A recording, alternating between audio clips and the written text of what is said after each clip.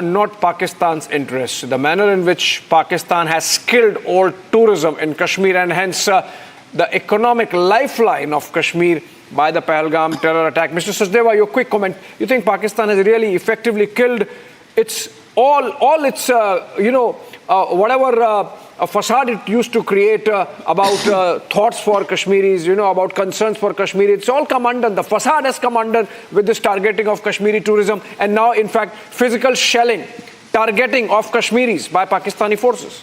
Absolutely. It's like the bearing of its fangs, On the one hand, it stands for the cause of Kashmiris and Kashmir, and on the other hand, what it's doing is hurting, killing Kashmir and Kashmiris, as well as the economy, right? And civilians being killed.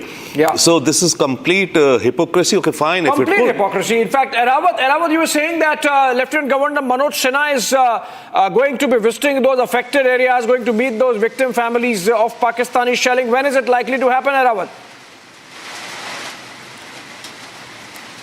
Yes, Abhishek, we are expecting the LG Manoj Sinha's visit within the next 20 to 25 minutes here in the Uri sector, as we have seen that here in the Uri sector, all the security arrangements have been already finalized for the LG's visit, and then after we have seen that all the security establishment here, already we have seen that the alert has been also sounded that the LG Manoj Sinha's cavalcade will come anytime from now. Also, if we talk from this side, it's heavily raining right now here in the Uri sector. Also, the process of the evacuation is also underway, but LG Manoj Sinha will arrive here within the next 20 to 25 minutes here in the Uri sector, where we have seen that the property damage have been reported from the various locations, Abhishek. Yes.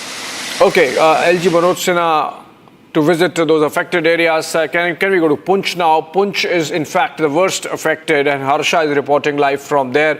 Harsha, earlier you were with some people who have suffered from a Pakistani shelling, but I believe now you are at a different location. Is this also the place where Pakistani ceasefire violations continue to be reported from? Yes, Abhishek, you rightly pointed out. I am exactly a few meters away from the LC only. This is the Julas border village, which is in very close proximity with the Pakistan area. And also yesterday, when the heavy artillery shelling was happening from the other side of the LC, at that time the entire civilians who were in Poonch, who didn't leave the Poonch city, those villages directly went inside the bunkers. Right now, if you see, the shelling has completely stopped. It's raining right now, but yes, this is the border village. Now none of the shops, none of the civilians are there right now at this very moment in their houses. The houses are completely evacuated. Right now, I'll ask my camera person Gaurav to show you the visual of one of the house on the right side where I'm standing. The shops are closed. The vehicles, wherever they were parked, they are parked just like that. There is no grocery, there's no grocery selling, none of the shopkeepers could be seen.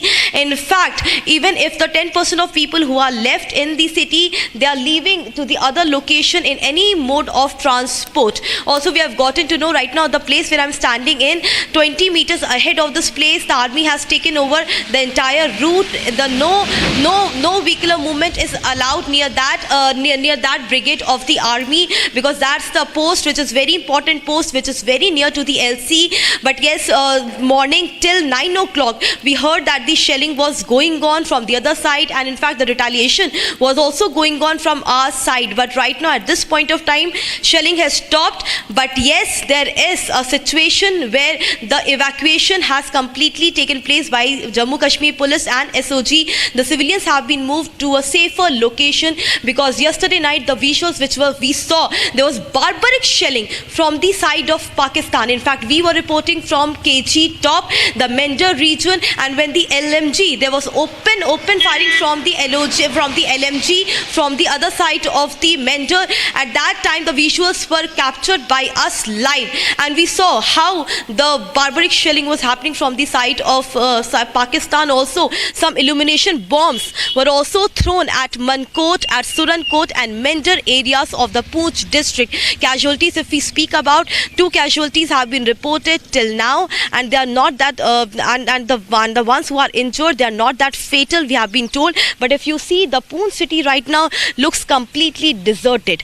completely deserted because the civilians have left because they fear of life, and they have clearly stated that the Jammu Kashmir police is continuously providing all the assistance, whether it is to evacuate or to go to a safer location or to provide with some medical assistance. So these are the visuals right now which we are capturing from Poonch, because evening after 11 o'clock, yesterday it started at around 9ish, but after 11 o'clock we see continue mortar shelling, especially when the Poonch district, which is along the disputed Indo-Pak border, it is surrounded from all four sides, from the POK and the LC area, and how Pakistan has been targeting civilians, especially in the border areas of the Poonch, and they have not left the city people. In fact, the mortar shelling yesterday happened in the Poonch city area as well.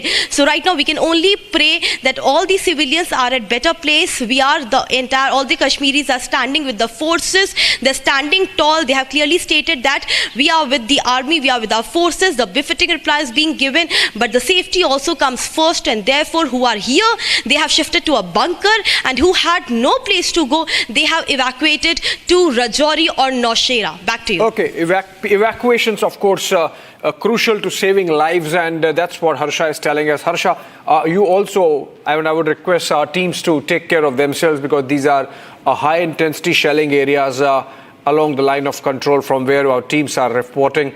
And in fact, Republic has the biggest contingent on the ground, and we are not just letting you know of information coming through sources, but actual effective reporting on the ground. As you saw, Arawat reporting from Uri, and Harsha from Poonch. I am joined in from our newsroom by Niranjan. Niranjan has more information. I believe there is a video that's come out of the kind of targeting of our specific military installations that was done by Pakistan and effectively neutralized by our defense forces, our air defense forces. Niranjan. Abhishek, this is a video that was released by the Indian Army this morning, also put out by the Information and Broadcasting Ministry of India's response to Pakistan. So I'd like to play that video out in slow motion. It's important to show how we retaliated to Pakistan and destroyed Pakistani posts across LOC. And we're showing that video. That's a slow-mo video. We'll circle that missile. That's an Indian Army video that was put out. This is part of Operation Sindoor. Pakistan armed forces tried launching multiple attacks last night using drones, other munitions along the entire western border on the intervening night of 8th and 9th of May 2025. That's last night. Pakistani troops also resorted to numerous ceasefire violations along the line of control in Jammu and Kashmir. And all of these drone attacks were effectively repulsed, and befitting reply was given to the ceasefire violation. And this video shows how one of the Pakistani posts was destroyed at the line of control effectively by our forces. Indian Army saying that we are remaining completely committed to safeguarding the sovereignty, territorial integrity of the nation.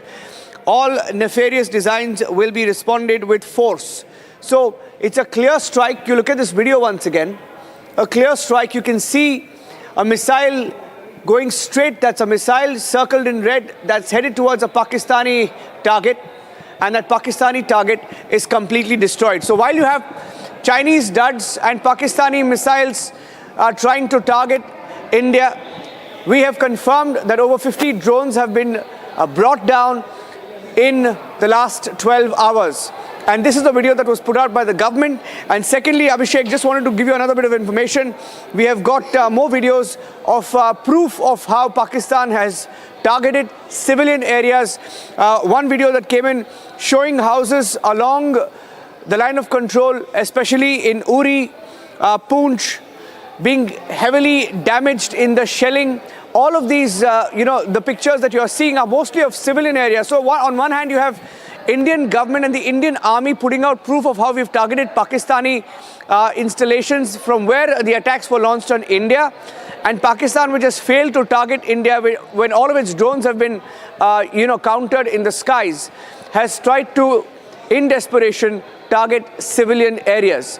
Yeah, and Niranjan, tremendous amount of work is happening. Look at these pictures from Hoshiarpur. This is effectively a Chinese missile captured intact Mr. Sachdeva, you see these pictures?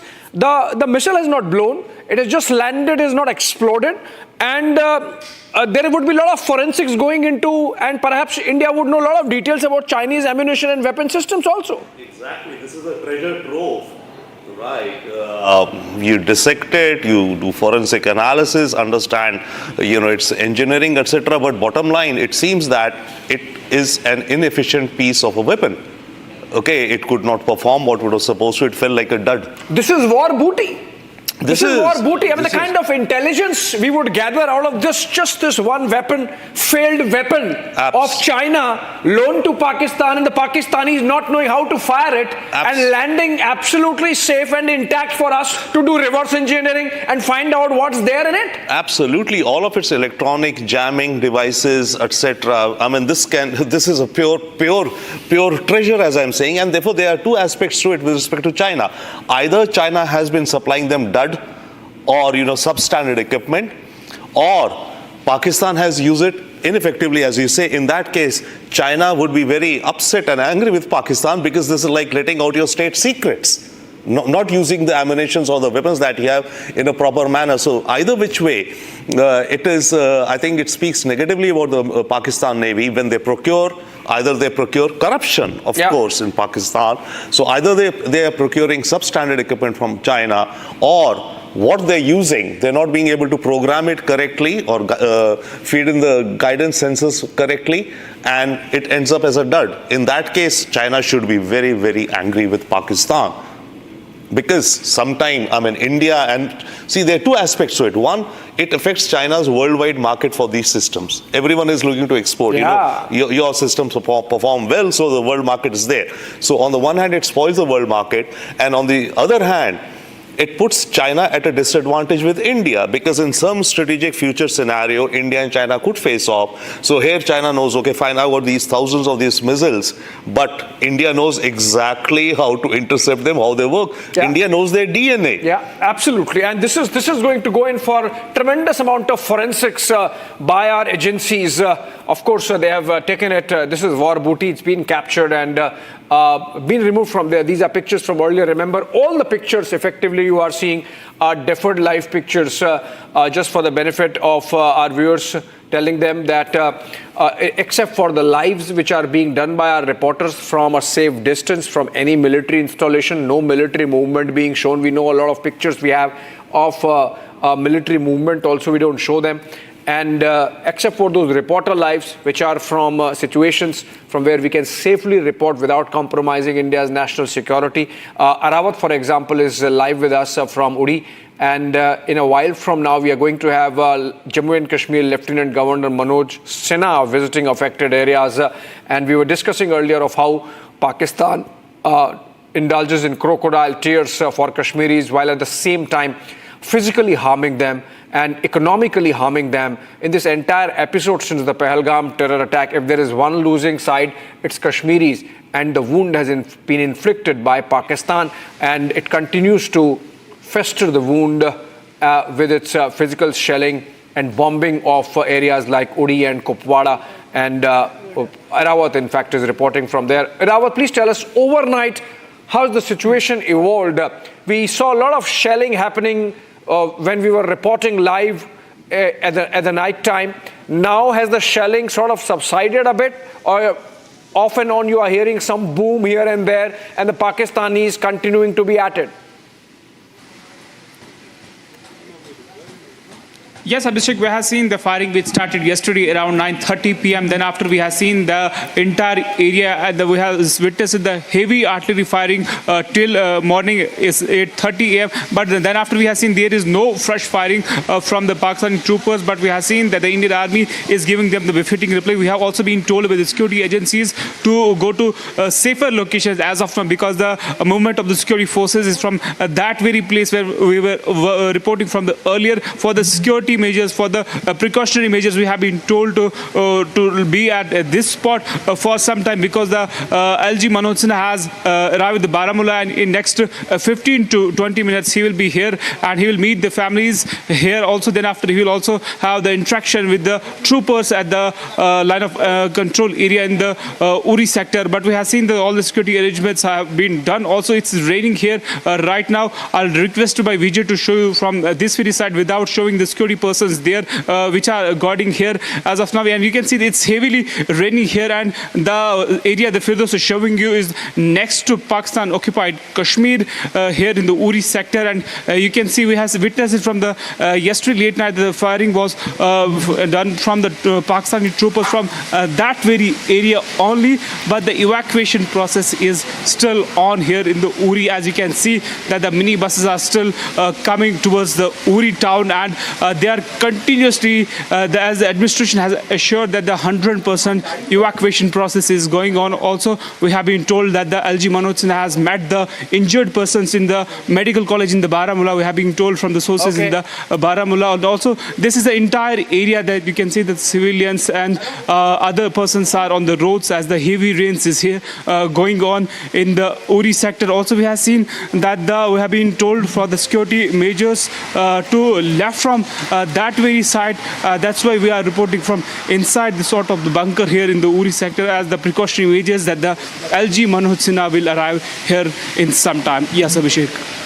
Yeah, in fact, Harsha also continues to be live with us. LG Manoj Sinha visiting victims at the hospitals. Harsha, you're back live again, and it seems that you're putting your helmet back, you've put on your bulletproof jacket back. It seems you have moved to an area which is still continuing to be pounded by Pakistani shells. Keep a safe distance and be aware what is happening around you, and please tell us what's the situation like. Yes, Abhishek, you rightly pointed out. I have moved. I have moved at least 100 meters far from where I was reporting earlier. I am now more near to the LC area, to the last border of the last border near the Indo-Pak border. And what I'll show you is that right now the village near the village where I'm standing right now, and in that village is evacuated again and again. We are speaking about the evacuation because through us, the viewers who are viewing our channel right now, the civilians who are still left in Poonch, the police and SOGs continuously asking them to vacate the area. It's very important to move to a safer location because no one knows that how the entire matter, the entire mortar shelling from the side of Pakistan will escalate. It could escalate to a much higher intensity tonight. This is what the forces and the local police have also been stating us since morning, and that is the reason they have been carrying out joint operation along with the forces to evacuate each and every single civilian from the Poonch city. We are very near to LC, and yes, for our safety, we are near to the bunker also.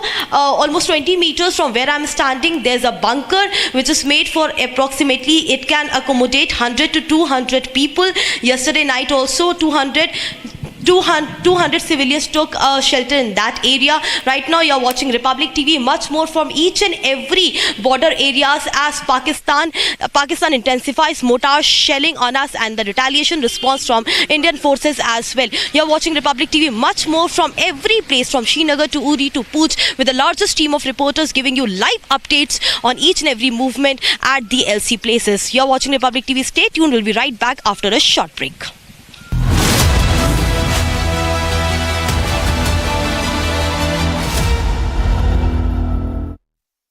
यार market कैसा ऊपर नीचे होता है। Sunset से पहले mutual fund के मैदान से निकलने का टाइम आ गया है। अच्छा एक बात बता, तू इंडियन टीम का फैन कब से? 96 से सेमीज तक पहुंचे थे यार, फिर हार गए। तो क्रिकेट देखना बंद कर दिया? अरे नहीं ऐसे कैसे, team India forever bro. Exactly, career, investment और लाइफ में ऊपर नीचे होता रहता है यार। वो तो है। बस भाई डटे रहे, तभी तो अपने सपने पूरे कर सकता है। लाइफ और म्यूचुअल फंड्स में लॉन्ग टर्म सोचना सही है। हाँ। म्यूचुअल फंड निवेश बाजार जोखिमों के अधीन है। योजना से जुड़े सभी दस्तावेजों को ध्यान से पढ़ें। दादी के हाथों का जादू और खुशबू से महकता घर, माँ की मुस्कुराहट और खाने की सुगंध। MDH गरम मसाला, क्योंकि हर रिश्ता है स्वाद से जुड़ा।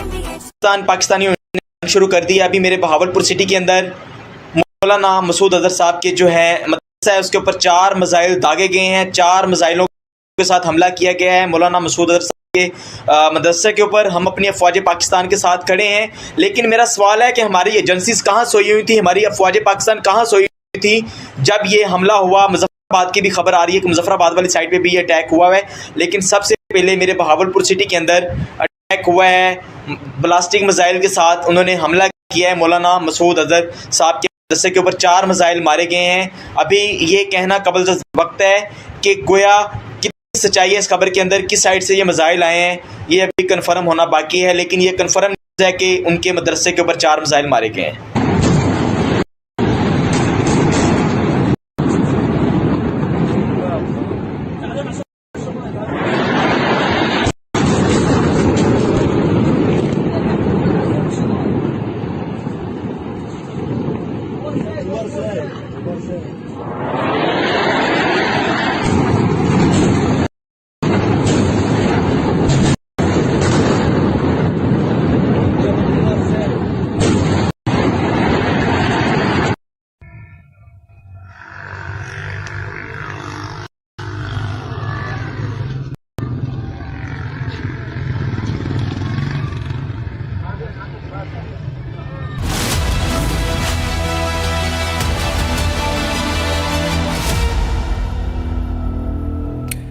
Welcome back, friends. If you had an absolutely safe night, that was because India's air defense systems, led by both the Indian Air Force and the Indian Army, performed so well.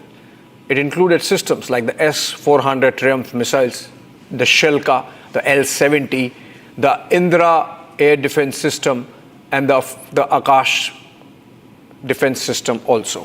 They knocked the hell out of the Pakistani missiles and drones that came our way. And of course, they continue to perform, and that's the reason why tremendous amount of air defense shield provided, taken together by these systems. Take a look at the details.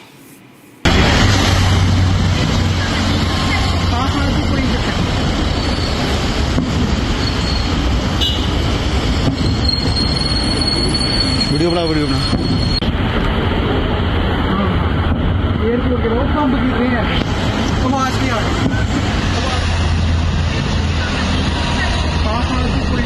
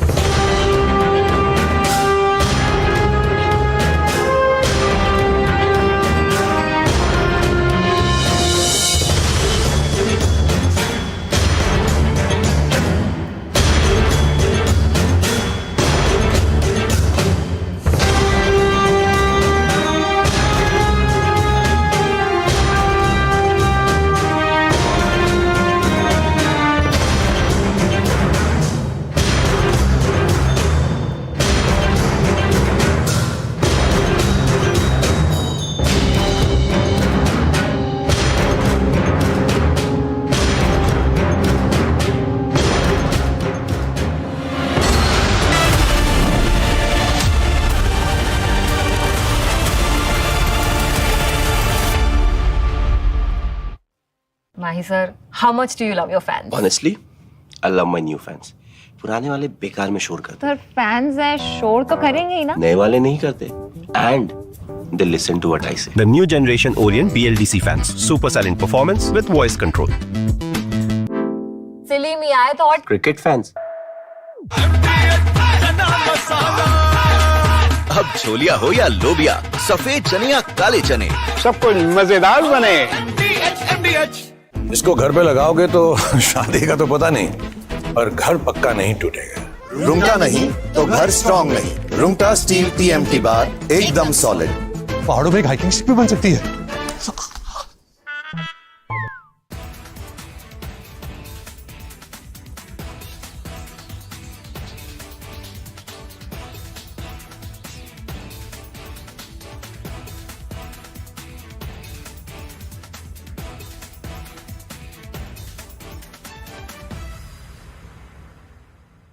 Unlike in 2019 when we had hit Balakot, which was in the wilderness, and Pakistan got an excuse to say that nothing had been damaged or killed, that we had only killed some crows and pigeons and sparrows.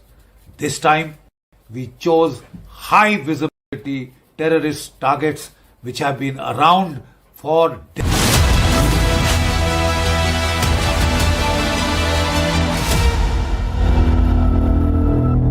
Mahi sir, how much do you love your fans? Honestly, I love my new fans.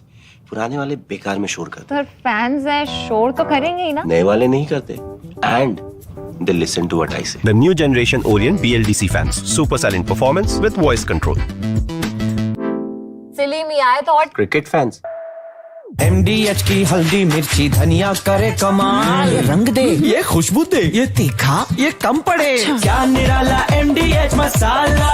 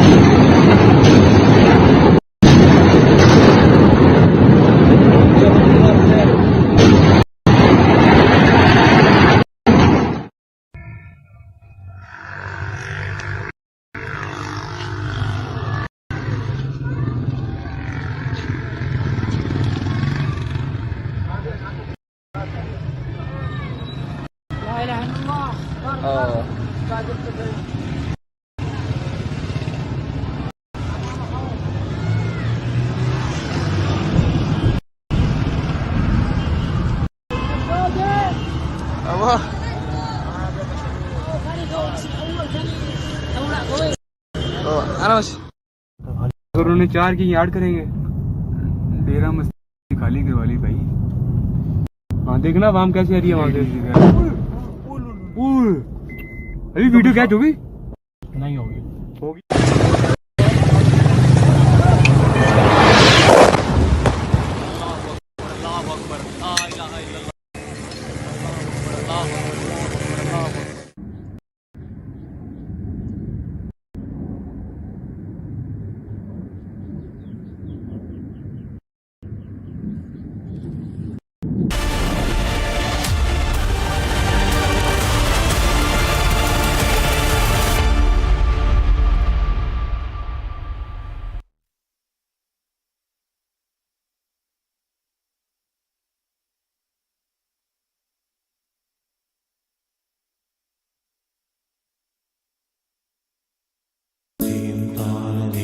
At Amity, we are committed to building a stronger India through world-class education and research, to nurture ideal citizens who, together with the leaders of today and tomorrow, will make India a world superpower.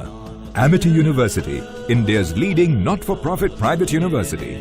MDH की हल्दी मिर्ची धनिया करे कमाल ये रंग दे ये खुशबू दे ये तीखा ये कम पड़े क्या निराला MDH masala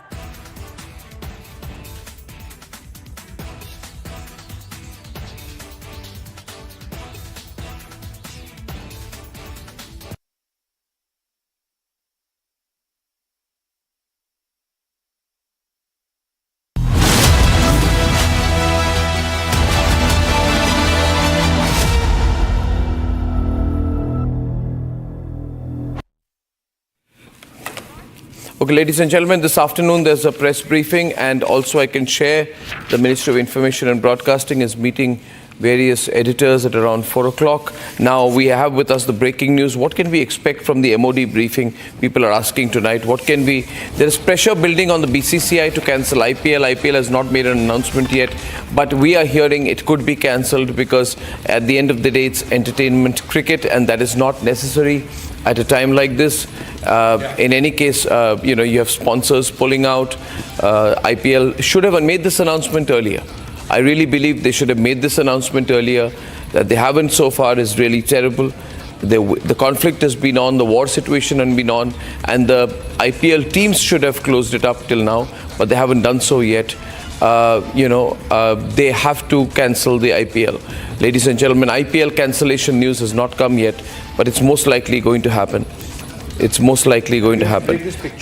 Ladies and gentlemen, we have some visuals also coming in. The Raksha Mantri has been meeting the chiefs of the various forces, and the visuals are going to be on air. So back-to-back huddles are going on in Delhi, and IPL is going to be cancelled, ladies and gentlemen. It should have been cancelled by now, but the video is now on the screen. The video is now going on the screen, ladies and gentlemen, and things are moving very fast. As we show these pictures up, there is constant deliberation, constant conversation, and we have a briefing that is going to happen later today, which is going to provide a detailed account of Pakistan's attempted drone and missile attacks on Indian military targets in northern and western India, including locations like Avantipura, Srinagar, Jammu, Pathankot and others, which were all neutralized by our integrated counter UAS grid and air defense systems. These visuals that we are getting in, latest visuals from Samba, the BSF has taken down 7 Jaish terrorists. These are visuals from Samba, ladies and gentlemen, and very, very quick series of visuals on your screen right now.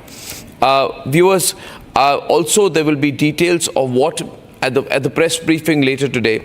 We can carry the picture with the chiefs, please. At the press briefing later today, we expect to see and have full details about our retaliatory actions which follow Pakistan's attacks on May 8th, including any additional strikes that we have had or defensive measures taken to counter Pakistani aggression. We need to be able to take that one still picture.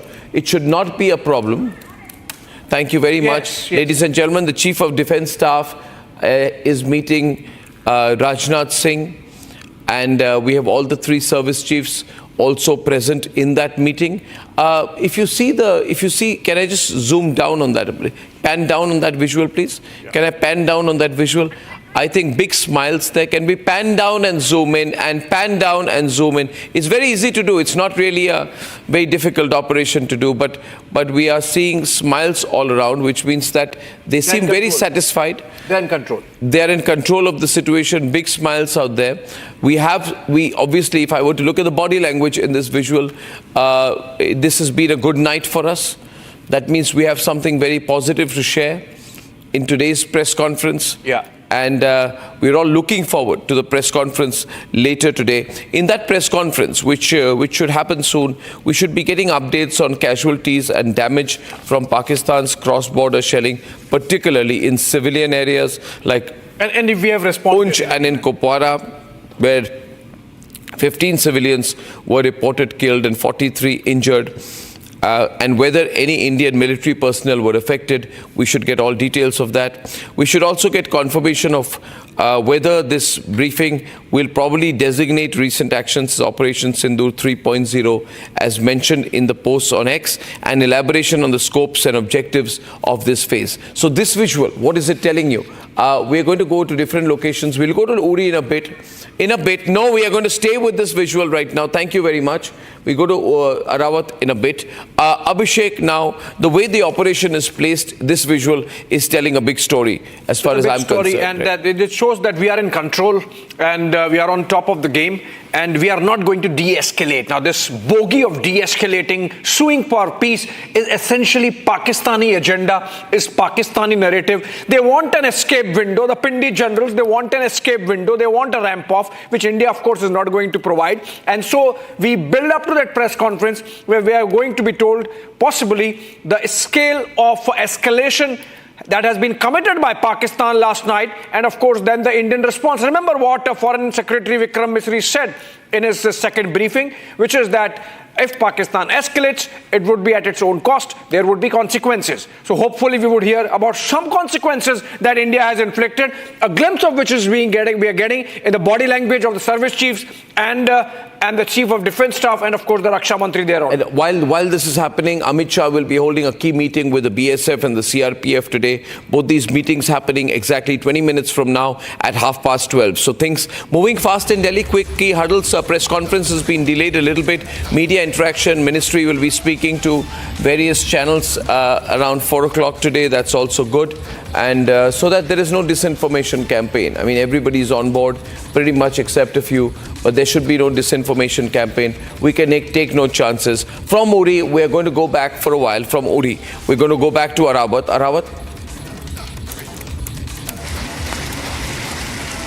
Yes, Arnav, we are here right now in the Uri sector as we have seen that continuously the deployment of the forces here from the line of control areas to other plains of the Kashmir Valley, as we have seen that the frustration of the Pakistani troopers, they have targeted the civilian populated area, and I'll request Vijay to show you from this very side. As you can see that this is the entire area where we have seen that the damage by the Pakistani troopers toward the civilian populations area. I'm also sure that Vijay Firdos will not show you the movement of the forces here as we have seen. This is the sensitive area along the line of control in the Uri sector. This is the area where we have seen that the Pakistani artillery has hit the house here. Also from this very side it's heavily raining, and we have been told that in the next 5 to 6 minutes that the LG Manoj Sinha will arrive here at this location. He has already met the few persons, the few injured persons already while coming from the Srinagar towards the Uri, but right now we have been told that the LG Manoj Sinha will arrive here anytime from the now. Also, we have seen that everything has been sanitized here. In fact, this is the area where you have seen that the incident happened late night, when we have seen that the some injuries was also happened here, but also we have been told that the injuries were also shifted to there at the various hospitals across the Kashmir Valley. But right now you can see okay, BCCI has cancelled IPL. That's good. IPL is cancelled.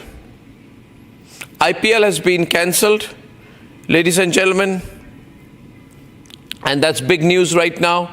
Good, IPL is off. They should have done this much before. They haven't done it yet, and under public pressure, they have not put out an official announcement yet. They're trying to put information out through sources. I mean, this is not the way to go. They should have cancelled it automatically. This makes it look like a very defensive move. You know, they haven't announced it formally yet. Yeah. So, ladies and gentlemen, we were the ones who were asking for the cancellation of IPL. Formal announcement has not happened yet, but suspension has happened. So that's good. For the moment, it appears BCCI is suspended. Thank you for that. Can we have more reporter inputs right now, viewers?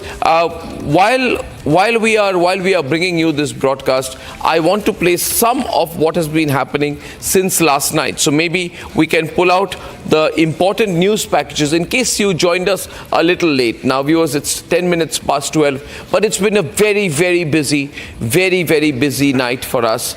We've been reporting through the night, and we managed to capture quite a significant amount of military action through the night. There were air raid sirens in various, at various times overnight. And if my news desk is there, then I can quickly be told about the news packages that we can run as of this minute. Thank you very much. We seem to be stuck with the 3 windows for any particular reason. Aditi? Yeah, thank you very much. Can we stay with a more informative screen?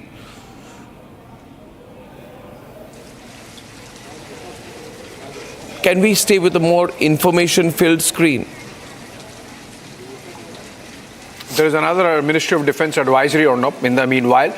Yes, go ahead. It just asks all media platforms to desist from giving live coverage, real-time reporting of any defence operation. This is a statutory advice we have been following, and I have repeated it at least a couple of times since morning also, that whatever pictures we are showing are not live pictures of any operation, only reporter lives from affected areas. Like we are going to go to Harsha now. She's reporting live from an area which is having... We can go live to Poonch in some time, but I'm not understanding what my directors are trying to do, because they're not giving me the visuals, they're not giving me the news packages, stay stuck with a forward window. I want them to go to a more informed screen. So I'll just find out what's happening in the production control room and come back. I can tell you. Over to you. All right. So take it over from me. Can we have a full frame, please, at least? Or can I walk out? Thank you. Yeah, we have. There's something wrong going on there. Can Abhishek take over for a while? I'll just. Yeah, we have details of how India's air defense system clearly completely decimated the Pakistani drone attack and missile attack. We have, in fact, the details of it. The S-400 Triumphs, the Shilka missile system, the L-70 and the Akash air defense system, all taken together, knocked the hell out of the Pakistani missiles and drones. If we can get those details, can we put those details on air? We have that package ready. Can we just plug it in? Or should we go to Harsha first? Let's go to Harsha in the meantime. Okay, Harsha is reporting live from Poonch and all padded up with a bulletproof jacket and a helmet, which obviously means that she is reporting from an area which is being shelled or can possibly be shelled by the Pakistani side. This is along the line of control. Harsha, how close are you to the line of control? And from a safe distance, please tell us what's happening around you. Yes, Abhishek. So I am almost 70 meters from the LC, and that is the reason why I have been stopped here only. Because the more I move forward, the more I get instruction from above. There is a signaling which from above, from the brigade, is signaled to me that I can't move forward. That's a clear-cut sign that ahead of this entire place where I'm standing, I can't move ahead. Only the villagers who live there, they are there, and also they are also evacuating, because the evacuation process is underway in several places, as I've been mentioning again and again, that 80% of the Poonch city and the nearby villages have already been evacuated. The rest almost a few civilians, locals who are left, evacuation process for them is underway. As we see continuously since the time we are standing here, we have seen some movement of the forces. We have seen the movement of the local police also, who have taken civilians from this place to a safer location. But right now showing you the visuals, because yesterday night when there was a heavy mortar shelling, this entire place was affected. There was heavy mortar shelling, and also there are several shells from other side of the LC, from the Pakistan side, which was dropped in this village. This is Jhulas. It's a very sensitive terrain. It's a very rough terrain. It's a terrain which is highly disputed because it's very close to the Indo-Pak border, and therefore entire residents, almost 200 houses in the Jhulas border villages right now vacated. There's not a single civilian right now who is in Jhulas. The entire evacuation process started from yesterday, and it was going on till today morning. And also we see continuous movement of vehicles. Very few civilians who are left with any mode of transport. They are continuously leaving. We see several vehicles here. These all are family members with their luggages, almost of 1 week or more than 1 week. They have carried their luggages with them, moving to a safer location. But right now we'll like to tell our viewers that morning till 9:30 we heard mortar shelling going on in the Poonch district, but after 9:30 there was no mortar shelling. So also the police have suspected, they have already clearly stated to all the civilians, and a message has been rolled out in this city that the civilians after 7 o'clock there will be a complete blackout. Right now also in many of the pockets there's no electricity. There's no electricity. Again and again I'm stating this, because after 7 o'clock again there will be a complete blackout in the Poonch district and the nearby region as well, because of the safety and precautionary measures. The vehicular movement can't be seen here in the Poonch district. Harsha, just hold on to your thoughts. I believe there's some action from where Arawat is reporting in Uri. Arawat, over to you. What's there? What's the scene behind you? Is there some VIP movement? Is there something that has happened? Yes, Abhishek, it's VIP moment here, and you can see here the visuals as the Firdaus is showing you the visuals from this very side. You can see here in the visuals in front of me is the Divisional Commissioner Kashmir, and also we have seen that the MLA Uri is also reached here. Also, you can see the movement of the boar. We have been told that the cavalcade of the LG Manoj Sinha is just coming to this very place. We have seen that all the officials from the district administration. is here, and I'm sure that they will not show the forces here in the ongoing operation. And you can see here that the movement of the administration is there. Also, we have been told by the forces that in next 2 to 3 minutes that the LG Manoj Sinha will arrive here, and we have been told that he will also meet the people here who have received the multiple injuries here. And then after we have been said that the minister from the health department is also here.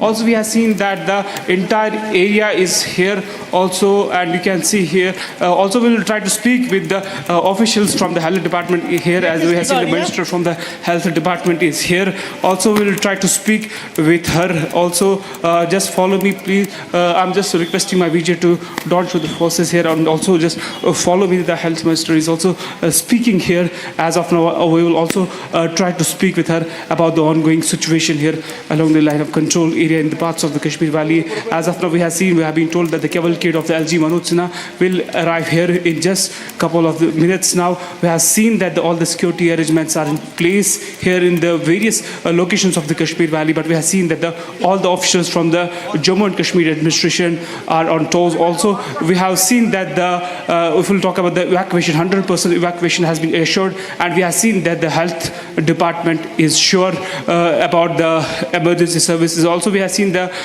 health department is on alert. Also, we have been told to move from this side, from towards this location. Also, we'll try to speak with the health department. Also, Abhishek, stay with me for next 1 minute. I'll also try to speak.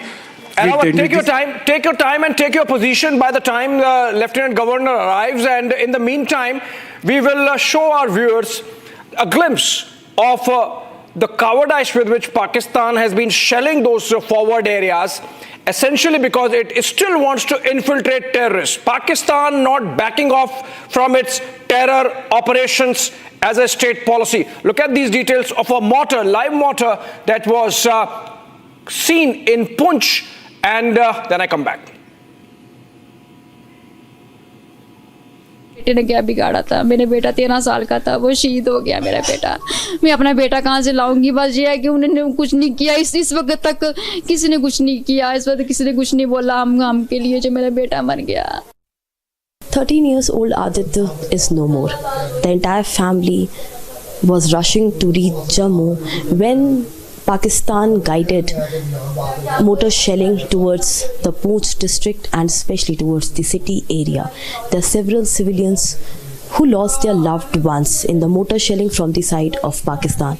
Exact time मुझे याद नहीं है, 11 बजे का time होगा। तो हम जा रहे थे, पुल से बाहर ही थे, थोड़ा आगे थे, तो पेट्रोल पंप से आ गए थे। तो कुछ पता नहीं है कहाँ से ब्लास्ट हुआ, तो हमारे अंदर मतलब कि पहले मुझे लगी, फिर मेरे बेटे को लगी, तो मेरे जीजा थे, उनके बेटे थे, उनको लगी, मेरे जीजू को लगी, बस मेरे बेटे की ऑन स्पॉट डेथ होगी।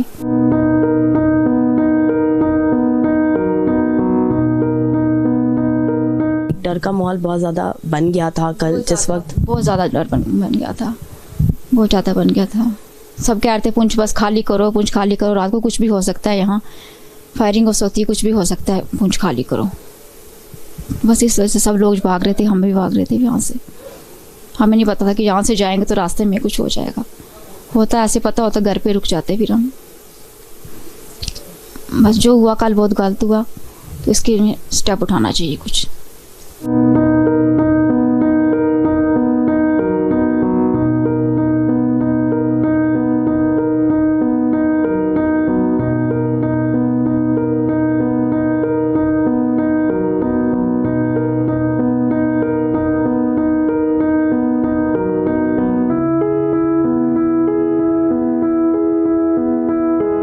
When they were in their vehicle, 4-wheeler, it was mother, father, Aditya, along with his uncle, auntie, and his cousin traveling in the 4-wheeler, and they were on their way to Jammu, and they didn't even cross Poonch district.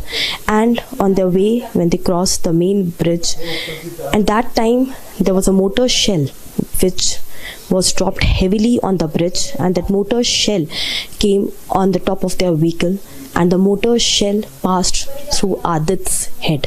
He was hospitalized, but because of brain hemorrhage, when Adit reached hospital, he was declared brought dead. इस वक्त तक किसी ने कुछ नहीं किया, इस वक्त किसी ने कुछ नहीं बोला हम के लिए जो मेरा बेटा मर गया। लोकल लोग कितने मरे, कितने बच्चे मरे, किसी ने कुछ नहीं बोला इस वक्त तक। मेरा बेटा बहुत घबराया था, मम्मा ब्लास्टिंग हो रही है, क्या करेंगे क्या करेंगे। कि मेरे बेटे पे ब्लास्ट हुआ तो उसके बाद ब्लास्टिंग बंद होगी, तो किसी ने कुछ नहीं किया, कोई स्टेप नहीं उठाया इस वक्त तक किसी ने।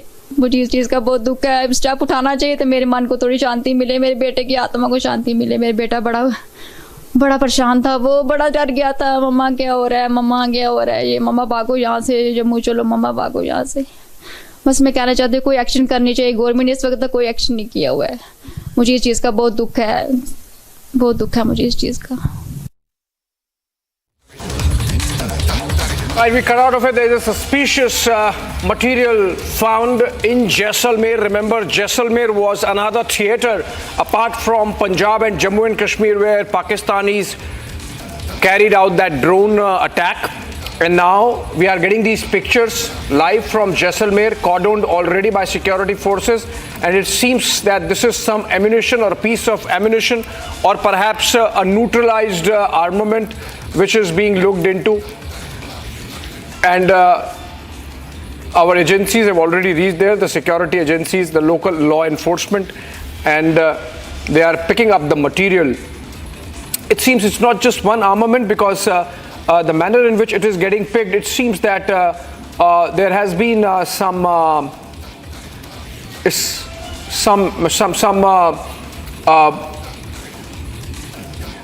splurge from some shrapnel, perhaps some material that has fallen out. Shawan continues to be with us live from the newsroom. Shawan, over to you. These are pictures from Jaisalmer. What more can we have what more information can we share with our viewers on this? Well, what is exactly happening right now is that several of the debris of the missiles as well as drones have now been recovered. And in fact, closer to the border areas, because there have been mortar shelling that has actually taken place, that is the reason why you're essentially looking at multiple locations. Like for instance, in Pathankot, where we given to understand a search operation was basically carried out. Then this is largely a clearance way to basically clear if that area is safe or not. As far as apart from Pathankot, Jaisalmer, as these images that are beaming live right now is an indication of what's really happening on the ground. In fact, Abhishek, I've just got a little bit more information. After Hoshiarpur in Channi, which happens to be in the Sundarbani sector, there too another PL-15 missile has been found. We are just trying to confirm from the Air Force because it appears that the make of the missile and identification of the missile is yet to be done, but a preliminary information that we have by simply looking at the pictures.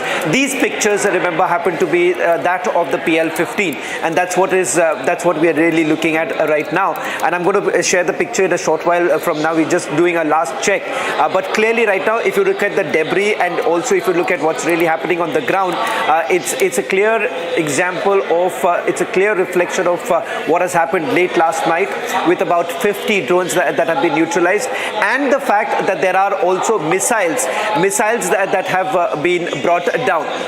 Yeah, Shawan, in fact, there is some net sound. I believe there's some sound bites. Can we just play those to understand what the locals are saying? We are just getting them ready and we'll play them. And these are the locals who are explaining what this material is. Whether this is some ammo, some package that was dropped by Pakistanis, whether it was because our air defense system. आप लोग सब क्या कर रहे थे? फिर क्या किया आप लोग? फिर हमने घर के अंदर घुस गए तो बाद में और भड़ाके हो रहे थे ऊपर जैसे तरंगाड़े छूट रहे थे ऊपर, पूरा माहौल खराब हो रहा था ऊपर से। तो डर लग रहा था जबरदस्त। तो हमने देखा घर के अंदर जाओ, घुस के जाए, बैठ जाए। फिर हमने सुबह बन उगा तो फिर देखा कि यहाँ गिरा हुआ बम, यहाँ देख लिया।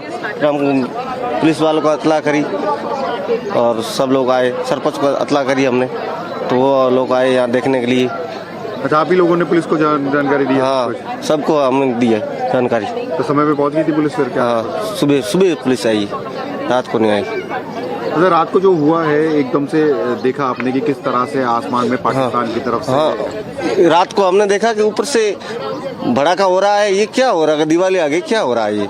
तो हमने देखा कि यार यहाँ एयरपोर्ट नज़दीक है तो कुछ भड़ाके हो रहे थे, पता नहीं, तो अभी बम गिर रहे इधर, तो फिर हमने देखा कि पाकिस्तान वाले आ गए। और ये जैसलमेर मेन सिटी से बहुत पास में ये गांव है? पास है बिल्कुल, 2 किलोमीटर है, 1 किलोमीटर 2 किलोमीटर, ज़्यादा दूर नहीं। का नाम क्या है? किशन घाट गाँव है। किशन घाट गाँव। हाँ। पहले भी कभी ऐसा अनुभव है जब 65 की लड़ाई हुई? नहीं, वो इतने हमारी उम्र नहीं है इतनी। हाँ सर। नाम बता दो। नाम खेमनाथ। खेमनाथ जी, क्या हुआ था रात में बताओ? रात करीबन sir 8:30। All right, tensions have boiled over as India responds forcefully to a wave of provocative attacks from Pakistan. Explosions have been reported across major Pakistani cities, including Islamabad, Lahore and Karachi. In a swift and strategic counter-offensive, Indian forces struck back, dismantling air defenses, downing fighter jets and neutralizing incoming threats. Take a look at those details.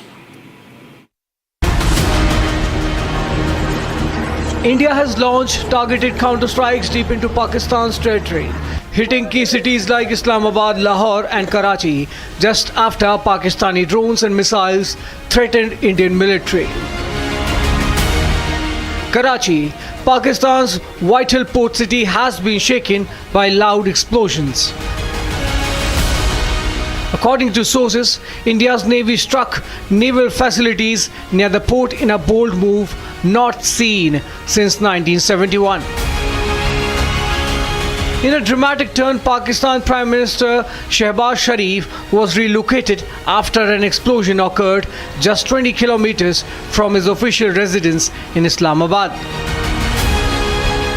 Lahore has reportedly been left exposed. Indian missiles neutralized the city's air defense systems, leaving it vulnerable to further aerial attacks. 3 Pakistani fighter jets, including AN-F-16 and 2 JF-17S, were shot down by India's air defense network. India has also brought down a Pakistani AWACS, delivering a costly blow to Pakistan's air capabilities. India reiterated its position, targeted, measured and unwavering. Every hostile act will be met with force.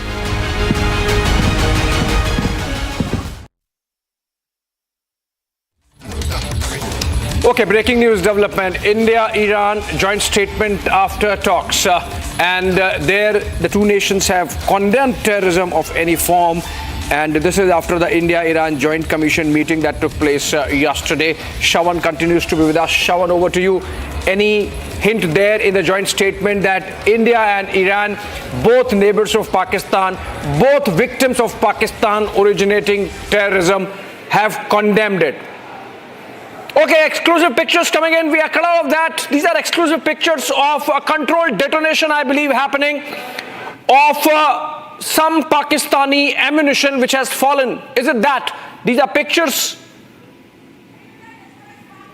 Okay, these are pictures of our Jawans destroying Pakistani post, and this is from either Jammu and Kashmir or line of control somewhere. And let me go to Shawan on that. Shawan, these are pictures from where India has destroyed this Pakistani post. Images now coming in, and we are absolutely bang on with our report this morning that Pakistani posts were decimated. You've had the BSF putting out the thermal imaging of the post that was decimated. This was while an infiltration bid was being made through Samba. In fact, that happens to be from the international border. The second image that we are putting out right now on your screen, this happens to be across the line of control, and this is in Pakistan occupied Kashmir. What's important to point out here is that we have been targeting these very posts, and interestingly, as far as the line of control is concerned, along the line of control, remember, these are not the usual Pakistani posts. As far as Neelam Valley is concerned, there too it was a terror launch pad which has been converted into a post that was being used by the Pakistan Pakistani army. In fact, this information came in just about a few days ago, how Pakistan was basically trying to use all of that. Now you have an official confirmation essentially coming in that what the Pakistanis are essentially been doing along the line of control. So there are multiple Pakistani posts. Having said that, these Pakistani posts which have been decimated, the army hasn't put out any official details with regards to how many number of such Pakistani posts have been completely decimated. So let me just quickly recap for all our viewers who are tuning in right now.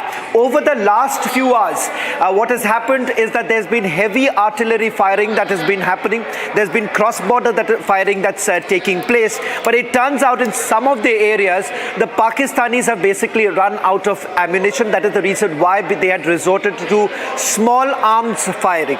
And as far as India is concerned, India has retaliated heavily, resulting in several of these Pakistani posts that have been decimated. What we do not know is the number of such posts that have been decimated. The BSF too has now confirmed. BSF has officially confirmed that yes, they have destroyed a Pakistani post. In fact, their thermal imaging videos, that's on your screen right now. The thermal imaging shows clearly how a Pakistani post has been destroyed. All right, thank you so much, Shawan. More details coming in from Kiran in Kupwara. In fact, can we get those pictures up on air? All right, we are staying with these pictures, but we have more pictures of a similar action being carried out by our forces countering Pakistani ceasefire violations. And these are, as Shawan was explaining, pictures of our BSF taking down, our army taking down a Pakistani post because we saw some shelling happening. These are pictures of action there, live action there, captured on cameras. 3 decisive pictures of Indian Army taking down Pakistani posts from where shelling was being reported. These are places from where cover fire is provided whenever infiltration happens. And we have seen one encounter in which BSF neutralized 7 of Jaish Mohammed terrorists last night. And there also Pakistan was providing cover fire from similar posts. India upping the game and making sure that no more infiltration happens under the cover of fire coming in from these Pakistani posts. Okay, these are pictures coming in from New Delhi. These are pictures of Ajit Doval, who's just reaching there. I think he's reaching the Minister residence.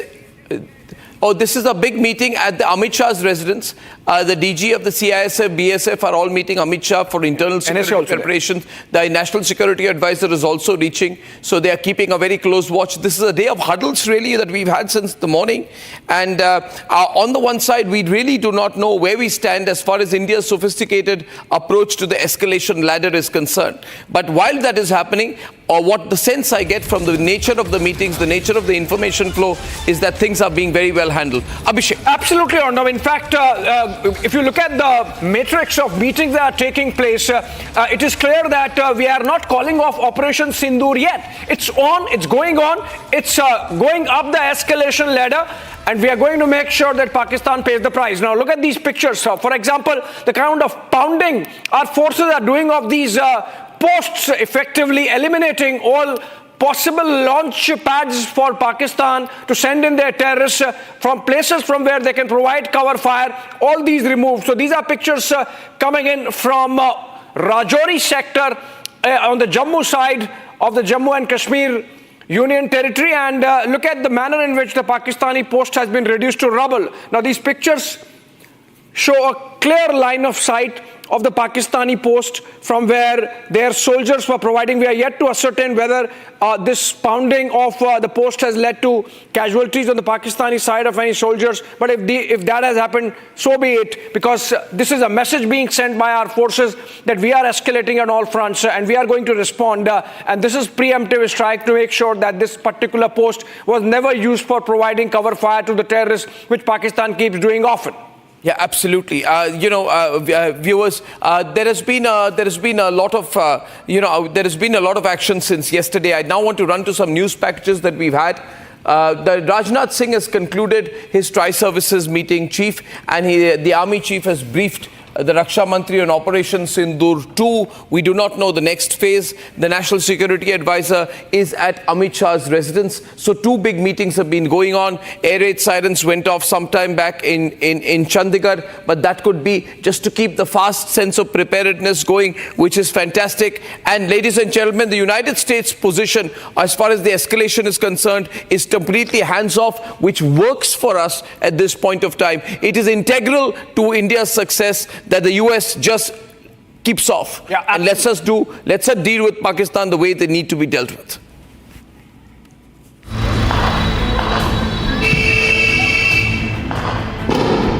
Pakistan escalated tensions with India by carrying out attacks by targeting India's military installations across multiple locations including Jammu, Rajasthan, Gujarat and Punjab.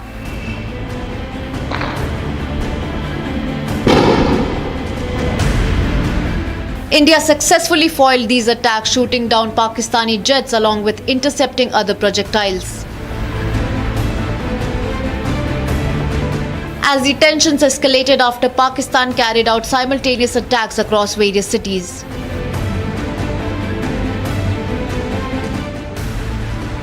US Vice President J.D. Vance made a big statement, saying the ongoing tensions between India and Pakistan has nothing to do with America's ability to control it. While US Secretary of State Marco Rubio dialed External Affairs Minister Jaishankar amid hostile attacks by Pakistan.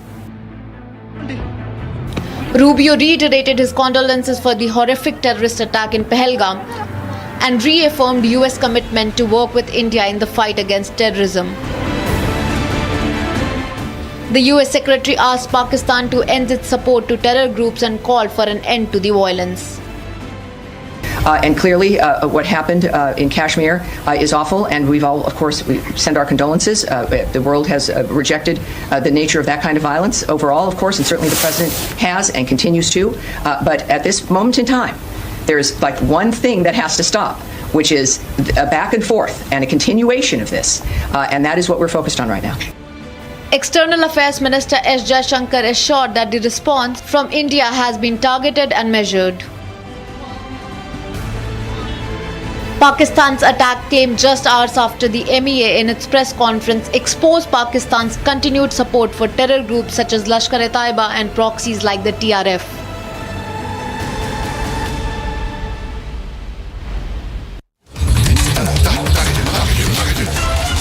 An infiltration bid from Rajouri, which has been foiled by the BSF. By production team says we should be breaking that. But what is the bigger breaking news story is that the IB chief is attending the key meeting with Amit Shah, and the finance minister will be chairing a review meeting on cybersecurity preparedness of banks and financial institutions later this evening. So these are 3 big stories that have broken right now, viewers. The finance minister will be chairing a review meeting on cybersecurity preparedness of all the banks of the country and financial institutions later this evening. I think this is a simple review meeting that Nirmala Sitharaman will be doing in order to make sure that things are absolutely, as they say, perfect, and there is no untoward incident, and there are strong defenses, because war is not just about hitting on the other side of the enemy. War also means that a Pakistan which is desperate for de-escalation may also try the cyber route vis-a-vis India, though they have failed many times. There have been 4 orchestrated cyber attacks in the country, but they haven't worked. Abhishek. Yeah, this is a major internal security meeting taking place. NSA Dobal and the DGs of Central Armed Paramilitary Forces, the CISF, the CRPF, the BSF there. Okay, big one coming in there. TTP, the Tehreek-e-Taliban Pakistan, has killed 20 Pakistan Army soldiers. We are moving fast. These are pictures from outside the residence of Union Home Minister Amit Shah, but we're moving to a breaking news development. Shawan, over to you. This is from where? Where has the TTP eliminated these Pakistani Army soldiers? Well, in fact, the latest coming in is of the TTP opening fire on a convoy of the Pakistani soldiers. We're being told that there are a dozen vehicles which were basically moving. This happens at 2 areas. One, late last evening, we saw the information coming in from Dera Bukti in Balochistan. Now, as far as the TTP is concerned, some reports are basically suggesting that this is coming in from Khyber Pakhtunkhwa, where 20 of the Pakistani soldiers have been killed. It's a big blow because all of this is essentially happening because what you're seeing on the ground is complete redeployment of the Pakistani forces. In fact, you have had the frontier corps of the Pakistanis from Balochistan being moved towards the eastern border, and as far as Khyber Pakhtunkhwa is concerned, there too the redeployment is essentially happening, and that's where they have been targeted. The TTP on the one hand and the BLA on the other hand. The meeting that has been held earlier of the Tri-Services Chiefs included Air Chief Marshal A.P. Singh, Navy Chief Dinesh Tripathi, Air Chief Marshal Upendra Dwivedi, and of course the Chief of Defence Staff Anil Chauhan was there in the meeting with the Raksha Mantri Rajnath Singh, and of course they would be going through the likely talking points of the meeting, and after that they will be giving a full presentation to the Prime Minister. So right now on the internal security front there are meetings. The Information and Broadcasting Ministry is having its own meetings on information flow, and ladies and gentlemen, right now also we are being told that there is going to be a detailed debrief of Pakistan's attempted drone and missile strikes and the impact on, rather I would say non-impact that they have had. Non-impact that they have had on targeting 15 military installations, including Jammu, Pathankot, Udhampur and others. Where the Chief Prime Minister will also be told about the preparation of about the impact of the successful neutralization using the S-400 Triumphs, Akash and the integrated counter UAS grid which has been used here. We had a statement from the integrated defense staff acknowledging that while this has been going on, we also successfully foiled a large drone and missile attack from Pakistan aimed at targeting various military stations in northern and western India, including Jammu, Pathankot and Udhampur. The headquarters integrated defense staff gave this small note earlier today, and we're expecting a more detailed briefing later. We are getting some, we're going to be getting some news feeds, so we should be looking out for the news feeds. I have a live news feed coming in from ANI. I'd like to cut to that. The input team can tell me about the news feeds that are coming in, so we can cut straight to those news feeds. Let's cut to the one which is coming in on ANI Select now. Okay, viewers, that's not the one. There's a sound bite. Okay. You have to keep a watch. लेकिन हम लोग पूरे कुछ underground हो गए, मतलब जान बचाना बहुत मुश्किल हो गया। तो मस्जिद को टारगेट किया है, ये इस पे क्या कहेंगे आप? पूरी डैमेज कर दिया उसको। सर क्या बता सकते हैं, उनको फिर या तो रेंज लगाने में कोई परेशानी हुई या फिर हिट किया उन्होंने, ये तो ऊपर वाला ही जानता है। इसके बारे में कितना सिचुएशन क्या बनी हुई है यहाँ पे? कर दिया सुबह पूरे, सबसे पहले निकालने के बाद फिर मैं निकला, आपने बच्चों को मुहल्ले में छोड़ दिया और बाकी वाले इनको इधर जमोला में। Well, viewers, I think I'll have to talk to my director again. I'll have to go to PCR a second time, but I just want to say that as this war escalates on multiple fronts, ladies and gentlemen, I just need to be told what the next news package is so I can go straight to it.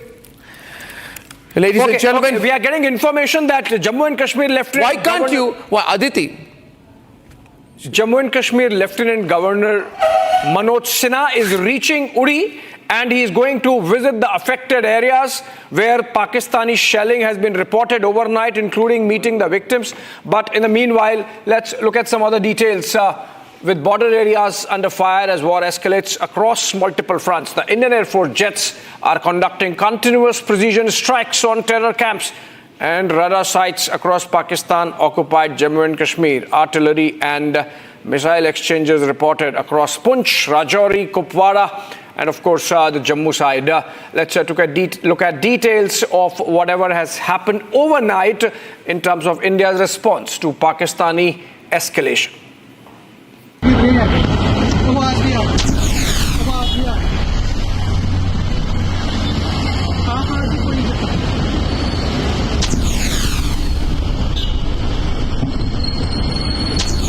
Video बना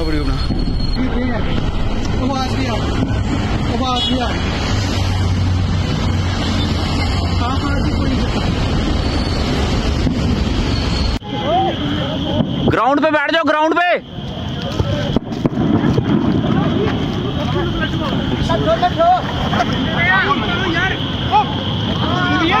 उन्हीं की है कि हाँ हाँ और ground पे बैठ जाओ ग्राउंड पे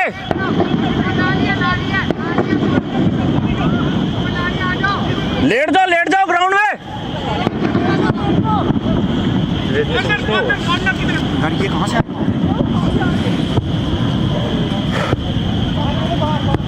छुट्टी लेके निकल जाऊंगा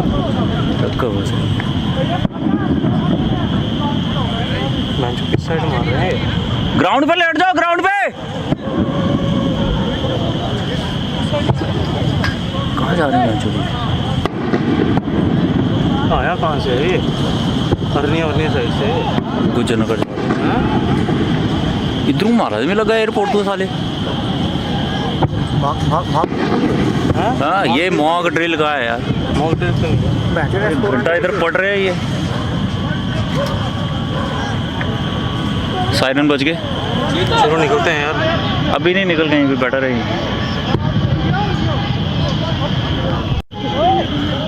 ग्राउंड पे बैठ जाओ ग्राउंड पे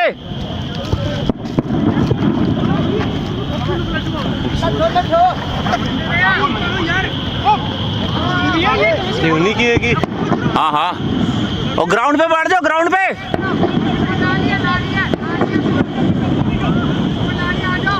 लेट जाओ ग्राउंड में ये कहाँ से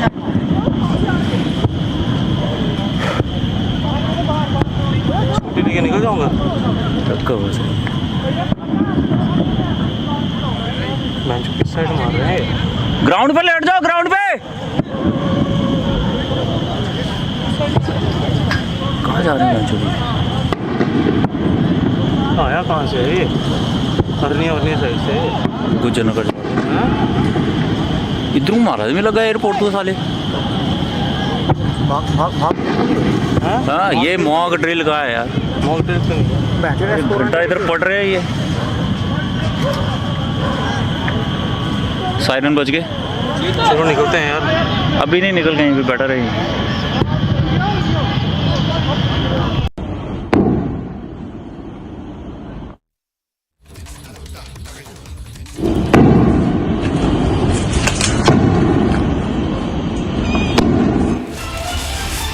All right, those were night skies along Jammu and other areas targeted by Pakistan, or the cities targeted by Pakistan.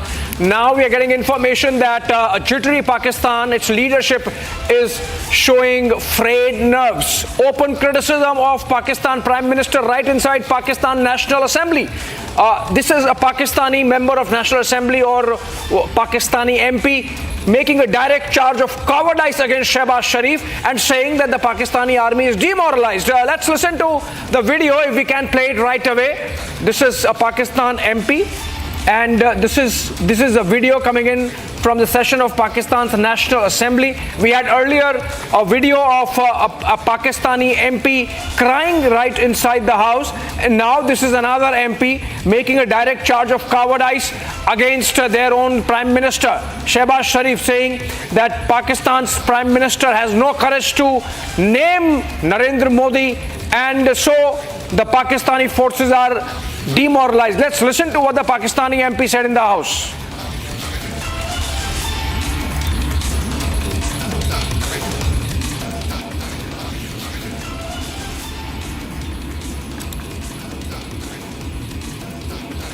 इन मामलात के ऊपर एक स्टेटमेंट नहीं आई। जनाब डिप्टी स्पीकर साहब, मुझे टीपू सुल्तान के वो एक कॉल याद आ रहा है कि अगर एक लश्कर जिसका सरदार शेर हो और उसके साथ लश्कर में गीदड़ हो तो वो शेरों की तरह लड़ते हैं। अगर शेरों का लश्कर उसका सरदार गीदड़ हो तो वो नहीं लड़ सकते, वो जंगे हार लेते हैं। इस वक्त बॉर्डर पे खड़ा वो फौजी जो हमसे तवक्को रखता है कि हमारा लीडर, जो कौमी लीडर होता है या जो वज़ीर आज़म होता है, वो आईना होता है, वो फेस होता है, उसकी तवक्को है कि हमारी सियासी क़यादत वो दलेरी के साथ मुकाबला करेगी। जी, वाइंड अप करें, जुम्मे का टाइम है। आखिरी 2 मिनट दे जी। लेकिन जब आपका वज़ीर आज़म, जब आपका लीडर बुज़दिल हो वो मोदी का नाम ना ले सके, उसको आप क्या पैगाम दे रहे बॉर्डर पे लड़ने वाले उस जवान को? इनका पता नहीं कौन सा कायद, वो इंडिया के इन मामलात के ऊपर एक स्टेटमेंट नहीं आई।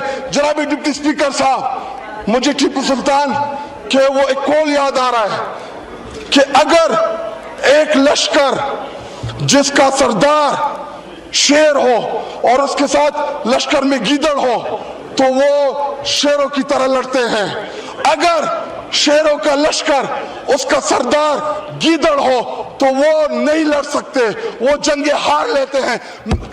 इस वक्त बॉर्डर पे खड़ा वो फौजी जो हमसे तवक्को रखता है कि हमारा लीडर जो कौमी लीडर होता है या जो वज़ीर आज़म होता है वो आईना होता है, वो फेस होता है, उसकी तवक्को है कि हमारी सियासी क़यादत वो दलेरी के साथ मुकाबला करेगी। जी, वाइंड अप करें, जुमे का टाइम है। आखिरी 2 minute they ji.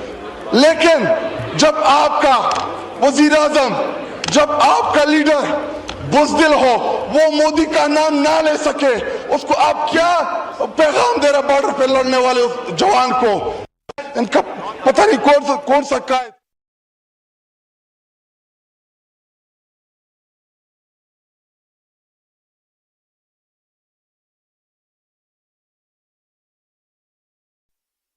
Right, a Pakistan MP frothing at his mouth, not able to speak coherently, and accusing his Prime Minister Shehbaz Sharif of cowardice and the Pakistan Army of being in a state of demoralization. That's really a state of affairs in Pakistan, even as its army carried out a failed bid to target Indian cities across a broad sweep from Jammu and Kashmir to Kutch in Gujarat, and failed miserably with India's air defense systems really repelling the attack 100% completely.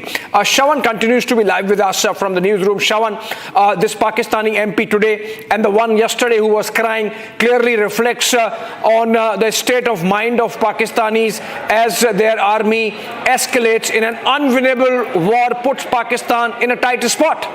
Well, I'll quickly put this across as to what's really happening within Pakistan right now. The first development comes in from the defense minister himself, who is absolutely clueless. In fact, he spoke to the Pakistani media stating that the reason why drones are being flown by the Indian armed forces is because perhaps our pilots do not want to fly the fighter jets. That's the bizarre comment that was made. And he's once again relying on social media as to whether at all these attacks have at all taken place in Pakistan. Second, as far as the information and broadcasting minister, who's actually busy right now carrying out with the false flag operation, because that's the narrative that they essentially want to set. Inside the Pakistan National Assembly, as we're given to understand, this is a special session that has been called because of the current situation. The direct target now happens to be the Pakistani army, because they essentially believe that the Pakistani army chief has taken them on the garden path, because what we are being told is that the reason why there is a clear factionalism is within the army itself. This morning, Abhishek, the details that you and I actually got was how things were changing in Punjab and in Sindh when the cantonments were being evacuated. Yeah, absolutely, Shawan. In fact, we get more details of the operation. The Indian Army confirmed launching Operation Sindoor, hitting terrorist infrastructure in Pakistan and Pakistan-occupied Jammu and Kashmir. In fact, the Army released a video and confirmed striking 9 targets. Apart from that, of course, reflected on its operational readiness as the Operation Sindoor continues unabated and, in fact, escalates in response to Pakistani misadventure. Take a look. लेकिन ऐसा बदला मिलेगा और हमारी family से press conference होगी, इसकी उम्मीद नहीं थी। जब हुई तो वी वर शॉक्ड कि भाई इतना बड़ा मौका हमें। सुप्रभात देवियों और सज्जनों, मैं कर्नल सोफिया कुरैशी और मेरे साथ मैं colonel Sophia Qureshi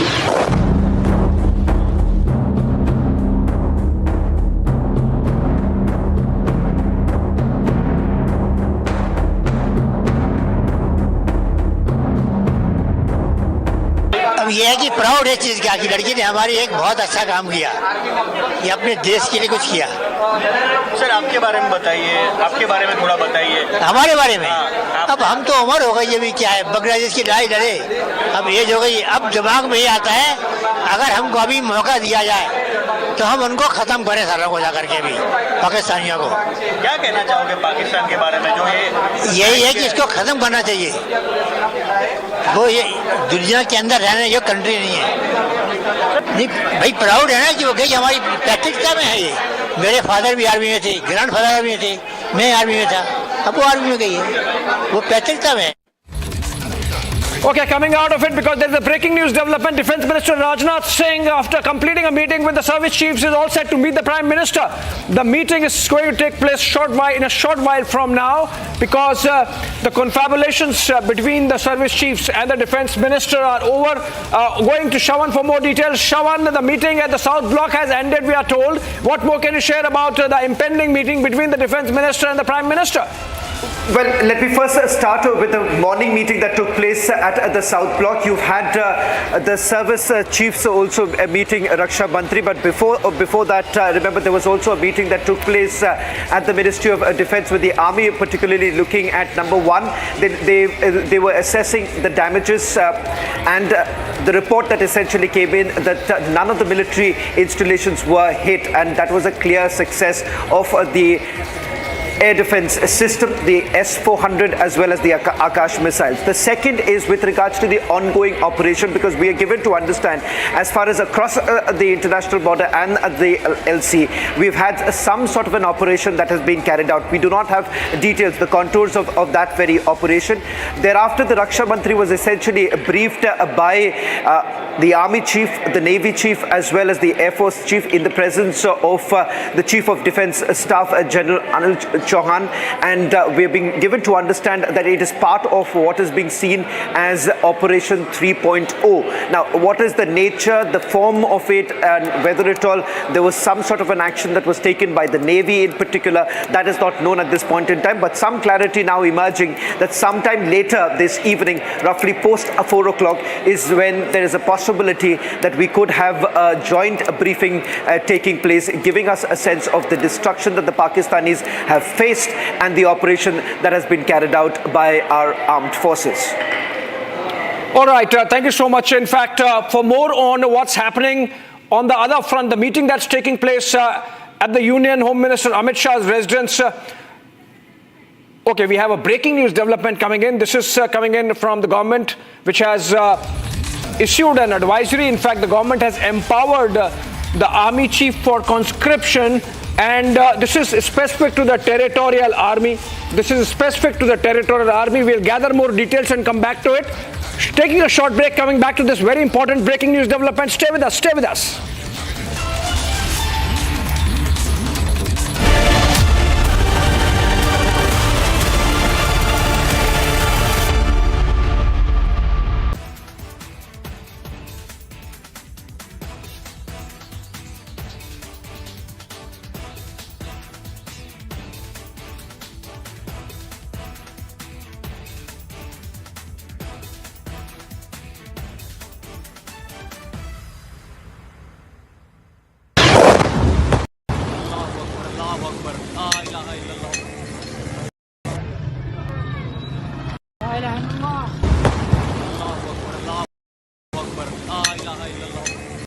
Of different weapon systems, because you cannot risk putting all eggs in one basket. ये मस्जिद मरकज उमरकरा के अंदर ये नुकसान है. Not risk putting all eggs in one basket.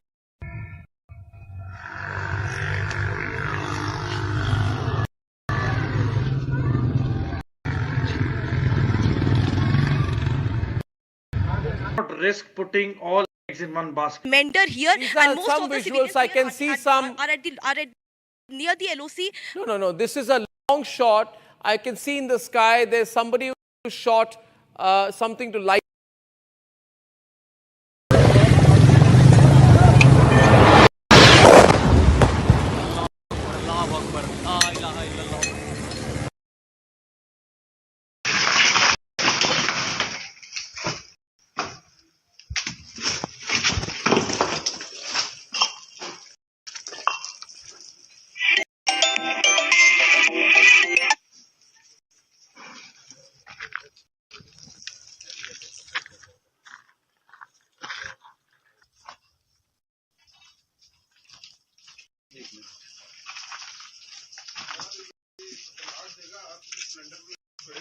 Cylinder leakage है, लीकेज भी है।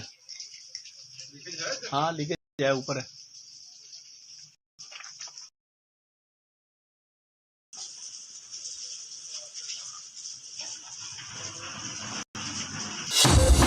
Summer is here. Is your home ready for the heat? Keep your roof cool and your home comfortable all summer with Roof Cool and Seal.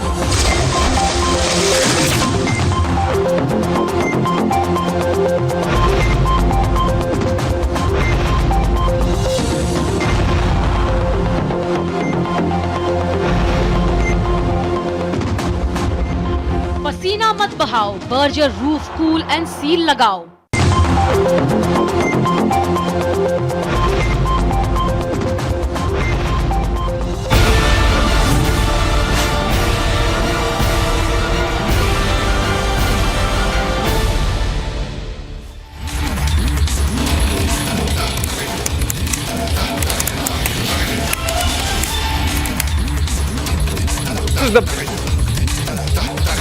The government, it's a move aimed at beefing up the numbers of the Indian Army for kinetic action. Essentially what the government has done is empower the Chief of Army Staff to get Territorial Army battalions to come to the aid of regular Indian Army soldiers. This essentially means that no, this is not conscription, it's been removed. Okay, this essentially means that the Indian Army Chief can increase the number of personnel available by getting in infantry battalions of the Territorial Army, of which there are 32. Already there are 32 infantry battalions, of which 14 are active and in place, and those can be called to action in assistance, in aid of regular Indian Army numbers. That's what we are getting to understand from this breaking news development coming in. Shawan, over to you. In fact, the notification which has basically been issued by the Ministry of Defence, they're basically looking at a redeployment. In fact, this is what they're saying. It is basically empowering the Chief of the Army Staff to redeploy as far as the Territorial Army is concerned. Now, if you look at the number of the battalions that are available with the Territorial Army, it can be assigned with any of the commands. It could be the Western Command, the Eastern Command, the Central Command. So it's largely to provide more assistance to these very commands. Yes, absolutely. This is essentially beefing up of numbers. This is indicative of the government's resolve to make sure that we are not lacking on any front. This is a clear message that India is absolutely ready in case there is need to escalate on the kinetic front, on the military front, in terms of making sure that enough numbers are available. This is about in the regular army getting in a backup from the Territorial Army, which already stands, just that they have to come more actively in aid of Indian Army. This essentially means that the Territorial Army shall be ordered, provided the availability of funds, etc., and they should be made available for reappropriation with the regular army and in assistance of them. So this is essentially about beefing up numbers, is what we understand. This is a notification of the Department of Military Affairs and of the Ministry of Defence, signed so and so. We are not revealing signed by whom. That's the information. Shawan, over to you for more details. Well, this is for a period of 3 years, so it is largely being seen as a part of a routine order that has been passed as far as the deployment is concerned. They are basically trying to reassess the deployment as far as the infantry battalions are concerned and the assigned list with each of these commands. Now, that's what we are given to understand as far as this order goes. Shawan, I'm just reading from the notification, Shawan. It says that the central government empowers the Chief of the Army Staff to exercise powers under this rule, so and so, to call out every officer and every enrolled person of the Territorial Army to provide for essential guard or to be embodied for the purpose of supporting or supplementing the regular army to the extent specified below. Now, this essentially, Shawan, as I understand from this official English, is that a provision has been made that if and when needed, the Army Chief can call all the officers or personnel of the Territorial Army, which is anyway a standing army, just that they act as a reserve. So this is the reserves from where Indian Army can requisition its officers and personnel to beef up its numbers, and that's what seems to be the case. Well, that's exactly what I was explaining, Abhishek, is that with each of these commands, whenever there is a need, they can basically once again augment their force, and that is possible with the Territorial Army being brought in, because if you look at the number of battalions out of the existing, what they are saying, out of the existing 32 infantry battalions of the Territorial Army, the embodiment of 14 infantry battalions for deployment in various of these commands, starting with the Southern Command itself, and then of course you have the others, Eastern and the Northern Command too. So you basically have at any given point in time, if any of the command basically raises a request of perhaps augmenting their current force, then there is a possibility that it could have been done through the Territorial Army itself. Yeah, you know, all of this is happening at a time when, you know, psychologically the Pakistanis are really broken. Shehbaz Sharif is being called a coward inside the assembly, National Assembly. They say he cannot even take Narendra Modi's name. Yesterday they started crying. Yeah. And there is this huge, you know, the Pakistani media has gone completely silent since yesterday. They're completely silent because they don't know, Shawan, how to respond to the ongoing situation. There is information flow. We're told they're surrounded. There are strict controls. Also, yesterday, Hamid Mir, I'm told, has removed 3 people from his organization who had information contrary to him, who refused to comply with the information that he has put out. So there is a little bit of trouble in GOTV or whatever that TV station is, and an open criticism. I mean, Shehbaz Sharif has been called a coward in the Pakistan National Assembly. I don't know if I have a soundbite of that. Shehbaz Sharif, Prime Minister of Pakistan, has been called a coward in the National Assembly, and I'd like to play that soundbite, please. Again. Let's play it again.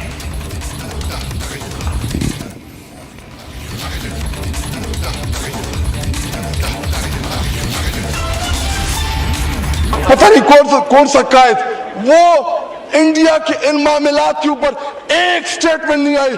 जनाब deputy speaker साहब, मुझे टीपू सुल्तान के वो एक call याद आ रहा है कि अगर एक लश्कर जिसका सरदार शेर हो और उसके साथ लश्कर में गीदड़ हो तो वो शेरों की तरह लड़ते हैं। अगर शेरों का लश्कर उसका सरदार गीदड़ हो तो वो नहीं लड़ सकते, वो जंगे हार लेते हैं।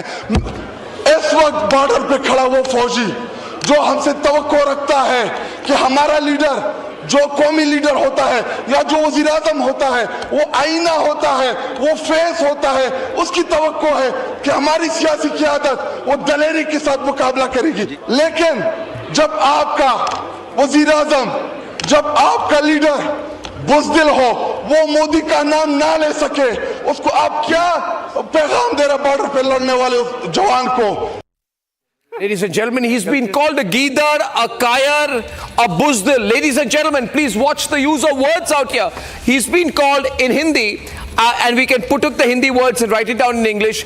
Shehbaz Sharif called Gidar, Kayar and Buzdil in the Pakistan National Assembly. A very, very serious situation of internal dissent which has been growing here, and we have yesterday's soundbite. We can split the screen. Yesterday, Pakistani politicians were crying in the assembly, and today they are openly calling the Prime Minister a coward in the National Assembly. I'd like to play yesterday's bite and today's, please, both.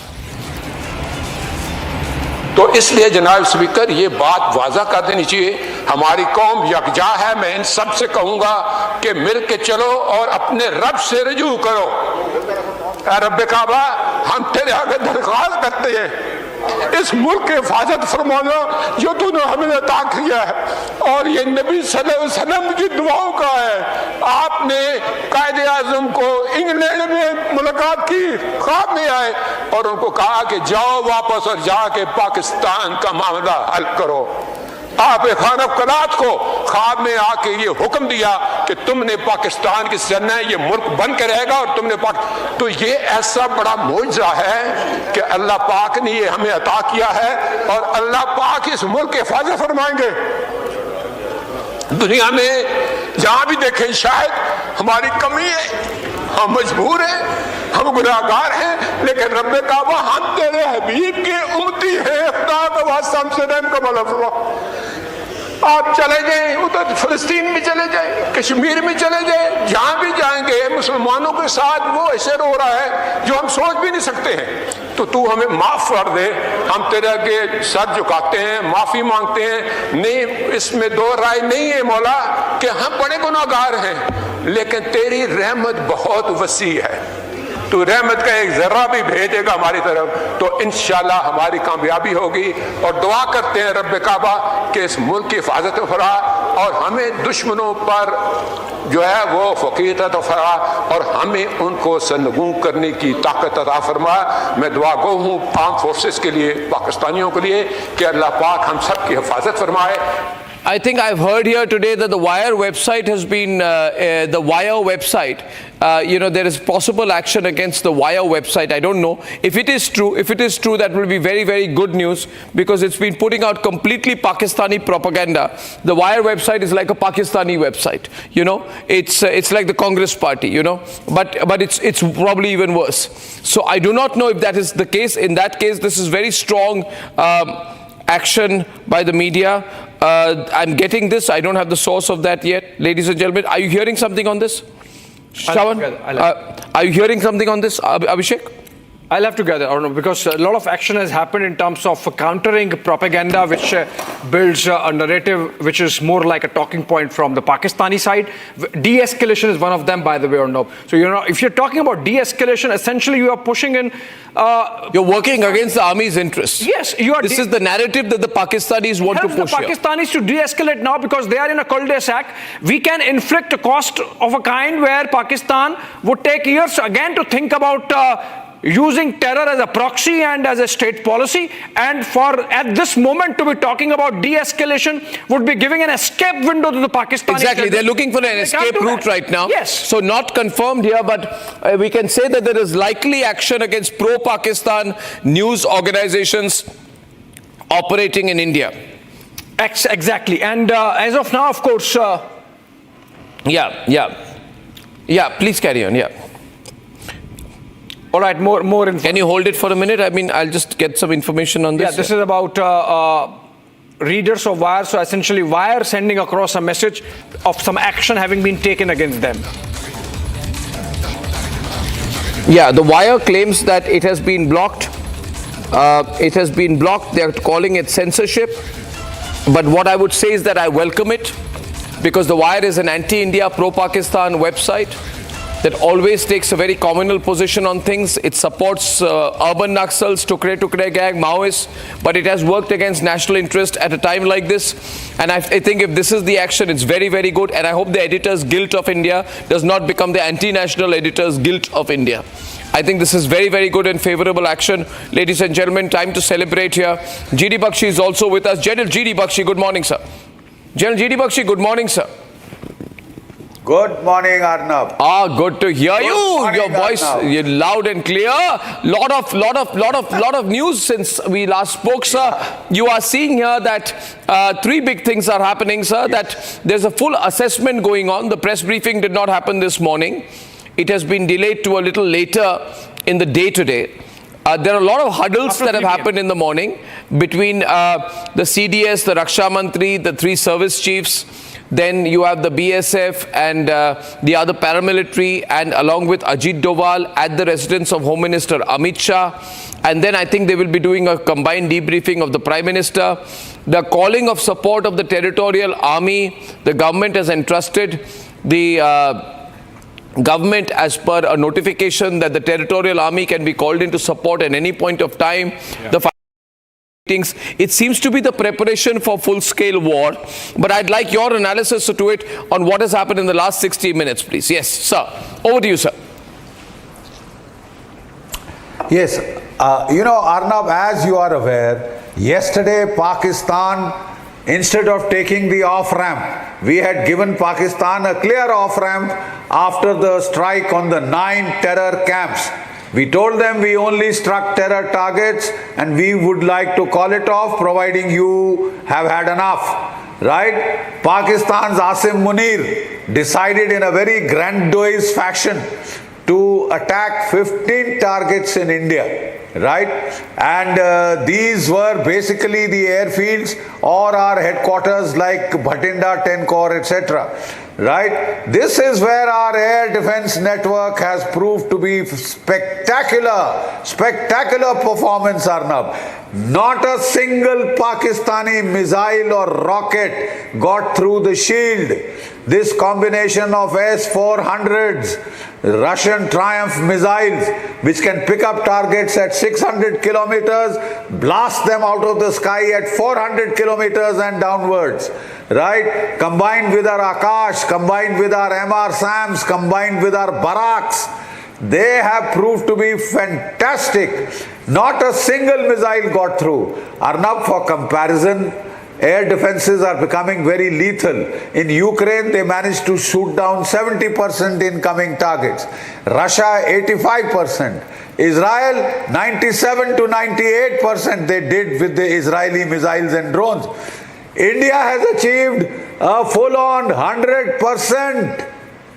This is an achievement to be proud of, Arnab. I think our air defenses have done us proud. Not a single Pakistani missile, drone, rocket got through yesterday. And then we hit back with our Harop Israeli drones, which are actually 1990s technology, suicide drones, but very effective. They blasted in Lahore. They hit Lahore and blasted their air defense radar cover. Lahore is today defenseless, right? They hit Rawalpindi, the home of the Pakistan Army, blasted that entire stadium there. And then they also had hit Sialkot. We hit major targets in Pakistan without a scratch. The Chinese radars, which had failed Pakistan against Iran's missiles a few months back, have failed dismally against the Indian Air Force. Yesterday, our Triumph missiles, S-400s, shot down one AVAC, one F-16, two JF-17s over Pakistan, inside Pakistan's territory. That is a feat, man. Our air defense missiles going and hitting Pakistani aircraft, shooting them down in their own airspace when they haven't even crossed over to our side, right? And the simple fact is Pakistan is shaken. I'm not sure what has happened about the naval strike. From the YouTube channels, I'm picking up that we did do a naval strike, but we are awaiting confirmation from the Ministry of Defense. Arnab, I would like to make one appeal. Now this is war. It is at least a limited war, full scale going on. In my time, when I was there in the Military Operations Directorate during the Kargil War, we used to have the MOD leading these briefings. Representatives from the Directorate General of Military Operation, Air Force Operations and Naval Ops, they used to be there along with the MEA rep and all. Now that we are tending to full war, this gaps in information can be eliminated if we get back to wartime mode. It's no longer just hitting terror camps. We've gone beyond that stage. Gone much beyond that stage. It could escalate further. So I would request that our standard war book procedures are now put into effect, because we are not in that halfway stage. No war, no peace. That's over. We are at war with Pakistan. Simple, plain and simple. Yeah. And I think just last, please. Sorry, one last. Arnab, what I would state is, we hit the terror targets first. Then Pakistan hit our military target. In terms of justice, we are fully justified in hitting Pakistani military targets, the ISI targets, in a massive way to raise costs and consequences for Pakistan and impose punishment by deterrence, by punishment. So that next time Pakistan wants to do a Pahalgam, it will have to think 10 times. Yeah. if not 100 times. Yeah. Yeah. In which direction is this moving, sir? We also, while this is going on, the world is looking at us, and I'm seeing on the feed out here today in Russia, for example, there is the May 9th parade. I run some visuals of that, and Putin's there, and Xi Jinping is there, and I can carry those visuals on our screen out here. You know, Rajnath Singh is meeting Prime Minister Modi. Globally also, there is a long meeting between Putin and Xi Jinping in Moscow. So is this going to escalate to a point where global powers now begin to get involved?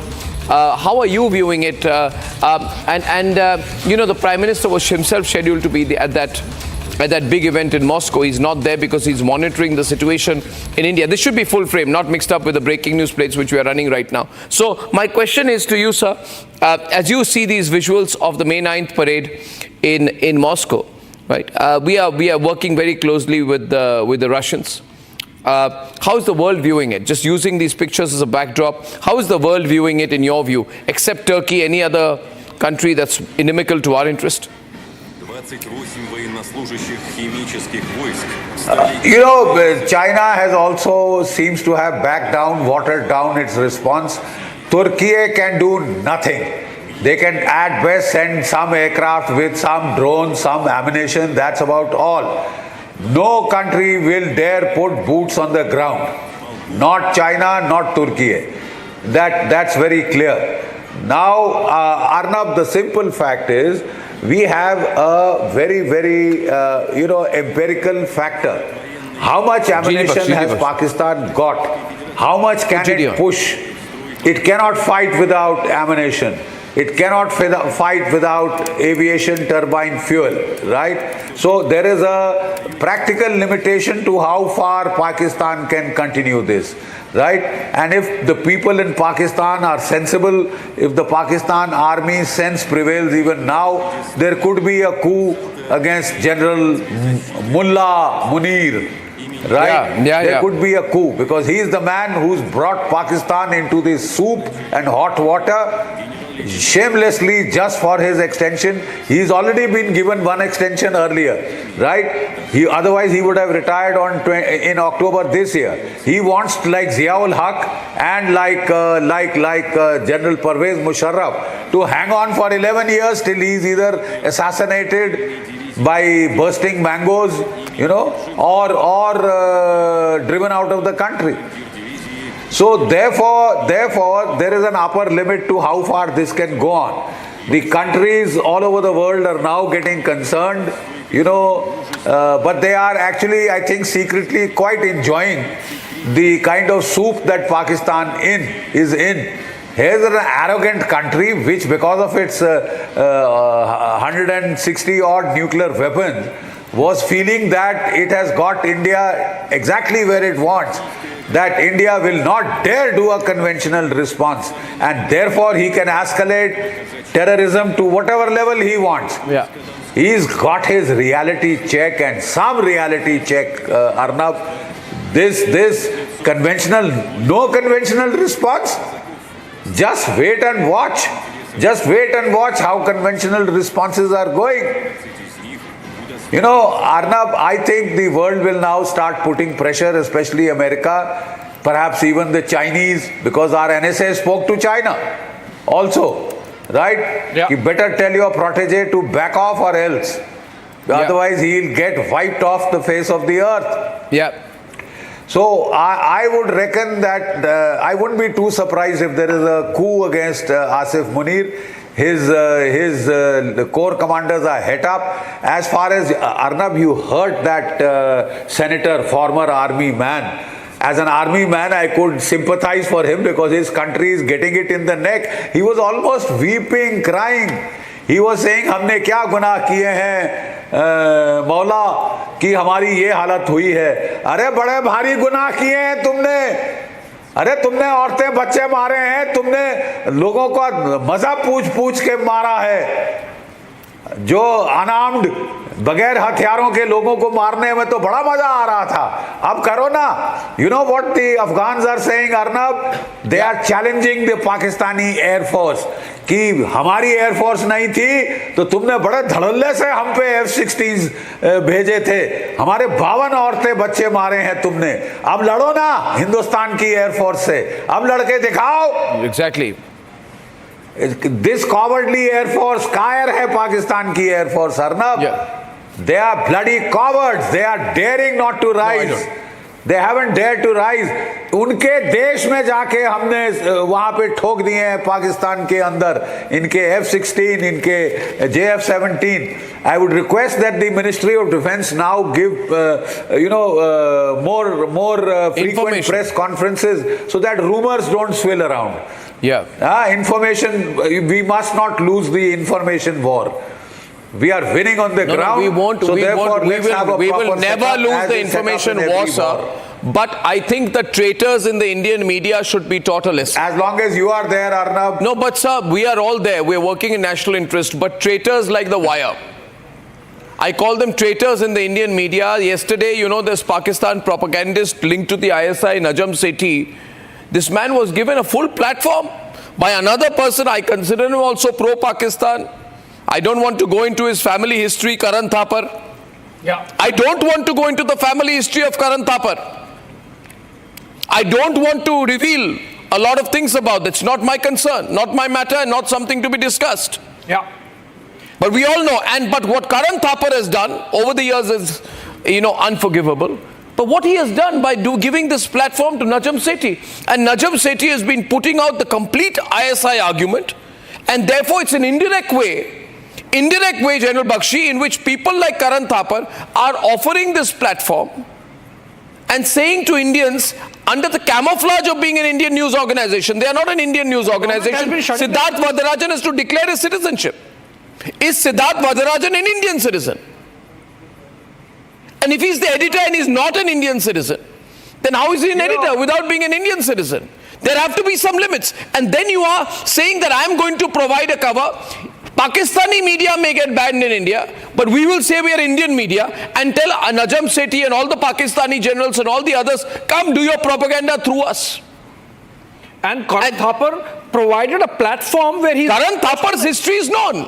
I don't want to talk about his family history. He comes out as deliberately... I will show the screen. No, I will not. I'll show the screenshot for a while. This man has been giving a platform to the Pakistanis. And this is what he's done. If I have freedom of expression, then I call him a journalistic good for nothing and a superannuated pro-Pakistani man called Karan Thapar, who's trying to get relevance by becoming a platform for the Pakistanis. How long are we going to take this, General Bakshi? How long are we going to demoralize our own people, General Bakshi? Sir, take it. Exactly, Arnab. In wartime, people gear up, the media gears up, the government gears up to see that we prevail in the information war. You cannot win on the ground and lose the battle of narratives. In World War I, in World War II, could you think of any British channel daring to give the German the Nazi viewpoint?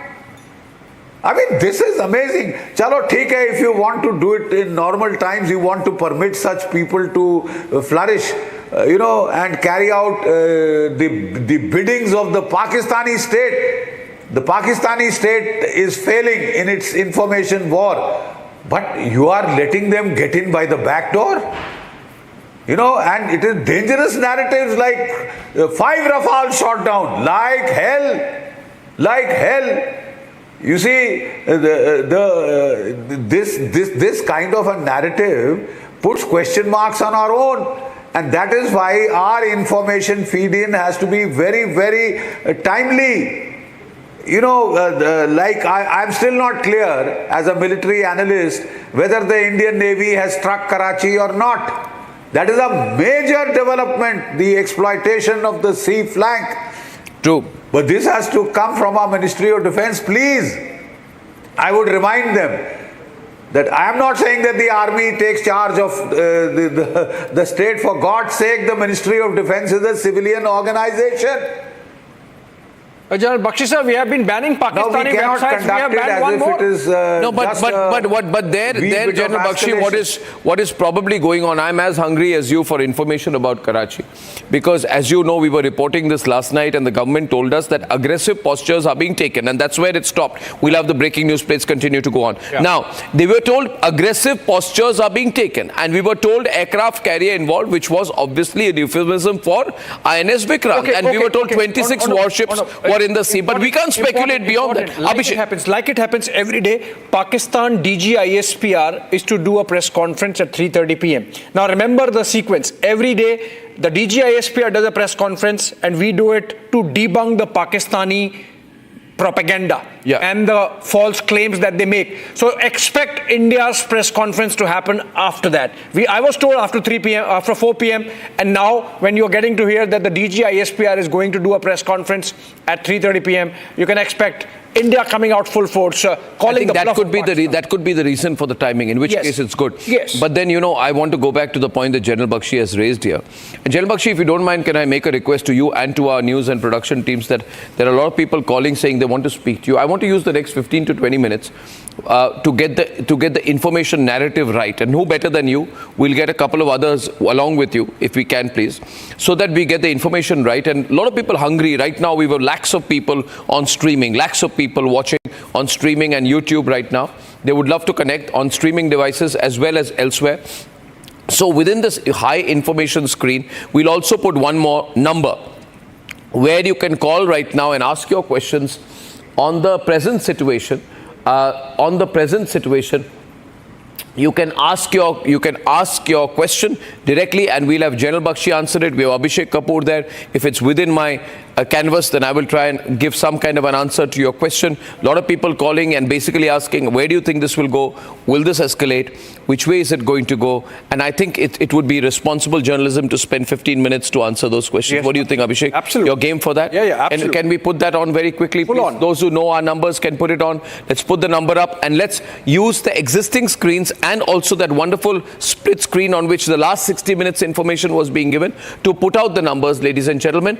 And we are presently, without doubt, in a state of war. There is going to be a blackout today in various parts of the country, and there is going to be a blackout, I can tell you from what I've been told, overnight in some parts of Punjab. For example, in Ambala, we've been told that there is going to be a blackout that is going to be there from 10 o'clock at night right up to 6 o'clock or 7 o'clock in the morning, or 7 or 8 o'clock, I was told. We were told that there is going to be a blackout that will last for about 8 hours. General Bakshi is calling in right now. General Bakshi is on a phone line. I'll reduce the volume because he's on the phone line. Ladies and gentlemen, I just want to tell you this while you are putting this in perspective. Keep one thing in mind, that this is very different. What we are facing today, please do not expect a quick resolution to this, a quick end to this. Let's not expect today, and this one thing I want to make clear to everyone watching tonight, do not expect that we are going to come on air tomorrow, Abhishek and I say, yeah, it's over, let's go back and go and have a pizza. It's not going to happen like that. This is different from Balakot. This is different from the surgical strike of 2016 and Balakot of 2019, because Operation Sindoor 1 and Operation Sindoor 2 are basically marking what I would say the most extensive, high-tech, cross-functional, civil defense, cross-border military action in 5 decades. Yes, absolutely. And there is a paradigm shift now in terms of... This is a determined paradigm shift. Yes, this is India's offensive defense. Absolutely offensive defense. This is a call for unity. To the enemy camp. Yeah, this is a call for unity for people of the country. And we also at Republic are saying, be united. Don't be worried by pro-Pakistan propagandists like Karan Thapar, like by other people. This is not a time to be influenced by these people. We know there have been people in this country, for example, who have been supported by Hafiz Saeed, okay, we are seeing pictures of shelling in Poonch. Do we have these visuals? We have pictures of shelling within the CCTV footage coming in right now of the shelling in Poonch. This was early in the morning, captured at about 7:34, if you can see the clock out there. These are just visuals of the shelling in Poonch that happened early this morning. So you see there are parts of the country which are under attack. Our fellow citizens are under attack. And you have to be, if I can say, a cheapskate to be doing what The Wire has done. Yeah, absolutely. I would call The Wire an editorial cheapskate. Yeah, to be giving the Pakistanis a platform in the way that they have done. It's unforgivable, and it can never be condemned enough. Abhishek. And they were just pushing in the Pakistani talking points on. We have to decide as a nation and society, can we afford, should we even allow a repeat of Pahalgam terror attack to happen? Should we not make sure that we completely and permanently defang this snake across our border of terror? And if that be the case, and if this is the opportunity, if the Pakistani generals are in our pincer, if we have prepared in advance, if we have been proactive, if our forces are at the cutting edge, if we are showing every day that we are ahead of Pakistan, ahead of the curve in terms of inflicting costs, then why back off? And why provide Pakistan an escape window so that it can regroup? Remember, getting those 100 terrorists we killed is an easy job for Pakistan. It's about sustained inflicting of costs on Pakistan to make sure that their capacity to nurture their ecosystem is permanently degraded, which can only happen militarily, that we can have peace and be sure. Note to our production team, there is a lot of news as well, so don't keep this DV graphics on.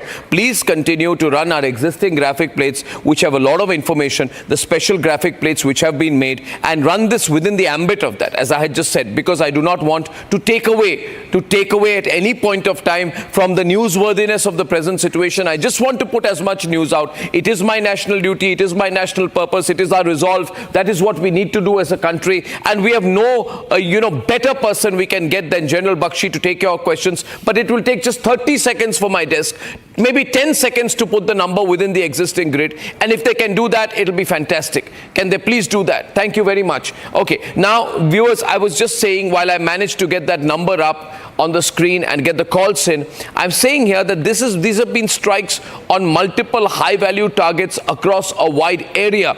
In 2019, General Bakshi, we attacked a single site. This time, we have targeted 9 terror launch pads on day 1. Then we have penetrated very deep into Pakistani territory. We've got 100, 200, 300 kilometers beyond the line of control. We have had a tri-service execution, advanced weaponry, precision-guided missiles, tri-service strategy involving the 3 forces, loitering munitions. So this is actually, we've already gone beyond 1971 in the use of technology, in the coordination that we have. Do you agree, General Bakshi? We've already gone beyond, in a way, far beyond 71. Far beyond 1971. Yes, sir. Far beyond 1971. You know, Arnab, the RMA in military affairs, revolution in military affairs, has taken place in 2 sectors. Let me tell people. One is drones. Drones have created a revolution in military affairs. You know, they have changed the face of warfare forever. There were just no drones in 1971 when we fought. The next is, and because drones inflict disproportionate damage. A drone may cost $200. It will destroy a tank worth $2 million. An aircraft worth even more.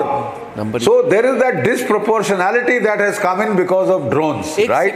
I'm very happy that General Narwane was smart enough to pick up the drones coming revolution, and we added a lot of drone capability in his time, right? Which is proving to be lethal. The second is the revolution that has taken place in air defenses. There is a constant war between, the attacking aircraft and the air defenses on both sides, right? Air defense seems to be don't run this grid. Even the Russian Air Force was constrained from taking its aircraft across the border. Don't put me on air when I'm commenting to the desk. Yeah, thank you. Please, sorry, sir. Pradeep, I'm just telling my desk, they are just not allowing the breaking news supers to go. Sorry. Please, no problem, sir. These are natural instructions. Can I tell my news desk explicitly that it will take them 10 seconds to put the number on the breaking news grid? Or I will come and do it. Please continue, General Bakshi. Please continue. Please continue, sir. Continue, sir. Thank you. So what I was saying was that, what I was saying that air defenses have reached a lethal level. But Arnab, our countrymen must know the kind of levels that we have reached. The best air defenses are supposed to be with the United States, then with Russia, then with Israel. Israel, in fact, is just 28,000 square kilometers, a very small country. Therefore, it can protect every inch. That's what I was trying to point out, that in Ukraine, American supplied air defenses, NATO supplied air defenses have achieved 70% interception rate. The Russians have achieved a rate of 80 to 85%, going on to 90%. The Israelis, when they were fighting against the Israelis, the Iranians, the Houthis, they achieved interception rates of 97, 98, 99%. But some still got through. Yesterday we have achieved, our air defense grid has achieved interception rates of unprecedented 100%. The country has much to celebrate about. Absolutely, this sir. This is unprecedented, not even Israel. I have our first caller, sir. I have our first caller and he is calling from Ooty. Ooty, sir. Yeah. And that's Prabhuraj, right? Prabhuraj? Yeah. Okay, thank you first for watching Republic. And you can ask your question. General Bakshi is here to answer it to the best that he can, sir. Yes. First, I thank you for your great job, as well as our brave hearts, Arnab. Thank you, sir. Thank you. And after crushing this Pakistan to dust, what we have to do is, General Bakshi ji, what we have to do after crushing this Pakistan to dust, we have to fight the local bakers of the Pakistanis. Without their inputs and support, Pakistan could not have targeted our installation correctly. So our next step is to crush the local Pakistan bakers. That is what we people want to do. I think Prabhuraj, that's a good point. We have to crush, he says, the local backers of Pakistan in India. General Bakshi. Prabhuraj from Ooty, your comment, sir. I agree with him 100%.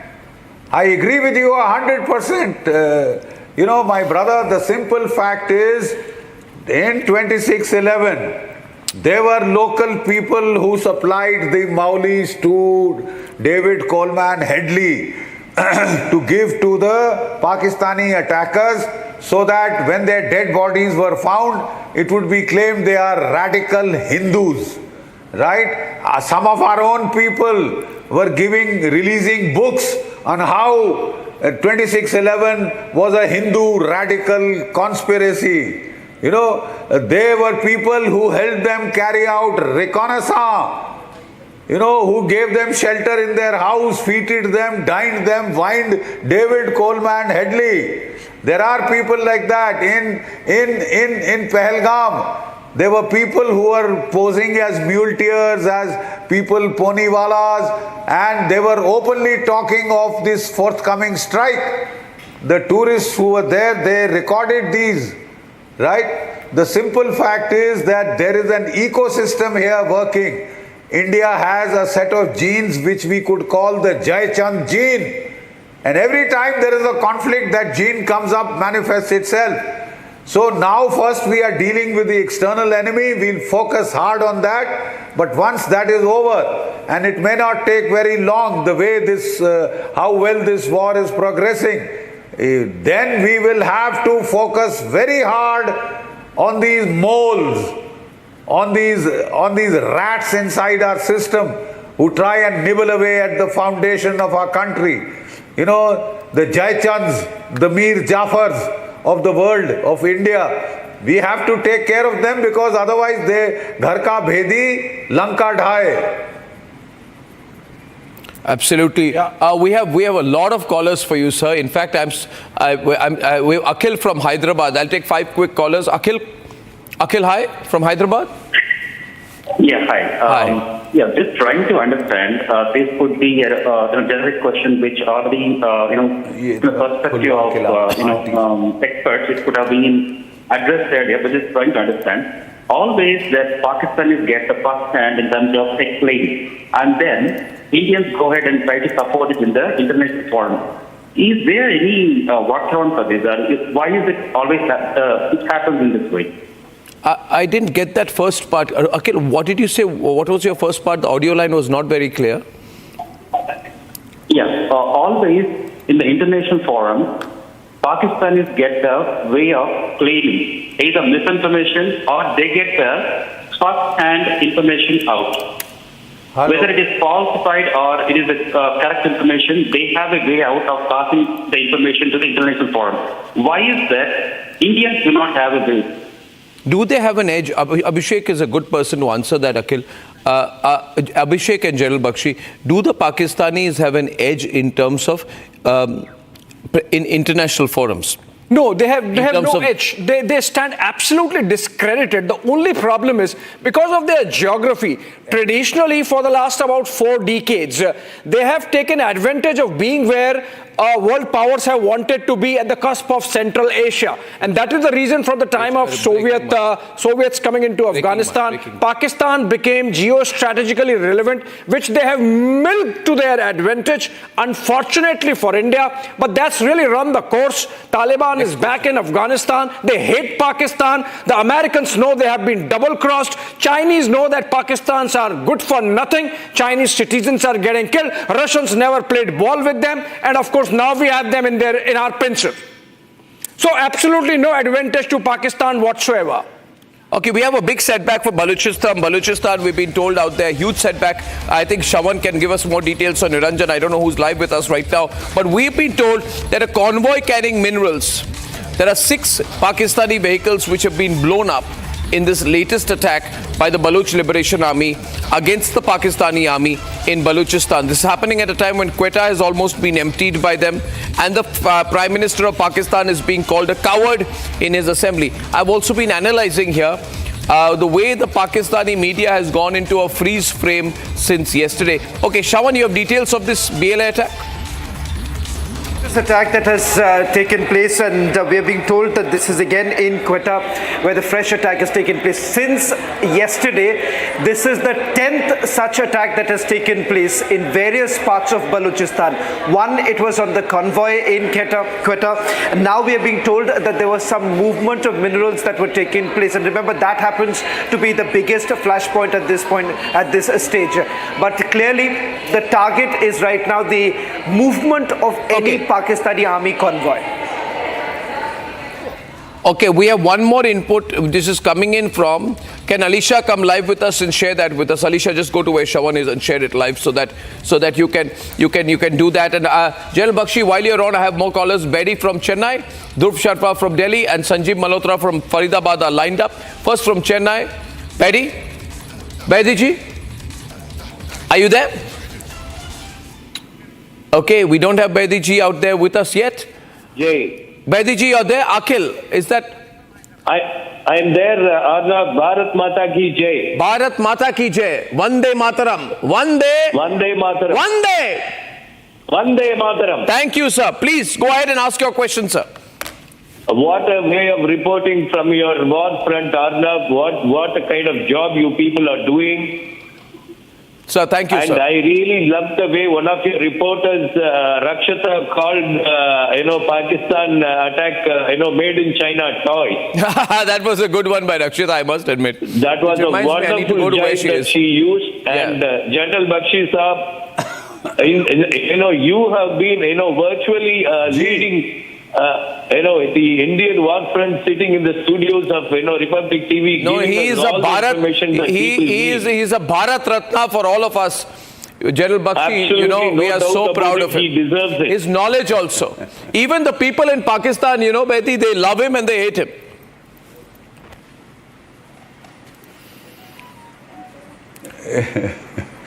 Bedi, what's your question? Out of India. Can you hear me, Arnab? I can. What's your question, Bedi? I wanted to know. We are eagerly awaiting the major fireworks over Karachi. And, the day that happens, I'm going to burst crackers at my doorstep. We all will. We are just waiting. Jal Bakshi, Karachi on everybody's mind. We all will. No, Karachi, yes, on all lips there is this prayer. That, we must hit back at Karachi because Dawood Ibrahim lives there in a palatial bungalow. Last night we got news, it was circulating that Karachi has been hit. We were awaiting a confirmatory call, briefing in the morning. Yeah. And that is why I am requesting that when I was in the MO Directorate in the Kargil war, the Ministry of Defence used to hold a daily briefing with reps from the Directorate General of Military Operation, MO Directorate, Army, Air Force Ops and Naval Ops. And also a rep used to come from the MEA and we used to give a joint conference every day on the military situation. So now it is turned military. It is no longer application of pressure or short of war. I'm sorry, it is war. So we are all keenly awaiting the briefing by our Defence Ministry, which will authenticate the rumors that are flying around that the Virat has hit that aircraft carrier has hit Karachi and hit it hard, and I hope that blown up that bloody bungalow where Dawood Ibrahim has been hanging around for years. Yeah, absolutely. And running his bloody drug and smuggling empire from there. Absolutely. And the logistician in chief of the Pakistani terror attacks. Yeah, absolutely. And Alisha has some more information she had on the BLA attack. Alisha is live with us from the news desk. Alisha. Well, yes, Arnav, it's a massive setback for Pakistan because it's not only India but also there is Balochistan whose armed forces. They have targeted vehicles carrying minerals in Kodkacha area of Mustang in Balochistan where 6 Pakistan vehicles were damaged in the attack. This is one incident, and there is another attack which has happened in Balochistan in Kohar area in Trump, which is the district Kech in Balochistan, where armed personnel has ambushed Pakistani forces in this, where the forces were attacked when they were busy in military operations. So back-to-back visuals we are also been getting from Balochistan, where there are armed persons who have been targeting Pakistani vehicles, and in the incident where we talk about Kodkocha area in Balochistan, where 6 Pakistani vehicles has been damaged. Yeah, so this is very important information, Shravan, that Alisha has shared, because this is also indicative that Balochistan is pretty much an open field right now. We heard about 2 corps moving away from Balochistan and being moved towards the eastern border of Pakistan, and they are still in transit. And Balochistan is a very large area. You don't move from Balochistan to Punjab to Bahawalpur overnight. First of all, it's a different terrain, there's a different language, and it's a different geographical setting.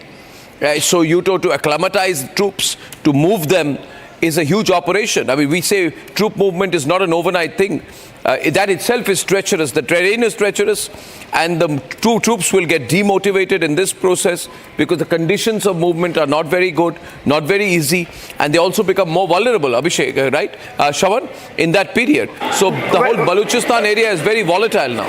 Well, if you look at the troop deployment, that's the frontier corps of the Pakistanis that was basically being redeployed. And the fact is that they've been completely vulnerable because they've also been transporting certain Chinese weapons from there, which has also come under attack of the Balochistan Liberation Army. So they've been completely thinned out, and the period that they're essentially taking to redeploy is the reason why they find themselves at a disadvantageous position. So that is one of the reasons why at several of the posts at the eastern border they are now vacating. One of the primary reasons why they've converted certain launch pads and they've carried out the attacks too. So clearly for the Pakistanis right now, with the kind of movement that's actually happening. The TTP on the one hand, then you have the Baloch Liberation Army, and of course the current situation in the eastern border, making it extremely difficult for the Pakistani We should take force. that. Yeah, absolutely. All right. We have a report. Yeah, sorry, we have a report from Hoshiarpur where our reporter sent where the remnant of that EL-50 missile or no, it was completely intact. It was fantastic forensic evidence for India to really reverse engineer and find out what snake oil the Chinese sold Pakistanis because it did not Obviously, fire. it was cheap snake oil. It was cheapskate snake oil because it did not work. Yeah, let's hear the report. Like many Chinese stuff, it did not work. It didn't work. Let's hear the report from the start. उसकी तस्वीरें आप देख सकते हो। ये गांव कमाई देवी है जहां होशियारपुर में भी एक मिसाइल आकर गिरी है जो कमाई देवी पिंड में बाहत्ता पिंड बोला जा रहे हैं। यहाँ मैं अपने कैमरामैन को कहूँगा कि वो तस्वीरें दिखाएं कि यहाँ पर जो मिसाइल गिरी है उसकी तस्वीरें आप देख सकते हो। ये गांव कमाई देवी है, होशियारपुर डिस्ट्रिक्ट में पड़ता है। कमाई देवी बाहत्ता पिंड का नाम गाँव का नाम है। पुलिस प्रशासन यहाँ पर अपने मोर्चा संभाले हुए हैं। कह रहे हैं कि आर्मी अभी आ रही है, थोड़ी टाइम पर इसको साथ में मिसाइल को लेके जाएगी। हमारे साथ गांव के वासी भी उनसे बात करते हैं। सर, ये मिसाइल है कौन से गांव में गिरी आकर? गांव है जी बेहत्ता जी, बेहत्ता गांव। एक कब की घटना ये? कल शाम की है जी, तो 8 बजे। कल शाम 8 बजे की है? हाँ जी, हाँ जी। तो अभी किस तरह का माहौल है देखने को मिल रहा है? इस तरह का माहौल तो अभी ऐसे ही है। तो प्रशासन की ओर से क्या किया जा रहा है? प्रशासन तो पुलिस के बंदे आए हैं, तो शाम को आएंगे तो फौज वाले वो इसको देखेंगे तो डिब्यूज करेंगे इसको। डिब्यूज करेंगे। तो गांव में कैसा माहौल चल रहा है अभी? गांव का माहौल तो ऐसे है, नाराजगी भरा है। हाँ जी, नाराज है गांव वाले? हाँ, दुख भरा है। Narazgi wala mahol hai. You know, this is a very strong response. Narazgi, we are angry at the Pakistanis. And that's the sentiment. General Bakshi are still there with us, I hope. I can't see you on air. Do we have Dhruv Sharma calling in from Delhi? Yes. Dhruv, are you there? Dhruv? Yeah, am I audible? You are. Yes. Go ahead. Yeah, hi. Jain to the entire Republic team and Jain to General Bakshi. Yes, sir. And this is my 3-year-old son. Oh, wonderful. Give him our love and hugs. So, I wanted to know from your team and General Bakshi that are we going towards the eminent 4 parts of Pakistan which is going to happen and we taking over POK pretty soon, probably within this week? Or there might be some other strategy the army is thinking of? Sir, what the army is thinking of, they will say at the appropriate time. But what I can tell you as a military veteran is the way to splinter a nuclear armed state is the way the Americans did to the Soviet Union. They destroyed the economy. Right? And the Soviet Union splintered into 15 states. We expect Pakistan to splinter into 5. Sindhu Desh, Baluchistan, Khyber Pakhtunkhwa, West Punjab and Syrikya. Right? That will happen when the economy collapses. How will the economy collapse? Please listen to what Moody's rating agency in the United States is telling Pakistan. You can't afford to fight a war. But they have started a war. Asim Munir has started a war. This war by itself and the losses that we inflict will sink the Pakistani economy, flush it down the tube. If they don't get the 1 billion they are supposed to get from the IMF today, they are sunk. Once the Pakistani economy, goes down the tube of history, Pakistan will start splintering. I assure you of this process. Thank you very much for that. We will take. एक धक्का देना है. Yes, sir. So we'll take one more caller with you, sir. That's Sanjeev, I think, from Faridabad. Sanjeev? Hello. Sanjeev Malhotra. Yes, sir. Loud and clear, sir. Okay. Jai Hind to you, Arnab and Major General Bakshi. I have a simple one-line question. Sir. We have hit the family of the terrorists and kill them badly. When do we kill this brother of Pakistan who has brought in 2 cargo planes and a ship at Karachi port? When do we strike them? Of course, there's a lot of anger building towards Turkey. We may have already... we may have already hit them for all I know. We are awaiting the briefing by the MOD.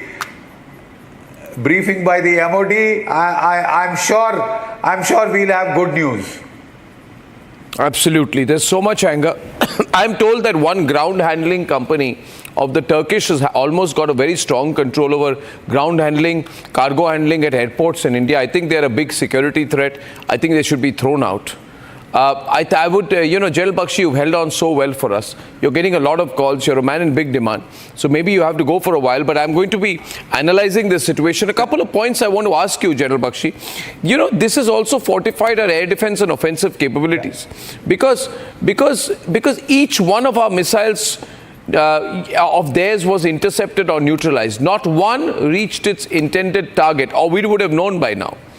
Yeah. And our response, this is also proves that for all things that we criticize our defense ecosystem, and you've also been critical of, for example, a couple of recruitment exercises. But overall, General Bakshi, you will agree with me that our air defense ecosystem was not there when Narendra Modi took over as Prime Minister.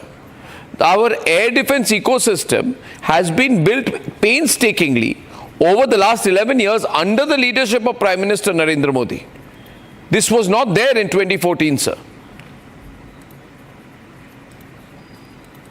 Absolutely not. Absolutely not. Arnab, I am not decrying. I think a tremendous amount of work has been done.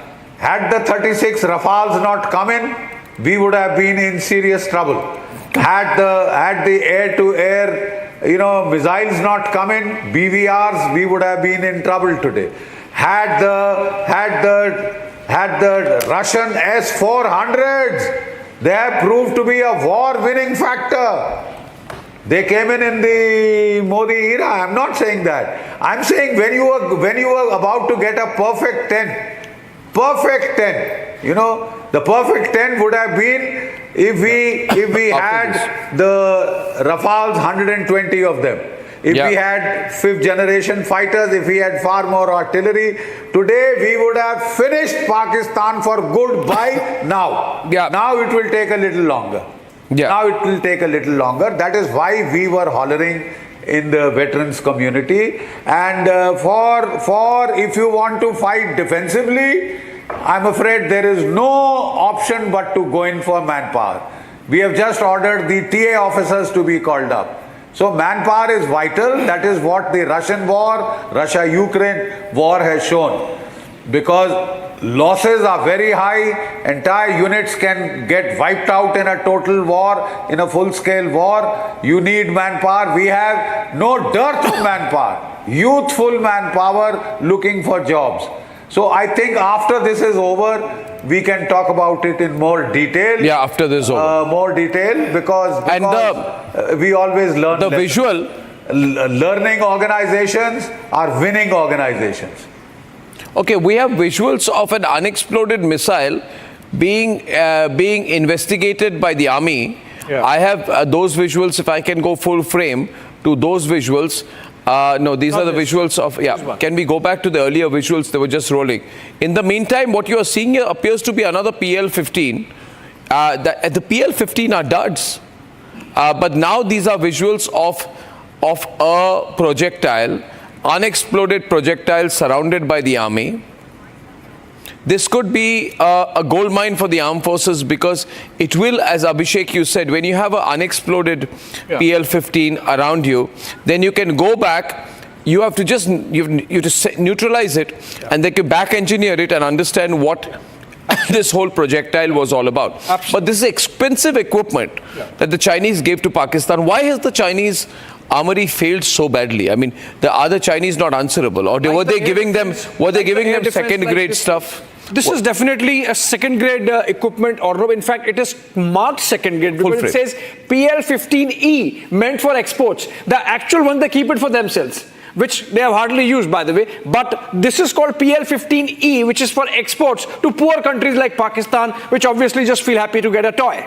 Okay. And they don't know how to fire it.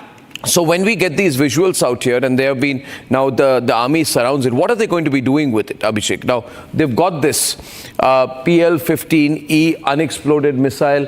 They're observing it in Hoshiarpur.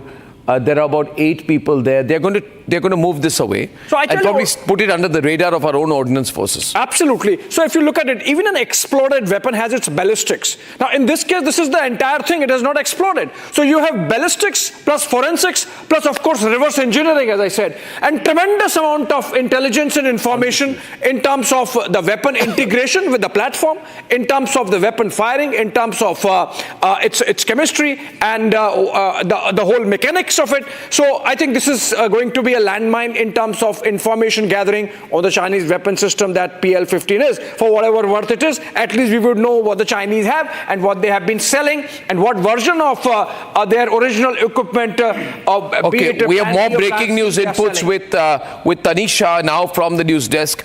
We have Tanisha giving in a live input. News is coming in very fast right now. Viewers, we're about a couple of hours away from the official briefing. Tanisha, what more do you have? Well, absolutely, Arnab. This is a huge thing because this is a gold mine, like Shravan was saying, like Abhishek was saying, because remember, this missile, the P-15 that we've just found is undetonated. Shravan is also joining me on that. Shravan, why is it that this missile that we have found could be a gold mine for the Indian Army? Well, in fact, you already have the Indian Army and Air Force team inspecting that. What I'm being given to understand that preliminary information, this is fired from one of the fighter jets.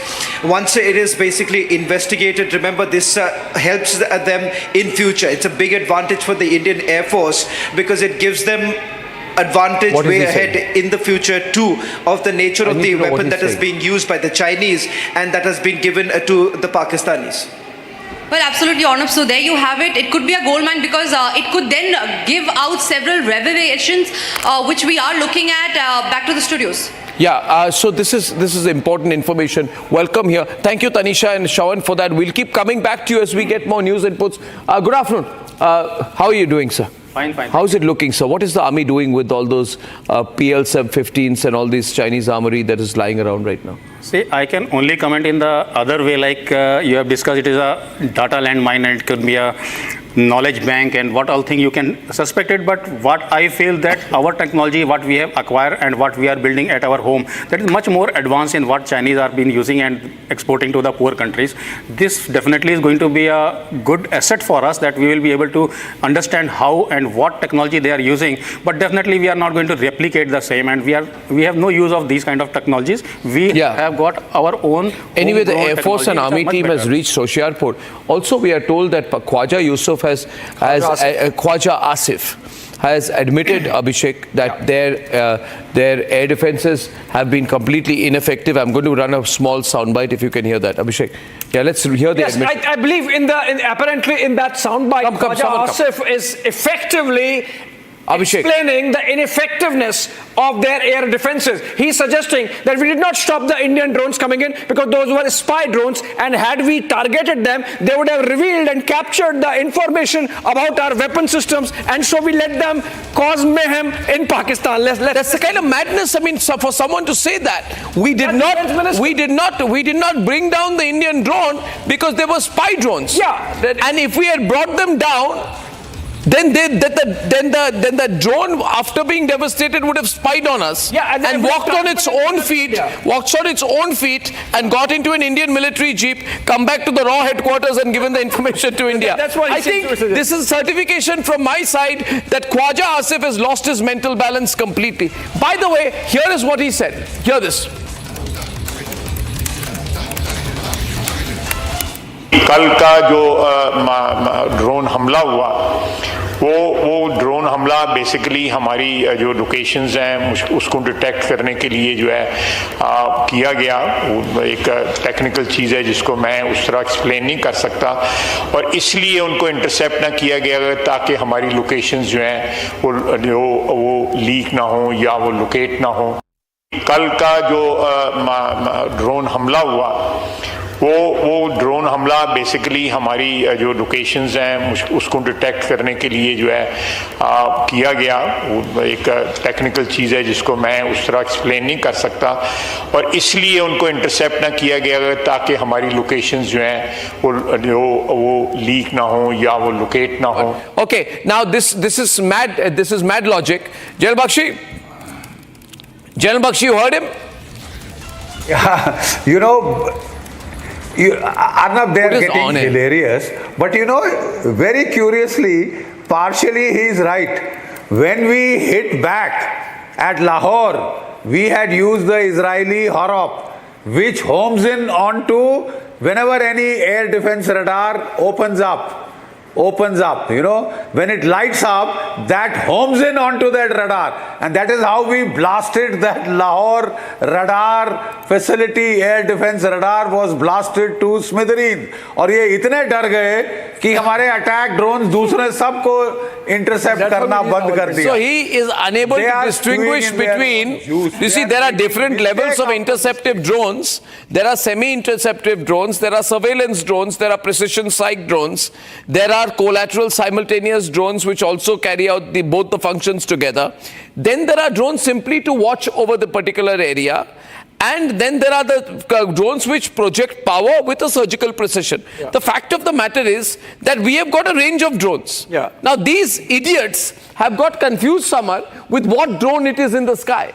Tomorrow if you have a drone in the sky over Pakistan which would shoot a big fat Indian wedding, then the Pakistanis would not touch that too, because they would think that they will give away their information. Basically, I think this soundbite proves that we've got the Pakistanis in a chakkar, Samar. I have this. Abhishek, can you put that pathetic Khwaja Asif's picture up there? I have his defeated body language. I have his posture. Kuch pata nahi. He looks like an illiterate fool out there, and he's making an ass of himself. I have the Pakistani National Assembly. Put his picture. I have this information. In fact, when the Pakistanis saw those Indian drones coming, put the idiot's picture. They shut their weapons off. They physically removed those weapons. They thought that their locations would be revealed. I mean, imagine the comic situation where Indian drones are coming and the Pakistanis get spoofed and they think, okay, fine, we fire them, but if we fire at them, our locations would be revealed. So they switch off their weapons, they remove them physically, and the drones reach Rawalpindi, the comic nation and this funny nation, and they think they can escalate a war with India. No position, and the man doesn't know what he's saying. He's saying, कुछ technical बात है, मैं बता नहीं पा रहा हूँ क्या है. कुछ technical बात है. Technical, I mean, at least get a proper briefing note. Some of the drone guy here. Shallow knowledge is dangerous knowledge. And when you don't know something, it's better to admit that you don't know rather than make a fool out of yourself. So basically, drones are so small in size that they are eventually not detectable on radar. They are not detectable on radar.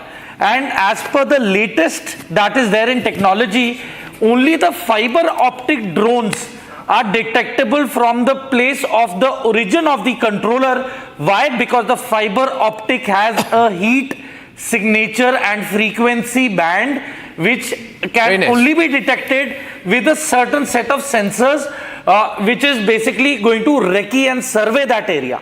So these are highly technical things, and I am very sure that Pakistan is now washing its hands off out of embarrassment. They don't have any technology to detect anything whatsoever related to drones, and I'm sure that the party the breaking news grid is Pak Defense Minister didn't counter drones because our location would be revealed. We didn't want to reveal location, so we didn't take on the drones. We didn't bring down the drones. They allow the collateral to take place. So then how did we bring down their drones? Probably they would be seeking. The fact of the matter is, we have the equipment, they don't. They don't. We have the money, they don't. It's quite evident. We have what is called, ladies and gentlemen, L-70. Okay, there's been a Jaishankar as breaking news. The British Foreign Secretary has just spoken to S. Jaishankar, and S. Jaishankar has just told us that there's been a meeting right now. There has been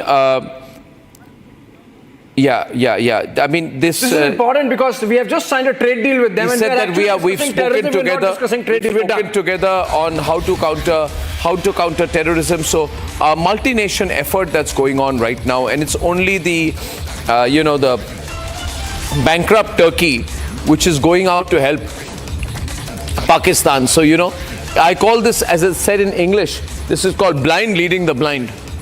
Yeah, absolutely. Turkey and China and Pakistan, two blind nations, in an attempt to become the Islamic superpowers of the world. Ladies and gentlemen, we need to take a quick break. I'll come back in a while. No break should be dropped. Okay.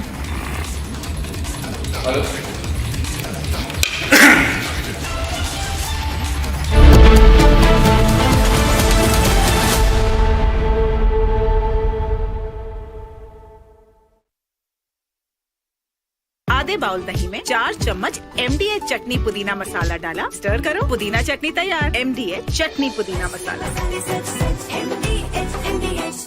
क्या हो गया भाई? भैया आपसे सीखकर mutual funds में SIP शुरू की थी, लेकिन कभी कभी अपडेट्स देखकर मेरा मन भटकने लगता है। सुन, ये लिफ्ट जब ऊपर नीचे जाती है तो तू निकल जाता है। नहीं भैया, यही तो सही मंजिल तक ले जाती है। तो बस म्यूचुअल फंड्स का भी यही है, डटे रहेगा तो तू भी अपने सपनों के पास पहुंच सकता है। हाँ, बिल्कुल आपकी तरह। सही है। म्यूचुअल फंड निवेश बाजार जोखिमों के अधीन है। योजना से जुड़े सभी दस्तावेजों को ध्यान से पढ़ें। अब छोलिया हो या लोबिया, सफेद चने या काले चने, सब कुछ मजेदार बने। पाकिस्तानियों ने जंग शुरू कर दी है। अभी मेरे बहावलपुर सिटी के अंदर मौलाना मसूद अजहर साहब के जो है मदरसा है, उसके ऊपर 4 मिसाइल दागे गए हैं। 4 मिसाइलों के साथ हमला किया गया है मौलाना मसूद अजहर साहब के मदरसे के ऊपर। हम अपनी अफवाज पाकिस्तान के साथ खड़े हैं, लेकिन मेरा सवाल है कि हमारी एजेंसीज कहाँ सोई हुई थी, हमारी अफवाज पाकिस्तान कहाँ सोई हुई थी जब ये हमला हुआ। मुजफ्फराबाद की भी खबर है कि मुजफ्फराबाद वाली साइड पे भी ये अटैक हुआ है, लेकिन सबसे पहले मेरे बहावलपुर सिटी के अंदर अटैक हुआ है ब्लास्टिक मिसाइल के साथ। उन्होंने हमला किया है मौलाना मसूद अजहर साहब के मदरसे के ऊपर। 4 मिसाइल मारे गए हैं। अभी ये कहना कबल वक्त है कि गोया कितनी सच्चाई है इस खबर के अंदर, साइड से ये मिसाइल आए हैं, ये अभी कन्फर्म होना बाकी है। लेकिन ये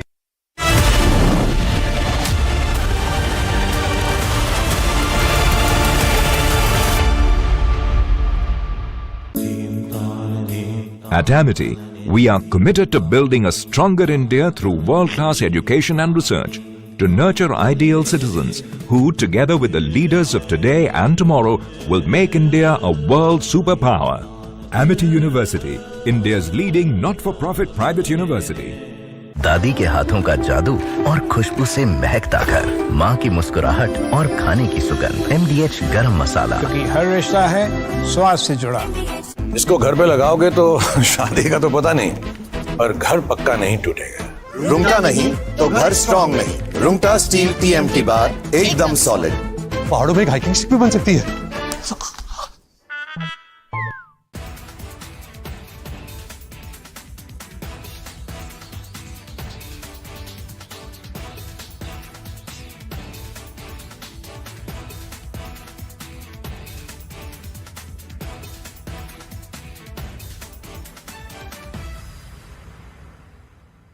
Unlike in 2019 when we had hit Balakot, which was in the wilderness, and Pakistan got an excuse to say that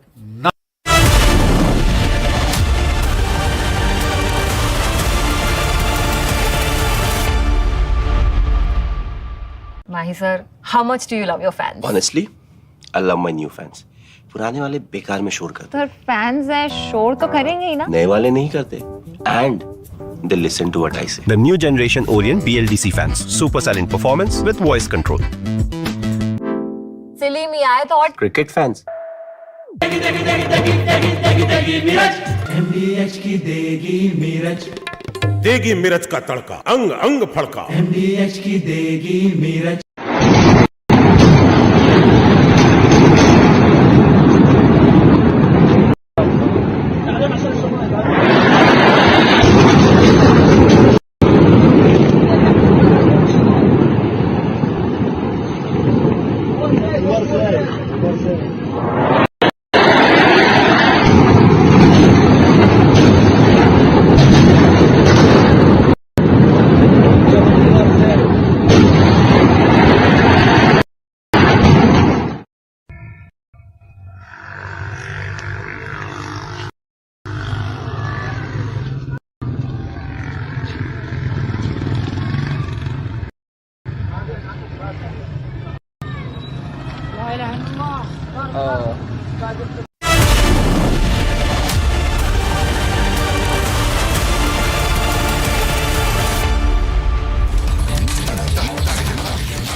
All right, breaking news now coming in. Omar Abdullah has completely changed his narrative, his tone, and now he's credited the Indian Army, saying that it is the Indian Army and the defense systems that saved us.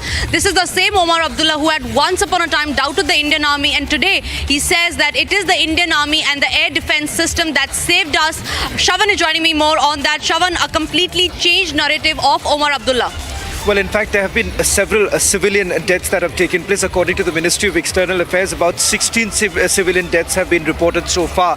And what the Pakistanis have essentially done is they've targeted civilian areas, particularly in Poonch, Rajouri, in Samba, and also as far as Kashmir sector is concerned, you have it in two areas, in Kupwara and Uri. And that is one of the reasons why, remember, the Lieutenant Governor, Manoj Sinha, who was there a short while back in Uri speaking to the family members.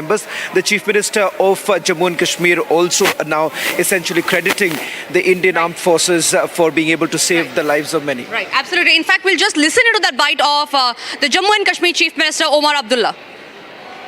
सबसे बड़ी बात तो यही कि उनके तरफ से जो सिविलियंस को निशाना बनाने की कोशिश की गई, जिस तरह जम्मू शहर पे उन्होंने ड्रोन का हमला किया, मुझे नहीं लगता है कि 71 वॉर के बाद कभी इस तरह जम्मू शहर को निशाना बनाया गया हो। लेकिन हमारे डिफेंस फोर्सेस उनको ये क्रेडिट जाता है कि उन्होंने ये सारे ड्रोन जो हैं उनको नाकामयाब किए और उनमें से एक भी ड्रोन जो है निशाने पे नहीं पहुंच पाई। हालांकि उन्होंने जम्मू में कई सारे इलाके, यहाँ तक कि खबर ये आई है कि कश्मीर में भी अनंतनाग में जो एम्यूनिशन डिपो है उसको भी टारगेट करने की कोशिश की, लेकिन उसमें भी वो नाकामयाब रहे। मैंने पहले दिन बात करते हुए ये कहा था कि लेकिन अब ये हालात हमने नहीं बनाए। पहलगाम में हमारे लोगों के ऊपर हमला हुआ, बेगुनाह लोगों की कत्ल की गई, उसका हमें जवाब देना पड़ा। लेकिन ये जो अब लगातार इसको बढ़ाने का सिलसिला जो पाकिस्तान के तरफ से हो रहा है, इसमें ना पाकिस्तान को कोई फ़ायदा है ना उनकी कोई कामयाबी होगी। बेहतर यही होगा कि वो अपनी बंदूकें खामोश करें और यहाँ पे हालात जो हैं वो दोबारा साजगार हों। Chief Minister Omar Abdullah now crediting the armed forces for saving the lives of many with the air defense system, and the armed forces ensuring that the missiles that were basically launched from Pakistan and the drones were repelled.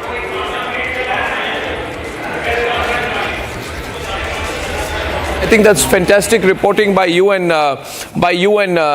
Tanisha. But the soundbite which has been doing the rounds, which I think is the viral soundbite of the day, is where the Pakistani Defence Minister comes and says that, you see, I did not target the drones that India sent. And he was said, why didn't you target the drones? So he says, you see, there is some technology I don't understand. Then he said, what is the technology you don't understand? Then he says, according to my information, if I targeted the drones, that drone would have captured my location. And then it would be easier for them to blow me up. This is a defeated defense minister talking this language, an admission that the entire air defense capability imported to them by China has failed. I must hear this again. This is an admission. This is the first admission of defeat by the Pakistani military. And it's come from the defense minister. Please hear this again, please. Please. Please. जो drone हमला हुआ वो drone हमला basically हमारी जो locations हैं उसको detect करने के लिए जो है किया गया। एक टेक्निकल चीज़ है जिसको मैं उस तरह एक्सप्लेन नहीं कर सकता, और इसलिए उनको इंटरसेप्ट ना किया गया ताकि हमारी लोकेशंस जो हैं वो लीक ना हो या वो लोकेट ना हो, और जब वो एक सेफ लिमिट पे आए तो हमने उनको मार कराया। Absolutely. जब सेफ लिमिट में आए तब हमने किया। The Indian government is briefing at 5:30. Deepak Bora is all laughs. Deepak, you see this, Mr. Bora? This is what they are saying right now. He is. Deepak Bora, let's get it. I'm the of the Iraqi information minister. I knew him. Tariq Ali was it? Till the end. He kept lying till the tanks were barely 200 meters from him. We are winning the war. We are digging the grave for the Americans. Yeah. So he's adamant like that. I think his name was Tariq Ali. Yeah. Or something Tariq. I remember the character. He was quite a buffoon. Yes. Absolutely. I want to make. Yeah, please. No, I just wanted to say that this guy has lost his marbles. He's completely gone out of his mind. If we had wanted to hit him, the speed at which the wretched missile travels, what is he talking about, sir? In a few nanoseconds, he would have been with his 72 chudels. Hure to khatam ho gayi hain. But he just has to say something. He has no. Sir, may I say something? Please. He knows nothing about tactics. He knows nothing about strategy. He knows nothing about weapons. He knows nothing about fighting. Other than that, he's a great defense minister. Yeah. Some people are saying, was it AI? Was it an AI generated video? I said no, it's not. It's not an AI generated video, but the man is an idiot. I mean, he's intellectually challenged in a compromised nation. But we are being unraveled like the peels of an onion, and we are loving it. So he has actually acquired artificial intelligence. It is a substitute for his natural stupidity. So this is so bad. And in any case, he's going to an assembly. He's going to an assembly where his boss is being called a kair, is being called a gidar, which is, I think, jackal. But even that is an overstatement for him, because I think it's closer to a hyena. He's called a gidar, he's called a kair, he's called a buzdil. Openly, Shehbaz Sharif is being called a buzdil. And this is the first admission of defeat by the Pakistanis. Ladies and gentlemen, I have a few comments to make right now. And I will, with your permission, take 1 minute, because I put together my thoughts on how we are winning this. And one thing I want to make tonight, one point I want to make tonight is, we must not assume that we have won this overnight and we have done this without planning. Even the critics, worst critics of the Modi government, will have to accept that it is the Modi government which has fortified India's air defense and offensive capabilities. Now, Operation Sindoor has shown the hard work that the Modi government has done to put this through, because 9 terrorist camps were destroyed initially. Pakistan then tried to escalate the tension by launching missile strikes. They thought they will have an edge. They will launch missile strikes and military installations in Jammu and Kashmir, Punjab, Rajasthan and Gujarat. Not one of those reached its target. All of them were intercepted, not one reached the target, which shows that we have built in a sort of rapid, coordinated response, and we are showcasing today the beauty of our air defense system, something which I'm sure when you saw the Iron Dome, when the Iron Dome protected Israel, many people said, do we have something like this? And the best thing is that the Modi government has put together a system that is almost as good. This has been built painstakingly over 11 years under the leadership of Prime Minister Narendra Modi. It has exposed the hollowness of the Pakistan air defense system. When the military history is written, gentlemen, when military history will be written, it will be written that the Integrated Counter Unmanned Aerial System, UAS, grid, S-400 Triumph systems, Barak 8 missiles, Akash surface-to-air missiles, and then the DRDO's anti-drone technologies came together to seamlessly create an aerial shield for the country which held firm. And this is the same DRDO that Sonia Gandhi and Rahul Gandhi and Manmohan Singh wanted to destroy.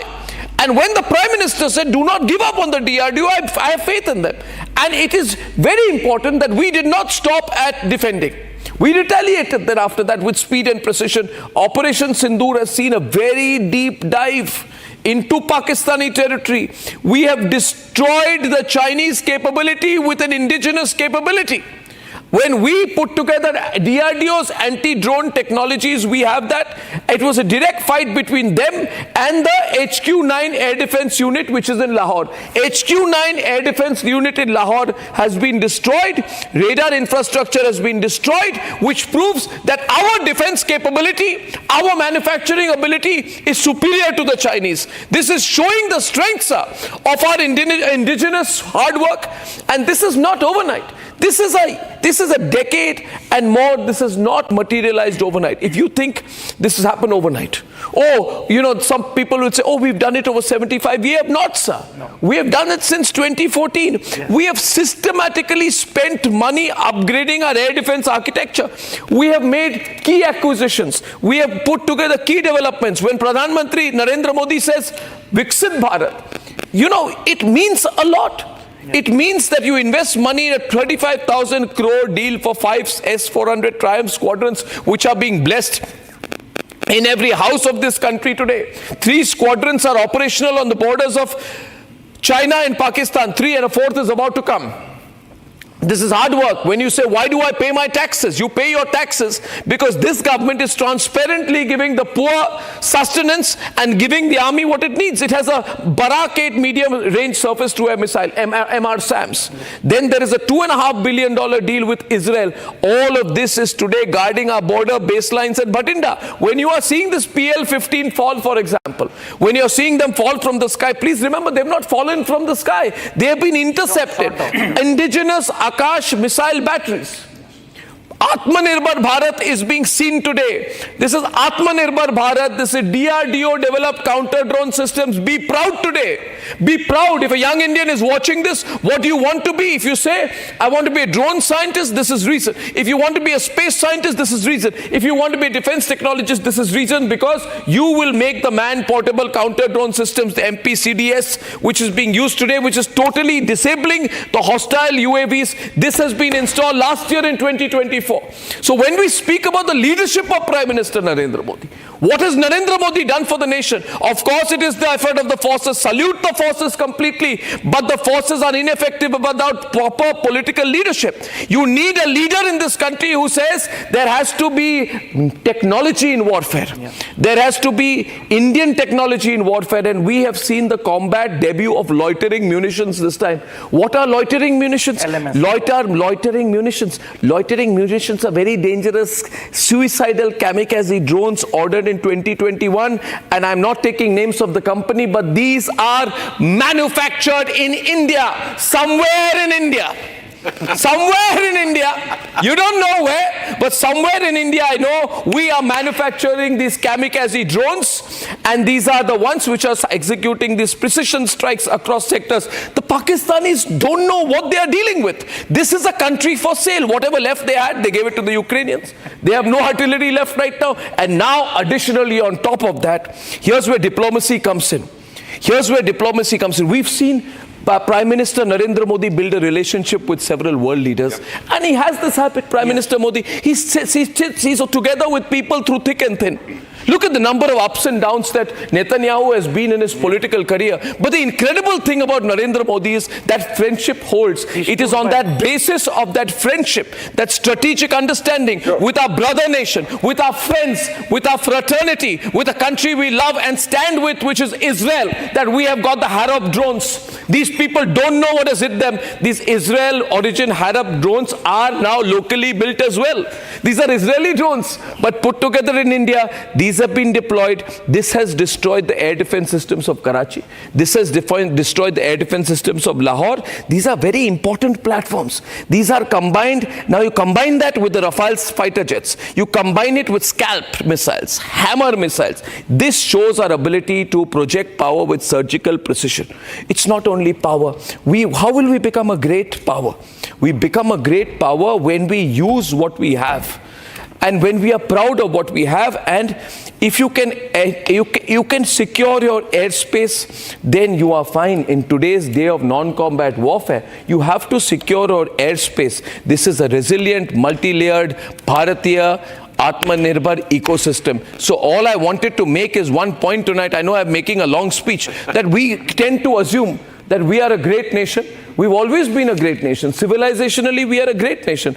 But when we have a tech-driven airspace defense network that can detect, jam, finish, eliminate before they breach, and we've not even brought in our mobilized ground armies. Yes. So we are controlling the airspace. And that is a very big achievement for any country. And for that, we have to be grateful and thankful, and also realize the efforts that Narendra Modi's government has done so far. Yes. This is all that I wanted to say. Now you wanted to add something to everything. I think I've taken a long time here, but I wanted to just bring you in on that. Do you agree with this? That this has not happened overnight. I mean, this has taken time. The Prime Minister is a visionary. Yeah. And it purely shows that how tough the army he has made now by providing them whatever has been demanded. Yeah. And there has been no imposition by the government that no, you have to take this. It is the forces entirely as per their requirement and satisfaction that they have put it onto the table that this is what we need, and they have been given. For example, in 2014, I remember we were restricted only to the Insaz rifle, but after 2014, the SMG came in. MP9. Yeah. And after that, we have the 6-bore, which is 7.62 mm. Then we have the AK-203. So you see, it's a whole vast, wide range of weapon systems. Now you have the Negev, now you have the X-95, you have the Tavor, you have the Masada, you have the Jericho, you have the Dan. I mean, it's a vast variety of weapon systems that we have, including the drone industry.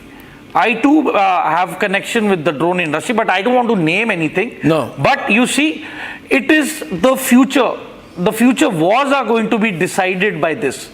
And there's a living example of Azerbaijan and Armenia. Yeah. Nagorno-Karabakh, 26-year-old issue has been resolved because of drone warfare. Russia and Ukraine, I mean, look at the might of Russia. But eventually, you see, it is still having trouble battling out the drones because there is actually nothing to counter them. Okay, we have breaking news coming in. Yes, please. Abhishek. All right, this is an important development. As we build up to that important press conference by India, a joint press conference by the Ministry of Defense and the Ministry of External Affairs at 5:30 p.m. 5:30 p.m. And this is information coming in how we made 100% success of repelling the Pakistani drone attack, the swarm drone attack that came in, including, of course, missiles, not just drones. In fact, there were 8 missiles targeted at Jammu alone. There were missiles targeted in Punjab. There were missiles targeted in Jaisalmer sector in Rajasthan, and 100% of them either completely demolished, intercepted, but none really could achieve its target. And the reason is this wide array of weapon systems that were deployed. Of course, these have been built over a period of time, something which was being discussed a while back about the manner in which India has gone about building its air defense systems over the last decade or so. Massive array of equipment used there, and some of them, the CUAs, the SNS jammers, the Gypsy jammers, the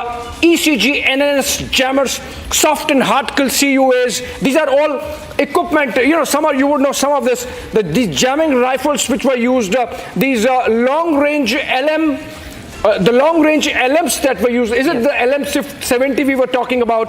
The L-70s, yes. You see, because they are thermal seeking. Right. So you see, once a drone is airborne and it flies for more than 5 minutes, its body heats up. Yeah. And the material is, it's like normal plastic. Yeah. So the heat signature is very clearly visible. But it's amazing, it's 100% success. I mean, I don't think the Israelis achieved that. No, because the muzzle velocity of a L-70 is much. It's not just L-70, it's this whole array of weapons that we are listing. Yes. And this really gives an idea of the kind of cutting-edge weapon systems and the air defense systems that we have. And a whole paraphernalia actually came into play last night, which made which gives us an idea of the kind of attack that happened, that we had to deploy all these weapon systems, but then we made a success of it. Abhishek, unlike the Pakistanis who were just fox, they had to remove their weapons. No, we had to envisage in terms of the L-70s, because end of the day we always knew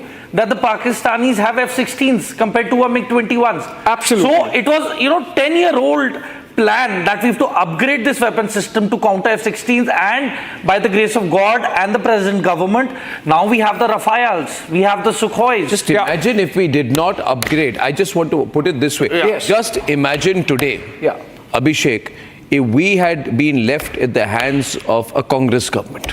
We would have been in mourning. What would we be doing today? Deepak, I mean, I think we should talk straight body today. count would With the Islamist intentions of Pakistan and the jihadi infrastructure, what situation would we have been in? We would have been in a desperate situation. We would have been running around with a begging bowl, asking whichever friends we have to give us something. Let me put it to you like this. Major Tool referred to the Prime Minister as a visionary. I would go a little further than that, Major Saab. I would call him Vishnu, an avatar of Vishnu who understands what is required. Sir, I heard the Defense Secretary speak at a seminar where he said that 2 out of every 3 weapons, I repeat this, 2 out of every 3 weapons used by the Indian military are now made in India, sir. This is unbelievable. And this year, defense exports in billions of dollars will enter double figures. Over 100 countries are buying it, sir. There is confidence in our weapon system. The Chinese know this. Everybody knows this. Those who are unhappy with this will write all those rubbish articles. But thank God, thank the real Vishnu that we have Republic TV here to bring the truth to us, not to hide anything, to lay bare what the reality is. So thank you, Republic. Thank you, Bharat. Thank you for saying that. I just keep thinking, we take a nation for granted, Deepakji. We say our sovereignty is for granted, our borders are for granted, our leadership is for granted, our unity is for granted. But I say, sir, to you, that had we been complacent, had there not been a political change in the country in 2014, then we would have lost this country, sir. We would have lost the country to the evil intentions and by now probably Sonia Gandhi would have sold the nation and walked away and back to Italy. I'm just not mincing my words, but when I read this, when I know retaliation, imagine how good our forces are and how badly they've been treated. We haven't had roads, sir. We haven't had roads, we haven't had passes, we haven't had and AK Antony came and said that not doing anything to build infrastructure is our strategy. Shiv Shankar Menon came and said not reacting after 2008 is itself a strategy. They thought and this was guile. They did politics, sir. Yes. This is Mani Shankar a year level conversation that's going on. But they were very intent to destroy the nation. Sir, my family was bereaved in 1962. We were orphaned, and I went as part of my military attachment in 1974. I joined the service in 73, 74. We went to Nefa, sir. Exactly this is what I heard. Why are we going through these rutted, potholed tracks, not even roads? They said, no, the Chinese, we shouldn't build it because they might use it to come again. That period we should build the roads because the Chinese will use the roads. That's right, sir. Well, that was flawed thinking. Today we stand tall, sir. I mean, today in India you see it, sir. When a kid or anybody on the street sees a person in olive green, he salutes, sir, he smiles, he knows that he's safe with this fellow in olive green, sir. Well, thank you very much, the people of India. Our military will never let you down. I promise you that. Well, that's brilliant out here. Taking a short break, ladies and gentlemen. We're going to come back with the analysis. And remember, 5:30 p.m. is a very, very, very, very super important news briefing today. Why? Because the information flow is not coming. Yeah. We respect that. We respect that the government, for its own reasons, is not telling us what exactly is going on. But there's going to be an avalanche of news at 5:30 this evening. Yeah. Great.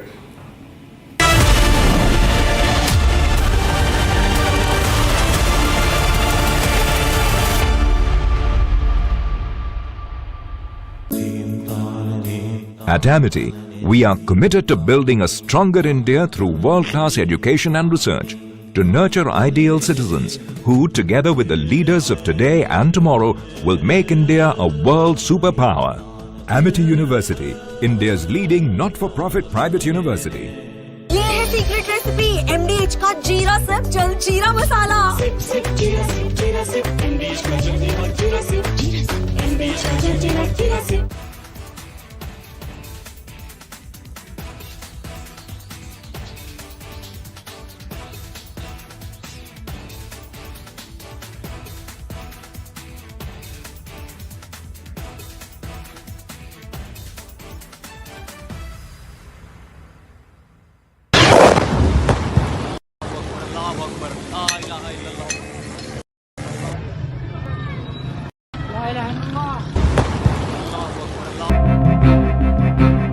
In Gwalior lies a critical capability, complete in-house mastery over key weapon components. On the shop floor, digital dashboards and automated systems guide the technicians through exact assembly protocols. At Adani Defence and Aerospace's small arms facility in Gwalior, every firearm goes through one of the most stringent testing protocols in the country. A 65-acre state-of-the-art facility that has transitioned from importing to innovating, developing and delivering. क्या हो गया भाई? भैया आपसे सीखकर mutual funds में SIP शुरू की थी, लेकिन कभी-कभी अपडेट्स देखकर मेरा मन भटकने लगता है। सुन, ये लिफ्ट जब ऊपर नीचे जाती है तो तू निकल जाता है? नहीं भैया, यही तो सही मंजिल तक ले जाती है। तो बस म्यूचुअल फंड्स का भी यही है, डटे रहेगा तो तू भी अपने सपनों के पास पहुंच सकता है। हाँ, बिल्कुल आपकी तरह। सही है। म्यूचुअल फंड निवेश बाजार जोखिमों के अधीन है। योजना से जुड़े सभी दस्तावेजों को ध्यान से पढ़ें। MDH की हल्दी मिर्ची धनिया करे कमाल, ये रंग दे, ये खुशबू दे, ये तीखा, ये कम पड़े, क्या निराला MDH मसाला। पाकिस्तानियों ने जंग शुरू कर दी है। अभी मेरे बहावलपुर सिटी के अंदर मौलाना मसूद अजहर साहब के जो है मदरसा है, उसके ऊपर 4 मिसाइल दागे गए हैं। 4 मिसाइलों के साथ हमला किया।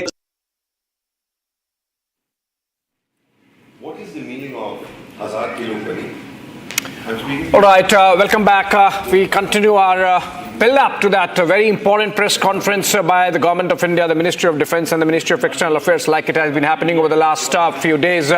Joint press conference between the MOD and MEA, in which we are going to be briefed about what has happened over the last 24 hours in terms of India's response to Pakistan post the Pahalgam terror attack and of course post the Operation Sindoor. Pakistan has been escalating. We have been escalating even further, making sure that Pakistan does not get an escape window. That's going to be the pitch as the press conference happens at 5:30 p.m. A lot of information to come out of it over what has happened in the last 24 hours in terms of Indian operations to counter Pakistani escalation. We in fact have some comic admissions coming in from the Pakistani side. Their Defence Minister Khwaja Asif speaking again, saying that they did not fire weapons because that would have revealed their locations. Listen in.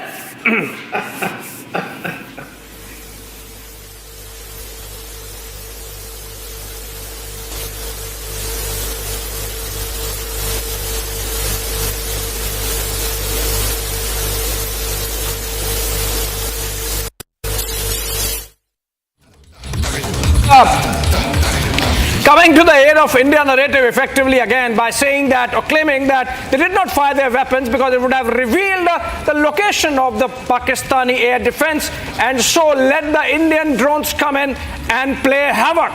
Go right up to Rawalpindi, bypass the airspace of Lahore, reach the Pakistan Army headquarters in Rawalpindi. Pakistani Defence Minister explaining why their air defenses failed.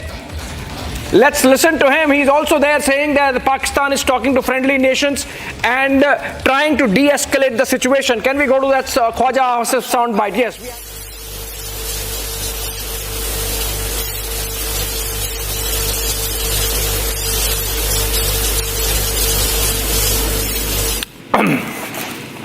Okay, we are again having some issues with the audio part of this video. We'll fix it in a bit and come back.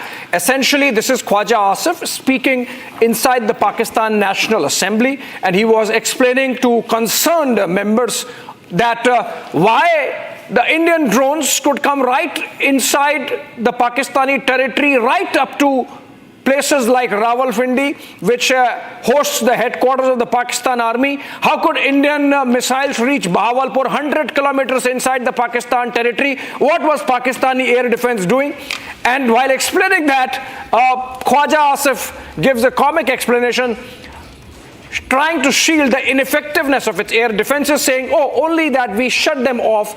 We shut our weapons off because had those weapons been open, given the fact that Indian drones were spy drones, they would have revealed our location, and so we did not want our location to be revealed, even if Indian drones could come in and play havoc with whatever infrastructure and whatever targets were there logged for India.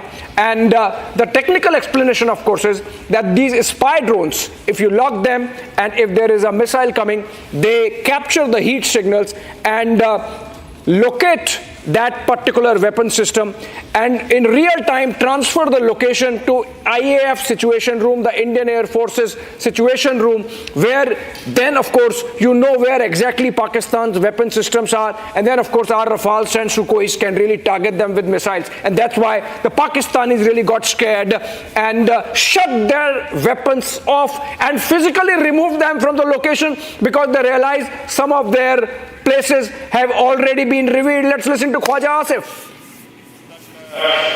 मदारस के students का ताल्लुक है, इसमें कोई शक नहीं है कि वो हमारी एक सेकंड डिफेंस लाइन है। वहाँ पे नौजवान जो पढ़ते हैं अल्लाह के फजल से वो दीन के साथ भी जो है आरास्ता हैं और उसके साथ जो है वो उनके जो वक्त ज़रूरत जो है, जिस तरह उन्होंने फरमाया कि उनको शहरी दफा के लिए या दूसरी ज़रूरतों के लिए जो है ना बिल्कुल 100% इस्तेमाल किया जा सकता है। जहाँ तक मदारस के स्टूडेंट्स का ताल्लुक है, इसमें कोई शक नहीं है कि वो हमारी एक सेकंड डिफेंस लाइन है। वहाँ पे नौजवान जो पढ़ते हैं अल्लाह के फजल से वो दीन के साथ भी जो है आरास्ता हैं और उसके साथ जो है वो उनके जो वक्त ज़रूरत जो है, जिस तरह उन्होंने फरमाया कि उनको शहरी दफा के लिए या दूसरी ज़रूरतों के लिए जो है ना बिल्कुल 100% इस्तेमाल किया जा सकता है। Oh, that's even bigger. I mean, while Pakistan Defense Minister was trying to explain how Indian drones came right up to Rawalpindi, he gives away another of Pakistan's known secrets. I mean, it's no secret that Pakistan uses radicalization as a weapon. And here he's admitting that madrasas are our second line of defense. If I can come to you, Ambassador Vora, Pakistan admitting that radicalization is their state policy. It sort of acts as a second line of defense. Those who are radicalized in these madrasas become their second line of defense. And it's no secret that Hizbul Mujahideen, Lashkar-e-Taiba, Jaish-e-Mohammed, they are all headquartered inside madrasas. You know, you're so right, but may I ask you a question? This guy is the fellow who claims to be the defense minister? He is the defense minister. He claims to be? Yes. All right. Well, it's pretty clear that nobody has ever accused him of being intelligent. Yeah. Nevertheless, this buffoon, he's the undefense minister of Pakistan. Indefensible minister of Pakistan. Beautiful, beautiful. What I'm trying to understand is the buffoon is saying all kinds of things. So about the madrasas, let me tell you a little story if you give me less than a minute, sir. I was your ambassador in Sudan. You know, there was a civil war going on there. I was there for 5 years. And one of the fellows from the south was telling me that when they were clobbering the guys from, it was between North and South Sudan, between the Muslim, radical Muslim part of Sudan and the Christian African religion part of Sudan. So the southerners, the president of South Sudan, Salva Kiir, was a great friend. He was telling me that when these guys in the north ran out of soldiers, Major Tur, you have to listen to this, they got hold of students from first year in university, shut it down, gave them 24 hours training, and then the mullah said, now we are putting this key around your neck. If anything happens, you'll go straight to heaven. What was written on the key was Port Sudan Hotel Room 24, Port Sudan Hotel Room 125, and the kids were told, fire your rifles in the air, say Allahu Akbar, the bullet will come and hit the kafir in his chest. Right. Now this guy is no better, sir. Absolutely. They're blinded. I mean, it's a reveal. It's a reveal and not a reveal at the same time. It's an open secret that Pakistan has used radicalization since General Ziaul Haq days to make it the state policy. And I think that's something which has really played havoc with Pakistani society and of course with the rest of the world, with the kind of radical extremists who have come out and many of them becoming terrorists, as can be seen. Okay, moving on. Breaking news development. The Ministry of Home Affairs has written to states, the chief secretaries, and the MHA has said that all states should integrate and invoke emergency powers of civil defense rules for efficient implementation of the necessary precautionary measures. India getting into war mode day by day, minute by minute, hour by hour. The Ministry of Home Affairs now writing to the states to invoke emergency powers under civil defense rules. Remember, this is not national emergency yet, but this is invoking of emergency powers for the local administration within the framework of civil defense rules. There is a difference between a national emergency, which can be invoked on the ground of national security or financial emergency, among others, but this is not yet that. This is just about invoking emergency powers for the local administration for civil defense measures. That's a big one. In this, basically, what it says is they are going to call veterans who have recently been retired and who have specialized skills to train the civil defense people. And this would also include the NCC coming up and also helping in the training of the civilians, as well as the recently retired veterans who have a bond of 5 years after the date of retirement to enroll and come back when recalled. So this is what has been approved. And I think things are getting serious. Things are getting serious, and India is making it clear that we are not backing off. We are not going to blink. Let the Pindi generals blink. And I think that the undefense minister of Pakistan, who has been shooting from the hip and having a problem of foot in the mouth disease, I think. Every time he opens his mouth, his foot protrudes, no? Yeah, exactly. So let's look at it, how he has really not helped Pakistan, thankfully for us, and how he has been, presenting a picture of Pakistan which is absolutely unflattering. Listen to him. Well, we have been doing this dirty work for the United States for about 3 decades, and West, including Britain. And we suffered for that. सूरत हाल में जो है मैं फिर कहूँगा कि एक clash की सूरत हाल बिल्कुल नज़र आ रही है। अल्लाह करे एवर्ट हो जाए, हम कोई जंग मुसल्लत हमारी तरफ से तो कतई तौर पे नहीं होगी। It's all over the social media, on Indian social media, not on our social media. The debris of these jets fell into Indian occupied Kashmir, and it's all over Indian media today. कल का जो drone हमला हुआ, वो drone हमला basically हमारी जो locations हैं उसको डिटेक्ट करने के लिए जो है किया गया। वो एक टेक्निकल चीज़ है जिसको मैं उस तरह एक्सप्लेन नहीं कर सकता, और इसलिए उनको इंटरसेप्ट ना किया गया ताकि हमारी लोकेशंस जो हैं वो लीक ना हो या वो लोकेट ना हो, और जब वो एक सेफ लिमिट पे आए तो हमने उनको मार कराया। All right. Khwaja Asif can actually be called he's equal to one squadron of Sukhois. He's helping us that much. On that note, we'll slip a short break, coming back on the other side. And the Khalifa.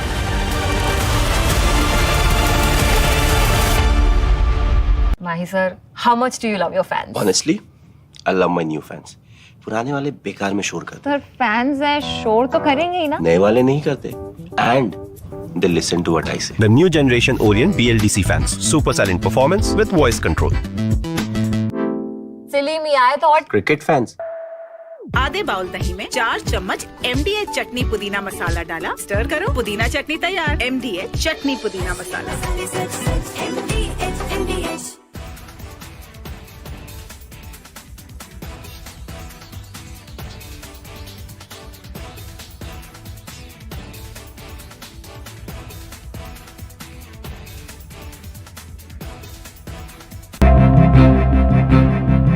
Adani Defence and Aerospace soon emerged as one of India's largest exporters of gun components. This facility now produces a wide range of small arms, from pistols, carbines, assault rifles, LMGs, sniper rifles to even AI-enabled smart weaponry. These weapons are crafted for the Indian Army, paramilitary forces and law enforcement with an eye on global markets. The Gwalior Small Arms Facility is more than a factory. It is a symbol of India's pride and power.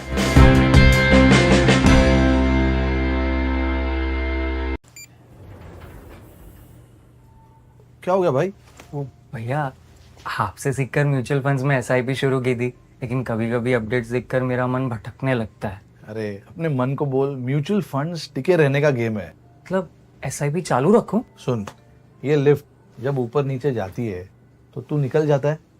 नहीं भैया, यही तो सही मंजिल तक ले जाती है। तो बस म्यूचुअल फंड्स का भी यही है, दूर की सोचेगा और डटे रहेगा तो तू भी अपने सपनों के पास पहुंच सकता है। हाँ, बिल्कुल आपकी तरह। सही है। म्यूचुअल फंड निवेश बाजार जोखिमों के अधीन है। योजना से जुड़े सभी दस्तावेजों को ध्यान से पढ़ें। अब छोलिया हो या लोबिया, सफेद चने या काले चने, सब कुछ मजेदार बने।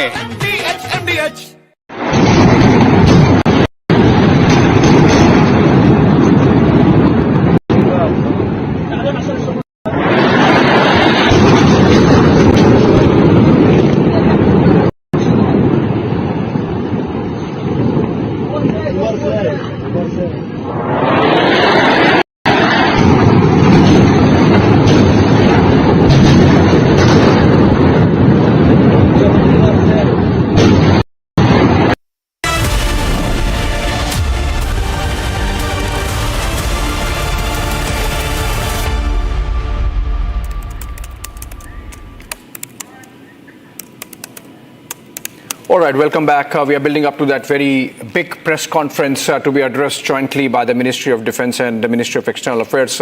As it happens, Foreign Secretary Vikram Misri leads that presser, and the Government of India shares information as part of Operation Sindoor, whatever has happened over the last 24 hours. And it is expected that this time we would hear about the Pakistani drone attack. In fact, not just drone, but there was a drone swarm attack as also missile attack. 8 of them targeted on Jammu alone, and then of course in other sectors including Punjab, including Rajasthan, and in one case even Gujarat. And we are getting more breaking news information that's been put. We'll put it across. This is also connected with India really not backing off and not in a mood to de-escalate. We are hearing that after the MHA gave instructions. Okay, let's have a ground report, then we come to a breaking news development. Let's have a ground report from Soumya. She's reporting from somewhere in Kashmir.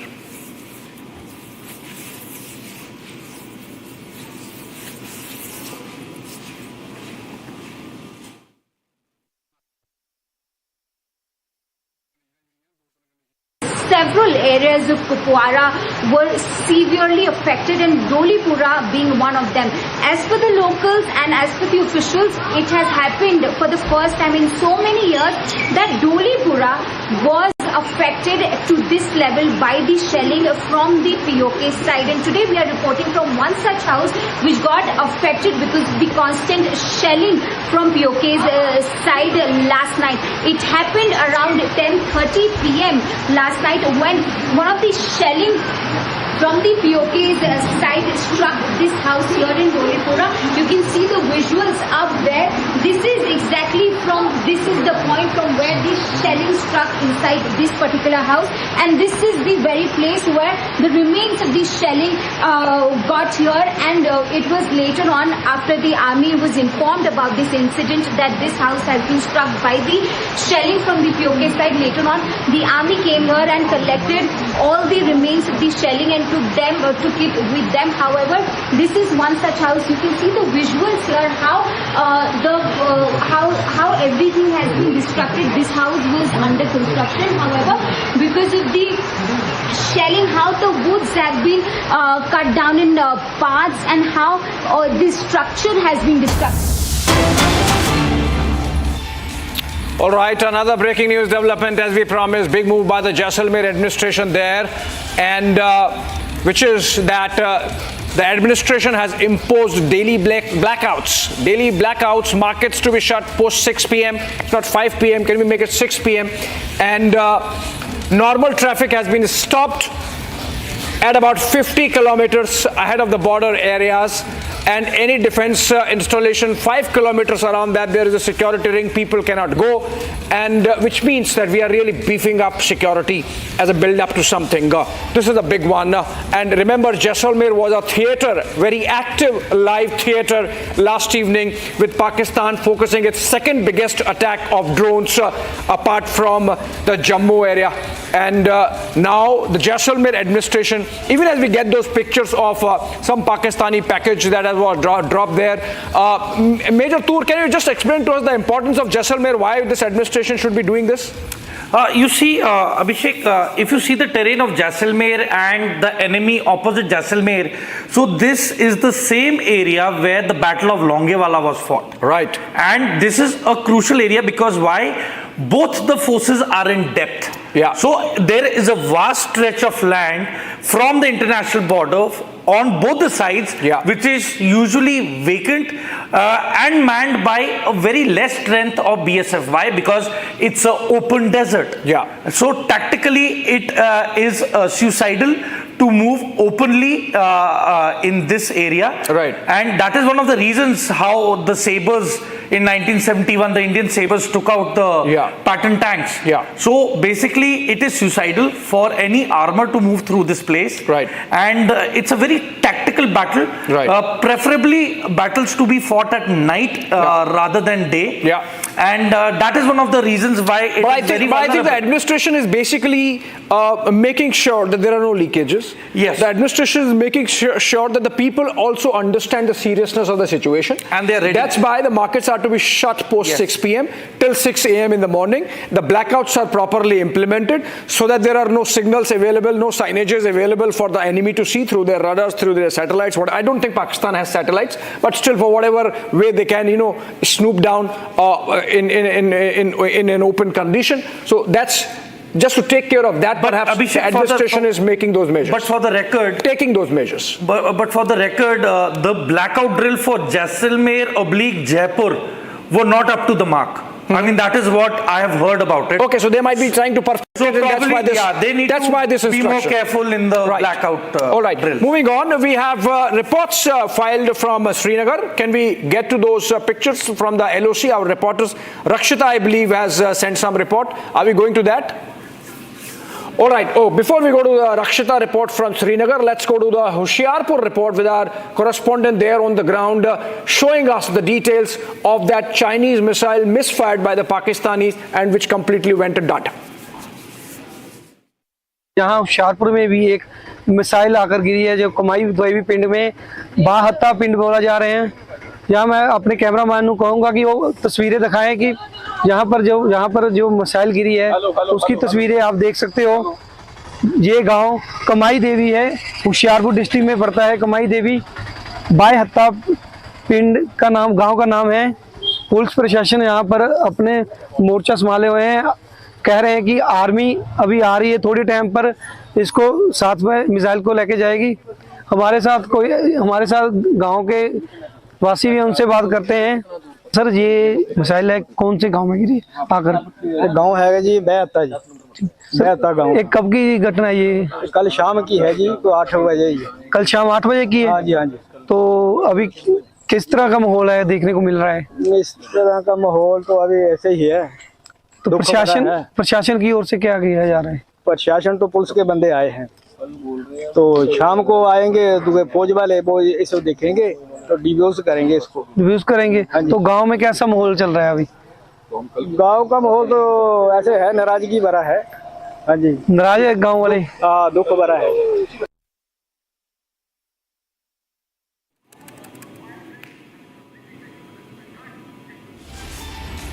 All right, the government's third briefing of Operation Sindoor slated to take place at 5:30 p.m. is the information we have, and we are building up to that. It's already 3 p.m. and 10 minutes past 3, and this briefing is to take place at 5:30 p.m. long after the Pakistani DGISPR briefing has happened, which happens in about half an hour's time from now. And in an hour's time from now, 3:30 p.m. Pakistan time, which should be 4 p.m. India time. and 5:30 p.m. is when India briefs. And all these pictures from across the Western Front, from Kutch to Rajasthan to Punjab to Jammu and Kashmir, essentially show the kind of escalation Pakistan thought it could inflict on India and the massive retaliation that we have done, about which we would be briefed by the government at around 5:30 p.m. Till that time, we take a look at some more ground reports. One coming in from Srinagar, filed by Rakshita. And these are the buses that are being used for evacuating these civilians from Uri. Remember, Uri is on the front lines. It's in North Kashmir. It's along the LOC, and there has been heavy shelling. Civilians have been targeted by the Pakistani forces, and these are the buses that we are showing you. They all are parked here. They have brought down the civilians from the border areas, from the LOC areas, from the villages where there has been massive devastation. You can see the ambulance going right now. It's coming from Uri as civilians have been evacuated, and there are people who have been injured. Civilians, remember, have been targeted along the LOC, and we see that there has been a fatality also, what we know, in one of the villages in Uri. And right now we just saw an ambulance also coming down from Uri towards here in Baramulla. This is the main area in Baramulla where we are right now reporting from, as we move towards the villages in Uri near the line of control that have witnessed massive shelling. Mortar shelling has been witnessed last night. It was devastation all along, and we continue to get you more updates on ground from ground zero as the Operation Sindoor continues. All right, breaking again this information, the massive array of equipment and the weaponry used by IAF to completely neutralize the Pakistani attack of drones and missiles, literally achieving 100% success. The IAF thwarted the attacks last night using IACCS controlled air defense, which included an array of weapons like the IGLA manpads, the CUAS by SNS jammers, the Gypsy jammers, the ECGNS jammers, the soft and hard kill CUAS jamming rifles, among others. Also, this air defense included calibrated response through long range LMs, the L-70, and the result was seen, of course, by way of complete decimation of the Pakistani attack. Major Tour, coming to you. I mean, this really shows the kind of strength that Indian air defense has acquired in the recent past.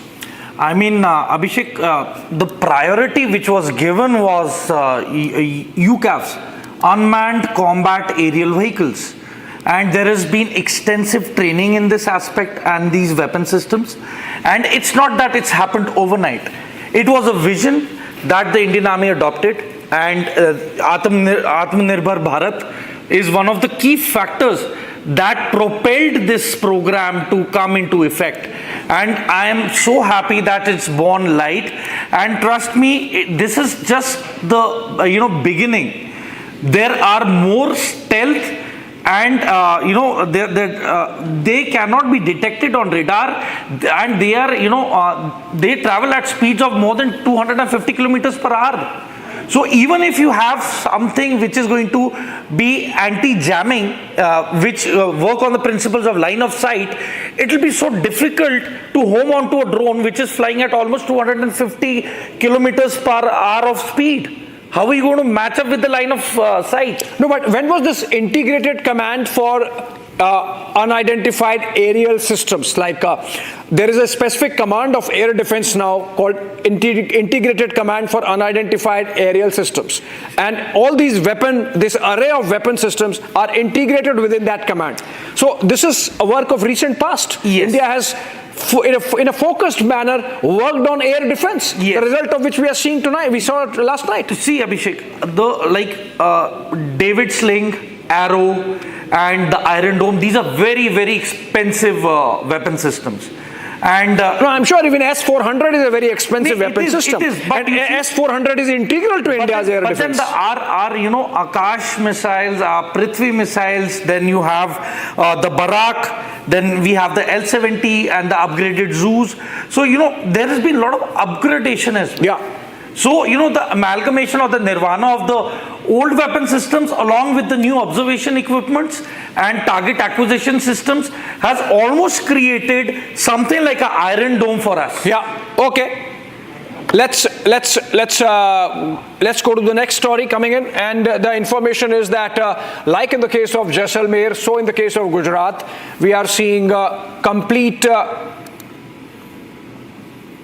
we are seeing a lot of restrictions being put. So we have blackouts happening across the country, and the Jaisalmer administration has even stopped. Yes, major updates in the last 60 minutes. We have the government moving up to ramp up the Territorial Army strength and to make it available for the regular Indian Army, which means we are beefing up in terms of the number of personnel and officers available to the Indian Army. This has happened in the last 60 minutes. The notification being brought out by the Ministry of Defense. Then we had Raksha Mantri having a long meeting with the service chiefs and the CDS that concluded a while back, after which the Defense Minister Rajnath Singh went to meet the Prime Minister and briefed him about the deliberations that happened at 7 km. After that, we had sirens going off in Srinagar and Jammu. Then we had the Jammu and Kashmir LG Manoj Sinha visiting affected areas in Uri. Then we had another major move coming in from the government. Then we had Jaisalmer administration clamping down on regular movement in border areas, stopping regular traffic. And now we have Union Home Minister Amit Shah. का मुकाबला करने के लिए भारतीय सेना तैयार है।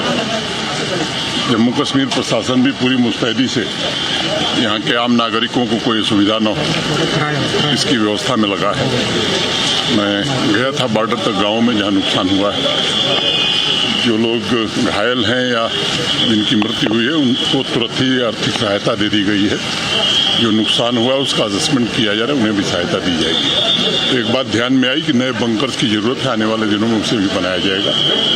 जो लोग घायल थे मोटे तौर पर उनका इलाज बहुत अच्छे ढंग से यहाँ हुआ है और मैं देख करके आया हूँ, सभी लोग स्टेबल हैं और मुझे लगता है जल्द निकल जाएंगे। सर, पाकिस्तान लगातार ही आम लोगों को टारगेट कर रहा है सर। बस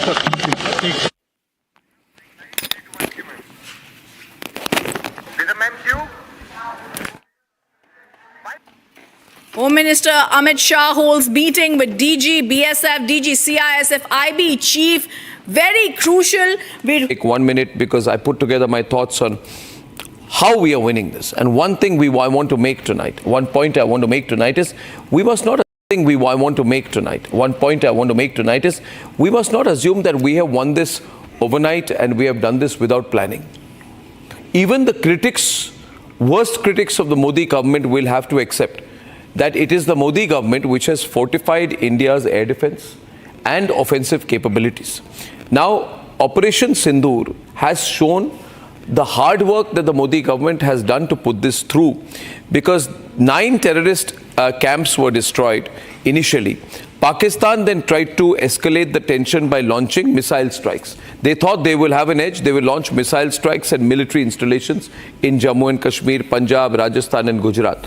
Not one of those reached its target. All of them were intercepted. Not one reached the target, which shows that we have built in a sort of rapid, coordinated response. And we are showcasing today the beauty of our air defense system, something which I'm sure when you saw the Iron Dome, when the Iron Dome protected Israel, many people said, do we have something like this? And the best thing is that the Modi government has put together a system that is almost as good. This has been built painstakingly over 11 years. Yes. Under the leadership of Prime Minister Narendra Modi. It has exposed the hollowness of the Pakistan air defense system. When the military history is written, gentlemen, when military history will be written, it will be written that the integrated counter unmanned aerial system, UAS, grid, S-400 Triumph systems, Barak 8 missiles, Akash surface-to-air missiles, and then the DRDO's anti-drone technologies came together to seamlessly create an aerial shield for the country which held firm. And this is the same DRDO that Sonia Gandhi and Rahul Gandhi and Manmohan Singh wanted to destroy. And when the Prime Minister said, do not give up on the DRDO, I have faith in them. And it is very important that we did not stop at defending. We retaliated then after that with speed and precision. Operation Sindoor has seen a very deep dive into Pakistani territory. We have destroyed the Chinese capability with an indigenous capability. When we put together DRDO's anti-drone technologies, we have that. It was a direct fight between them and the HQ-9 Air Defense Unit, which is in Lahore. HQ-9 Air Defense Unit in Lahore has been destroyed. Radar infrastructure has been destroyed, which proves that our defense capability, our manufacturing ability is superior to the Chinese. This is showing the strengths of our indigenous hard work, and this is not overnight. This is a decade and more. This is not materialized overnight. If you think this has happened overnight, some people would say, we've done it over 75 years. Not, sir. No. We have done it since 2014. Yes. We have systematically spent money upgrading our air defense architecture. We have made key acquisitions. We have put together key developments. When Pradhan Mantri Narendra Modi says, Viksit Bharat, it means a lot.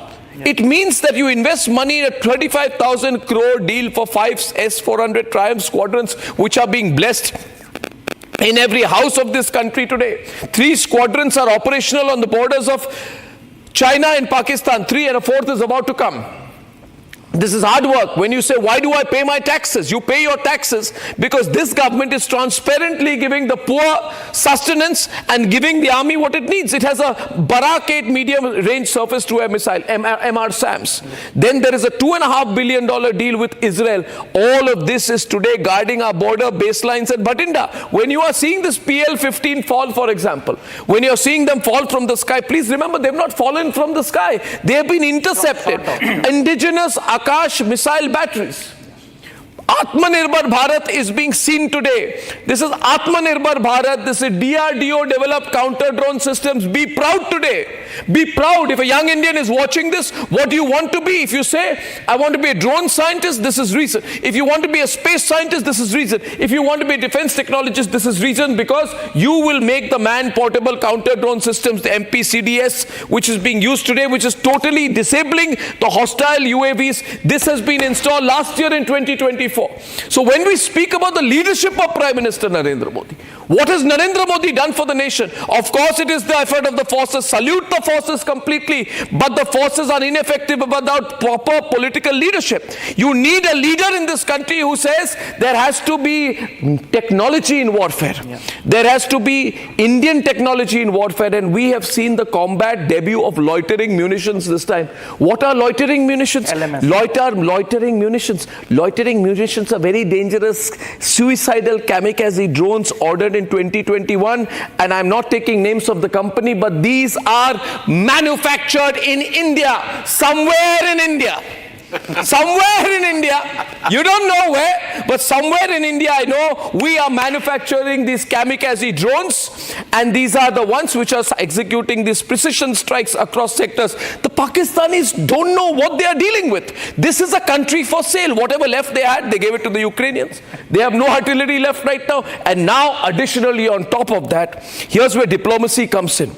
Here's where diplomacy comes in. We've seen Prime Minister Narendra Modi build a relationship with several world leaders, and he has this habit. Prime Minister Modi, he's together with people through thick and thin. Look at the number of ups and downs that Netanyahu has been in his political career. But the incredible thing about Narendra Modi is that friendship holds. It is on that basis of that friendship, that strategic understanding with our brother nation, with our friends, with our fraternity, with the country we love and stand with, which is Israel, that we have got the Harab drones. These people don't know what has hit them. These Israel origin Harab drones are now locally built as well. These are Israeli drones, but put together in India. These have been deployed. This has destroyed the air defense systems of Karachi. This has destroyed the air defense systems of Lahore. These are very important platforms. These are combined. Now you combine that with the Rafale fighter jets. You combine it with Scalp missiles, Hammer missiles. This shows our ability to project power with surgical precision. It's not only power. How will we become a great power? We become a great power when we use what we have. And when we are proud of what we have, and if you can secure your airspace, then you are fine. In today's day of non-combat warfare, you have to secure your airspace. This is a resilient, multi-layered, Bharatiya, Atmanirbhar ecosystem. So all I wanted to make is one point tonight. I know I'm making a long speech, that we tend to assume that we are a great nation. We've always been a great nation. Civilizationally, we are a great nation. But when we have a tech-driven airspace defense network that can detect, jam, finish, eliminate before they breach, and we've not even brought in our mobilized ground armies. Yes. So we are controlling the airspace. And that is a very big achievement for any country. And for that, we have to be grateful and thankful, and also realize the efforts that Narendra Modi's government has done so far. Yes. This is all that I wanted to say. Viewers, we're also now going to go across to a video that's coming. We're going to tell you what's happened in the last 60 minutes. But first, the video. The Indian Army now puts out on the intervening night of 8th and 9th May 2025, Pakistan launched multiple attacks using drones and other munitions across the entire western border. Let's first look at that video that's coming from the Press Information Bureau.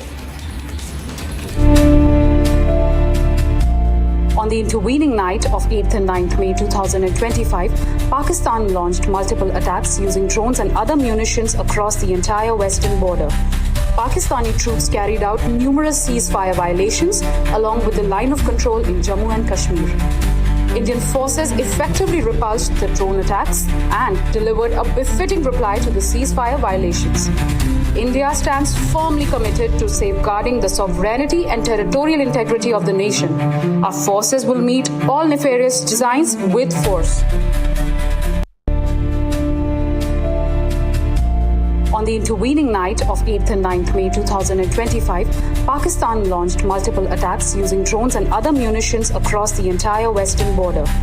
Pakistani troops carried out numerous ceasefire violations along with the line of control in Jammu and Kashmir. Indian forces effectively repulsed the drone attacks and delivered a befitting reply to the ceasefire violations. India stands firmly committed to safeguarding the sovereignty and territorial integrity of the nation. Our forces will meet all nefarious designs with force.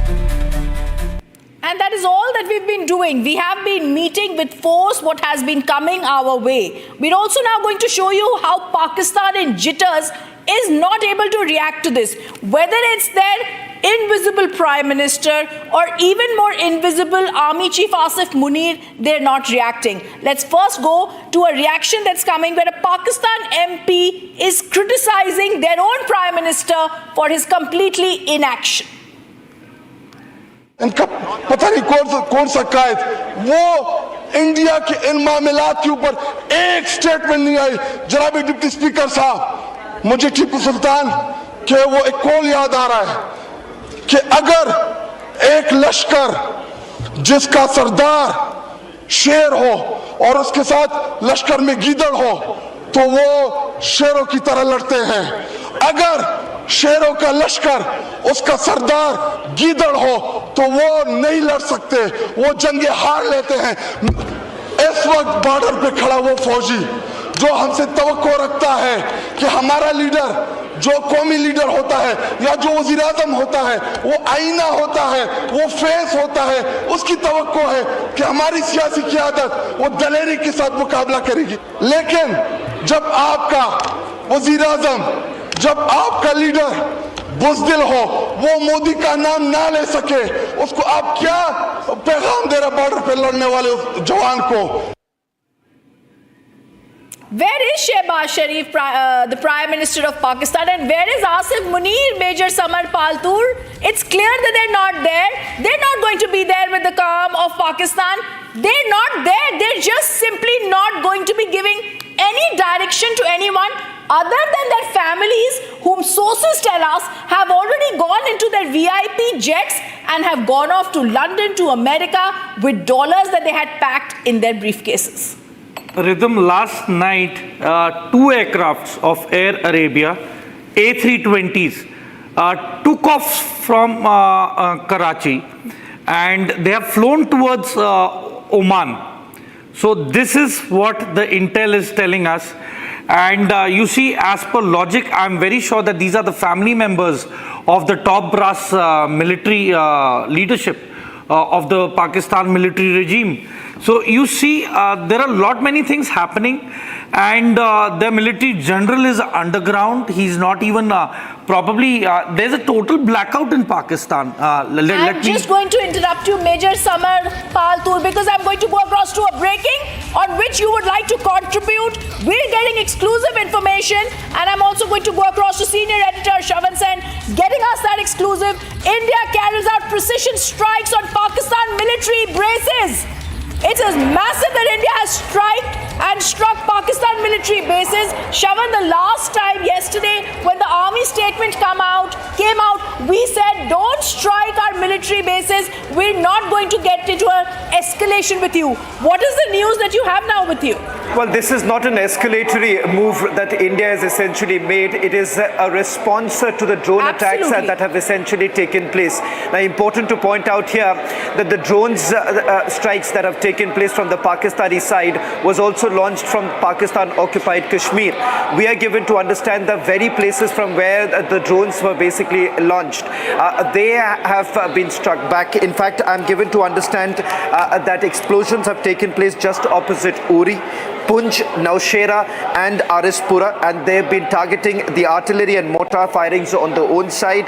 Pakistan, in fact, has suffered major losses in the ammunition and Russian storage facilities that is near the LOC, is what I'm given to understand. Now, interestingly, Pakistan's deployment near LC and IB, they're being used as launch pads for the infiltration attempts that have been made. In fact, that now has been targeted, because what you're essentially seeing, taking full advantage of the fog of war, you have the Pakistanis now trying to send across a large group of Jaish terrorists. In fact, one group was neutralized in Samba. I'm given to understand that attempt has been made from other places too.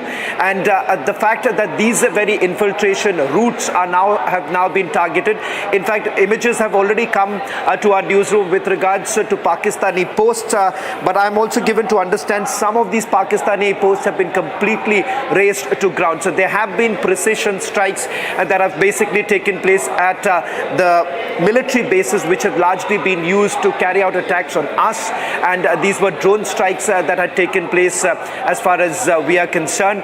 As return fire, what we are being told, loitering munitions were also basically used to ensure that these are precision guided attacks. I also want to go across to Major Samar Paltur on this, the breaking that Shavan is getting us, and I'm going to come back to you, Shavan, on this. Please speak to us about it. The Pakistan deployment near the LC and the IB was used as launch pads for infiltrations that has been targeted by India. Pakistani posts have been razed to the ground. Major Samar Paltur, infiltration routes have been targeted. What is very important, like Shavan is telling us, Pakistan has suffered heavy losses in ration and ammunition, but the big breaking is also the Indian side carried out precision strikes at the majority of the Pakistan military bases. Even now, it's precision strikes. We're not trying to attack their civilians like they've done to us. Rhythm, firstly, when you see the visuals of the attack on the posts, you see the projectile has a trail of smoke behind it. So these are probably 80GMs, anti-tank guided missiles, or you could say the C-90 rocket launchers. So these are basically used for busting of bunkers and enemy positions. So this is not a loitering munition, because loitering munition do not leave any trail of smoke, number one. Number two, my address to the public of Pakistan at the moment is, please refrain from entering or being in the proximity of any Pakistan military establishment.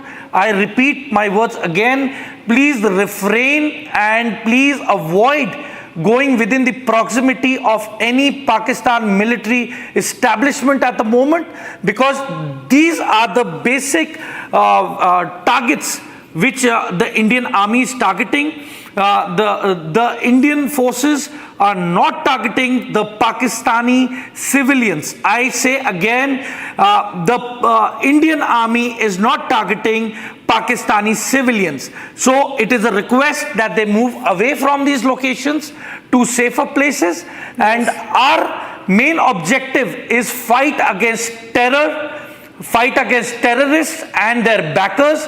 And it is quite evident and clear that you have a military of Pakistan which is a nuclearized military, which is in possession of nuclear weapons and is backing the terrorists openly. And my appeal to the West is that this is the time that they should rise up and stop Pakistan from carrying out the heinous war crimes against humanity, against the largest democracy of the world. I'm just going to go back once again to Shravan, who's giving us those updates. Shravan, I don't want to... I want to ask you just one question here, Shravan, not going into go into large sort of questions here, but this is the big update where they took advantage of the fog, Shravan. Pakistan tried to continue with unabated infiltration attempts. This strike is a long and large message to them also, Shravan. This is a precision strike. It strikes them at Pakistan military bases. What are the key losses that they have incurred? Well, first, let me try and help our viewers understand, Rhythm, that why we are saying that this is a non-escalatory move. That is primarily because late last evening, little after 8 o'clock, is when a swarm of drones was sent out by the Pakistanis. What they were targeting were basically our military installations. Now, several of those places from where these drones were basically launched are the military bases. In fact, Major Samarpal Tur will be in a better position to help us understand that. But having said that, particularly in Pakistan occupied Kashmir, for instance, just opposite Srinagar and the Kashmir sector, particularly opposite Uri and Kupwara, you would have essentially several of the Pakistani military bases that have been used for the launches.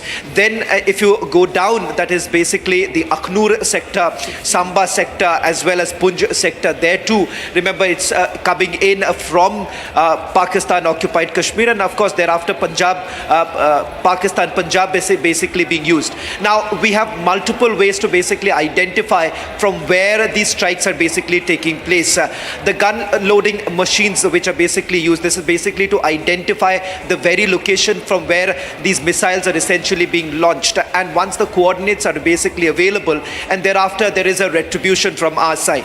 What I'm given to understand is that the idea was to basically target those very places, and that is exactly what has happened. Now, as far as the timing of the retribution is concerned, that is not known to me. Now, whether this has happened late last night or sometime later, that is not very clear. That perhaps some clarity is expected to come in later in the evening around 5:30 when the briefing is going to take place. But these are precision strikes that have essentially taken place. Net, what is it that we have been able to achieve so far? The fact that several of these infiltration bids that have been made and these launch pads that are essentially being used, still being used to carry out the infiltration, those remain a major target as of now. We have basically used not only precision guided missiles, strikes that have been carried out, but the fact that we have essentially also relied upon heavy artillery firing that has also taken place, and that is the reason why, as Major Samarpal Atur was rightly pointing out, that you are essentially seeing most of these Pakistani posts being completely razed to ground. So that has been the objective. As far as the attacks in other cities in Pakistan is concerned, that confirmation I do not have at this point in time. There are multiple reports suggesting, but sources have been a little tight-lipped about the part of this part of the operation. But what we can confirm that yes, there has been, as far as Pakistani posts are concerned, certain bases are concerned, that has been targeted. I think this is the big news coming in, and I'm also going to put this to Major Samarpal Tur now. Last night, in fact, the Indian Air Force, looking into this news that's come in, Indian forces carried out precision strikes at Pakistanis. We're also being told the Indian Air Force effectively neutralized the enemy attacks using its integrated air command and control system. We have, like Shravan said, not escalated. We are only using their force with our force to ensure that this force is not used in our soil. Major Samar, Paltur, and they just need to realize this. Rhythm, one of the logical reasons why we are taking out these posts during days, because these are the same posts which give covering fire to the terrorists for all the infiltration bids that take place in the middle of the night. Yes. So, these posts have become a menace. They have become, a very big problem for the peace and security of our nation. And, now it is being prioritized that all the posts which have had a history of, ceasefire violations, who've always initiated firing to, give cover to the infiltrating terrorists. So these are those posts, and they will be decimated. And as you can see the seriousness of the Indian military, that these posts are being decimated and destroyed during daytime. I mean, we are not carrying out attacks on these posts at night, which the Pakistanis usually do. They take cover of night. But here the Indian forces are in the broad daylight are raising these Pakistani posts to the ground, and the message is very clear, the intent is very clear, the motive is very clear, the mission and objective and the aims are amply clear for the Indian armed forces, that any personnel of the Pakistan military supporting the terrorists will be dealt with similar to how we are going to deal with the terrorists. They will be liquidated. They will be terminated. There is zero tolerance now, and this is how we move ahead. Oh yes, absolutely. And India's precision strike, there have been heavy losses that have been suffered by Pakistan, and India's precision strikes target the Pakistan's infiltration route. Viewers, we slip into a quick break. On the other side, we stay focused on this coverage and also that critical time of 5:30, where that crucial MEA briefing that's going to be telling us what really happened in the intervening night of 8th and 9th May is going to happen. Stay with us.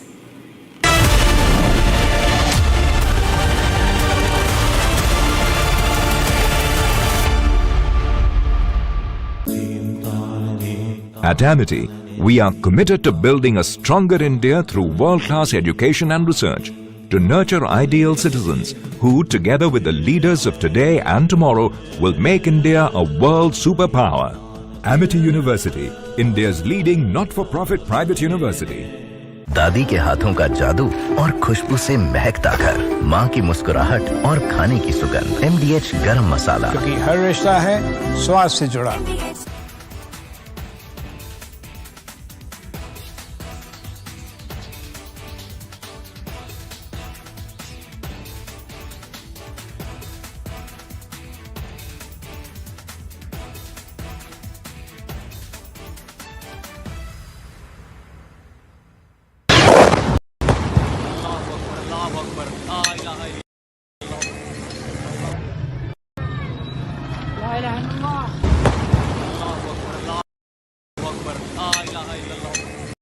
Of different weapon systems, because you cannot risk putting all eggs in one basket.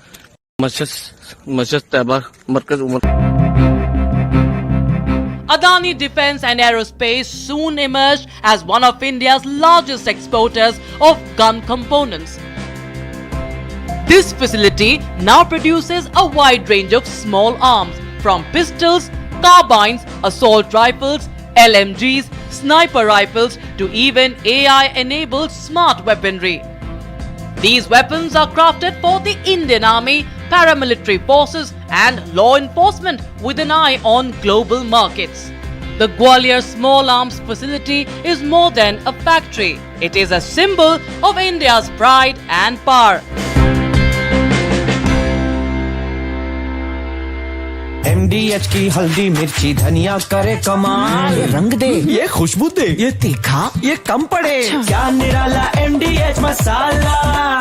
Pakistani और India ने जंग शुरू कर अभी मेरे Bahawalpur city के अंदर मौलाना मसूद अजहर साहब के जो है मदरसा है उसके ऊपर 4 मिसाइल दागे गए हैं। 4 मिसाइलों के साथ हमला किया गया है। मौलाना मसूद अजहर के मदरसे के ऊपर हम फौज पाकिस्तान के साथ खड़े हैं। लेकिन मेरा सवाल है कि हमारी एजेंसीज कहाँ सोई हुई थी, हमारी फौज पाकिस्तान कहाँ सोई हुई थी जब हमला हुआ? मुजफ्फराबाद की भी खबर आ रही है कि मुजफ्फराबाद वाली साइड पे भी ये अटैक हुआ है। लेकिन सबसे पहले मेरे बहावलपुर सिटी के अंदर अटैक हुआ है, ब्लास्टिक मिसाइल के साथ उन्होंने हमला किया है। मौलाना मसूद साहब के मदरसे के ऊपर 4 मिसाइल मारे गए हैं। अभी ये कहना कबल वक्त है कि गोया कितनी सच्चाई है इस खबर के अंदर, किस साइड से ये मिसाइल आए हैं, ये अभी कंफर्म होना बाकी है। लेकिन ये कंफर्म न्यूज़ है कि उनके मदरसे के ऊपर 4 मिसाइल मारे गए हैं।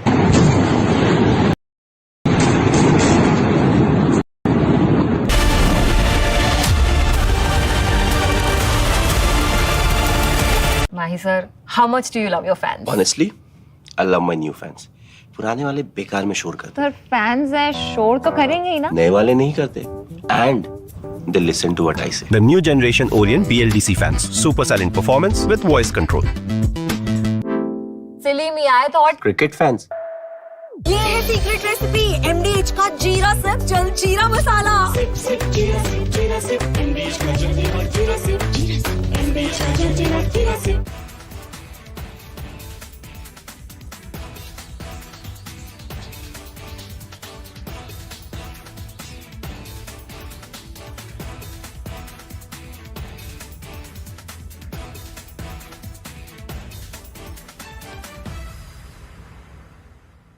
Unlike in 2019 when we had hit Balakot, which was in the wilderness, Pakistan got an excuse to say that nothing.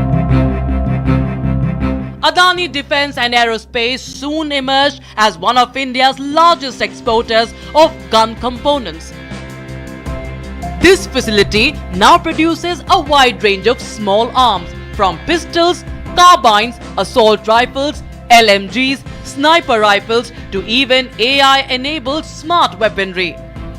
These weapons are crafted for the Indian Army, paramilitary forces and law enforcement with an eye on global markets. The Gwalior Small Arms Facility is more than a factory. It is a symbol of India's pride and power.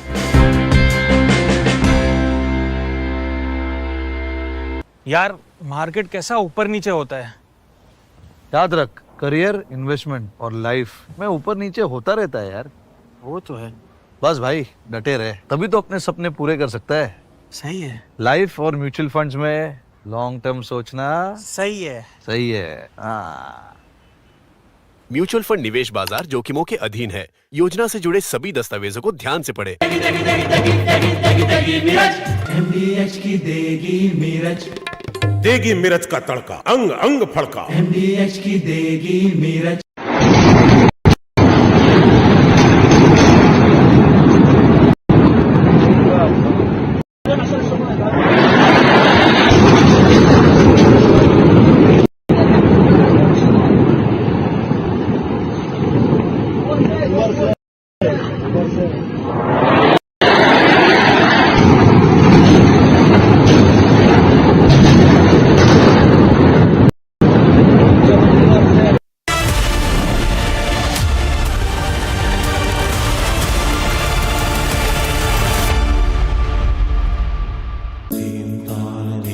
At Amity, we are committed to building a stronger India through world-class education and research to nurture ideal citizens who, together with the leaders of today and tomorrow, will make India a world superpower. Amity University, India's leading not-for-profit private university. आधे bowl दही में 4 चम्मच MDH चटनी पुदीना मसाला डाला, stir करो, पुदीना चटनी तैयार। MDH चटनी पुदीना मसाला।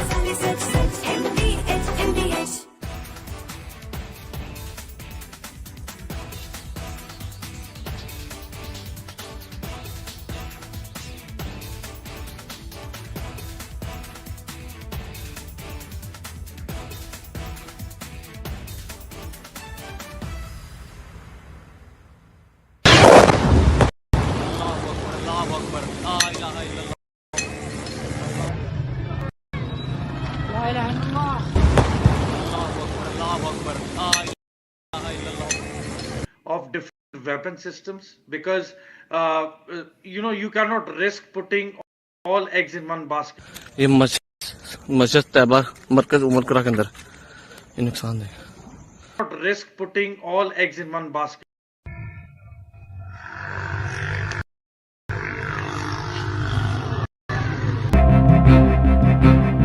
In Gwalior lies a critical capability, complete in-house mastery over key weapon components.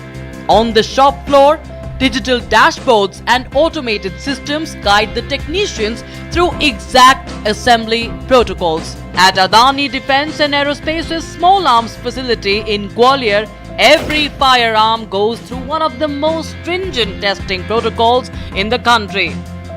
A 65-acre state-of-the-art facility that has transitioned from importing to innovating, developing and delivering. यार मार्केट कैसा ऊपर नीचे होता है। याद रख, करियर, इन्वेस्टमेंट और लाइफ में ऊपर नीचे होता रहता है यार। वो तो है। बस भाई डटे रहे, तभी तो अपने सपने पूरे कर सकता है।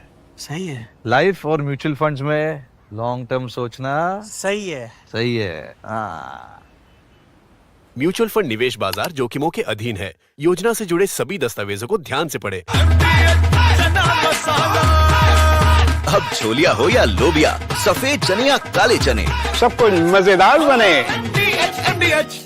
पाकिस्तानियों ने जंग शुरू कर दी। अभी मेरे बहावलपुर सिटी के अंदर मौलाना मसूद अजहर साहब के जो है मदरसा, उसके ऊपर 4 मिसाइल दागे गए हैं। 4 मिसाइलों के साथ हमला किया गया है मौलाना मसूद अजहर साहब के मदरसे के ऊपर। हम अपनी अफवाज पाकिस्तान के साथ खड़े हैं, लेकिन मेरा सवाल है कि हमारी एजेंसीज कहाँ सोई हुई थी, हमारी अफवाज पाकिस्तान कहाँ सोई हुई थी जब हमला हुआ। मुजफ्फराबाद की भी खबर आ रही है कि मुजफ्फराबाद वाली साइड पे भी अटैक हुआ है, लेकिन सबसे पहले मेरे बहावलपुर सिटी के अंदर अटैक हुआ है ब्लास्टर मिसाइल के साथ। उन्होंने हमला किया है मौलाना मसूद अजहर साहब के मदरसे के ऊपर। 4 मिसाइल मारे गए हैं। अभी ये कहना कबल वक्त है कि गोया कि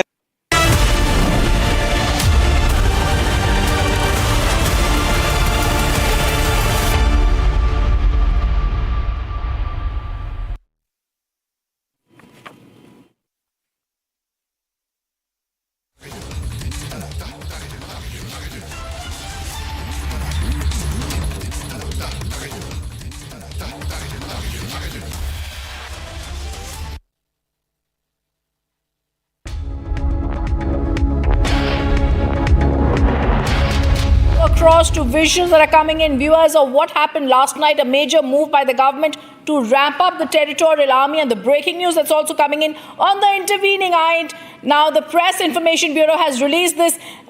Pakistan launched multiple attacks using drones and other munitions across the western border. Pakistan troops carried out numerous ceasefire violations along the line of control in Jammu and Kashmir. Indian forces effectively repulsed the drone attacks and delivered a befitting reply on the ceasefire violations. And they say now India stands firmly committed to safeguarding the sovereignty and territorial integrity of the nation. Take a look first at this video that has now been released.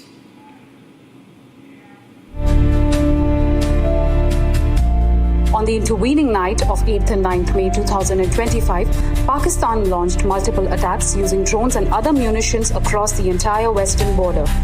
Pakistani troops carried out numerous ceasefire violations along with the line of control in Jammu and Kashmir.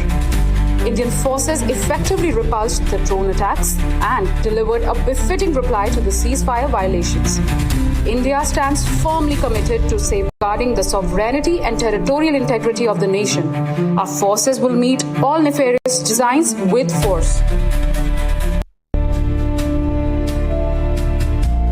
On the intervening night of 8th and 9th May 2025, Pakistan launched multiple attacks using drones and other munitions across the entire western border. Pakistani troops carried out numerous ceasefire violations along with the line of control in Jammu and Kashmir. Indian forces effectively repulsed the drone attacks and delivered a befitting reply to the ceasefire violations. India stands firmly committed to safeguarding the sovereignty and territorial integrity of the nation. Our forces will meet all nefarious designs with force. Nefarious designs are going to be met with forces. India also carried out precision strikes at majority of Pakistan military bases, viewers, across the POC and across the LOC. And as I'm going to try and explain that to our viewers, first I'm going to go across to reactions that have come in, to words that have been spoken, to meetings that have been held today, and how the MEA briefing is going to be there in roughly 1.5 hours from now. But first, how our editor-in-chief Arnab Goswami spoke about India's efforts to attack, to ensure that we are not attacked, and to explain how precision strikes at majority of Pak military bases across LOC are being carried out. We are only trying to attack the nefarious designs of those who are trying to use force against us, and we will use force to ensure that those nefarious designs don't find any wet in India. Ladies and gentlemen, I have a few comments to make right now, and I will, with your permission, take 1 minute because I put together my thoughts on how we are winning this. And one thing I want to make tonight, one point I want to make tonight is we must not assume that we have won this overnight and we have done this without planning. Even the critics, worst critics of the Modi government will have to accept that it is the Modi government which has fortified India's air defense and offensive capabilities. Now, Operation Sindoor has shown the hard work that the Modi government has done to put this through, because 9 terrorist camps were destroyed initially.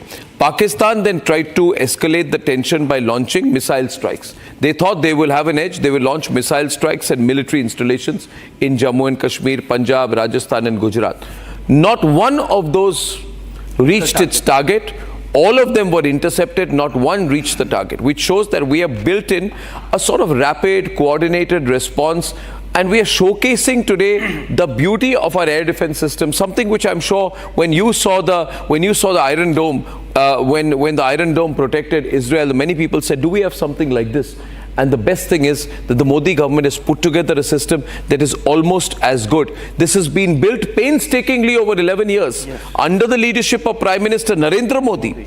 It has exposed the hollowness of the Pakistan air defense system. When the military history is written, gentlemen, when military history will be written, it will be written that the Integrated Counter Unmanned Aerial System, UAS, grid, S-400 Triumph systems, Barak 8 missiles, Akash surface-to-air missiles, and then the DRDO's anti-drone technologies came together to seamlessly create an aerial shield for the country which held firm. And this is the same DRDO that Sonia Gandhi and Rahul Gandhi and Manoj Singh wanted to destroy. And when the Prime Minister said, do not give up on the DRDO, I have faith in them. And it is very important that we did not stop at defending. We retaliated then after that with speed and precision. Operation Sindoor has seen a very deep dive into Pakistani territory. We have destroyed the Chinese capability with an indigenous capability. When we put together DRDO's anti-drone technologies, we have that. It was a direct fight between them and the HQ-9 Air Defense Unit, which is in Lahore. HQ-9 Air Defense Unit in Lahore has been destroyed. Radar infrastructure has been destroyed, which proves that our defense capability, our manufacturing ability is superior to the Chinese. This is showing the strengths of our indigenous hard work, and this is not overnight. This is a decade and more. This has not materialized overnight. If you think this has happened overnight, oh, you know, some people will say, oh, we've done it over 75 years. We have not, sir. No. We have done it since 2014. Yes. We have systematically spent money upgrading our air defense architecture. We have made key acquisitions. We have put together key developments. When Pradhan Mantri Narendra Modi says, Viksit Bharat, you know, it means a lot. It means that you invest money in a 35,000 crore deal for 5 S-400 Triumph squadrons, which are being blessed in every house of this country today. 3 squadrons are operational on the borders of China and Pakistan. 3 and a 4th is about to come.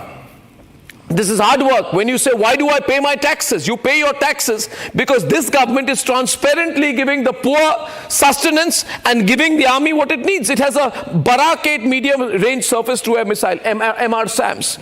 Then there is a $2.5 billion deal with Israel. All of this is today guarding our border baselines at Bhatinda. When you are seeing this PL-15 fall, for example, when you are seeing them fall from the sky, please remember they have not fallen from the sky. They have been intercepted. Indigenous Akash missile batteries. Atmanirbhar Bharat is being seen today. This is Atmanirbhar Bharat. This is DRDO developed counter drone systems. Be proud today.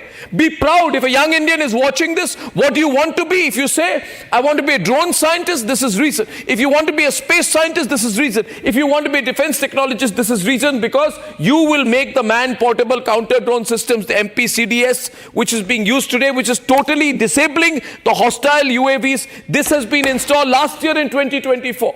So when we speak about the leadership of Prime Minister Narendra Modi, what has Narendra Modi done for the nation? Of course, it is the effort of the forces. Salute the forces completely. But the forces are ineffective without proper political leadership. You need a leader in this country who says there has to be technology in warfare. Yeah. There has to be Indian technology in warfare. And we have seen the combat debut of loitering munitions this time. What are loitering munitions? Loitering munitions. Loitering munitions are very dangerous, suicidal kamikaze drones ordered in 2021, and I'm not taking names of the company, but these are manufactured in India, somewhere in India.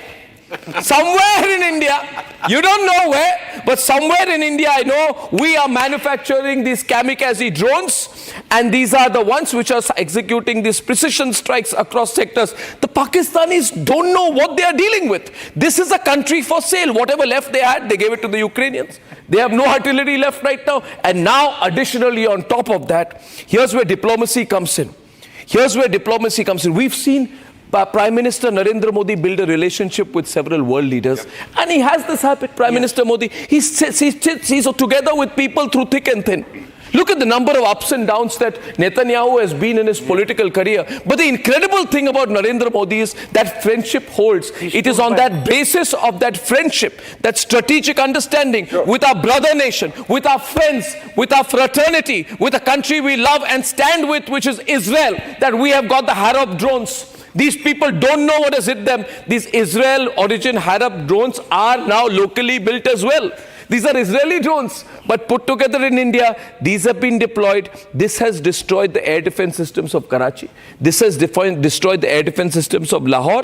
These are very important platforms. These are combined. Now you combine that with the Rafale fighter jets. You combine it with Scalp missiles, Hammer missiles. This shows our ability to project power with surgical precision.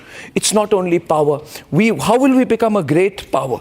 We become a great power when we use what we have, and when we are proud of what we have. And if you can secure your airspace, then you are fine. In today's day of non-combat warfare, you have to secure your airspace. This is a resilient, multi-layered Bharatiya Atmanirbhar ecosystem. So all I wanted to make is one point tonight. I know I'm making a long speech, that we tend to assume that we are a great nation. We've always been a great nation. Civilizationally, we are a great nation. But when we have a tech-driven airspace defense network that can detect, jam, finish, eliminate before they breach, and we've not even brought in our mobilized ground armies. Yes. So we are controlling the airspace. And that is a very big achievement for any country. And for that, we have to be grateful and thankful, and also realize the efforts that Narendra Modi's government has done so far. Yes. This is all that I wanted to say. We're going to show you 16 videos that are going to be fact-checked, and these are fake videos. First, Pakistan-based handlers are spreading old videos falsely alleging strikes on a military base in Amritsar. Pakistan-based handlers are now sharing an old image claiming that the Pakistan Army has intercepted a UAV drone that fell in Gujranwala in Pakistan.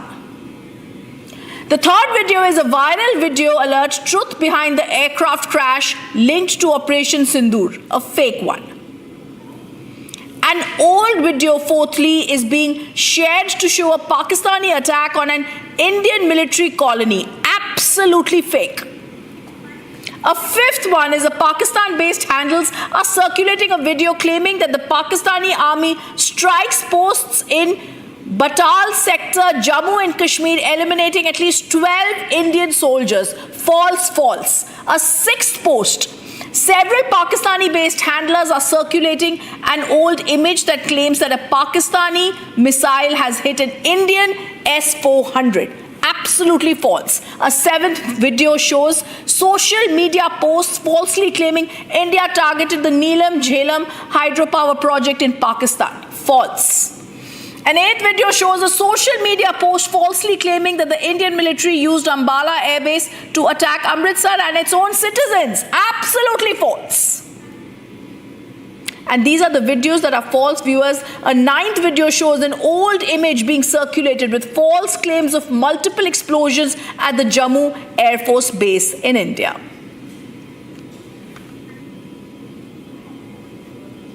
And this is also the read of the ninth video that I'm sharing with you right now.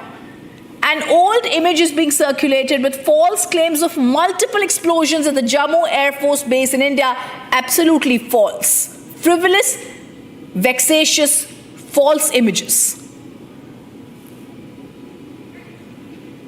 Okay, there's also a next video that has come in that I'm going to be sharing. On our screen, I'm going to show you social media posts that are claiming an entry to airports across India that have been banned.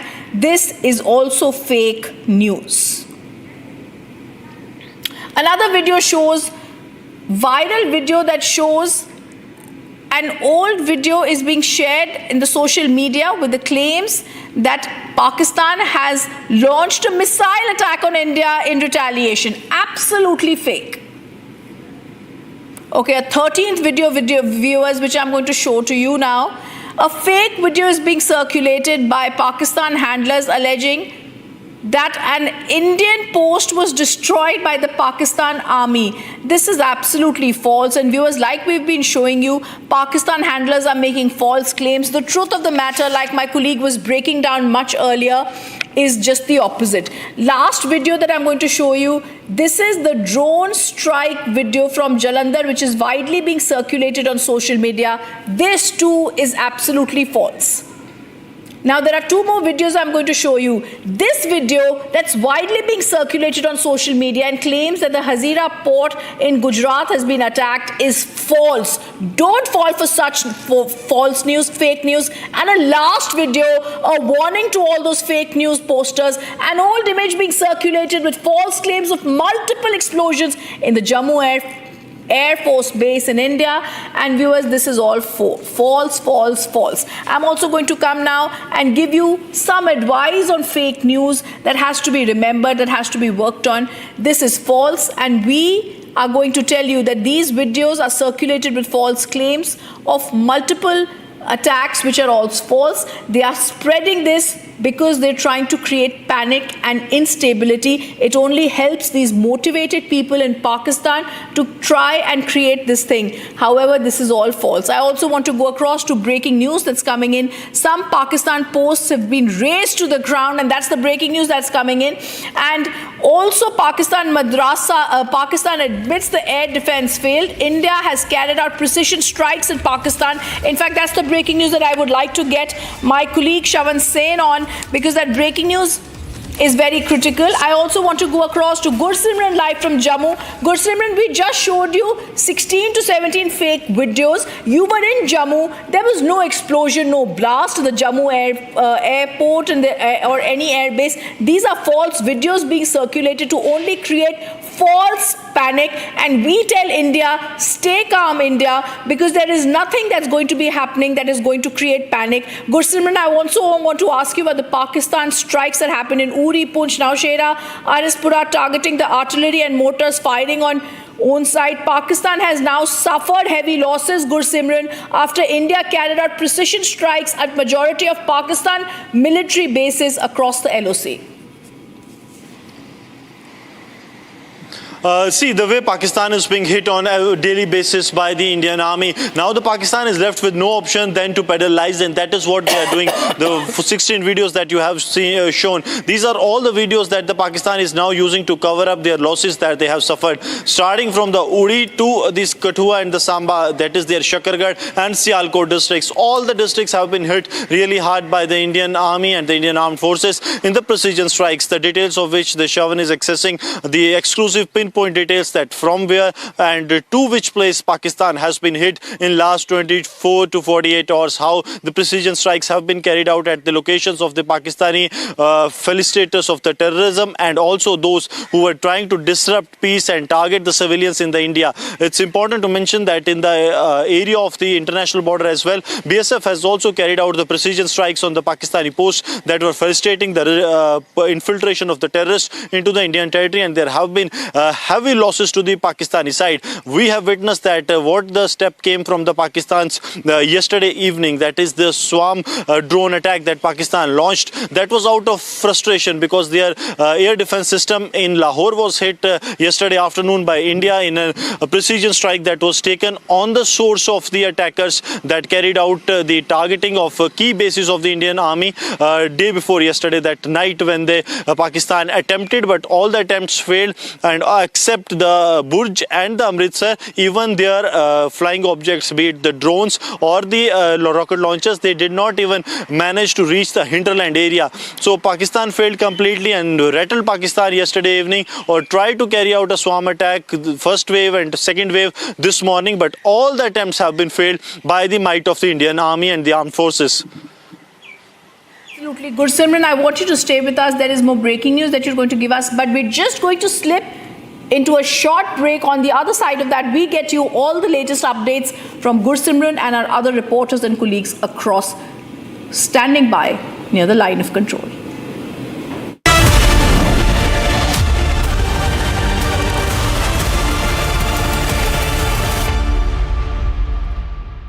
Mahi sir, how much do you love your fans? Honestly, I love my new fans. पुराने वाले बेकार में शोर करते sir fans हैं, शोर तो करेंगे ही ना? नए वाले नहीं करते. And they listen to what I say. The new generation Orient BLDC fans. Super silent performance with voice control. सिली में आए तो और Cricket fans. दादी के हाथों का जादू और खुशबू से महकता घर, माँ की मुस्कुराहट और खाने की सुगंध, MDH गरम मसाला, क्योंकि हर रिश्ता है स्वाद से जुड़ा.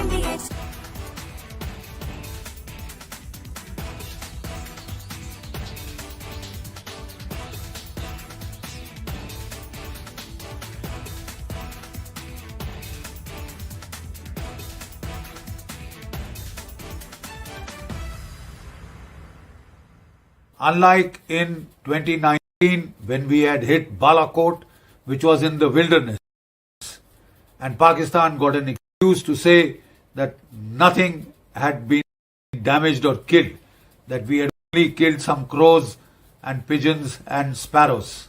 This time we chose high visibility terrorist targets which have been around for decades, right? And they are command and control targets, terror training camps of big, very great. Adani Defence and Aerospace soon emerged as one of India's largest exporters of gun components. This facility now produces a wide range of small arms, from pistols, carbines, assault rifles, LMGs, sniper rifles to even AI-enabled smart weaponry. These weapons are crafted for the Indian Army, paramilitary forces and law enforcement with an eye on global markets. The Gwalior Small Arms Facility is more than a factory. It is a symbol of India's pride and power.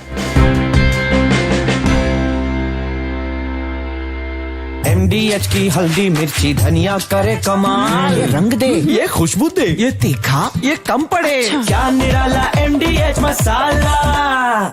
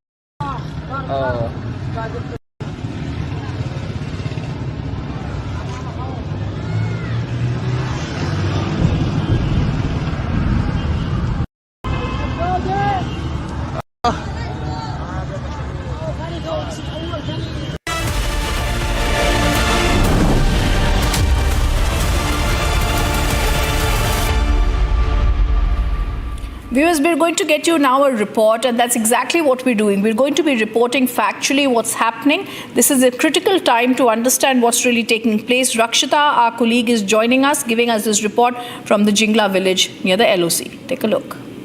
As we are moving towards the villages in Uri, people are coming down, people are coming back, leaving their homes. They are compelled to leave their homes and evacuate because of what happened last night in those areas, as there was heavy shelling. Many shops have been flattened. There have been casualties in those areas, and this is really a busy road as we speak, because in the aftermath of that heavy shelling that was witnessed, we see people are coming down with their families. They are carrying their luggages and whatever they need, whatever they can bring down. And it's raining right now. The climate, of course, the weather, of course, is also right now somewhere causing a lot of muddiness on the road. But just to save their lives, to save their families, as Pakistan cowards continue to target the civilians in Kashmir, in North Kashmir, where we are right now, towards Uri. We are moving towards Uri, and you see these so many of the cars, so many of the vehicles are moving right now, because they all are taking people downwards, and the daily supplies are also being brought down to the safer areas, because these are the people who live near the line of control, the most vulnerable to the heavy shelling from the Pakistani side. There's a heavy security deployment as well where we speak, and there are checkposts all along the way. The CRPF also deployed in several areas here on the way as we move towards those areas affected by the heavy shelling. Buses that are being used for evacuating the civilians from Uri. Remember, Uri is on the front lines. It's in North Kashmir. It's along the LOC, and there has been heavy shelling. Civilians have been targeted by the Pakistani forces, and these are the buses that we are showing you. They all are parked here. They have brought down the civilians from the border areas, from the LOC areas, from the villages where there has been massive devastation. You can see the ambulance going right now. It's coming from Uri, as civilians have been evacuated, and there are people who have been injured. Civilians, remember, have been targeted along the LOC, and we see that there has been a fatality also, what we know, in one of the villages in Uri. And right now we just saw an ambulance also coming down from Uri towards here in Baramulla. This is the main area in Baramulla where we are right now reporting from, as we move towards the villages in Uri near the line of control that have witnessed massive shelling. Mortar shelling has been witnessed last night. It was devastation all along, and we continue to get you more updates on ground from ground zero as the Operation Sindoor continues.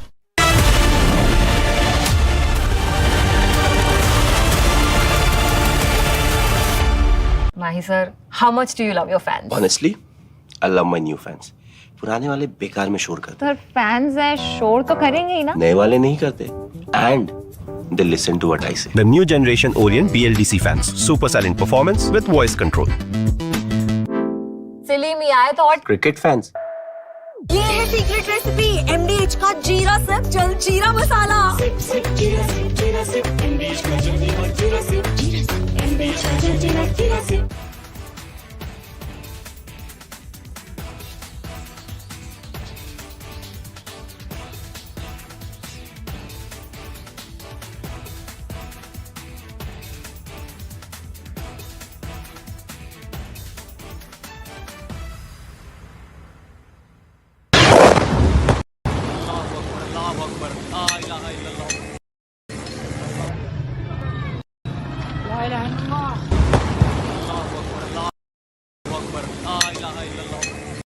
Of different weapon systems, because you cannot risk putting all eggs in one basket.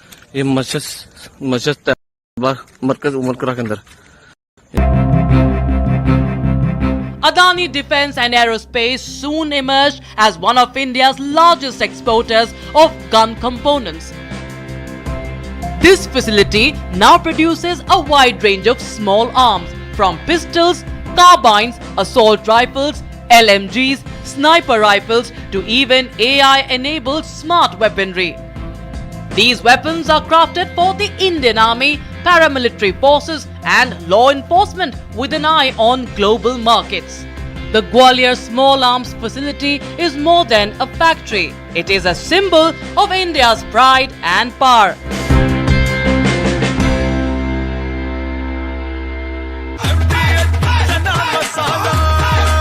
अब छोलिया हो या लोबिया, सफेद चने या काले चने, सब कुछ मजेदार बने।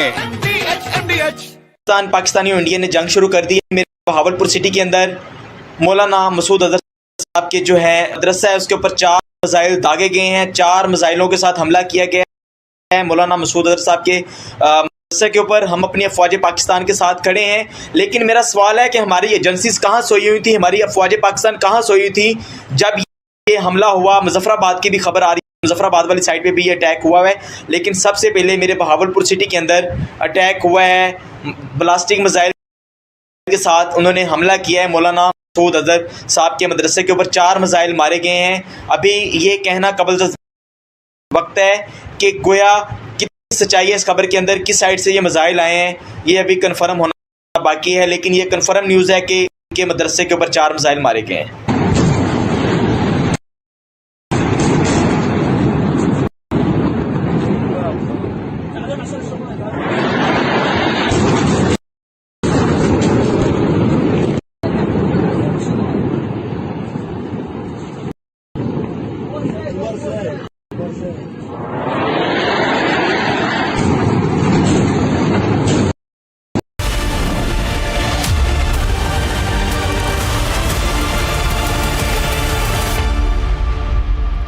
Non-stop coverage, 1 hour to go for the MEA briefing. Major General G.D. Bakshi delivered a fiery breakdown of Operation Sindoor, viewers hailing it as a textbook example of Indian military brilliance. With surgical precision, deception, Indian forces outmaneuvered Pakistan, struck key targets and reasserted total air and intelligence superiority. Today, India has struck back at the Pakistani terror camps.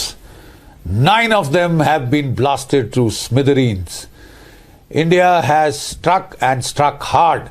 We have, despite all the warning, achieved total surprise. Our deception plan of having an exercise in the Rajasthan desert, air exercise, and hitting north has worked totally. You know, we have been able to penetrate the Pakistani air defenses. The Pakistani Prime Minister whined that India had used 75 to 80 aircraft.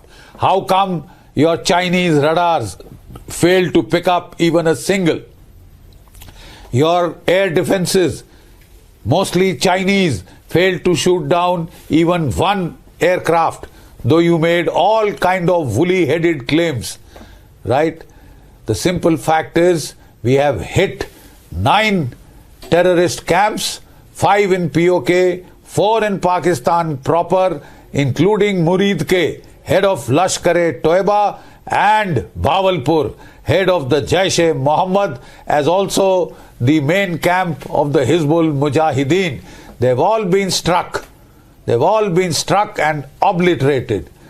The Azad Masoor has lost almost his entire family and was wanting to die. What am I living for? He was saying.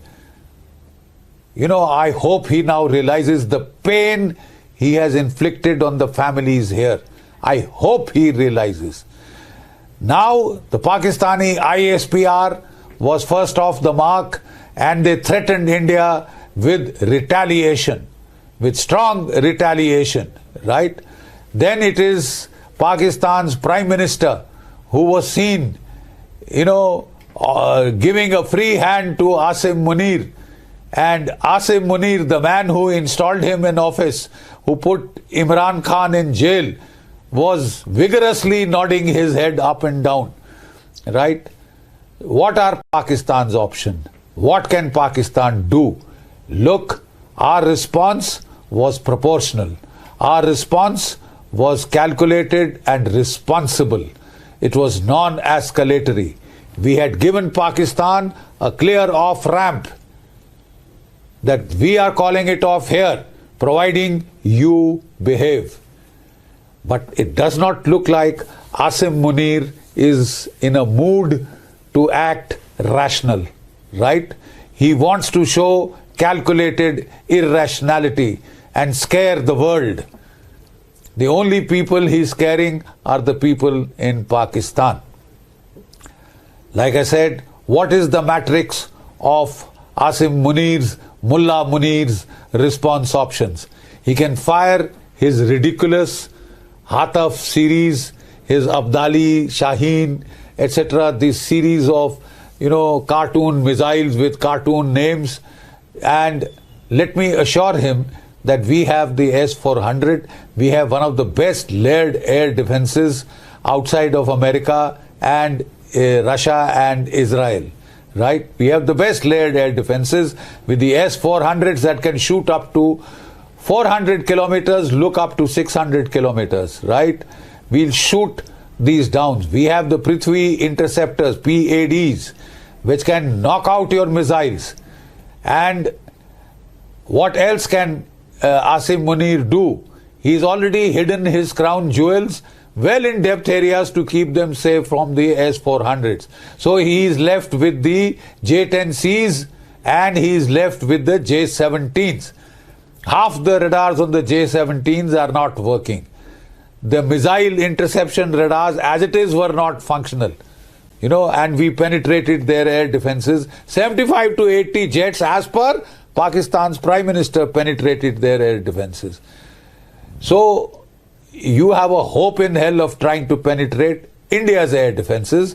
And apart from the layered air defenses, the Trishu, the S-400 Triumphs, the Akashes, the Baraks, the V-Shorads, and the Iglas. And by the way, Russia has just given us the latest emergency consignment of Iglas after Prime Minister Putin spoke to our Prime Minister. That is the way people are supporting us. America has given us the Hawkeye satellite system to detect every single Chinese ship, your ship, or Turkey ship that comes into the Arabian Sea or the IOR, right? The world is with us. You will have to fight alone. China will make noises, has made noises, will do nothing because it doesn't want to open two fronts. Eastern front with Taiwan, America, Japan, etc., and Western front with India. So they will give you some odd weapons, some bit of ammunition, intelligence, surveillance, reconnaissance support, which didn't work today, and nothing else. No boots on the ground, no nothing.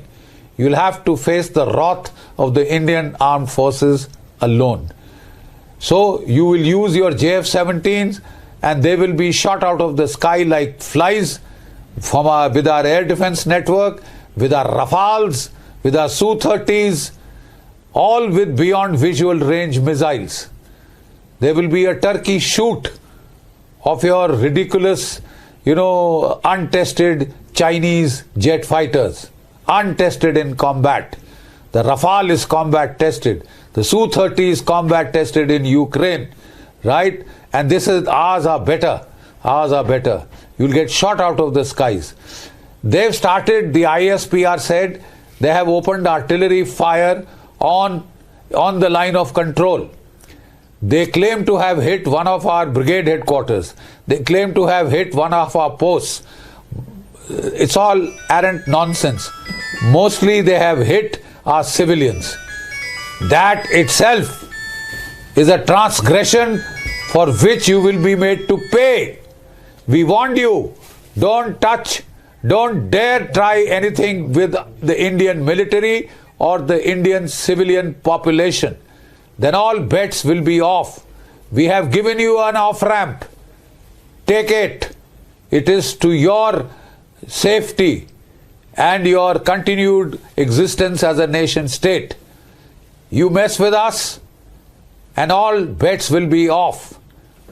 We have responded in a very responsible, calculated, proportionate manner, keeping in view that we want to fight a just war. If Pakistan does not understand that, if it tries to strike at Indian military/civilian targets, then all bets will be off. We will be free then to target the Pakistani military ISI complex, starting with Mullah Munir himself. You will all be legitimate targets of the Army, the Navy, the Air Force. Because in truth, the real leaders of the terror orchestra in Pakistan, the terror ecosystem in Pakistan, the terrorists count for nothing.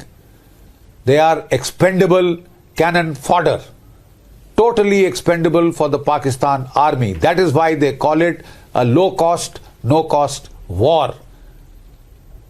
If you escalate, we will come for the Pakistani military itself, because that is the root cause of the problem.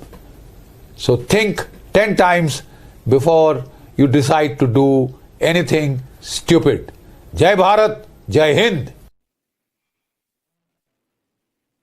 And viewers, what we're also getting to know is India carried out precision strikes at Pakistan. We're going to give you more updates on that. But we're also going to tell you that we've got details about what is going to be anticipated roughly in 50 minutes from now. Abhishek, a very crucial conference now coming in from the MEA. Yeah, it's going to be joint press conference like it has been happening for the last 2 days rhythm, and this is the third edition.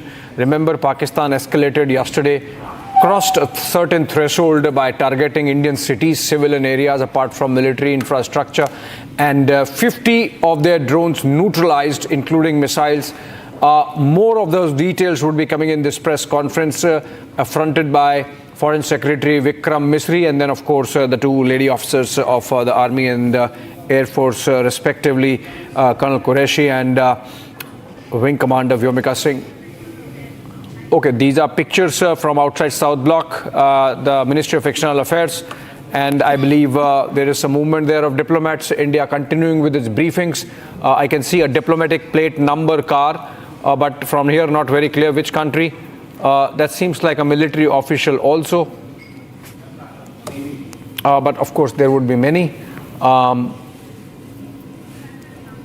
Okay, we are going to get Riyanka live in a bit, but these are pictures from outside the South Block headquarters of the Ministry of External Affairs.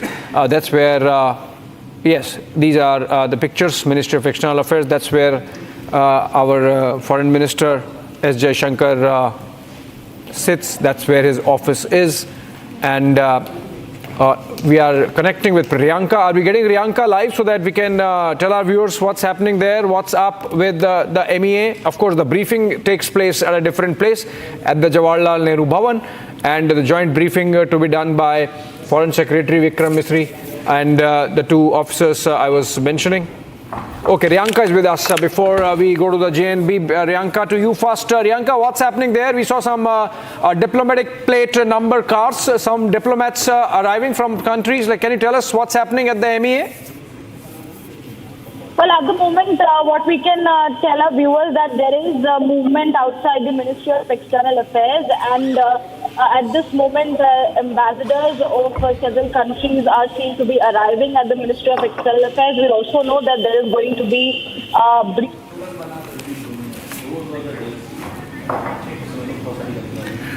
Okay, I think we lost the line there with Riyanka. Can we? Okay, fair enough. Moving on for now. And we are building up to that press conference by the government, which happens in about 45 minutes, 5:30 p.m. Remember, this comes after Pakistan's escalation last night, in which they launched a drone swarm across a wide swathe of India's western front. For them, their east. from Jammu and Kashmir to Kutch and Gujarat, and in fact all of their drones, all of their missiles neutralized by very effective air defense systems of India and Indian Air Force, both of the IAF and the Indian Army. And at least 8 missiles were targeted on Jammu alone.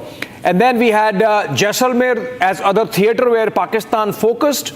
And while we are still gathering evidence, the fragments that have fallen after India's air defense systems intercepted those missiles and drones, the fact of the matter is this constitutes escalation. And remember what Foreign Secretary Vikram Misri said in yesterday's briefing, that if Pakistan escalates, there would be consequences. So what the nation would want to know during that press conference is how India is going to inflict those consequences on Pakistan, right, Ambassador Vora? I mean, we would have done something obviously, and we would know in a while what has been India's response to that escalation by Pakistan. Oh, absolutely, and this is also a warning to our friends.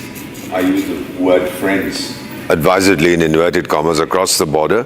This is what we call in diplomacy strategic ambiguity. There will be consequences. We do not spell out what the consequences will be. Let them sweat, let them ponder over it, let them try and analyze every word that the Foreign Secretary has said. He meant this, no, he meant this. They'll find out soon enough, because we pack a hard punch. We have the ability to hit them back so hard.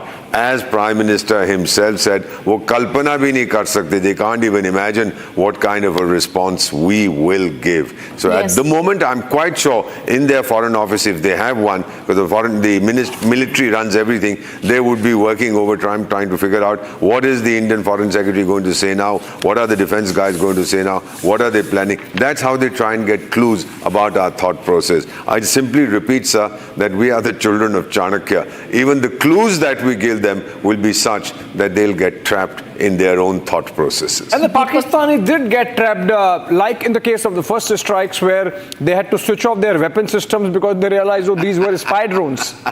Major Tur, Colonel Shukla, you know, we had that statement from the Pakistani defense minister saying, oh, we did not fire our weapons because otherwise the Indians would have known that we have weapons. Indefensible minister.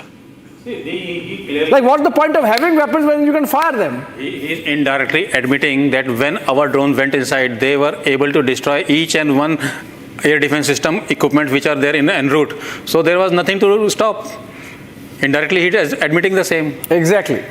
Fair enough.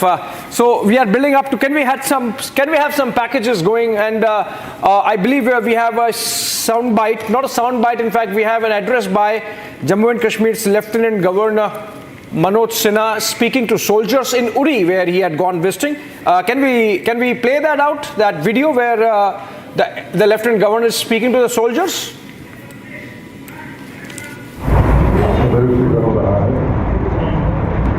जब भी देश पर कोई संकट आया तो आपने अपना सर्वोच्च बलिदान करके भारत माता के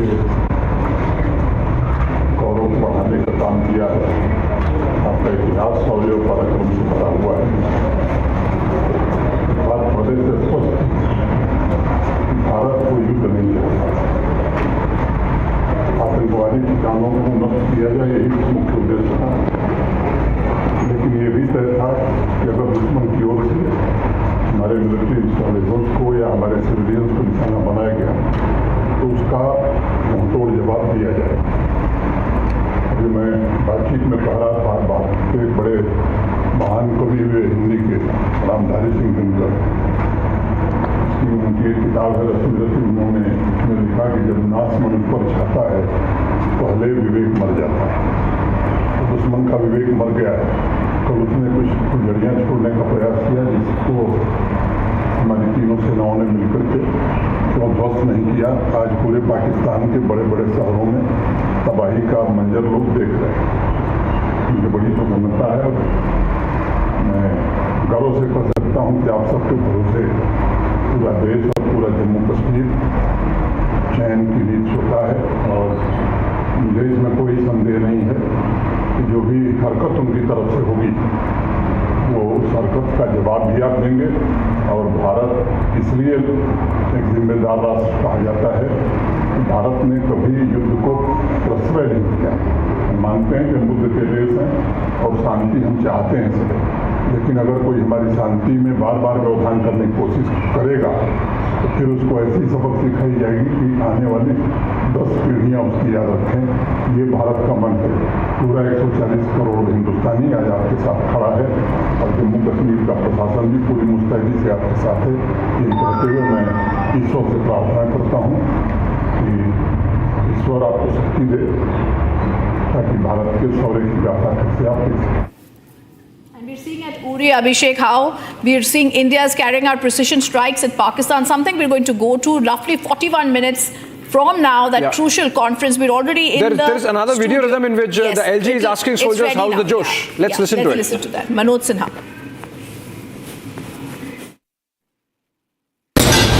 How is yours? How you welcome. Punjab. How is yours? How you welcome. Punjab. How is yours? How you welcome. So in a way, you know, what the LG told the soldiers is essentially the sentiment of the rest of the nation. Also, he said, the nation stands with you. He said, your bravery is commendable and that we are in gratitude for what you do. And all the reports coming in from Pakistan show that they are already scared of the bravery of our Jawans. Right, Major Toor, you think what LG said is reflective of the sentiments on the ground across the country? I mean, Abhishek, it speaks for itself that with the magnitude and the spectrum of attack that was carried out by the Pakistan military regime, you know, right from Bhuj up to Leh, and the way the Indian military has countered all the attacks, all airborne, these weaponized drones sent by Pakistan have all been neutralized. There has been, you know, the least of collateral damage to our civilian population. There have barely been, I mean, there were no fatalities in terms of the drone attacks that were, you know, carried out by Pakistan last night. Okay. So it's a commendable effort, and how is the Josh? Josh is high. Josh is high. How is the Josh? Josh is high. Of course, the Josh is high. Abhishek, I also want to get in Colonel Shukla here. I remember the last time there was such a case that we were looking at. The question that was asked by Orna was, how's Jaish? And the answer was, it's blasted, sir. I think the same thing has happened this time. In fact, Ambassador Deepak Vora, they're blasted this time also. Whether it's Muridke or whether it's the other places, Bhavalpur, they're also blasted. Okay. Absolutely. Another breaking news. Can we play it out? Pakistan really getting a double whammy of sorts. On the one hand, they have India and our drones and our missiles and our soldiers and our IAF and our fighter jets and our naval forces really taking them in a pincer. And on the other side, they have a veritable insurgency panning out in Balochistan, which has been scaled up over the last few days, as we see in these reports. We had 20 Pakistani soldiers having been killed by Taliban. That's another element of the pincer in Khyber Pakhtunkhwa. And then we had Baloch Liberation Army claiming that they have killed 14 Pakistani soldiers. That was yesterday. And today another attack on Pakistani forces in Quetta. Quetta effectively has been liberated, right? Major Toor, Quetta has been liberated. Pakistan Army has quit Quetta. Yes. Well, see, Abhishek, the security cover over Quetta had thinned, and you know, it had reduced. Why? Because the Pakistan Army has just vanished from there. They've just melted away. Yes. So basically, now it is being guarded by the Frontier Corps troops, and Frontier Corps is not a very, you know, tough or you know, well-trained, you know, set of troops. Yes. So this is one of the reasons why, you know, the Frontier Corps troops are basically the localites from there. Yeah. So, you know, there's a lot of pressure from the local Baloch people again on the Frontier Corps troops. So as a result, you know, there was a case of mutiny where majority of the officers and jawans refused to fight. Is that the reason why we get these reports that the corps, I think there was a 10 corps, which corps is there in Quetta? 31 corps. Whichever corps is there in Quetta for Pakistan, they have just sort of melted away, like they've vanished. And they vanished and they've abandoned their posts, and basically it's been a walkover for majority of the Major Toor, BLA. you know the fighters. joke is, as of today, for the common Pakistani, Balochistan and Khyber Pakhtunkhwa are safer than Punjab. You know, the Pakistani army, which is essentially a Punjabi army, built everything around Punjab in a manner that Punjab was safest, and there would be insurgency in Balochistan, there would be insurgency in Khyber Pakhtunkhwa, absolute restlessness, and now you have Bahawalpur getting smacked and Murid getting whacked, and of course Balochistan and Khyber Pakhtunkhwa for the common Pakistani absolutely safe. I think that's very important that we keep telling our viewers that Pakistan has perhaps this time bitten more than it can chew, right, Ambassador Vora? No question, it doesn't have a mouth wide enough to try and even chew what it has bitten. Well, the great thing was I was watching a Pakistani podcast or broadcast or something, and it talked about what's happening in Quetta, and it said the corpse has been badly damaged. Now, which corpse, sir? I have no idea which corpse they have in Quetta, but there was a slip of the tongue. Okay, I'm going to also go across to Colonel Shukla. Colonel Shukla, the statement that came in from the army today, very, very crisp and clear. They said on the intervening night of 8th and 9th May 2025, Pakistan launched multiple attacks using drones and other munitions across the entire western border. Pakistan troops carried out ceasefire violations along the line of control in Jammu and Kashmir. Indian forces repulsed the drone attacks, delivered a befitting reply. And I think the last line, Colonel Shukla, extremely crucial to see. India's firmly committed to safeguarding the sovereignty and territorial integrity of India. The only reason, Colonel Shukla, we use the force is because they started launching these multiple attacks on us. Surely it is an intrusion to our sovereignty, and we are here to protect the same. Yes. Definitely they have admitted, and they have taken a back with full on their face. They are breaking Shavan. And okay, Colonel Shukla, I'm just going to interrupt you for one moment. Shavan, I want to come back to you. Our senior editor, my colleague Shavan Sen, joining us here. Shavan, a short while ago, you got us this big news break that there have been precision strikes in the majority of Pakistan military bases carried on across the LOC. Give us more details on that, Shavan. Well, in fact, this, as we have been reporting, is the retribution for what Pakistan essentially did. A misadventure, what we witnessed late last night. As far as the Jammu sector is concerned, 50 drones were basically with payload was flown from several Pakistani military bases. We are given to understand that opposite Uri, Poonch and a few other places where the strikes have actually taken place. I'll just quickly take you through some of the details coming in as far as where exactly these strikes have essentially taken place, starting from Uri to Poonch and a few other places, because that's where the military bases are also there. Now, what's important to point out here is the fact that we're getting in more details with regards to another attack that has also taken place in Quetta. Just shifting focus to the other breaking news also coming in. This is the 10th such attack that has taken place in the last 24 hours. And this is on the convoy of the Frontier Corps. Apart from that, we're being told a convoy carrying certain minerals was also attacked by the Balochistan Liberation Force. Now this, remember, the Pakistani army happens to be the direct target, and the fact that their entire movement from the western to the eastern border has now been compromised with the multiple attacks that have essentially taken place. Okay, I just want to slip into a quick break, Shavan. Abhishek, Shavan, I will continue to be with our guests. We're going to continue to make and wait for that crucial 33-minute away briefing that's going to be there by the Ministry of External Affairs. Slipping into a quick break. On the other side of that, we get you more breaking news. Stay with us.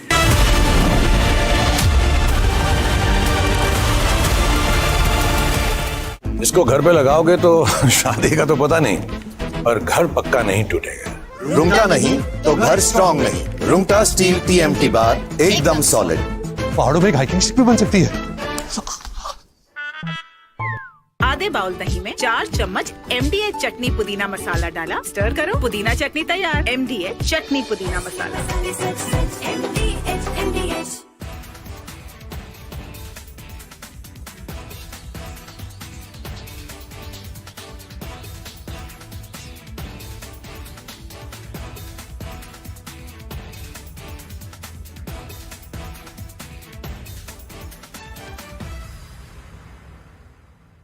Unlike in 2019 when we had hit Balakot, which was in the wilderness, and Pakistan got an excuse to say that nothing had been damaged or killed, that we had only killed some crows and pigeons and sparrows. This time we chose high visibility terrorist targets which have been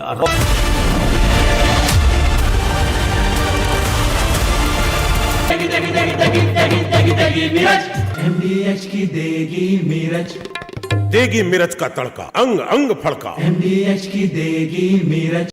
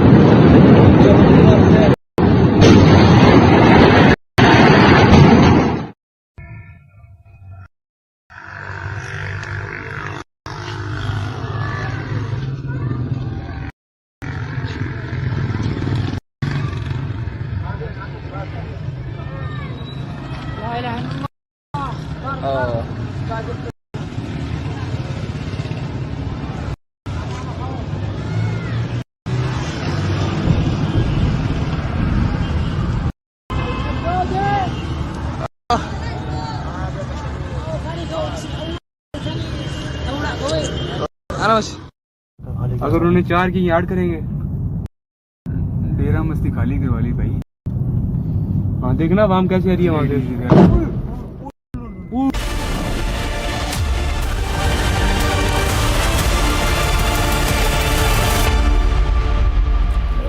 All right, there's breaking news that's coming in, Abhishek, and we're going to go across straight to our colleague Shavan. Shavan, another attack on Pakistan forces in Quetta. Pakistani forces checkpoint targeted by unknown people at the Barodi Road in Quetta. Shavan, this is flowing with the flow of information that you've been getting us.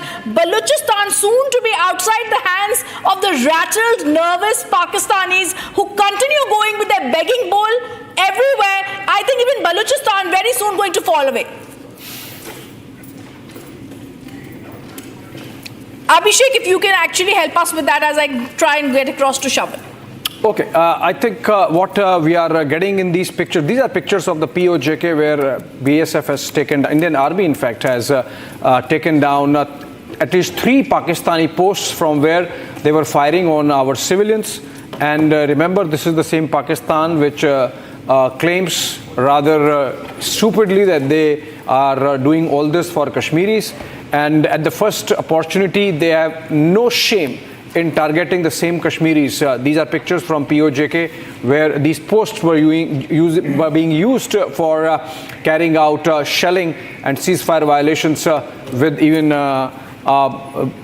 medium-range arms along the line of control and onto our civilian population, and this has been taken down. But coming to Quetta, Rhythm, your question, the fact of the matter is that Balochistan has been restless for decades, but we are seeing significant uptick in insurgency in the province over the last 1 year, and specifically we have seen this flaring up over the last fortnight. Maybe the Baluchis and the insurgents, the freedom fighters there, I would say freedom fighters, because if the Pakistanis have the moral bankruptcy to be calling terrorists sent by them as freedom fighters, those Baluch nationalists are real freedom fighters. They are fighting against the Pakistani state. It's a homegrown insurgency. Shawan. Okay, I just want to. Okay, then Abhishek, go ahead, because we're getting more breaking news from Shawan. Baluch insurgency has seen an uptick in the recent past, particularly last fortnight. We have seen how 14 of Pakistani soldiers were eliminated in a drone strike by the Baluchis just 2 days back, and we have seen similar attack happening yesterday, and the BLA has claimed that they have killed another 9 Pakistani soldiers. So obviously Quetta is effectively out of bounds for the Pakistani state. There are pockets where the writ of the Pakistani state does not run anymore, and that is something which was admitted to by the mainstream politicians like Maulana Fazlur Rahman. He said there are at least 5 districts of Balochistan, right, Ambassador Vora? Absolutely. He said in the Parliament of Pakistan that there are at least 5 districts of Balochistan where the Pakistani state does not exist. We have seen pictures of those Balochi nationalists hoisting Baloch flag after removing the Pakistani flag. From all the buildings except the main cantonment and secretariat, now we have Baloch flags flying over there. We do not have Pakistani flags that can be seen anywhere. And I'm also told by some of my friends, Baloch friends who are part of the liberation movement, that before they captured some of these troops from frontier forces, those are the guys who are left behind, and those guys, they have forced them to yell Balochistan Begala Gala, which means long live Balochistan. So the Pakistanis are saying that brave fighters these right. Ambassador Vora, Rhythm. Yes. I think we have something coming from the South Bloc. I believe Riyanka is there. Have we started? Abhishek, we're trying to go across to that. We're also getting more breaking news coming in. If you can just continue, I'll just take a look at that. Yeah, absolutely. So let's look at what more we have in terms of India's response. I'm told we can go to Rakshita. Can we go to Rakshita? She's at Baramulla. Okay, not and yet. In fact, we can just break this news, Abhishek, that's coming in now. The Indian Army has now also put out a tweet that's coming in. This is a statement by the RSS that's come in that said, we congratulate the central government leadership and our armed forces for decisive action in Operation Sindoor taken against Pak-sponsored terrorists and their supporting ecosystems following the cowardly attack on unarmed tourists at Pahalgam. Remember, this is why this actual attack, this actual cowardly attack and how it happened. Abhishek, they say this action to serve justice to aggrieved families and entire country in the brutal massacre of Hindu tourists has enhanced self-respect and morale of the whole country. We agree the military action being taken against terrorists, their infrastructure and their support system in Pakistan is necessary and inevitable for the security of the country in this hour of national crisis. The entire country stands with the government and the armed forces. We condemn the attacks being carried out by Pakistani army on religious places, civil and settlement areas on the border of Bharat. We express heartfelt condolences. In these challenging times, RSS appeals to citizens to fully comply with instructions being given by the government. While discharging our sacred civic duty, we have to be cautious, not let conspiracy of anti-national forces, extremely important, of anti-national forces succeed in disrupting social unity. All citizens have to display their patriotism and be ready to cooperate with the army, however required, and strengthen efforts to maintain national unity. I think it's a very important statement, Abhishek. I think the key aspects of this are also going to be the anti-national forces within India also should not be allowed. In fact, I can take that to Ambassador Vora, should not be allowed to get away with any fake news that they try and spread, sir. Absolutely, ma'am. The enemy within is far more dangerous than the enemy without. The enemy without we've tackled. Let me put it to you as an ambassador of India when I'm in another country briefing the host government, or outstanding soldiers like Colonel Anurag and Major Sood, when they're at the frontier, they want the reassurance that 1.4 billion people have their back, are solidly behind them. We don't want these termites within our midst. For me as an ambassador, when I go and tell someone, look what these fellows are up to, he says, yeah, but your own politicians are saying there's nothing to it. Okay. It undermines my case. But when everybody stands solidly behind me, my chest also expands. By the way, just one question from Major Sood before you go. Yeah, please. Major Sood, we called it Operation Sindoor. Is it true that, as I've read on Twitter, the Pakistanis have called their riposte Operation Donkey?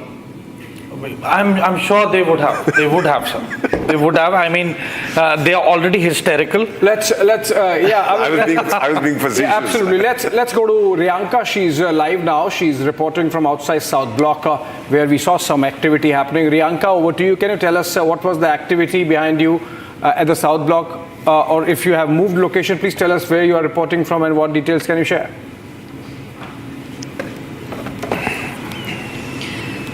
Well, because of security reasons, we are not allowed to show the Ministry of External Affairs or report from outside the Ministry of External Affairs. And the visuals that, in fact, we were showing previously were not in context with the India-Pakistan tensions. There were certain representatives of embassies who had come in for some personal work. But having said that, we understand that there is a briefing which is going to be happening from the side of the Ministry of External Affairs that is going to be taking place at 5:30 p.m. today. And this is the third meeting which is going to be happening regarding the Operation Sindoor, because we clearly have the information and the message from the side of the government that the operation is still underway. It did not end during the first strikes on 9 locations that happened in Pakistan as well as Pakistan occupied Kashmir. And of course, in the backdrop of what happened yesterday with Pakistan sending a series of swamp of missiles and drones towards the border areas of India, there have been enough successful measures made and the air attempts were thwarted very clearly.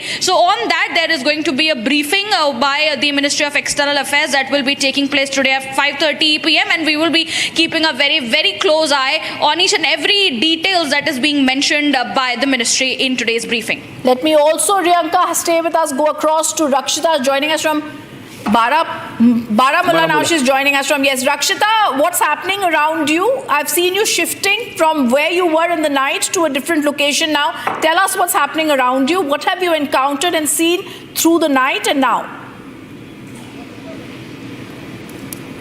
Well, talking about right now, at the moment, I'm standing outside the Government Degree College of Women for Women in Baramulla. This is now a rehabilitation center. And as we speak, there are people coming in here, at least 250. What we understand from interacting from the authorities, at least 250 to 300 people have been brought in here from the LOC villages like Baramulla, like Uri. We were near a village that was around 10 to 20 kilometers away from the LOC. And we saw massive destruction, how civilians have been targeted in the mortar shelling and the artillery firing, incessant firing from the Pakistani side last night. There has been devastation all along the LOC, and here we see that women, children, all the families, in fact right there we were seeing that so many buses were coming in, so many vehicles were rushed in, the security forces were also facilitating the evacuation, the safe evacuation of the people there. There was people standing, they were stranded on the road and they were waiting for vehicles to come in. So that because there were mortar shells, there were many of the bombs that were lying out there, and they were telling us also, do not go out there, it's very dangerous. So yeah, this is an area which has become, this is the college that has become an evacuation center, rehabilitation center, and the civilians of course have been targeted. Once again, Pakistan's reality has been exposed. People of Kashmir of course are in resentment, there's an anger amongst them, and they are saying that it's the suffering, the people of Kashmir, people living near the border areas, people living near the LOC who are suffering the most. One woman was also killed. We were just outside the GMC hospital here in Baramulla, just few kilometers away, and one woman had also lost her life. She was trying to in fact escape from the firing, the shelling that was happening yesterday, and she got caught in the fire and she lost her life. Many others were also injured. Yeah. All right, Rakshita, while you are reporting from Kashmir, we have reports of Jammu, where our forces neutralized at least 3 Pakistan Army or Pakistani Ranger posts from where they were indulging in shelling across the line of control and harming our civilians and creating problems there. These pictures are shared by 4 agencies, and you can see the precision with which those posts have been targeted and just boom, eliminated. That's how the army functions when they are given a free hand, and that seems to be happening now. These are army posts of the Pakistan Army and banished from the face of earth with our precision guided fire that is taking place. This is from Rajouri line of control. Okay, let's also, yes, Abhishek, go ahead. Yeah, Major Toor. I mean, this kind of precision strike, can't we just make it a permanent feature? Let not those posts come up at all. I mean, it's going to become a very regular scene now. I mean, why not train our cadets there with these guns? You know, why not the Agniveers be trained there? Like, just shoot. I just hope it doesn't come to that, because the military is going to really like do live practice. Fix them up. Yeah. Like do live practice. Probably that day is not far away, I guess. It's not far away, perhaps. Yes. Huh? Yes. And that's how it should happen. You know, if you are in an engineering course, for example, you do your internships. Let these internships happen with live fire drills there at the border. I mean, we'll have the drone precision drills. Drone precision strike drill. I mean, is there some international law which stops us from doing that? No. Ambassador? What you feel like, sir, there's no question Okay. about it. Sorry, have 30 seconds? Yeah, please. Let's also see more visuals that are coming in, Ambassador Go ahead. That my director is telling me he's putting out there. And Colonel Shukla, you can also speak over this. Abhishek, like you were telling us, these are explosions as we're targeting those particular with precision, like you said, those targets and those. And it's high time this happened. These are strikes that opposite Uri, Poonch, Nowshera, Arispura, targeting the artillery, the mortars firing on own side. Colonel Shukla, it's crystal clear that Pakistan has suffered heavy losses, and in ammunition and ration storage also, these are facilities that they had built up near the LOC. Surely, I was myself posted there. I can tell you for last 50 years or 54 years, we have been sitting on those lines, and we have been practicing firing at each other for a long time. Today, precision weapons and precision guided missiles have come, but actually it is not required. I can tell you, by closing our eyes, we can fire and destroy each one of the bunker which is across the LC. And I can assure you, very soon these places may be coming and joining ours. So definitely this might be the last few days where we are firing and calling it as an enemy territory. Okay, sir, I'm just going to go across. Like you're saying, we could have done this with our eyes closed. We're going to go to a video, Colonel Shukla, Ambassador Vohra, Major Toor, in which we're going to show you how Pakistan drones have been shot down. We're going to show you how this happened in 20 seconds from now. Abhishek, this is so clear that exactly what the army has stated. On the intervening night of 8th and 9th May, Pakistan launched multiple attacks, and Pakistan troops carried out ceasefire violations, but Indian forces repulsed the drone attacks. Let's now look at that repulsion that was carried out by the Indian Army. Okay, Pakistan drone shot down. Abhishek, if you could actually speak, in fact, Major Toor could actually speak over that. How is it that the Pakistan drones have been shot down, Major Toor? You see, there are few observation systems or optical systems which can detect certain heat signatures. There are other sensor systems which can also detect the radio waves and the radio signals with the Doppler effects. So you see, you have different type of sensors and jamming systems which can disrupt a flight of a drone, and then probably either with jamming they fall onto the ground and they are unable to complete their flight path. And the second option is that the L-70s, the upgraded L-70s and the anti-aircraft Zoo guns, they are a bait for them. Right, absolutely. In fact, we are having those fast-paced breakings and developments coming in as we build up to that important briefing at about 5:30 p.m., 14 minutes from now. And that's where the Ministry of External Affairs is going to brief us about the development of the last 24 hours and what happens next.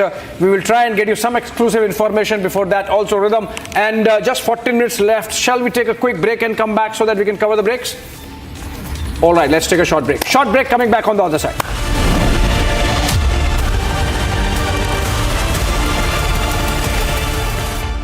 Hi, this is Chef Ranveer Brar. Guarantee you brilliance on behalf of IAHM. दादी के हाथों का जादू और खुशबू से महकता घर, माँ की मुस्कुराहट और खाने की सुगंध। MDH गरम मसाला, क्योंकि हर रिश्ता है स्वाद से जुड़ा।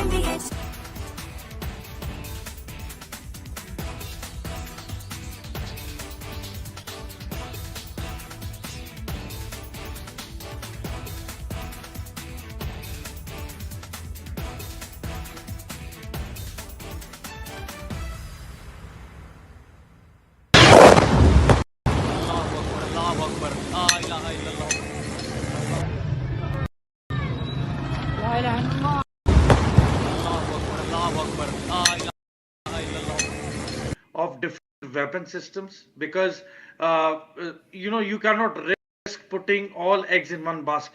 ये मस्जिद तैयबा मरकज उमर करा के अंदर ये नुकसान है.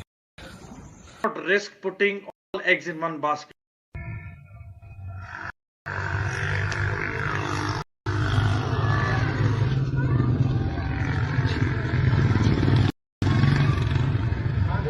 Risk putting all eggs in one basket. Mentor here, These and are most some of the visuals. I can see some. are at the LOC.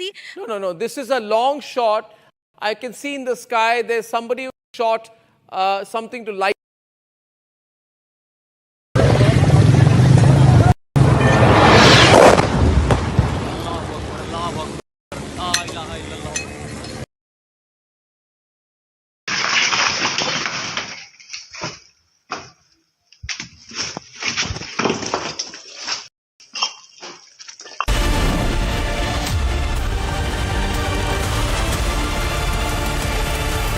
Well, viewers, India in action mode, strong retaliation being given to Pakistan, and we are, of course, counting down to that press briefing from the side of the Ministry of External Affairs slated to happen in 10 minutes from now at 5:30 p.m. We're expecting the Ministry of External Affairs to brief the media regarding Operation Sindoor that is currently, in fact, underway, about what happened yesterday with thwarting the attempts of Pakistan sending swarms of missile and drones to the border areas. The briefing regarding that will also be given to the media, and we will be keeping a very close eye on those developments that come in as tensions continues to escalate between India and Pakistan. Stay tuned. We are going to be tracking each and every detail that come in. We are going to keep a close eye at 5:30 p.m. where the Ministry of External Affairs briefs the media over Operation Sindoor, third briefing post Operation Sindoor that undertook, where 9 targets were in fact clearly struck down, and in fact the attempts made by Pakistan yesterday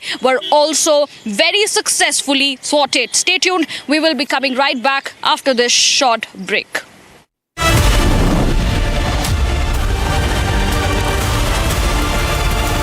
MDH की हल्दी मिर्ची धनिया करे कमाल, ये रंग दे, ये खुशबू दे, ये तीखा, ये कम पड़े, क्या निराला MDH मसाला. पाकिस्तानी और इंडिया ने जंग शुरू कर दी है. अभी मेरे बहावलपुर सिटी के अंदर मौलाना मसूद अजहर साहब के जो है मदरसा है उसके ऊपर 4 मिसाइल दागे गए हैं. 4 मिसाइलों के साथ हमला किया गया है. मौलाना मसूद अजहर साहब के मदरसे के ऊपर हम अपनी अफवाज पाकिस्तान के साथ खड़े हैं, लेकिन मेरा सवाल है कि हमारी एजेंसीज कहाँ सोई हुई थी, हमारी अफवाज पाकिस्तान कहाँ सोई हुई थी जब ये हमला हुआ. मुजफ्फराबाद की भी खबर आ रही है कि मुजफ्फराबाद वाली साइड पे भी ये अटैक हुआ है, लेकिन सबसे पहले मेरे बहावलपुर सिटी के अंदर अटैक हुआ है. ब्लास्टिक मिसाइल के साथ उन्होंने हमला किया है. मौलाना मसूद अजहर साहब के मदरसे के ऊपर 4 मिसाइल मारे गए हैं. अभी ये कहना कबल वक्त है कि गोया कितनी सच्चाई है इस खबर के अंदर, किस साइड से ये मिसाइल आए हैं, ये भी कन्फर्म होना बाकी है. लेकिन ये कन्फर्म न्यूज़ है कि उनके मदरसे के ऊपर 4 मिसाइल मारे गए हैं.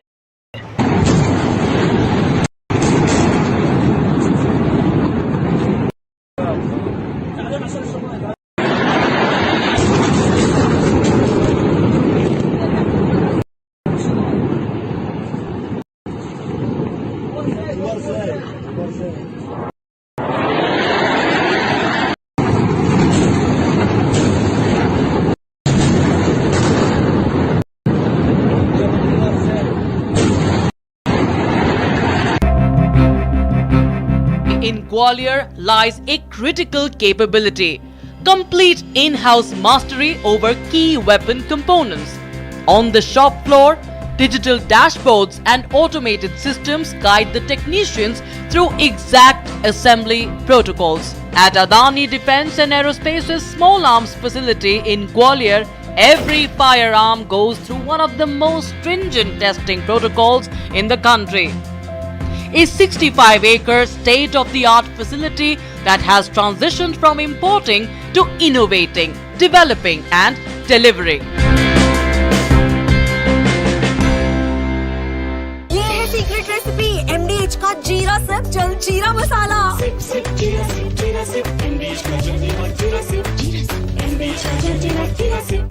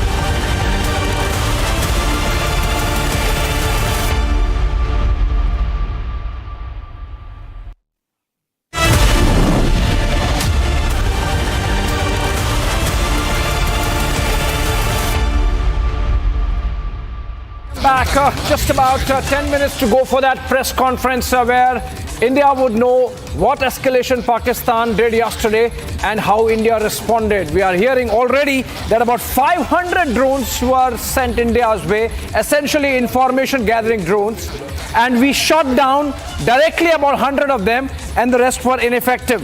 And that's that we are going to see today. I mean, I don't want to be preempting anything, but I was going by what Shawan is reporting, yes. Abhishek, and I hope that is the fundamental strong ground on which the press conference happens today. Of course, we here at Republic do not want to preempt anything that the government is doing. Yeah. And we don't want to move ahead of the strategic intentions or aspirations of the government. Yeah. You know, there has to be sobriety in the coverage. Yeah. And I think the big news is, can I have the breaking news grid below? Because the press conference is happening. The press conference is happening in exactly, I think, 5 minutes. I think we can put the breaking news grid if it's not a problem. Can we do that? Okay, can we do that? Can we run this? Can we show the panel on the screen? Because I don't know what reference to visuals are being made here. I'm not understanding these visuals, but if it will help if we are on air. I know who's directing this. Okay, no, we'll see the visuals of the drone being shot down a while later. I just want to make one simple point tonight. See, if we have done a second round of precision strikes on Pakistan, that is going to be a big news that comes out, because we are doing precision strikes. We are not doing the kind of wanton shelling that is going on from the Pakistani side. Deepak Voraji, Abhishek, this is very carefully calibrated precision strikes round 2. And we are successfully doing it. Yeah. Where their drones are all over the place, as we've seen scattered over all parts of Western India this morning. Yeah. We are different in the way in which we've operated. So like the 9 sites which were targeted in the first round, I think the news may be that we have targeted a second round. And then there is this visual which is doing the rounds of everybody sitting there, the Chief of Defence Staff sitting with Raksha Mantri, and I think a lot of reading into the Navy Chief holding a pen and appearing to describe something, and everybody is saying, oh, this is proof that we've destroyed Karachi. I think this is that level of deductive reasoning I think Sherlock Holmes also did not have. But viewers, these are pictures of the drone parts that were recovered after being shot down. We have a press conference. Can I do a round on what we are expecting at the press conference? Starting with you, Vorasa, what do you expect? The fact that we have retaliated once again, Pakistan provoked us. Yeah. Second, that the Baloch Liberation Movement and whatever is happening in Khyber Pakhtunkhwa, the freedom fighters are clobbering the Pakistani army. Yeah, but that won't be given in our government briefing. No, he might just say that there is, we are getting reports of this kind. And the third will be, sir, that we have, once again, we appeal that terror should stop, because we reiterate our resolve to hunt terror wherever it is and to eliminate those who practice. Yeah, I think that's the most important point. I think that what's happening is, in this overexcitement, Abhishek, since yesterday, to do the kind of things that the government may not be part of our strategic objectives, we are unwittingly, wrongly undermining the great accomplishments of the intervening right of 6th and 7th. Right. You know, and that may not be an appropriate thing to do, because if we are doing a second round of precision strikes, it's great. Yeah. But we are not. We have got no information, and no channel has any information to say we've crossed into Islamabad, gone there, destroyed Karachi and things like that. You know, that I think it will be a bit of an overkill. So what should we expect today, Abhishek? No, so I believe, Arnab, this would be sort of an update of what has happened in the last 24 hours. Yeah. The kind of escalation we have seen from Pakistan, some information of which is available with us by way of sources speaking to us. Yes. For example, they have sent in drones. The number varies. Some say 100, some say 500. The manner in which our air defense systems really neutralized effectively all of those drones. And remember, we have been discussing this from Jammu and Kashmir, in fact, Ladakh to Kutch in Gujarat. These many locations targeted, which essentially means that Pakistan has escalated it. So you can expect that in the press conference, we would be told that what was the level of escalation and what's going to be the Indian response if we have not already responded. Exactly. You see, in a war situation like this, Samar, you can win on the 3rd move, 4th move, 5th move, or the 100th move. Yeah. We are probably on the 2nd move now. Yeah. Right. And we are already anticipating that we are moving from 2nd move to 20th move to 50th move. And what we don't understand here is that essentially it's important that you win. If we are going to win this with 2 rounds of precision strikes and hammering of their economy, slowing down their water, putting pressure on them overall, diplomatic, then we win. Yeah. Right. I think that you don't need to go to 100th level of kinetic action. Yeah, I think to anticipate a victory. Most logically what I'm anticipating is that now both the sides are going to just calm down and sit back.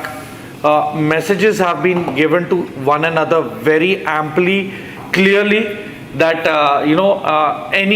either of the sides are going to escalate. It's going to go on further. It's like a chain reaction. It's not going to stop. So either of the sides has to take a mature call. And probably, the reason why Pakistan has blacked out the internet is, as per logic, they have suffered collateral damage and attrition.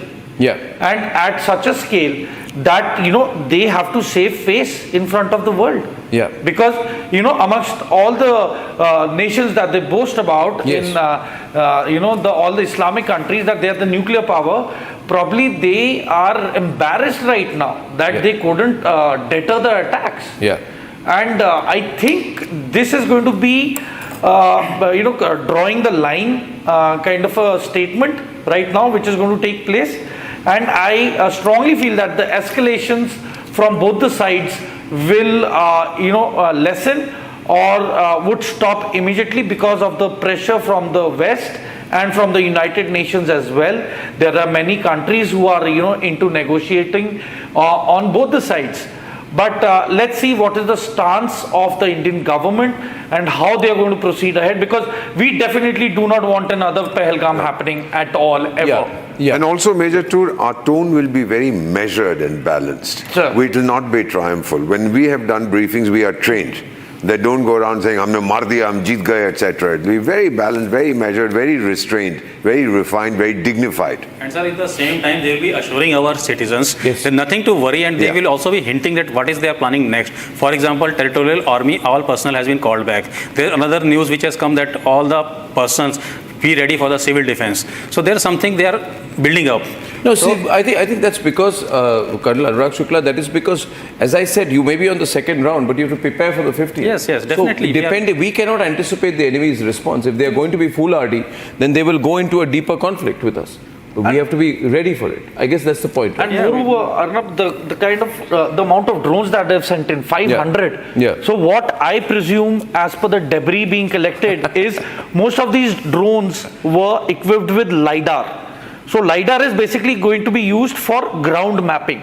So basically, they are already lacking intelligence in terms of our terrain and location. Shots of the press conference, they're lacking intelligence. Yes, and they are actually in the blind. They really do not know. Does this appear to you to be a Turkish move? This swarm drone attack. I spoke to a few people in the last 1 hour. They said that the swarm drone attack is a Turkish move. Chinese as well. I mean, they received a very large consignment on the 28th of April. For all you may know, the operators would be the Chinese, and could be that this was one of the, deceptional strike, just to check how effective our anti-drone systems are. And now maybe, as per logic and as per military tactics, could be that they send in overwhelming number of suicide drones into our territory. Well, so, we got to be prepared. That depends on their ability to grind this through, Abhishek, right? Yeah. I am not sure. We got to be ready. I am not sure. See, it's not only a military decision now, it's going to be an economic decision. They have asked for financial help, they've asked for loans. And it could very well be the Chinese or the Turkish or whoever else managing these drone swarms, because I don't think the Pakistani army is individually prepared. But the fact is, they attempted to attack cities using drones and missiles, and that's no doubt about it. But what I'm enjoying right now is the stealth of the government's response. Yeah. The government is keeping everyone guessing. The build-up to today's press conference is more than yesterday's. Yeah. Though I'm just told that it's going to be once again the same people who are going to be represented. Secretary Vikram Misri. Yes. And Colonel Sofia Qureshi from the and the press conference is on. The press conference is on out there, and on air right now. The press conference of that big government briefing. This is the MEA and Defence Government Briefing, MEA-Defence Government News Conference, Government News Conference, because many of our viewers may not understand the word briefing in that context. Yeah. It's not really a briefing, this is a news conference, because we are going to the world and we are explaining what is happening. I expect today's news conference to be a little longer, to be more detailed. And while we are waiting and awaiting this news conference, I would like to weigh in on your experience, Abhishek. That this is the kind of information flow that's very useful here. But this news conference is happening after almost 30 hours. Yes. Or longer. Yeah. They've come, and we have to understand what has happened over the last 24 hours. And Shall we cut live? We can. Shall we cut live? Let's cut live. Yes. It's coming. Audio should be up soon. Ladies and gentlemen, the briefing audio should start in a few seconds. We do not have audio yet. This is confirming that while we are receiving the video signal, we do not have audio yet. It's about to start. Vikram Misri will be leading the news conference, and it's beginning now. Before I begin. Volume Good बढ़ा evening, ladies and gentlemen. I welcome you to this press briefing by Foreign Secretary Shri Vikram Misri on the ongoing developments around Operation Sindoor. We are also joined by Colonel Sophia Qureshi and Wing Commander Vyomika Singh. With that, I hand over the floor to Foreign Secretary. Sir, over to you. Thank you Randeep नमस्कार good afternoon आप सबका स्वागत है और मैं सबसे पहले अनुरोध करूंगा कर्नल सोफिया कुरैशी से कि वो आपको आज तड़के सवेरे से हुई घटनाओं से अवगत कराएं colonel Qureshi thank you sir नमस्कार 8 से 9 मई 2025 की मध्य रात्रि को पाकिस्तानी सेना ने सैन्य बुनियादी ढांचे को निशाना बनाने के इरादे से पूरी पश्चिमी सेना पर भारतीय वायु क्षेत्र का कई बार उल्लंघन किया। यही नहीं बल्कि पाकिस्तानी सेना ने नियंत्रण रेखा पर भारी कैलिबर वाले हथियारों से गोलीबारी भी की। अंतर्राष्ट्रीय सीमा और नियंत्रण रेखा पर लेह से लेकर सरक्रीक तक 36 स्थानों पर 300 से 400 लगभग ड्रोनों का इस्तेमाल घुसपैठ का प्रयास करने के लिए किया गया। भारतीय सशस्त्र बलों ने काइनेटिक व नॉन काइनेटिक साधनों का उपयोग करके इनमें से कई ड्रोन्स को मार गिराया। इतने बड़े पैमाने पर हवाई घुसपैठों का संभावित उद्देश्य वायु रक्षा प्रणालियों का परीक्षण करना और खुफिया जानकारी इकट्ठा करना था। ड्रोन के मलबे की फोरेंसिक जांच की जा रही है। प्रारंभिक रिपोर्ट्स से पता चलता है कि वे तुर्की के असीस गार्ड सोंगर ड्रोन्स हैं। इसके उपरांत रात में पाकिस्तान के एक सशस्त्र यूएवी ने भटिंडा सैन्य स्टेशन को निशाना बनाने की कोशिश भी की, जिसे पकड़ा गया और उसे निष्क्रिय कर दिया गया। पाकिस्तानी हमले के जवाब में पाकिस्तान में 4 हवाई रक्षा स्थलों पर सशस्त्र ड्रोन्स लॉन्च किए गए। इनमें से एक ड्रोन एडी रडार को नष्ट करने में सक्षम रहा। पाकिस्तान ने जम्मू कश्मीर के तंगधार, उरी, पुंछ, मेंढर, राजौरी, अखनूर और उधमपुर में भारी कैलिबर आर्टिलरी गन और सशस्त्र ड्रोन्स का उपयोग करके नियंत्रण रेखा के पार गोलीबारी भी की, जिसके परिणाम स्वरूप भारतीय सेना के कुछ जवान हताहत हुए और घायल हुए। भारतीय जवाबी कार्रवाई में पाकिस्तानी सेना को भी बड़ा नुकसान पहुंचाया गया। इसके अलावा पाकिस्तान का गैर जिम्मेदाराना व्यवहार फिर से सामने आया। 7 मई 2025 को रात 8:30 बजे एक असफल अकारण ड्रोन और मिसाइल हमला करने के बावजूद पाकिस्तान ने अपना नागरिक हवाई क्षेत्र बंद नहीं किया। पाकिस्तान अपने नागरिक विमानों को ढाल के रूप में इस्तेमाल कर रहा है, जबकि उसे अच्छी तरह से पता है कि भारत पर उसके हमले से हवाई रक्षा की तीव्र प्रतिक्रिया होगी। यह भारत और पाकिस्तान के बीच अंतर्राष्ट्रीय सीमा के पास उड़ान भरने वाले अंतर्राष्ट्रीय उड़ानों सहित नागरिक विमानों के लिए सुरक्षित नहीं है। यहाँ स्क्रीन शॉट में पंजाब सेक्टर में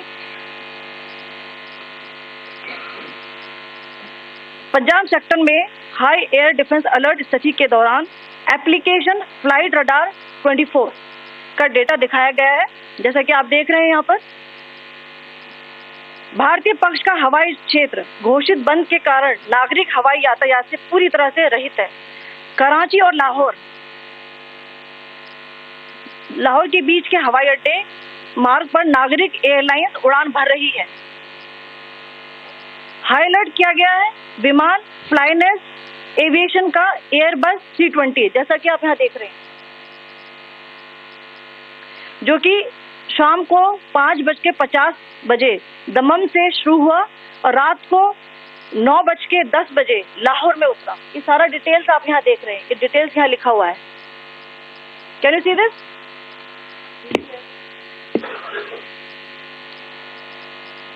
भारतीय वायुसेना ने अपनी प्रतिक्रिया में काफी संयम दिखाया और इस प्रकार अंतर्राष्ट्रीय नागरिक विमान सेवा की सुरक्षा सुनिश्चित की।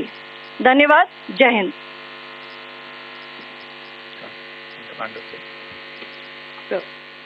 Good afternoon to you all. On the intervening night of 8-9 May 2025, Pakistan military carried out multiple violations of Indian airspace along the entire western border with an intent to target military infrastructure. Pakistan military also resorted to firing of heavy caliber weapons along the line of control. Along the international border and line of control, drone intrusions were attempted from Leh to Sar Creek at 36 locations with approximately 300 to 400 drones. Indian Armed Forces brought down a number of these drones using kinetic and non-kinetic means. The possible purpose of these large-scale aerial intrusions were to test the AD systems and gather intelligence. Forensic examination of the drone debris is being undertaken. Preliminary reports suggest them to be of Aziz Guard Songa drone of Turkey. Later in the night, an armed UAV of Pakistan attempted to target Bhatinda military station, which was detected and neutralized. In response to the Pakistani attack, armed drones were launched at 4 air defense sites in Pakistan. One of the drones was able to destroy an AD radar. Pakistan also carried out artillery shelling across the line of control using heavy caliber artillery guns and armed drones at Sangdhar, Uri, Poonch, Mendhar, Rajouri, Akhnur and Udhampur in Jammu and Kashmir area, which resulted in some losses and injuries to Indian Army personnel. Pakistan Army also suffered major losses in Indian retaliatory fire. Additionally, Pakistan's irresponsible behavior again came to fore. Pakistan did not close its civil airspace despite it launching a failed unprovoked drone and missile attack on 7th May at 8:30 hours in the evening. Pakistan is using civil airliners as a shield, knowing fully well that its attack on India would elicit a swift air defense response. This is not safe for the unsuspecting civil airliners, including the international flights which were flying near IB between India and Pakistan.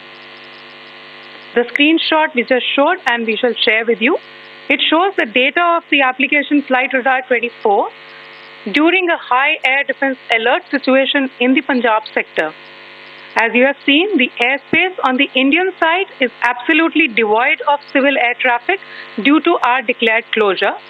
However, there are civil airlines flying the air route between Karachi and Lahore. Amongst the other civil aircraft that you can see, we have highlighted an aircraft which is Airbus 320 of Flynas Aviation, which was originated from Dammam at 1750 hours and landed later at Lahore at 2110 hours in the night. Indian Air Force demonstrated considerable restraint in its response, thus ensuring safety of international civil carriers.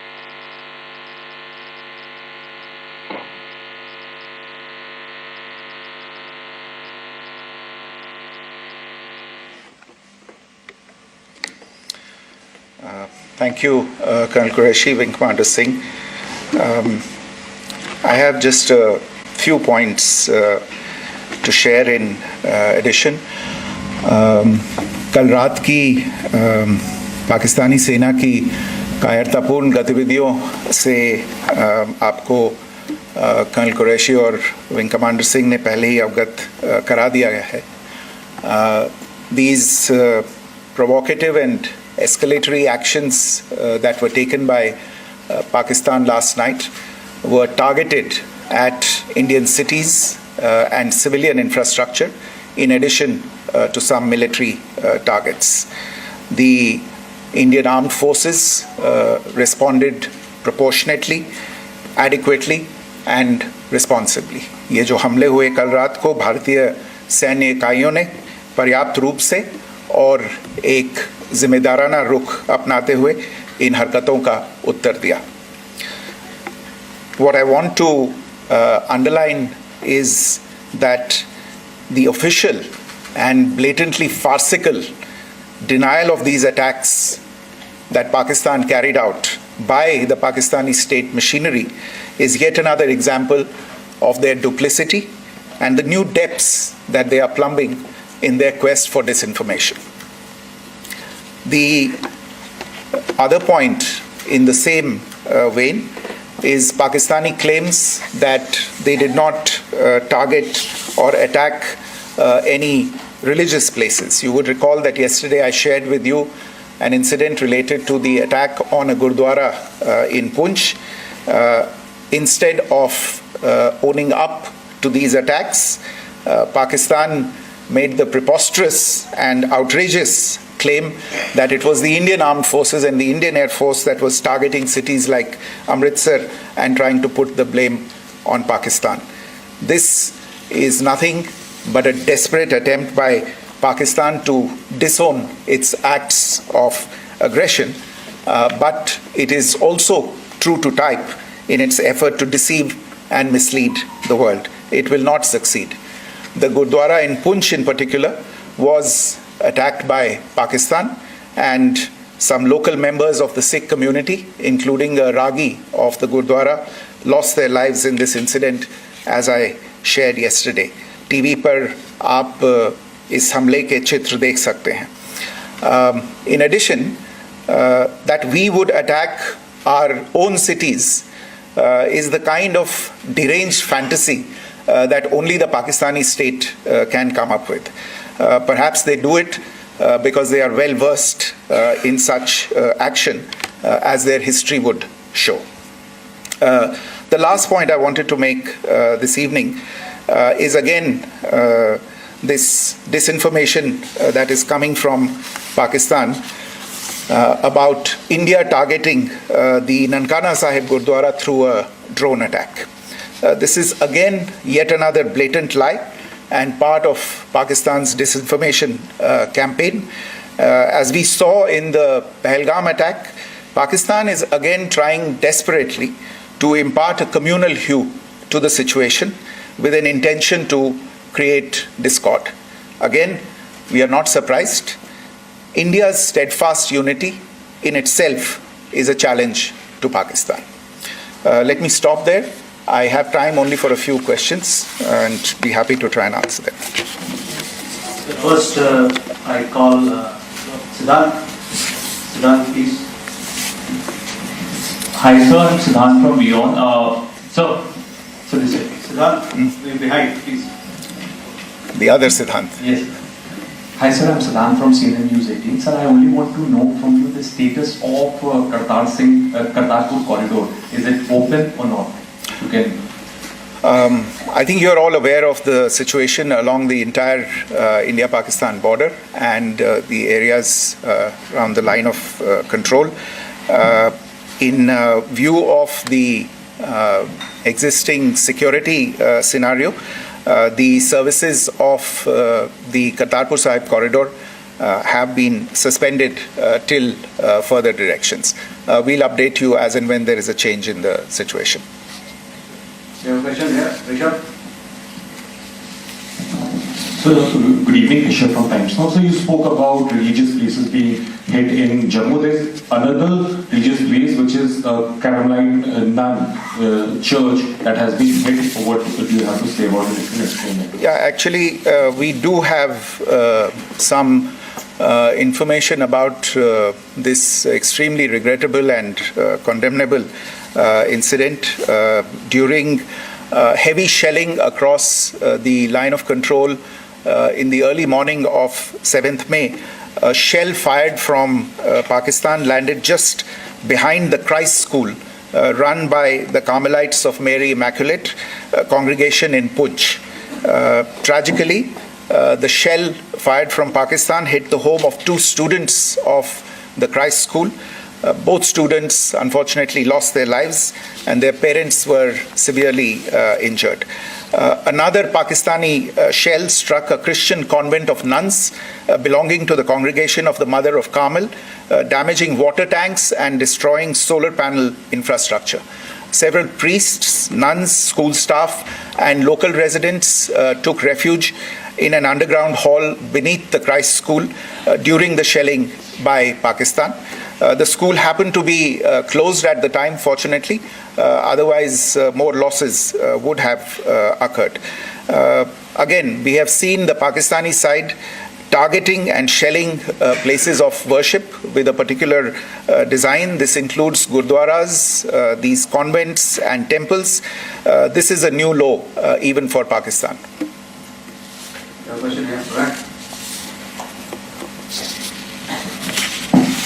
Sir Pranay Upadhyay अमर जाग से sir कल आपने इसी podium से पाकिस्तान के IMF bailout को लेकर और इंडस वाटर ट्रीटी को लेकर जो टिप्पणी की थी उसकी पाकिस्तान में काफी तीखी प्रतिक्रिया भी आई और उसके बाद हमने देखा कि पाकिस्तान की तरफ से किस तरीके से लेह से लेकर भुज तक पूरी बॉर्डर के ऊपर जो इन्वेजन था वो किया गया। मौजूदा सिचुएशन के अंदर पाकिस्तान के बेलआउट पैकेज को लेकर और पाकिस्तान के अटेम्प्ट्स को लेकर आपका क्या असेसमेंट है और दूसरा ये भी जानना चाहेंगे कि पाकिस्तान की तरफ से ये जो अटेम्प्ट किया गया था उसका भारत ने अभी तक उस तरीके का कोई जवाब नहीं दिया गया है, तो क्या भारत इसका जवाब देगा जो कार्रवाई हुई है बीते 24 घंटों में?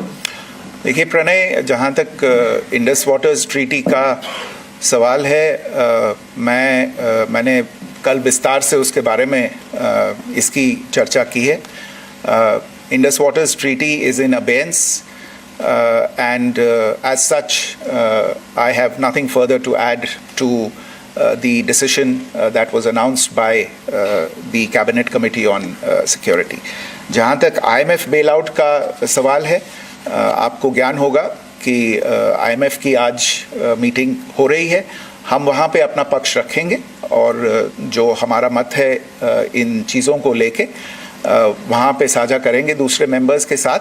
ये बोर्ड पे निर्भर है कि वहाँ पे क्या निर्णय होता है. और जहाँ तक जो कार्रवाई हुई है उसका जवाब देने का जो आपने जो प्रश्न उठाया है, जो आज ब्रीफिंग हुई है, जो आपको सूचना मिली है, मैंने भी कहा है कि जो आज सवेरे तड़के सवेरे जो गतिविधियाँ हुई, भारत ने उनका एक जिम्मेदाराना पूर्ण तरीके से और एक पर्याप्त तरीके से उसका जवाब दे दिया है.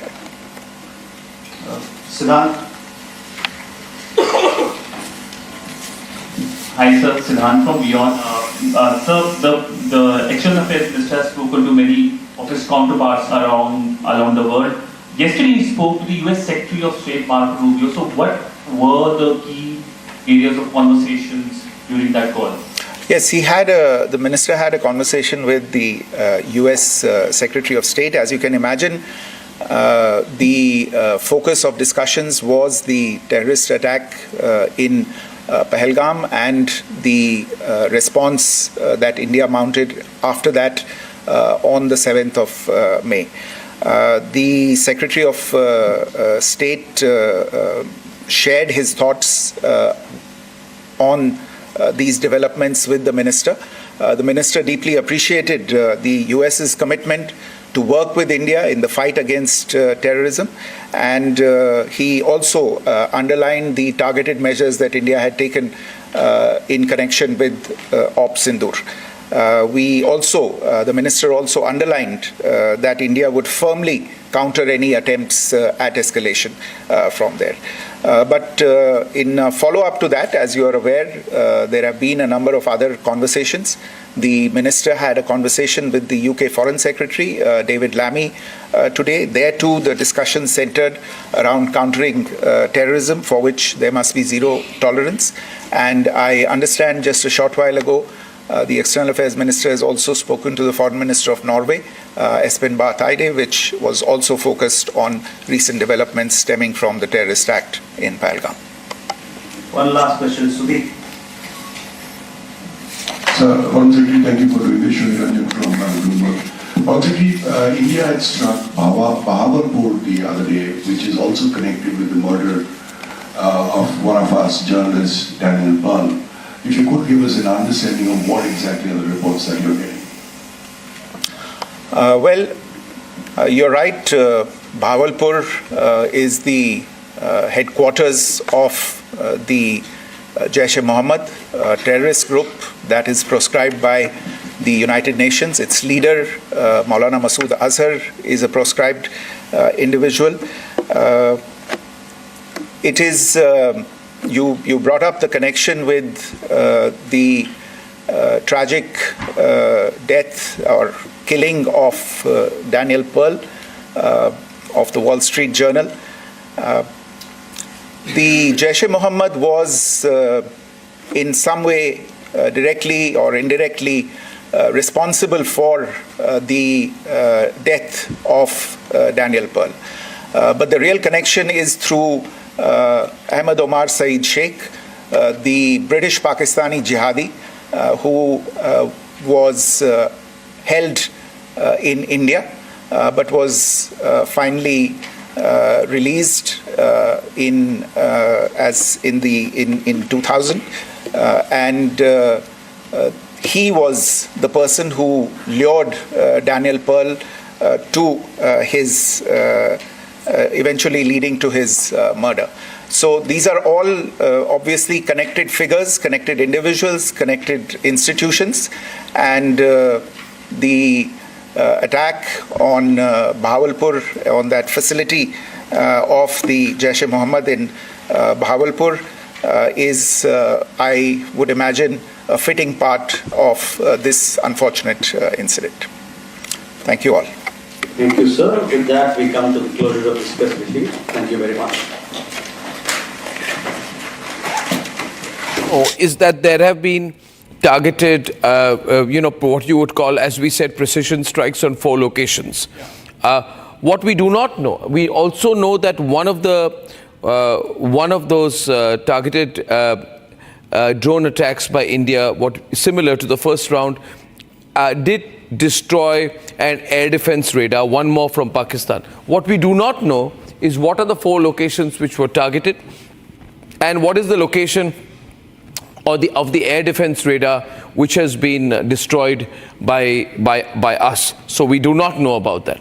What we do know, and the big news point, is that the Turkish have got directly involved. Yes. And there was a particular kind of drone that was referred to. What was that? What is the Turkish drone that was referred to? I mean, all that I know is it's of a Baykar company called Bayraktar TB2.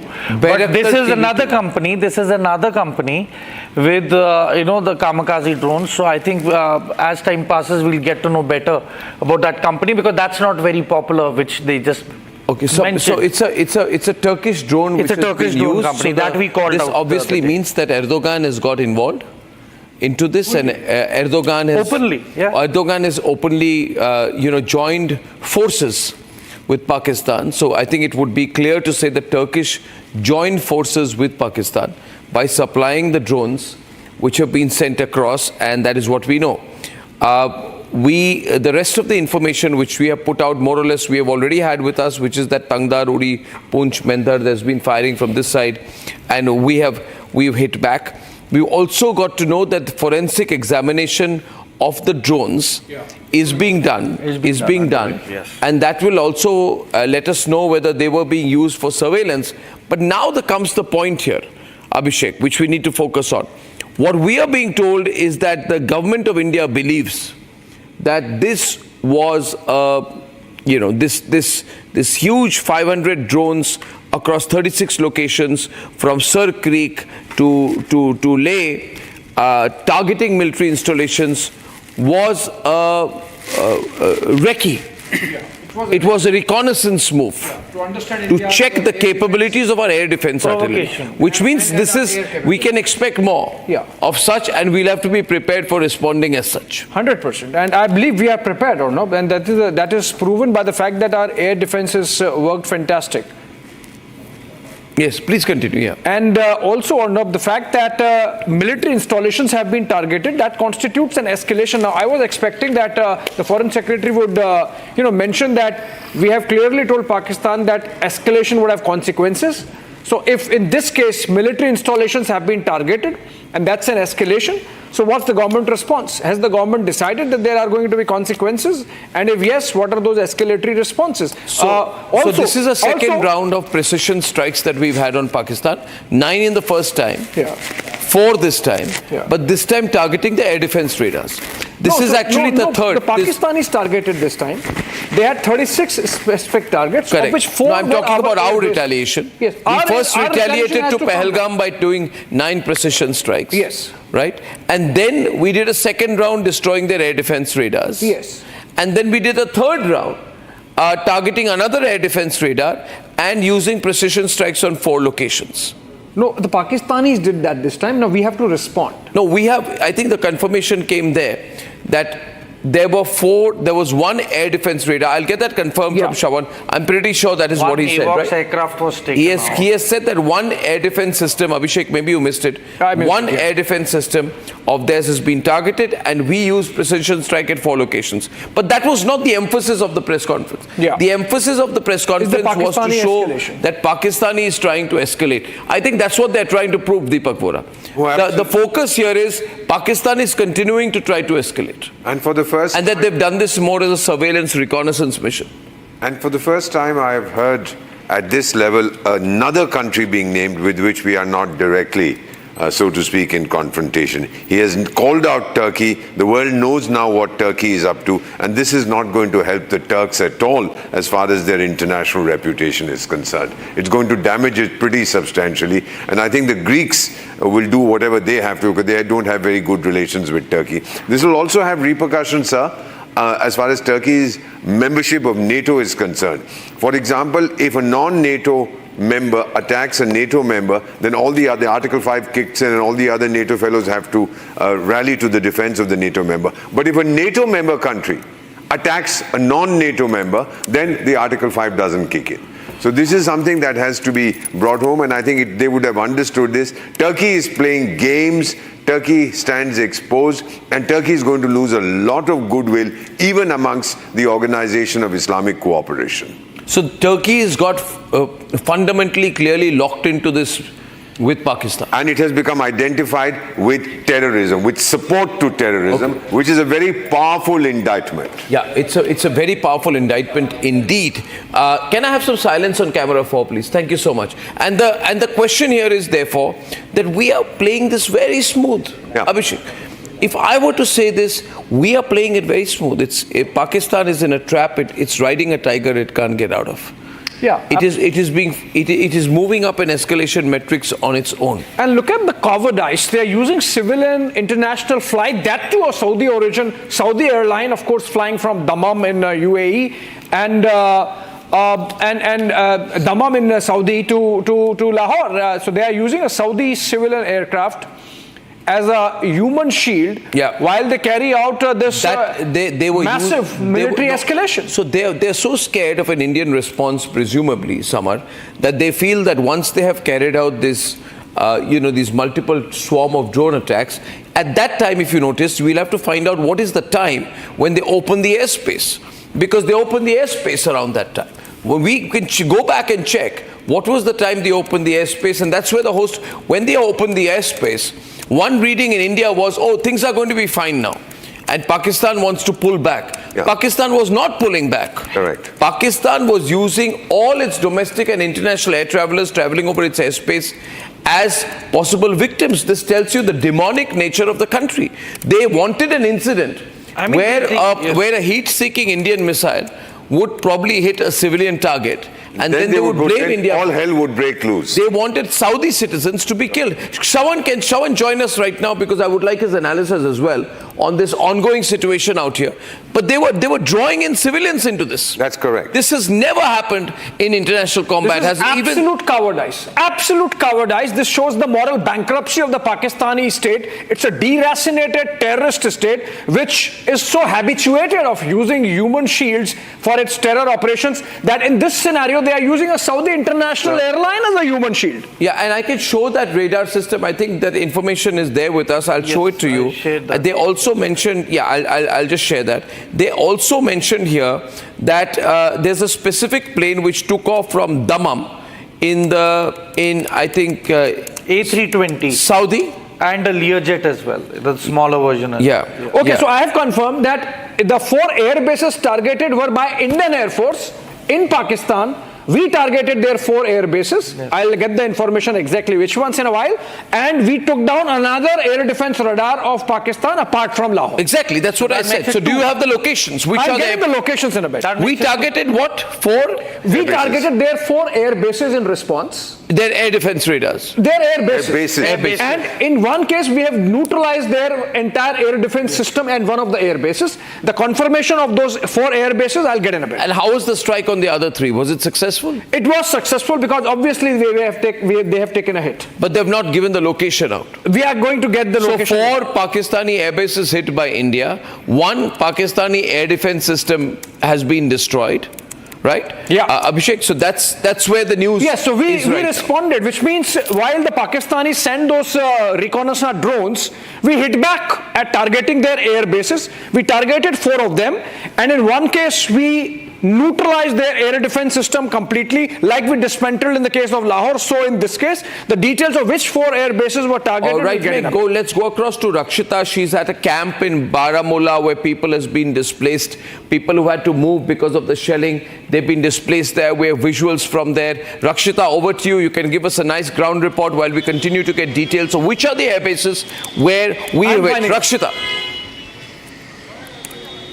Operation Well, we're right now outside the Government Degree College in Baramulla, and of course people have been evacuated. Before that we had gone to the villages that were nearby the LOC. Those villages have been completely destroyed, or now we've seen the civilian targets, the shops that have been flattened completely because of the cross-border shelling, the mortar shelling, the artillery firing that has gone on till the wee hours, till at least 4 a.m. What we have reported from the official sources and also from the people, because they keep coming here. There were buses that were being rushed from Uri to Baramulla, and there were buses after buses. There were people who were compelled to leave their homes, their own permanent residences. They had to leave all of that. We've seen young children come here, Arnav. They have been coming here. They were completely clueless as to what is happening. Why are they here? But this is all because Pakistan continued to target the civilians here in Kashmir, in North Kashmir, along the LOC. We were talking to officials here. At least 300 people, at least 300 to 400 people are right now here. They have been evacuated, and this is a relief camp for them. Services for food and shelter have been provided over here. That's what we understand. There were women coming in, families coming in, and when we speak to them, they are like, we have lost everything and we do not know where to go on from here on. We have nowhere to go, and we do not know till when we are going to stay here. So that is the situation right now on ground zero. What we tracked from North Kashmir's Uri sector, and it's when we see those scenes of destruction, even there are areas which were habitated by Hindus. We've seen the Kashmiri Pandit areas also. They were also targeted very badly. They were all destroyed in the mortar shelling that went up till 4 a.m. at least last night, and there's still a lot of threat. And we saw security personnel, including the CRPF, who were rushing people downwards, and in those big buses and the tempos that were carrying the people, those SUVs continue to come here, and the ambulances. One woman had also lost her life, Arnab, from the Gingal village where we were reporting from earlier in the day. We filed a report from there. One woman who was in fact trying to escape with her family because of that incessant firing. She was boarding a bus, and while she was on the move, she got caught in that crossfire, cross-border shelling. She lost her life. Her family was injured. There's another person. More people have been injured. Right here is the GMC hospital where they were admitted. So yes, the state of affairs is very bad. Civilians have been targeted by the cowardly Pakistanis. Yeah, this is a, thank you for your ground report there. I'm continuing to analyze the full impact of what have been said. And I just want to say to the Pakistanis, you have a coward government, you have a weakling government. Your government wants your people killed, your government wants Saudis killed, your government wanted Pakistanis killed by an Indian missile in order to escalate matters and put the blame on us. I mean, I think that jo baat kahi hai, that Pakistan has been described as a buzdil nation, and Shehbaz Sharif is being called a buzdil, a gidar. But I would use worse language for him, because this is the plan of Shehbaz Sharif. Shehbaz Sharif was conspiring to get civilian planes bombed. And Saudis. Shehbaz Sharif conspired with the Turkish to try and bomb the Saudis. A Saudi plane. And we have proof of that. That Shehbaz Sharif wanted, and the Pakistan army was working to get a bombing of a Saudi civilian airline. The matter is extremely serious. The Saudis should pick it up very strongly. And I think there should be very strong global action against now Pakistan. It's gone out of control. I have with me right now Shawan also there with us. Shawan, first of all, congratulations. You got the news spot on, but we still do not know which are the 4 locations where these strikes happen. I'm quite surprised that none of the reporters at the end of that news conference even asked that question. Well, in fact, that's the big news emerging, because that's the retaliation that India has been talking about. The reason why it is a little subdued is given the fact that India has already communicated that it has to be a de-escalation, but the Pakistanis haven't really stopped. As far as India is concerned, there are certain locations we were given to understand. This was basically those very locations from where the strikes have actually taken place. And the air defense system, particularly in areas like Sialkot and a few other places where were the main targets, is what we are being told. I've actually asked this question once again to the Indian Air Force, because they are the ones who basically carried this out with regards to which are the 4 specific places where these where this targeted precision strikes were basically carried out, because we have a confirmation that these were drone precision strikes. One of the confirmation that we have, and which is also matching with what's coming in from the briefing, is that these were drone precision strikes. Drone precision strikes were carried out. 1 ADA was destroyed. On the others, we are not revealing much yet. Well, in fact, that's a question that I've once again asked the Air Force and the source from where we've got the information as to which are the other 3 locations, but we're given to understand that these are locations which were basically used by them to carry out the drone strikes. Which proves the logic, does it, Shawan, Samar, that while we are actually precisely going after our target, they just wanted to check our air defense system. I mean, see, it is amply clear that S-400, the civil aircraft was within the range of S-400, without a doubt. And they were just wanting us to make that error of pressing the trigger button, and it would have been an international embarrassment for us. But it was a trap. It was a trap. It was a trap that they said. We have studied what went wrong between the Ukrainian and the Russian war in the initial days, when a passenger aircraft was shot down over this region. I remember that. So, we are very deliberate. Our message is amply clear. Our fight is against terrorism. We definitely wouldn't have pressed the trigger button, because we knew it's a civil airline. It was Air Arabia. So we read their moves. We knew what they were doing. Yes, exactly. But these are dirty moves. These are like hitting below the belt. And in fact, Saudi, consulate should be furious right now with Pakistan, and a proper dressing down should be given to the ambassador of Pakistan to Saudi, and probably... But there would be a lot of Pakistani citizens on that plane. I mean, you never know. The plane was coming from Dammam to Lahore. Typically, it would be a lot of Pakistani workers or others who are working in UAE or Saudi who would be traveling back. So the Pakistanis wanted Pakistanis killed. ये जो कहा गया इनके बारे में, ये अगर एक पाकिस्तानी ये प्रोग्राम देख रहे हैं, तो आपके ही लोग आपके ही नेता, आपके ही लीडर शहबाज शरीफ को गीदड़ कह रहे हैं, बुज़दिल कह रहे हैं, कायर कह रहे हैं, ये तो इनसे बहुत ज़्यादा खराब है। I mean the flight manifest. Is this some breach of international law? ये पाकिस्तानियों का नरसंहार करना चाहते थे। शहबाज शरीफ wanted a massacre of Pakistanis. Putting your own people as bait. I am so glad this information has gone out. I mean your own people as bait. I mean absolutely. How much can you fall down in dignity? I mean, this is... If they have any dignity, they'll fall. But they're already at rock bottom. I mean, this so is you might recall that there was outrageous. that Korean airliner that was shot down by the Soviets, I think it was in the early 80s, because it had strayed from its path. Later proved that it was spying at some of the most vital installations of the Soviet Union. That was understandable. But in this case, it's pure villainy. It's pure evil that you're trying to play with the lives of the people. I mean, sir, they could be, transporting high-value targets in this aircraft out of Pakistan. Villainy and Machiavelli. Because ISI is capable of going to any length to protecting these high-value targets. Major Tour, the Pakistanis taking Saudi money and using Saudi citizens as human shield because they are taking military infrastructure from Turkey. Yeah. And Turkey and Saudi Arabia are in a standoff.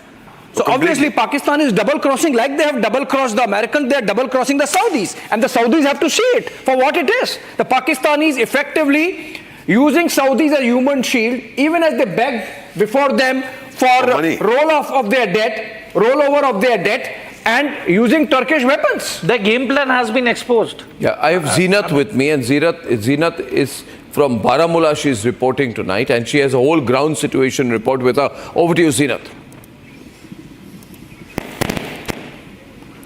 Right now, Arnav, we are reporting from Hajipir sector. This is one of the forward posts close to line of control, and the Hajipir sector has witnessed the heavy damage in the last 14 to 15 days. As you can see, as my VJ Mubashir is showing you the ground, that the severe damage has been caused by the ceasefire violation by the Pakistan Army. As you can see, this is one of the structures, because in this entire 100-meter space, some 5 to 6 structures have been completely damaged. You can see a structure more like a home or a shop, and you can see that it's made up of wood, and you see the metal sheets have been heavily damaged. The twisted metal sheets and splintered wooden beams scattered around this very space. Burned debris and the rubble are visible, indicating a powerful impact, likely from a mortar shell that was even briefed during the MEA press conference. The heavy artillery was used while targeting the Indian. One can see the green foliage and the dense tree hint at the typical terrain of forward village near the line of control. As far as this Hajipir sector is concerned, we are seeing somewhere this has been one of the hit, and civilians have been evacuated.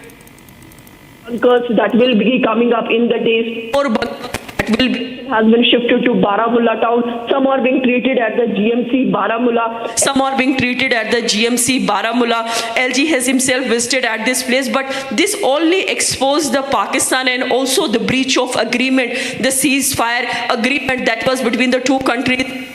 Come to an end, because this kind of pictures itself depicts the kind of story, the people that have gone through when the shells, the mortars landed here last night. This time the population, we don't see a population here. The people have left their families, they have left homes, everything is vacant here. It looks, one can see a deserted look here in this very Hajipir sector where from we are reporting.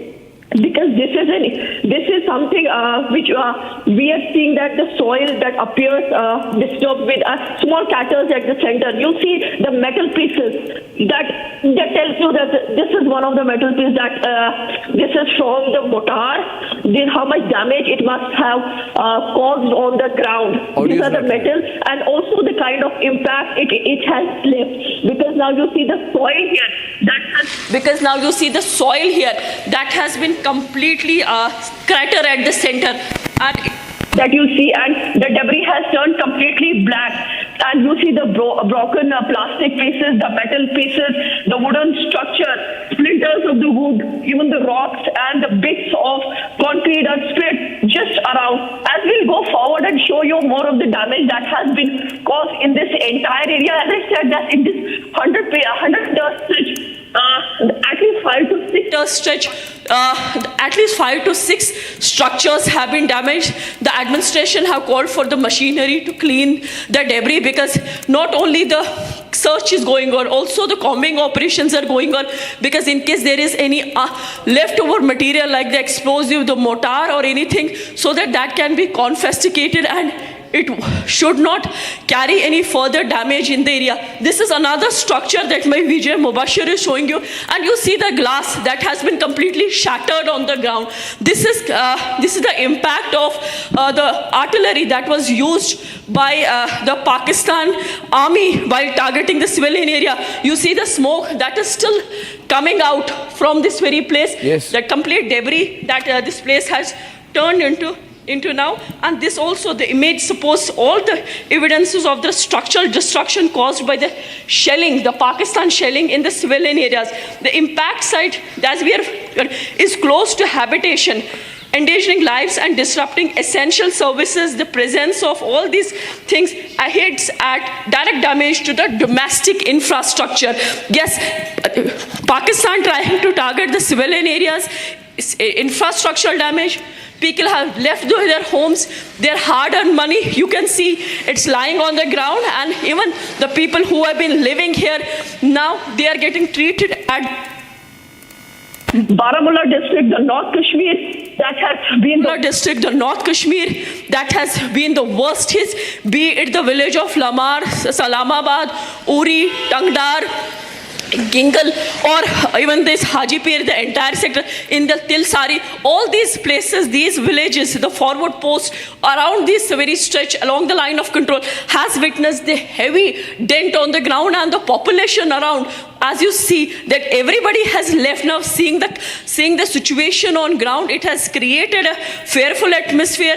The kind of machinery, see, this is one of the JCBs, even again the shattered glasses there, that Pakistan did not even spare the machinery. That was, obviously they must have carried all their surveys before hitting the target. So they are trying to not only target the post, the army post located along the line of control, but we see that the civilian infrastructure, civilian population has taken a big hit in the North Kashmir. Okay, well, quite a comprehensive report there. I'm still coming to terms with what the Pakistanis have tried to do. Deepak Bora, this is dangerous. They tried to get a civilian plane bombed. We must pick this up differently now. Yeah. I'm sure we are going to use the right channels to push through this. Right. What would you do in this situation? Absolutely. I think we'll be raising it with ICAO, the International Civil Aviation Organization also. This is completely irresponsible behavior. Reckless. When you are endangering the lives of innocent civil. Of course, they came in and slaughtered these 26 innocent tourists in Pahalgam. But that's part of their DNA, sir. I wouldn't be terribly upset. I wouldn't be terribly surprised seeing what these fellows are up. They're capable of anything. They are sons of Satans. I'm sorry, I get angry when I see this kind of thing. Those fellows traveling in the plane, what have they done? Nothing. And you're playing games with them for your own interests. Yeah. Well, sir, before I conclude, may I just say that yesterday you had talked about the IPL and the Bollywood films, etc., and you were very passionate about it. I wish and it that was has been cancelled. suspended. I mean, and so Bollywood, half-hearted of IPL. But sir, the Bollywood film releases, the new ones have also been suspended. I think it was majorly due to the impassioned appeal that you made last evening. Well, I hope it makes a difference. Ladies and gentlemen, I just want to tell you one thing, that I'm going to analyze this whole situation on a 2-hour program, 8 o'clock to 10 o'clock. Before that, I'm going to be on the Republic Bharat channel, and I'm not going to catch 40 winks. I'm just going to take 40 minutes to prepare for my upcoming programs. And I'm going to hand it over to the very able Abhishek and Shawan to take it forward with Samar, Deepak ji, and everyone else. We'll take a short commercial break, and then we come back. You can roll it over. Right. Thank you.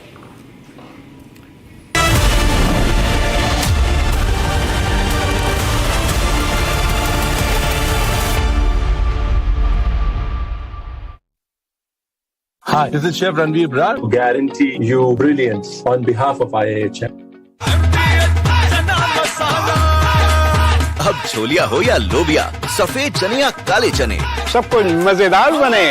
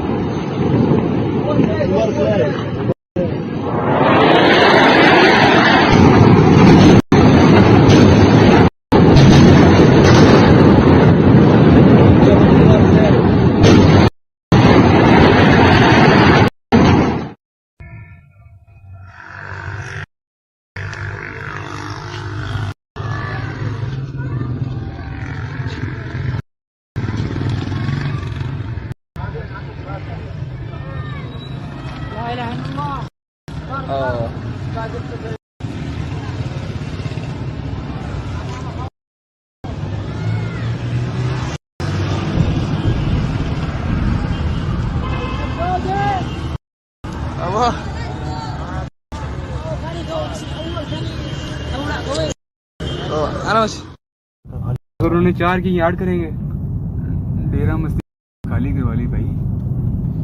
हाँ देखना वाम कैसे आ रही है वहां से। अभी video catch होगी? नहीं होगी।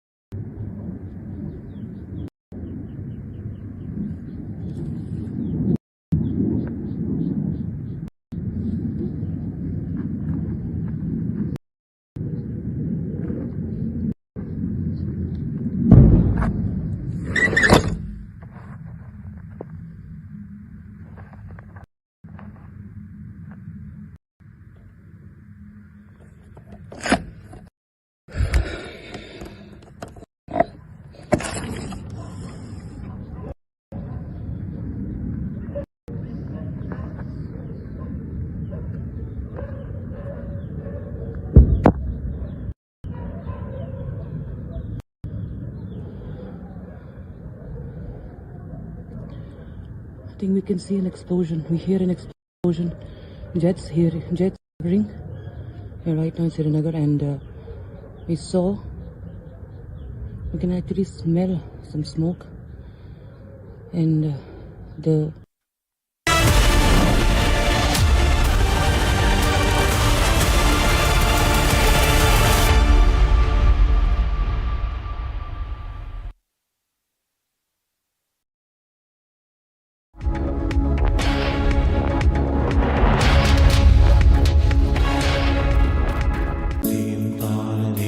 At Amity, we are committed to building a stronger India through world-class education and research, to nurture ideal citizens who, together with the leaders of today and tomorrow, will make India a world superpower. Amity University, India's leading not-for-profit private university. MDH की हल्दी मिर्ची धनिया करे कमाल, ये रंग दे, ये खुशबू दे, ये तीखा, ये कम पड़े, क्या निराला MDH masala. Mahi sir, how much do you love your fans? Honestly, I love my new fans. पुराने वाले बेकार में शोर करते। सर फैंस हैं, शोर तो करेंगे ही ना। नए वाले नहीं करते। And they listen to what I say. The new generation Orient BLDC fans, super silent performance with voice control. Silly me, I thought. Cricket fans. आधे बाउल दही में 4 चम्मच MDH चटनी पुदीना मसाला डाला, स्टर करो, पुदीना चटनी तैयार। MDH चटनी पुदीना मसाला।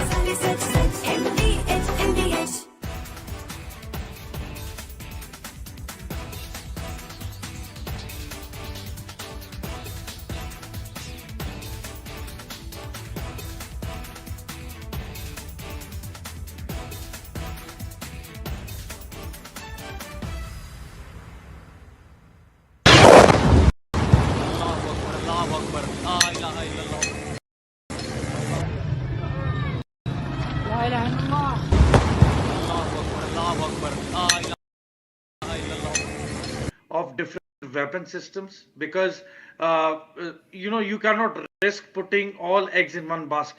ये मस्जिद तैयबा मरकज उमर करा के अंदर ये नुकसान है। Not risk putting all eggs in one basket.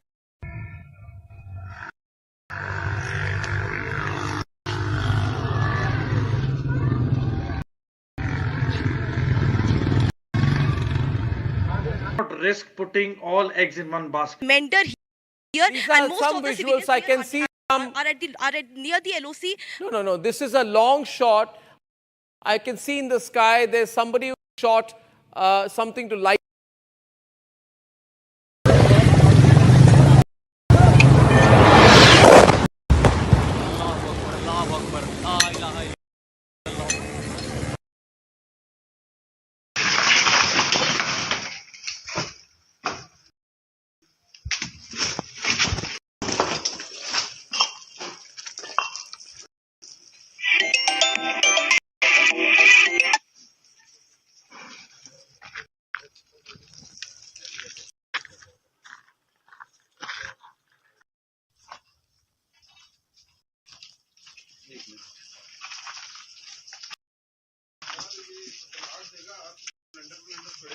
Cylinder leakage है, लीकेज भी है, हाँ लीकेज है, ऊपर है। Summer is here. Is your home ready for the heat? Keep your roof cool and your home comfortable all summer with Roof Cool and Seal.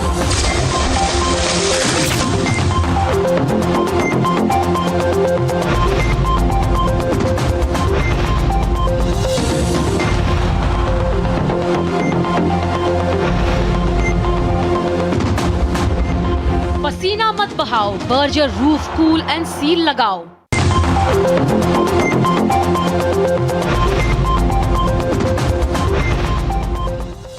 Mahi sir, how much do you love your fans? Honestly, I love my new fans.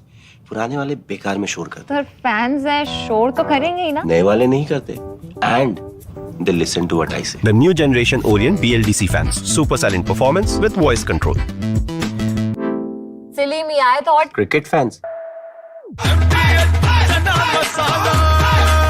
अब छोलिया हो या लोबिया, सफेद चने या काले चने, सब कुछ मजेदार बने। इसको घर पे लगाओगे तो शादी का तो पता नहीं, पर घर पक्का नहीं टूटेगा। रुंगटा नहीं तो घर स्ट्रॉन्ग नहीं। रुंगटा स्टील TMT बार एकदम सॉलिड। पहाड़ों में एक हाइकिंग स्टिक भी बन सकती है। दादी के हाथों का जादू और खुशबू से महकता घर, माँ की मुस्कुराहट और खाने की सुगंध। MDH गरम मसाला, क्योंकि हर रिश्ता है स्वाद से जुड़ा। पाकिस्तानी और इंडिया ने जंग शुरू कर दी है। अभी बहावलपुर सिटी के अंदर मौलाना मसूद अजहर साहब के जो है मदरसा है, उसके ऊपर 4 मिसाइल दागे गए हैं। 4 मिसाइलों के साथ हमला किया गया मौलाना मसूद अजहर साहब के मदरसे के ऊपर। हम अपनी अफवाज पाकिस्तान के साथ खड़े हैं, लेकिन मेरा सवाल है कि हमारी एजेंसीज कहाँ सोई हुई थी, हमारी अफवाज पाकिस्तान कहाँ सोई हुई थी जब ये हमला हुआ। मुजफ्फराबाद की भी खबर आ रही है कि Muzaffarabad side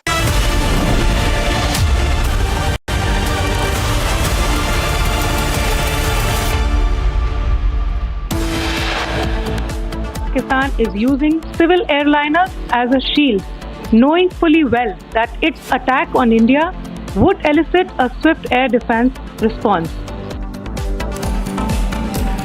ABA exposes Pakistan's war crime. World's largest terror sponsor uses passenger planes as human shields while attacking India.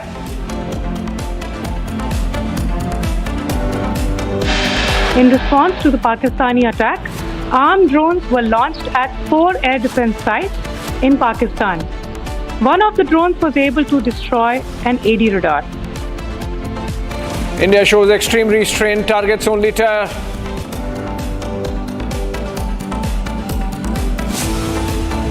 राष्ट्रीय सीमा और नियंत्रण रेखा पर लेह से लेकर सरक्रीक तक 36 स्थानों पर 300 से 400 लगभग ड्रोनों का इस्तेमाल घुसपैठ का प्रयास करने के लिए किया गया। India confirms elite air defense systems took down 300 to 400 drones across 36 locations from Leh to Sarkreek. We have seen the Pakistani side targeting and shelling places of worship with a particular design. This includes gurdwaras, these convents and temples. This is a new low even for Pakistan. in a new low, dirty Pakistan targets places of worship, including church and a gurdwara.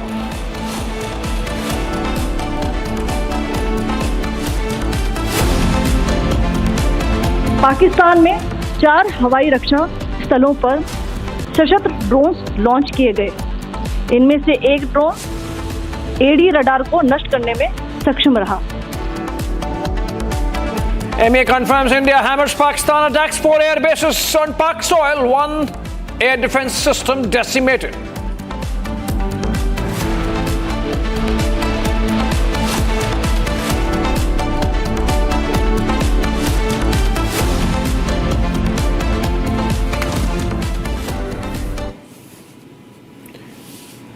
Welcome back, friends. The fact that Pakistan used a Saudi civilian aircraft as a human shield to launch its cowardly attack with drones, in which they also targeted one church, one school in earlier strikes, and of course wanted to do surveillance using Turkish drones. And India, of course, retaliating in kind, attacking 4 of its air bases, taking down 1 more air defense system. Now, let's get back to breaking news coming in from Uri. Air raid sirens activated, and this is essentially India in war mode. We are seeing those preparations and those drills being carried out across the country, and particularly along the towns, along the border towns. And in this case, in the Uri sector, we are hearing air raid sirens having been activated by the local administration there. Arawat is, in fact, there is a report by Arawat. Okay, he's live, joining us live from Uri. Arawat, over to you. Can you tell us what's happening? Is this a mock drill, preparatory drill that is happening or that are happening across many other towns and cities along the western front? Yes, absolutely, Abhishek. As we have seen here, the sirens have been activated just 10 minutes back. We have heard that from the 3 sites in the Uri sector that the sirens have been heard. Yes. Also, some loud 2 to 3 bangs were also heard from this very side. I'll request Vijay to show you. This is the upper area in the Pakistan-occupied Kashmir, as Republic crew is here camping from last couple of days here. And these are the visuals from where we have heard that the few shots were also heard. And then after we have seen that the siren was activated from the 3 sites in the Uri sector. We have recently seen that during the night hours that how the Pakistani troopers have targeted the civilian populated area in the Uri sector, also in the various parts of the Kashmir Valley. But this time we have seen that the 2 to 3 bangs were heard. Thereafter we have seen that the siren has been activated in the entire area. Also we have seen that the evacuation process was on from yesterday late evening. Then after we have seen once again the some of the people were still here, and in fact in just 2-3 minutes back they have also left the entire area, and we have seen that the complete, in fact we can say the 100% evacuation process is still underway here in the Uri sector. Same we have seen in the also in the parts of the Kashmir Valley, particularly if we talk about the Tangdar sector. But right now the sirens is on here in the Uri sector. Right now we have also heard 2 to 3 big loud yes, Abhishek. All right, Major Samarpal Singh Toor continues to be with us in the studios. We are also joined in by Air Vice Marshal P.K. Srivastava, defense expert, as also Rabinder Sachdeva. If I could come to you, Marshal Srivastava, you heard that press conference in which India announced that we retaliated to Pakistani drone provocations and targeted their 4 air bases and took down air defense in one of those air bases. How significant do you think is India's retaliation given the kind of escalation we saw from Pakistan shooting about 400 drones our way? Of course, unarmed drones, but 400 drones. I think it was absolutely calculated and very restrained, taking the situation that there were civil flights going behind when this thing came forward. And this is another, I would say, very cowardice act by the Pakistani army and it does not have any flavor of a professional army you think of. But coming through their kind of attack, most of it was engaged by our own air defense layers, various layers which we have, the strategic layer, the mid layer, the close combat weapon systems, what we got. So with all that, it was engaged. Mostly, I think we also engaged with non-kinetic means. That is very important because this drone, the kind of attack it was there, I would rate it as another terrorist attack, and it must met with not a very costly kind of retaliation. So as I hear and I get to know from the other sources that this was done with non-kinetic means, which India has a good measure of such weapons, and that would help because I expect Pakistan to continue and tread this method. But tonight is the time for their reckoning. I'm pretty sure that our armed forces, particularly Air Force and Army, both are ready. Marshal, are you saying by non-kinetic means, do you mean the standoff weapons? Like we did not go there, that's why? I mean electronic warfare kind of weapons. I also mean laser kind of weapons. Right. We have some directed energy weapons. Okay. I also mean there are soft ways to kill these small drones and the soft drones. They don't have that kind of electronic suppression or that kind of electronic protection. So we can always spoof them, put them in that direction, take them to areas where there are no habitation. So we need to use all these means together to really take care of this kind of swarm attack. It was swarm attack, and each one of most of them were for observation and probably trying to create a panic. And they fell through these civilian areas, which meant that they didn't want to incapacitate our ability to fight the war. They just wanted to create a chaos or a kind of terror or a kind of terror in the minds of people. So the purpose is clear. Purpose was not to fight. Purpose was to again create a kind of terrorist activity, create some fear in the general population, create some kind of chaos. That purpose mentality continues even in this time. Yeah. They're responding. Yeah. We expect that professional army, if they're professional, which they are not, we are seeing the way General Munir is talking to his own people, his own troops. Yeah. He says, and their defense minister says, the second line of defense is our madrasa boys. Yes. Yes, that's very, very... I mean, can I take this to Air Marshal Sanjeev Kapoor, who has just joined us on the broadcast. Very good evening to you, Marshal Kapoor. You think the manner in which India has responded, targeting 4 of their air bases, including, again, dismantling one of the air defense systems, that's a proportionate response? Or you think this is just a trailer, more could be coming? See, if you see the last conflict with Pakistan happened in 2019, and all these, what we are discussing, was not non-existent. How the warfare has changed with these 2 wars that are going on, one in Europe, that is Russia, Ukraine, and one in the Middle East, Israel, Hamas. Today, we are using those things in the subcontinent which were never used earlier. We are using the kind of munitions, loitering munitions, we are using swarm drones, we are using satellite-based, we are using precision-guided weapons, we are firing from our Indian side into the targets in Pakistan, which are over 100 and 150 kilometers away. So this is a new kind of a warfare. And Pakistan knows conventionally, as per the doctrine, they cannot win a conventional war with India. Our problem is we always train ourselves for conventional war, but our enemy never trains themselves for conventional war.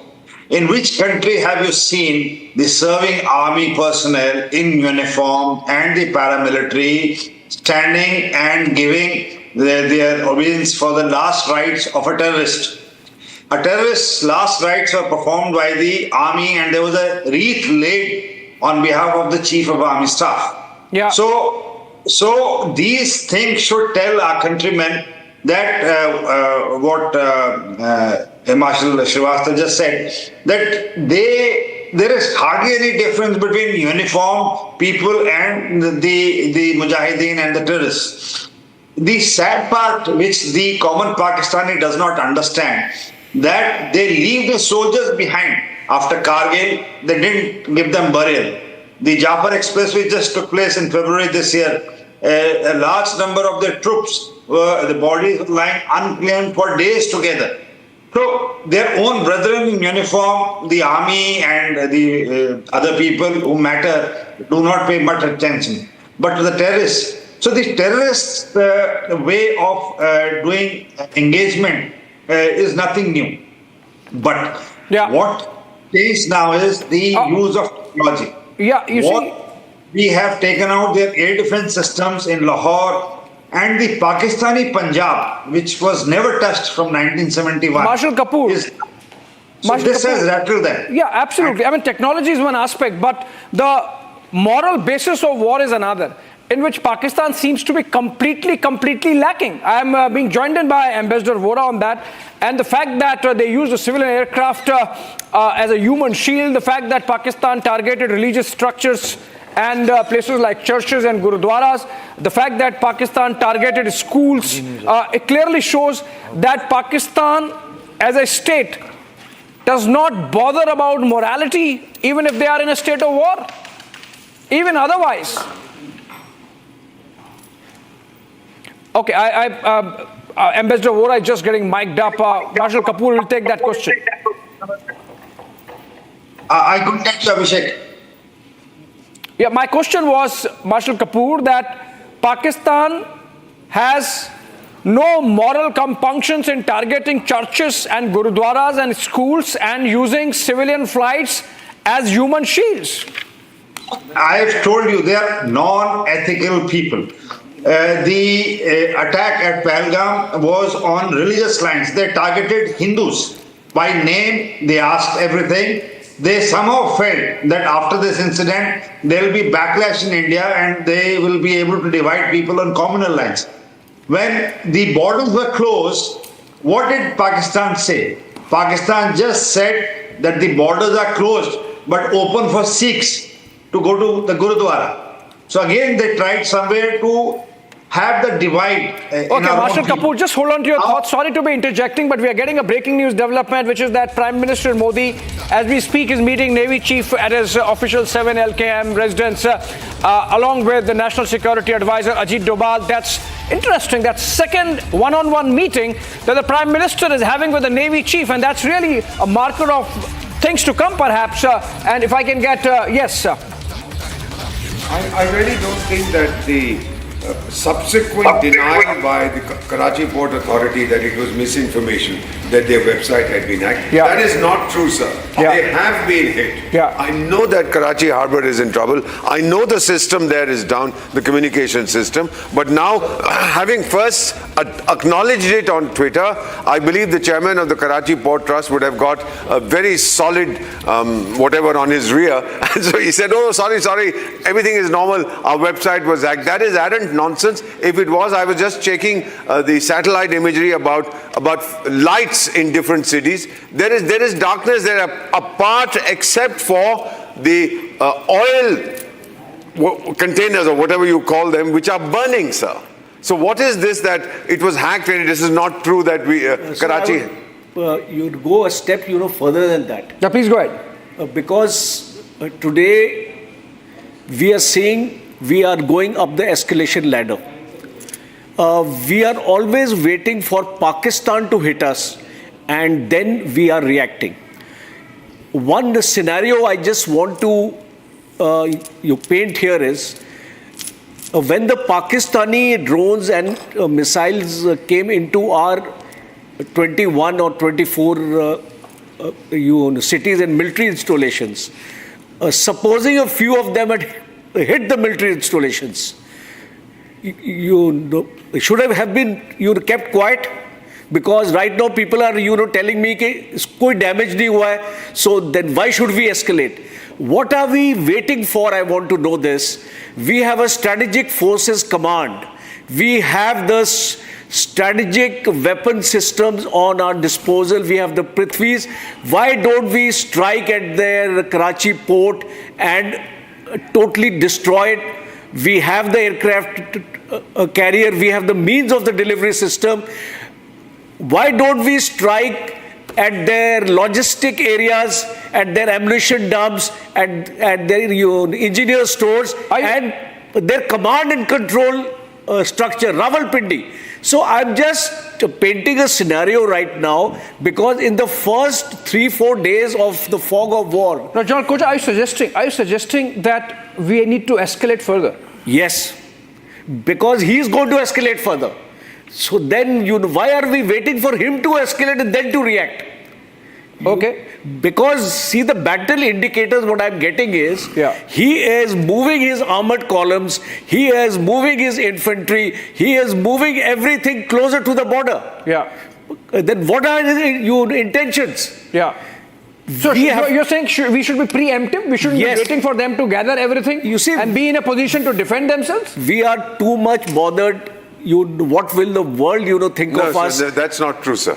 No? I'm sorry to interrupt. You're disagreeing with him? I would say that we don't really care now because the world understands what we are doing. Yes, but I agree with you. But then he's saying that if that's not the case, then let's escalate. We are sort of following a certain proportionate trajectory in terms of responding to Pakistan in a manner that whatever we are doing seems proportionate to what they have done. So, what he's saying is, let's be disproportionate now, rather than having them configure everything and be in a position to defend themselves, right? Absolutely. What you're suggesting is that we shouldn't wait for them to gather everything and be ready. Not, sir. We should just hit them. We are hitting them, once again I quote Rajkumar, sir. हम तो मार रहे हैं जानी, बंदूक भी हमारी है, गोली भी हमारी है, वक्त भी हमारा है. So we are escalating as we need to. वक्त चला जाए, sir. I'm just saying. That's the point he's making. वक्त नहीं जाएगा, sir. Chanakya had said if the right action is not taken at the right time, time itself will make that action fail. But we know that we have the time. So it's not going to end in 24 hours. No. But it is going to start decreasing in intensity as they run out of ammunition, despite what those buffoons in Turkey are doing. They will not run after run away from ammunition or run short of ammunition as long as China is there. You have to blockade the Karachi port because unless you. Well, that's precisely what I was saying. Yes, and that can only be done if you strike the port and you make it non-functional. That's what has been said. That it's been destroyed. It's not operational. But that it has not been claimed by anybody so far, sir. Sir.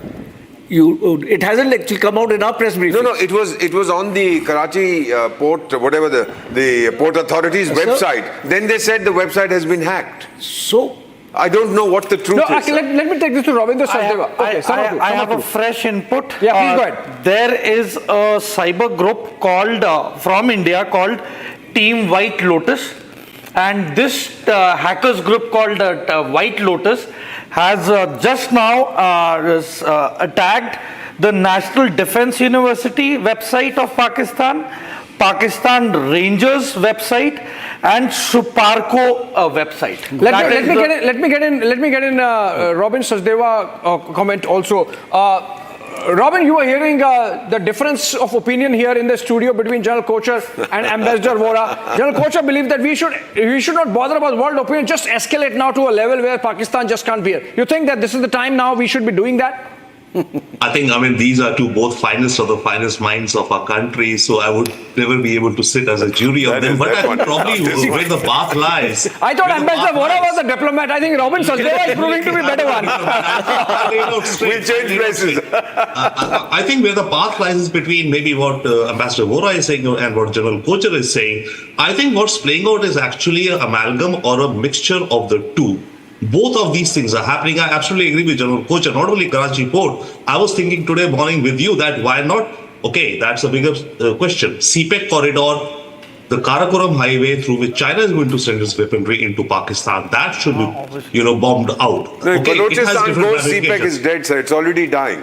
That will be the... but it will stop. Please, moment. He has a very critical point. It will stop the flow of, the same thing, the flow of logistics as coming into for the reinforcements of their supplies and spares for Pakistan. I'll just quickly step back and 2-3 things from today's press conference by Vikram Misri. One, absolutely, yes. I think we've all kind of looked at it. The civilian airliner being used as a decoy or as a bait. If not a bait, I mean, just out there. See, what it indicates, not only the evil intent, if at best I were to say, it indicates complete incompetence of the governing authorities. Unprofessionalism. Absolutely incompetence, unprofessional, callous attitude. That's one. Second, I think what's happening, and I think over the last few days with the Vikram Misri and the joint conferences, we are now clearly being able to convey to the world that there is a fusion and no distinction between the Pakistan army and the terrorists. I think we have succeeded. I would disagree with you, Robin Sachdeva. I think we have greatly succeeded in telling the world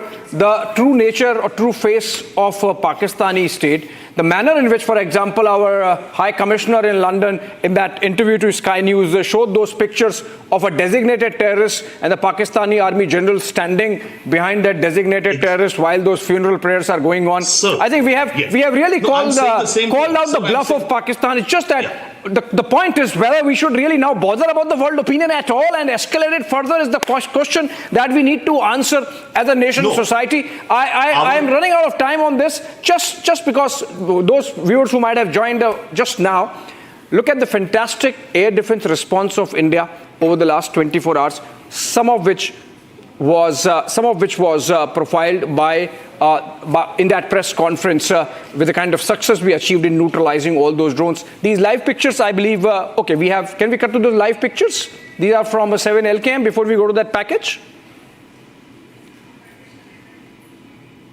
Okay, we are not going to that package. We are just cutting to these pictures live coming in from 7 LKM. Some movement there. We are told that Prime Minister, in fact, is closeted with the National Security Advisor Ajit Doval and Navy Chief Admiral Tripathi. And that's interesting. General Kocha, you think this is the second time that one-on-one meeting happening with the Navy Chief? See, if you are calling the Navy Chief so often like this, I think something is happening. Certain plan is emerging. Yeah. That's what I feel. So it's leading in the direction where you're saying let's escalate. Yes, I think so. And you were mentioning about the blockade part also. Yes, absolutely. Perhaps. Okay, fine. So are we done with this? Do we go to the package? Okay, we're taking a break now. We're taking a break. We're running out of time. Taking a break. Coming back on the other side.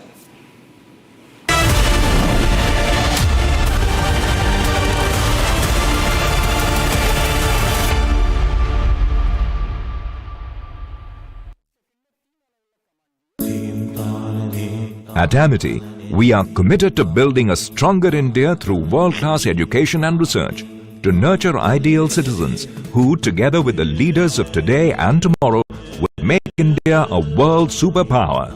Amity University, India's leading not-for-profit private university.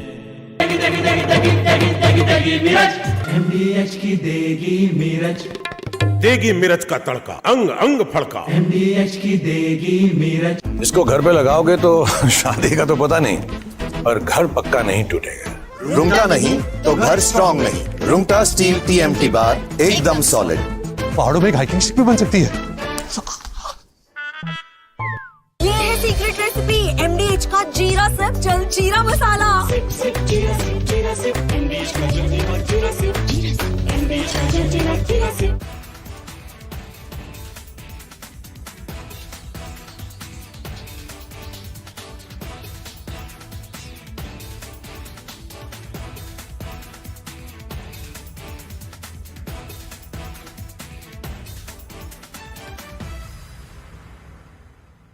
Unlike in 2019 when we had hit Balakot, which was in the wilderness, and Pakistan got an excuse to say that nothing had been damaged or killed, that we had only killed some crows and pigeons and sparrows.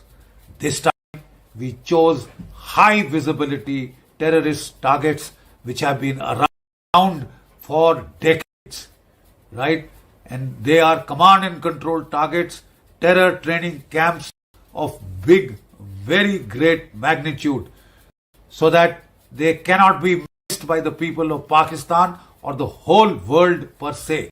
Otherwise, we had that syndrome of jungle mein mor nacha, kisi ne na dekha, etc., which Pakistan took the fullest advantage of to deny that it had been hit.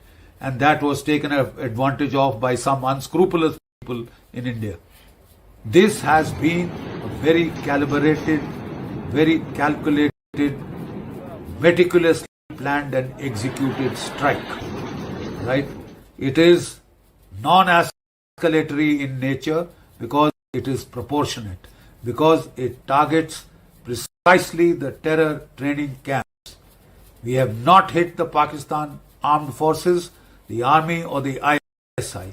We have focused only on the terror targets. To that extent, it should be non-escalatory. India is prepared to call it off at this stage. Should Pakistan wish to escalate and target Indian civilian or military targets, then it is signing its own death warrant. It will give the Indian armed forces the precise pretext. Summer is here. Is your home ready for the heat? Keep your roof cool and your home comfortable all summer with Roof Cool and Seal.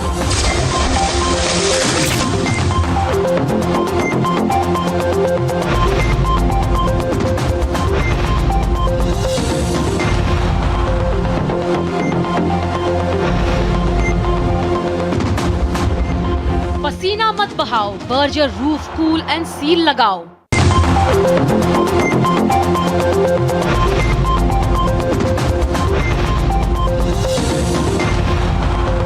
Hi, this is Chef Ranveer Brar. Guarantee you brilliance on behalf of IIHM. Mahi sir, how much do you love your fans? Honestly, I love my new fans. पुराने वाले बेकार में शोर करते sir fans हैं, शोर तो करेंगे ही ना। नए वाले नहीं करते and they listen to what I say. The new generation Orient BLDC fans. Super silent performance with voice control. Silly me, I thought Cricket fans.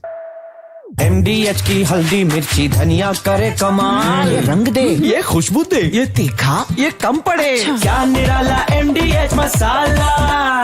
इसको घर पे लगाओगे तो शादी का तो पता नहीं, पर घर पक्का नहीं टूटेगा। रुंगटा नहीं तो घर स्ट्रॉन्ग नहीं। रुंगटा स्टील TMT बार एकदम सॉलिड। पहाड़ों में एक हाइकिंग स्टिक भी बन सकती है। आधे बाउल दही में 4 चम्मच MDH चटनी पुदीना मसाला डाला, स्टर करो, पुदीना चटनी तैयार। MDH चटनी पुदीना मसाला।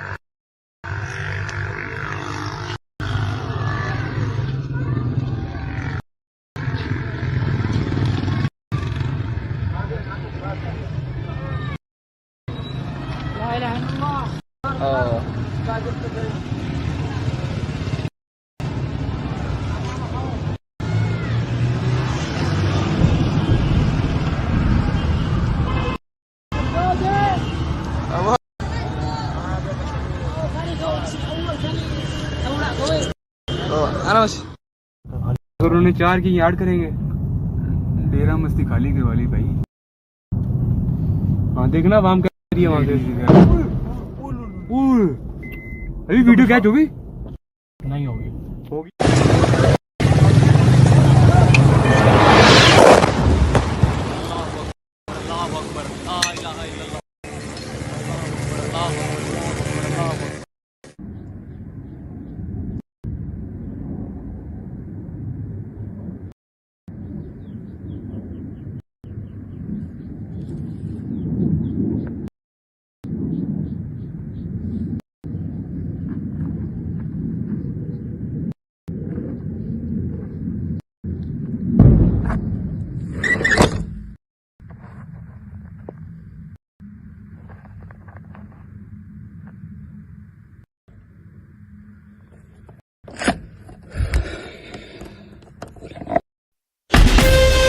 From Asia's largest news headquarters, setting the agenda for Bharat.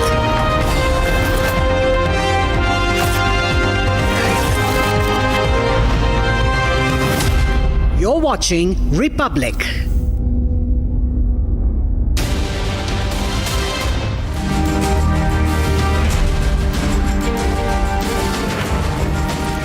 Hello and welcome. You're watching the Friday edition of This Is Exclusive with me, Shavan. So, ladies and gentlemen, it's now proven.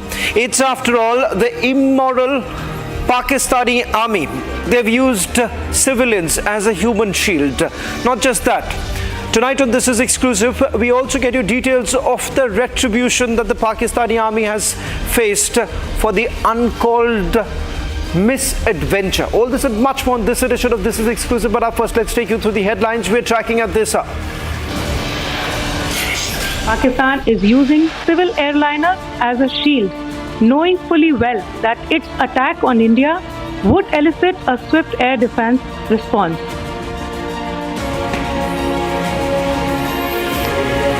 Pakistan's desperate strikes neutralized from Jaisalmer to Siachen.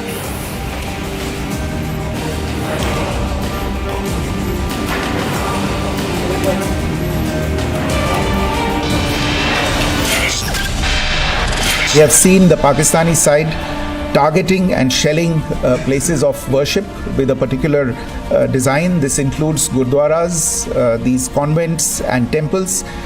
This is a new low even for Pakistan.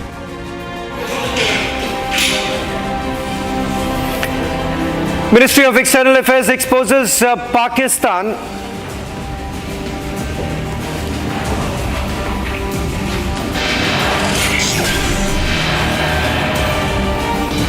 India carries out precision strikes on Pakistan's deployment opposite Rajouri, Nowshera, Arispura and Uri, targeting infiltration route. Pakistan suffers heavy losses in ammunition and Russian storage.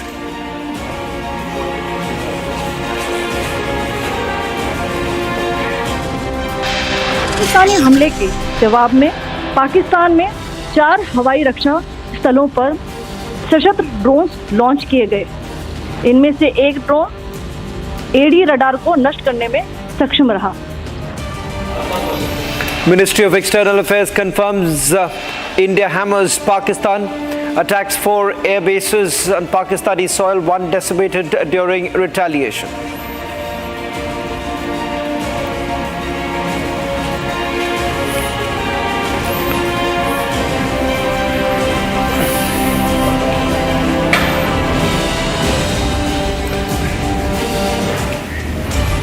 Starting this edition of This Is Exclusive with the breaking news coming in, and then we'll take you through the big exclusive tonight. First, with regards to what's happening right now in the national capital with the 3 service chiefs meeting Raksha Mantri Rajnath Singh and Chief of Defence Staff. They're all currently at the Prime Minister's residence.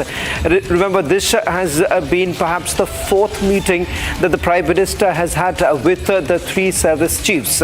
Over the last few days, there were meetings separately that the Prime Minister has had with each of the service chief.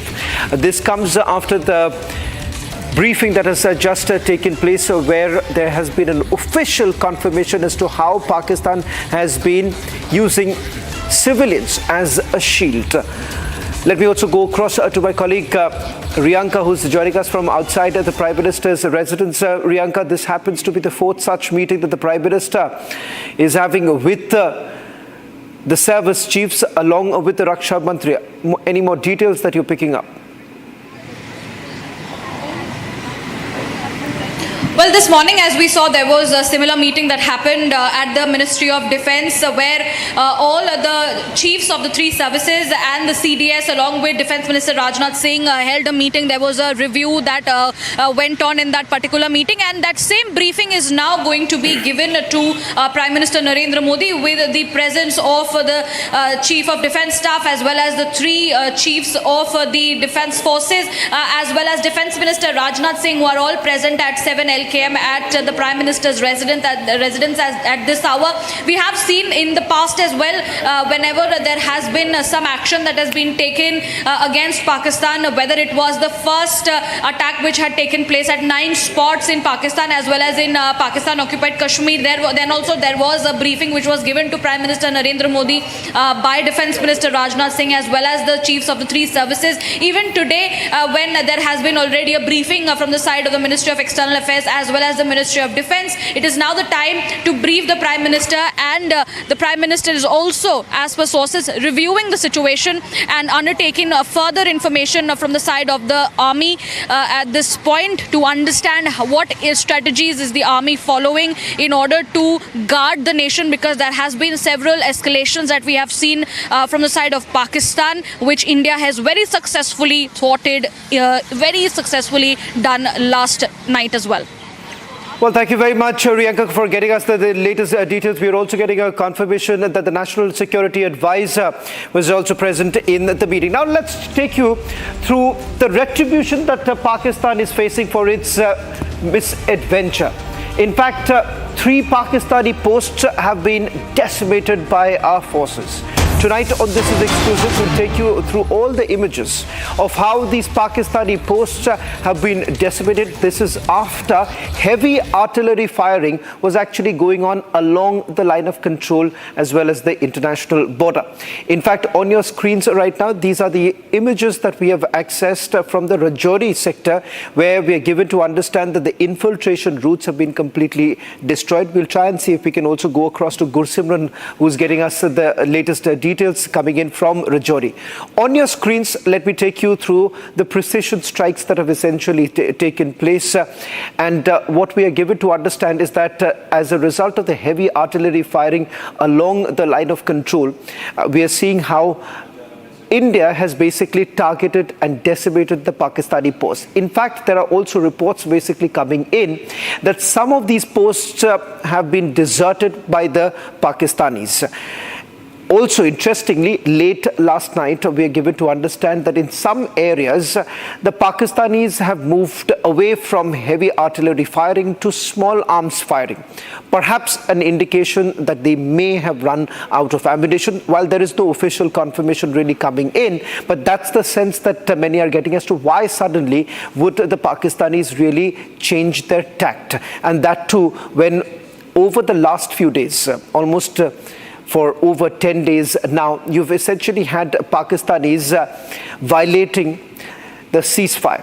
In fact, it turns out that the entire line of control and the international border remains absolutely hot because of the non-stop cross-firing that's actually taking place. Now, why is the cross-firing actually taking place? We'll tell you the details. That's because Pakistan has a different plan altogether, and the plan is to carry on with the infiltration bid. The latest information that we have is that a big group of Jaish-e-Mohammed, the terrorists, were infiltrating. In fact, they were intercepted at the Samba border. 7 of them have been neutralized by the border security force. On your screens right now is one of the many Pakistani posts that have been decimated in the last 24 hours itself.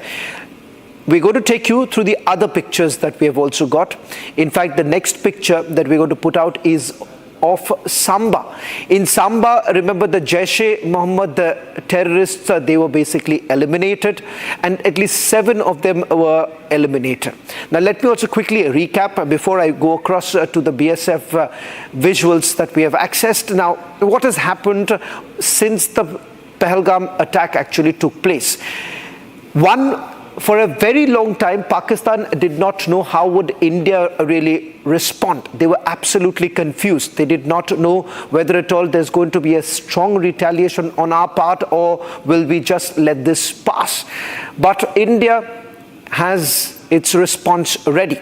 With the precision strikes that took place 48 hours ago, Pakistan has got the answer. But that hasn't really prevented Pakistan from carrying out their usual tactics. On your screens right now, this is the tactic that Pakistanis have been using for decades put together, using terrorists as their asset, the non-state actors that they've been talking about, because that's the deniability factor that they can always use. But here, they have been caught on camera. Now, why is this entire image in black and white? That's because these are thermal imaging, which is basically, it's used by the border security force to basically protect our borders and also continue with the surveillance. Now on your screens, you would essentially see how one of the posts were basically, we are given to understand, was completely decimated. There is another third visual that we have also accessed. We're going to put that out in a short while from now. But if we can bring these two images, these two videos, you will get a clear indication as to how the Pakistani posts have been completely decimated and the message that has been sent across to the Pakistani. These are the latest images that have been accessed, exclusive videos that have been accessed by Republic TV. And the fact that as far as these details that are basically coming in, it's a clear indication of what's really happening on the ground. On the ground, India has basically hammered the Pakistani posts. Let me go back to the first visual. Now this, on your left-hand side, are the visuals from Samba. On your right-hand side, it is from Rajouri. In fact, it turns out that not just these two sectors along the line of control and the international border, but there are several other places where we are given to understand there has been indiscriminate firing that has been going on. In fact, they have violated at over 20 locations. Let's take the breaking news now coming in. The breaking news coming in, Pakistan has basically violated the ceasefire in 20 locations.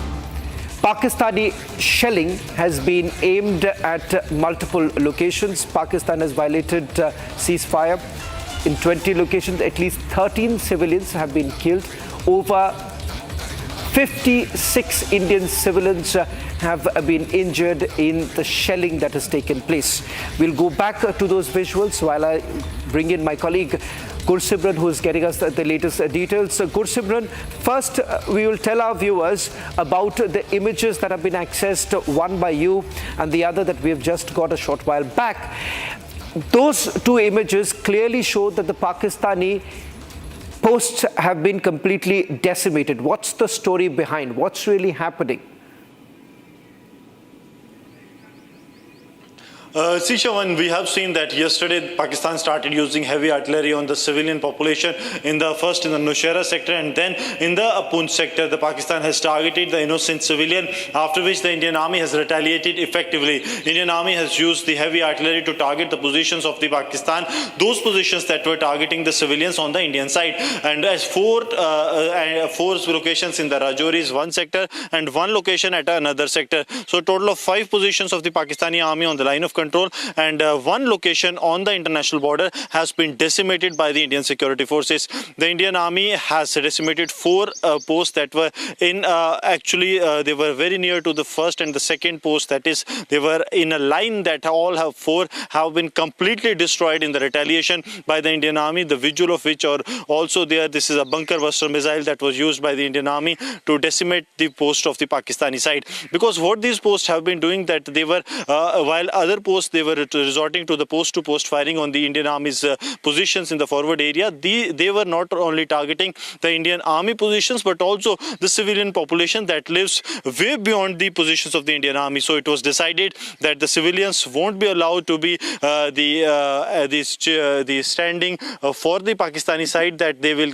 kill them at any given point, like they did in Poonch, where 12 civilians were killed in a single day. And then it was decided to retaliate, and it was retaliated effectively. There has been significant losses, that is what we are being told, to the Pakistani Army, and after that there has been a lull that is prevailing. There has not been any major provocation of targeting the civilians since the Indian Army has carried out these strikes early this morning. It was around 5 to 6 in the morning that all 5 targets were taken by the Indian Army after yesterday's intense ceasefire violation that has taken place along the line of control, especially in twin districts of Rajouri and Poonch.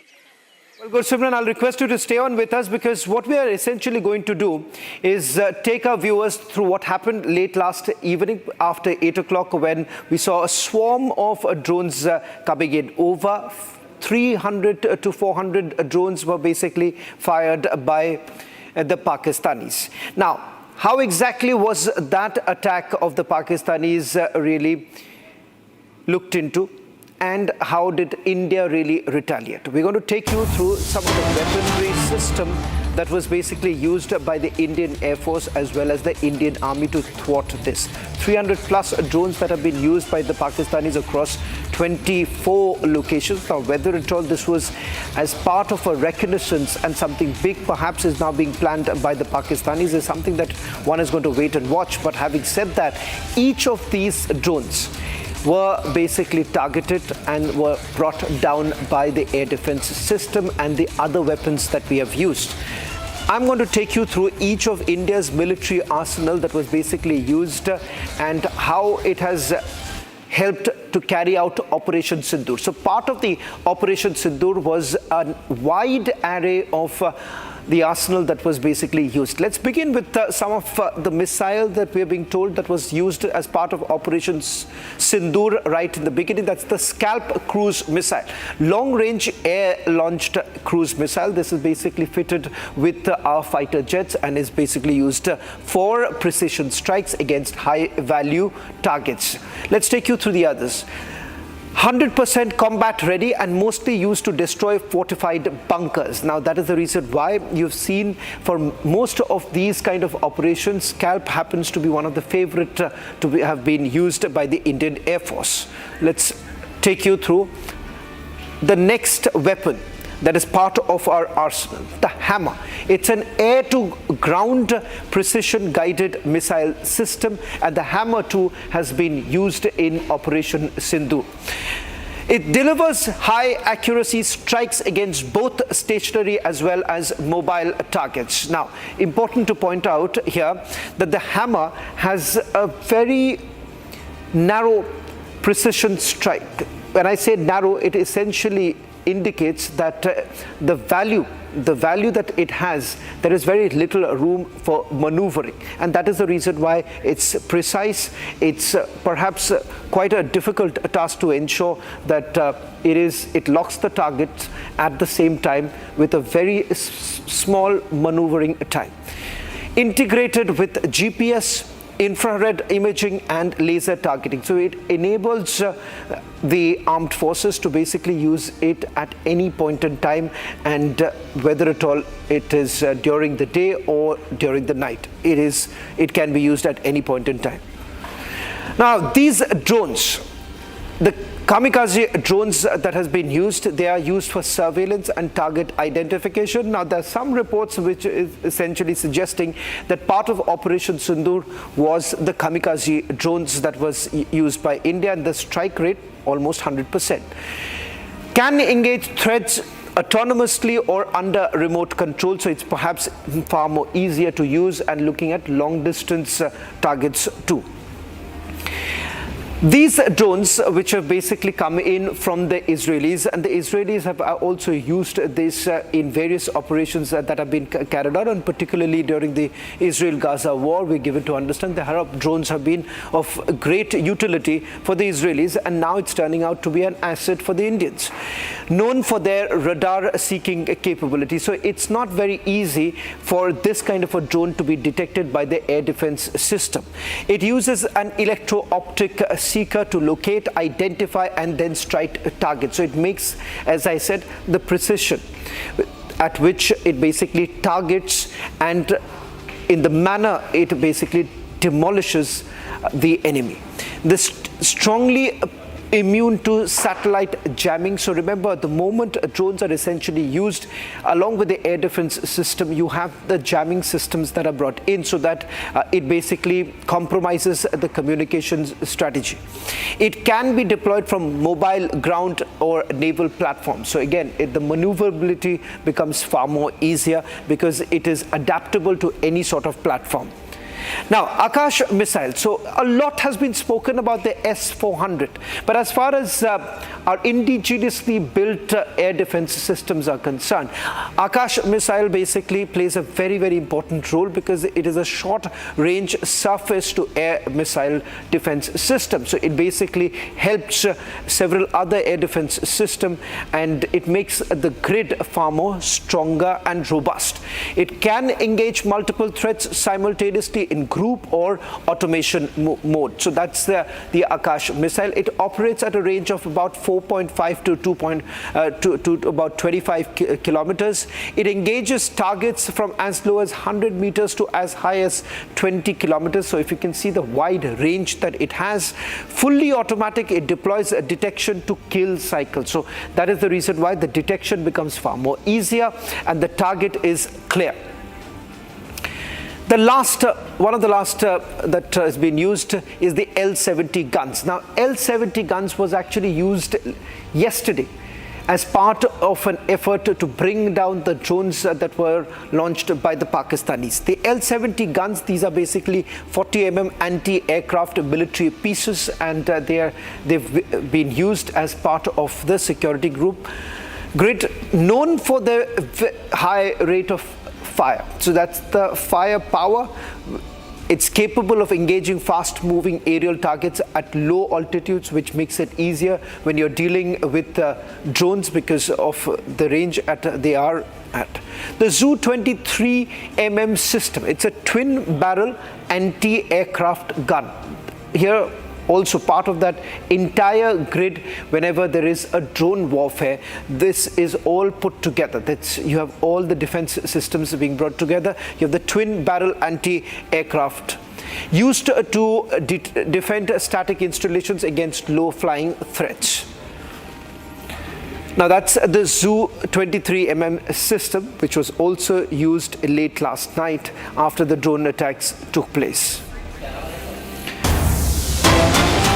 Let me also now take you through some of the details that we are getting in. Details of India's effective counter-drone operation that has been carried out, because we are given to understand that after the misadventure that the Pakistanis basically indulged in, India basically retaliated. And India retaliated using L-70 guns and various other cutting-edge counter-UAS technology that was used. Now, that's part of what we were talking about. UAS, it's the security grid, and part of it are several of weaponry system that has been used: L-70 guns, Zu-23mm guns, and the Shilka systems. These are the systems that have essentially been used to repel all the attacks that India witnessed late last evening. We are being told that there are 4 locations where India also carried out, once again, the drone precision strikes. These are essentially the air bases that have been targeted by India.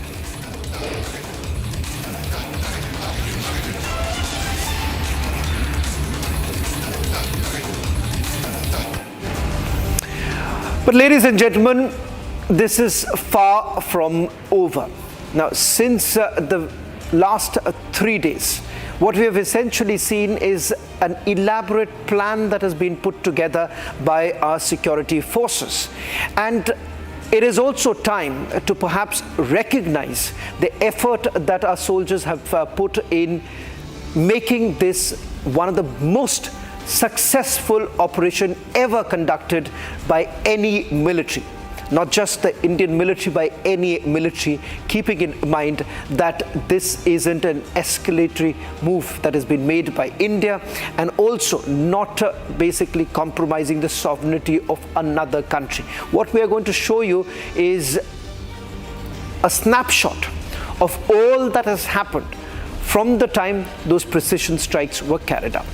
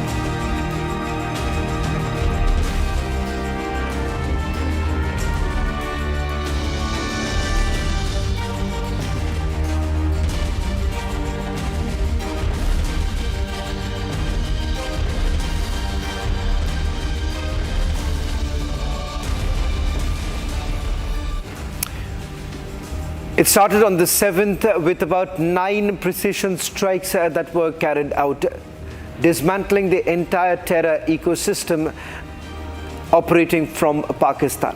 Headquarters of Jaish-e-Mohammed, Lashkar-e-Toiba, Jamaat-ud-Dawa and the Hizbul Mujahideen.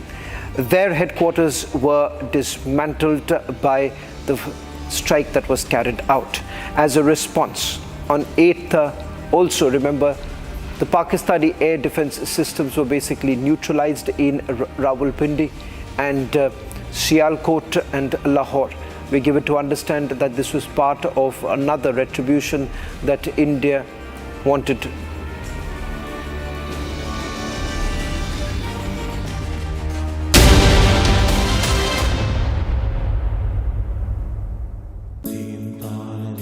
At Amity, we are committed to building a stronger India through world-class education and research, to nurture ideal citizens who, together with the leaders of today and tomorrow, will make India a world superpower. Amity University, India's leading not-for-profit private university. अब छोलिया हो या लोबिया, सफेद चने या काले चने, सब कुछ मजेदार बने। क्या हो गया भाई? भैया आपसे सीखकर म्यूचुअल फंड्स में एसआईपी शुरू की थी, लेकिन कभी कभी अपडेट्स देखकर मेरा मन भटकने लगता है। सुन, ये लिफ्ट जब ऊपर नीचे जाती है तो तू निकल जाता है। नहीं भैया, यही तो सही मंजिल तक ले जाती है। तो बस म्यूचुअल फंड्स का भी यही है, डटे रहेगा तो तू भी अपने सपनों के पास पहुंच सकता है। हाँ बिल्कुल आपकी तरह। सही है। म्यूचुअल फंड निवेश बाजार जोखिमों के अधीन है। योजना से जुड़े सभी दस्तावेजों को ध्यान से पढ़ें। दादी के हाथों का जादू और खुशबू से महकता घर, माँ की मुस्कुराहट और खाने की सुगंध। MDH गरम मसाला, क्योंकि हर रिश्ता है स्वाद से जुड़ा।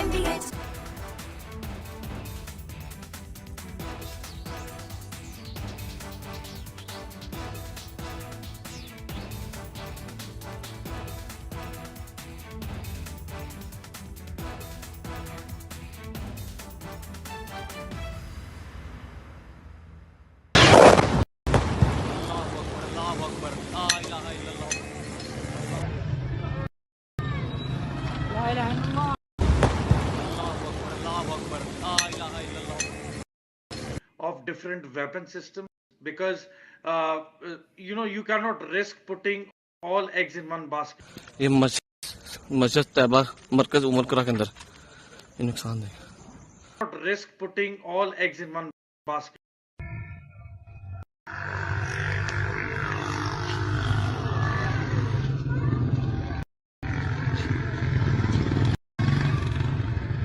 Not risk putting all eggs in one basket. Mentor here, and most some of the visuals. civilians Can see some. are at near the LOC.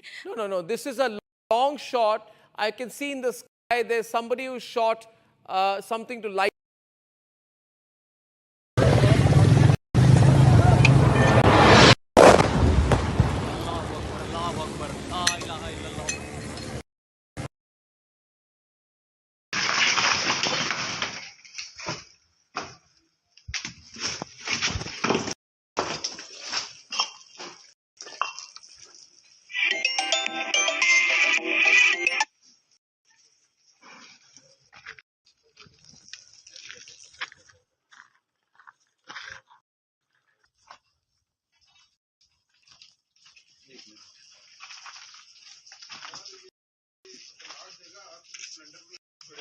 Cylinder leakage है, लीकेज भी है। हाँ लीकेज है, ऊपर है।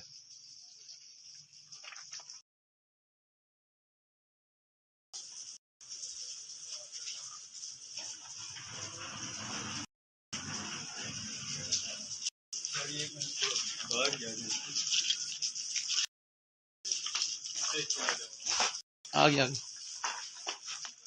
मेरे पीछे नजर आ, आपसे दूर है।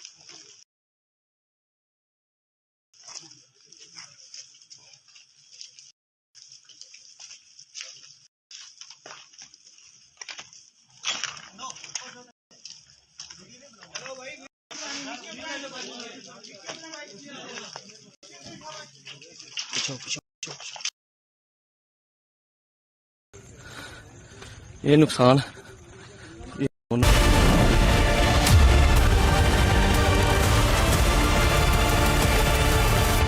Hi, this is Chef Ranveer Brar. Guarantee you brilliance on behalf of IIHM. Mahi sir, how much do you love your fans? Honestly, I love my new fans. पुराने वाले बेकार में शोर करते सर फैंस हैं शोर तो करेंगे ही ना नए वाले नहीं करते and they listen to what I say. The new generation Orient BLDC fans. Super silent performance with voice control.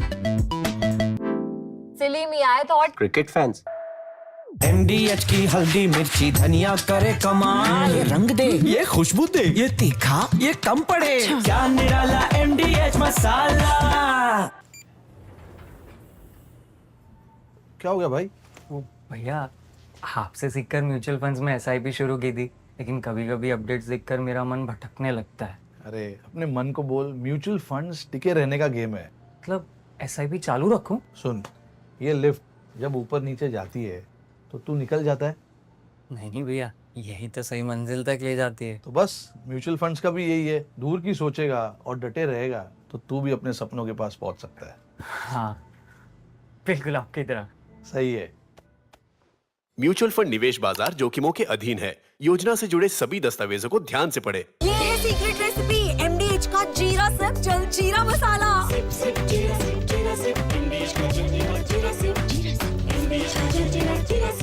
Pakistani और इंडिया ने जंग शुरू कर दी है। अभी मेरे बहावलपुर सिटी के अंदर मौलाना मसूद अजहर साहब के जो है मदरसा है उसके ऊपर 4 मिसाइल दागे गए हैं। 4 मिसाइलों के साथ हमला किया गया है मौलाना मसूद अजहर साहब के मदरसे के ऊपर। हम अपनी अफवाज पाकिस्तान के साथ खड़े हैं, लेकिन मेरा सवाल है कि हमारी एजेंसीज कहाँ सोई हुई थी, हमारी अफवाज पाकिस्तान कहाँ सोई हुई थी जब ये हमला हुआ। मुजफ्फराबाद की भी खबर आ रही है कि मुजफ्फराबाद वाली साइड पे भी ये अटैक हुआ है, लेकिन सबसे पहले मेरे बहावलपुर सिटी के अंदर अटैक हुआ है।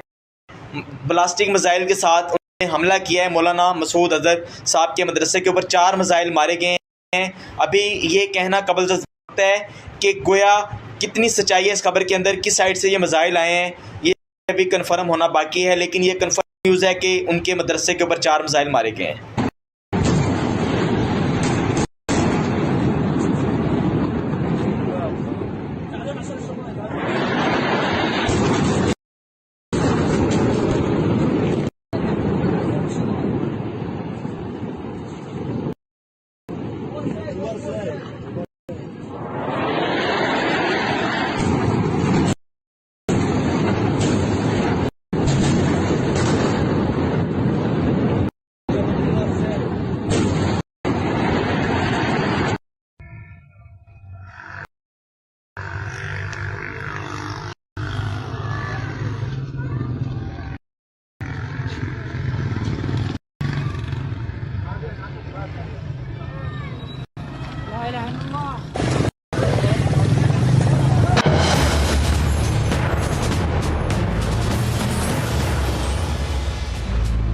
Nine terror camps are reduced to dust, over 100 terrorists wiped out from the face of the earth.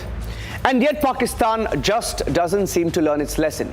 With the constant ceasefire violations at the line of control and the international border, the Indian military, comprising Air Force, Army, Navy, is on high alert with a clear message that our sovereignty and security will not be compromised.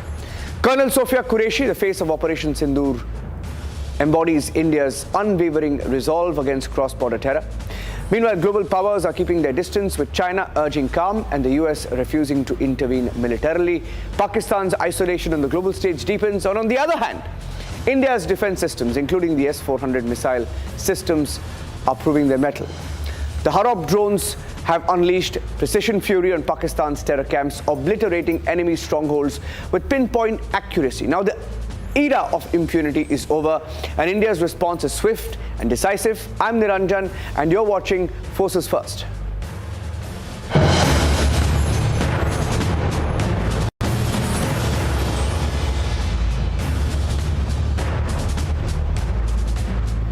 Colonel Sophia Qureshi and Wing Commander Vyomika Singh, the faces of Operation Sindoor, are being hailed as symbols of Indian nationalism and pride. Now, Colonel Qureshi embodies India's unwavering resolve against cross-border terror. And as the face of Operation Sindoor, one of the faces, she has led the official briefings, reaffirming India's stance on national security. A trailblazer in the Indian Army, Colonel Qureshi's legacy is marked by her leadership and strategic acumen. Here's a video tracing her inspiring journey. लेकिन ऐसा बदला मिलेगा और हमारी family से press conference होगी, इसकी उम्मीद नहीं थी। जब हुई तो वी वर शॉक्ड कि भाई इतना बड़ा मौका हमें।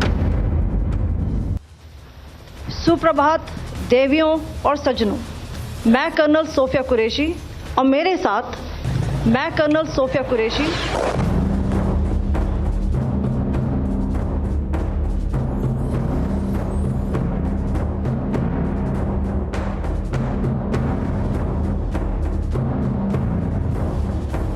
अब यह है कि प्राउड है चीज़ क्या कि लड़की ने हमारी एक बहुत अच्छा काम किया, ये अपने देश के लिए कुछ किया।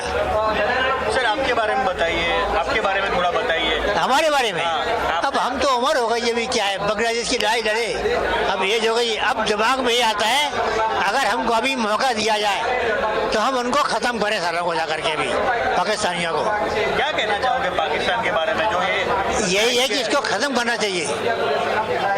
वो ये दुनिया के अंदर रहने जो कंट्री नहीं है। नहीं भाई, प्राउड है ना कि वो गई हमारी पैतृकता में है। ये मेरे फादर भी आर्मी में थे, ग्रैंड फादर आर्मी में थे, मैं आर्मी में था, अब वो आर्मी में गई है, वो पैतृकता में है।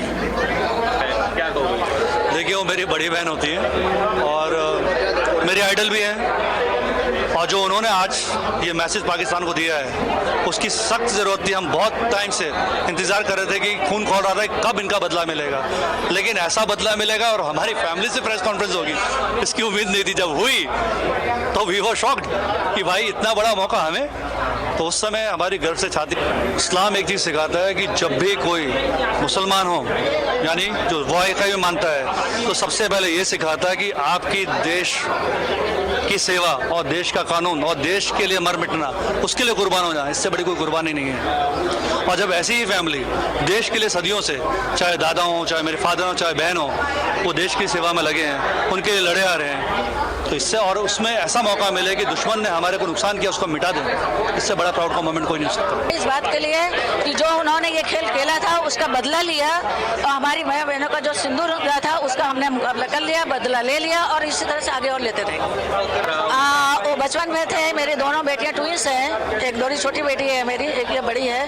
पढ़ाई लिखाई से जब वो पढ़ती थी तो उसको बहुत शौक होता था हर चीज़ को कि ये भाई बहुत कोई फायरिंग कर रहा है बच्चों के खेल का, दीवार वाल का, तो मैं भी ऐसे करूँगी, मैं ऐसे मारूंगी। दोनों बहनों में गिर जाती थी, छुप जाती थी, लो हाँ मार दिया मैंने, कोई इस तरह से करते थे। तो उसको बहुत शौक था कि मेरे पापा, मेरे दादा सब लोग हैं आर्मी में, तो अब रहेंगे। उनकी दादी भी कहानी सुनाती थी अपनी, तो बोलती मैं बड़ी होंगी तो मैं भी आर्मी में जाऊँगी।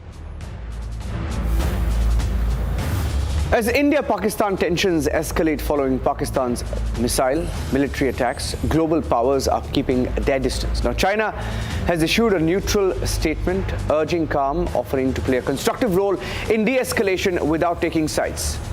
US Vice President J.D. Vance making it clear that America will not intervene militarily, cannot, saying that it's none of their business, with both China and the US stepping back.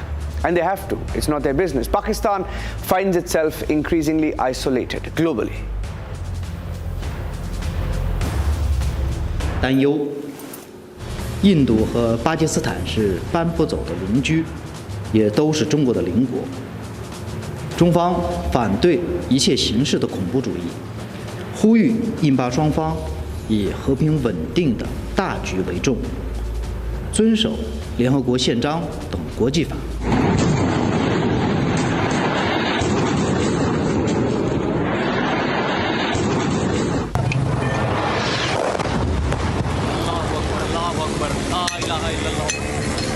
中方对目前的事态发展感到担忧。印度和巴基斯坦是搬不走的邻居，也都是中国的邻国。中方反对一切形式的恐怖主义，呼吁印巴双方以和平稳定的大局为重，遵守联合国宪章等国际法，保持冷静克制，避免采取使局势 进一步复杂化的行动，我们愿同国际社会一道努力，继续为缓解当前紧张局势发挥建设性作用。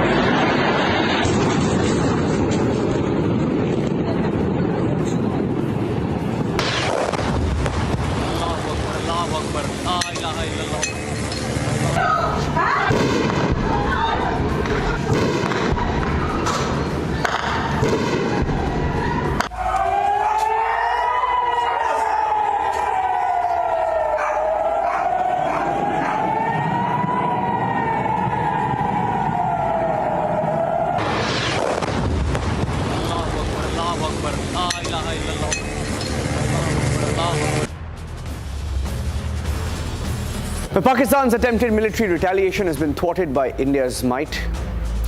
Some reports saying that the S-400 missile defense systems were used, some saying it wasn't used at all. But it proves that the era of impunity is now over. Our response has been swift, decisive, and the message loud and clear that our sovereignty, security will not be compromised. Here's how Shilka, L-70, S-400, India's air defense systems are becoming the game changer.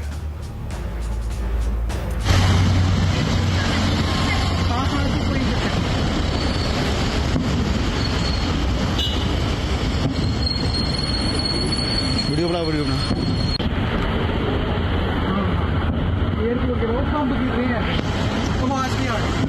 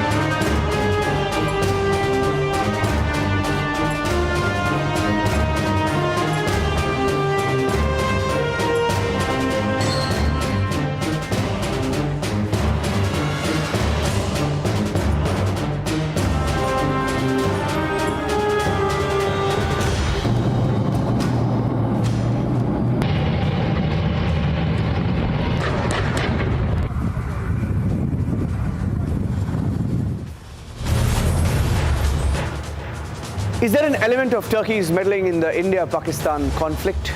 Now, it would be a catastrophic miscalculation, is what former diplomat Deepak Vora has warned, with India's growing global stature and Pakistan's increasing isolation globally. Turkey's intervention would only escalate tensions, complicate regional dynamics. My name is Ambassador Deepak Vora, and today we are talking about a beautiful country but totally messed up. You've probably heard its name. It's called Turkey. I'm not referring to the bird Turkey, but to the country Turkey. Now it's called Turkiye. They've changed their name because people used to laugh and talk about cold Turkey and so on. Turkey at the moment is ruled by a hardcore Islamist, a fellow called, I call him Adha Darban, although his name is Erdogan. This guy is trying to take his country back to the era of the great Ottomans. The Ottoman Empire had, by the way, diplomatic and commercial relations with the Mughal Empire in India. And this fellow now thinks that he's going to be the newest Pasha, the newest Sultan. The problem with Turkey is what I call the curse of bad choice.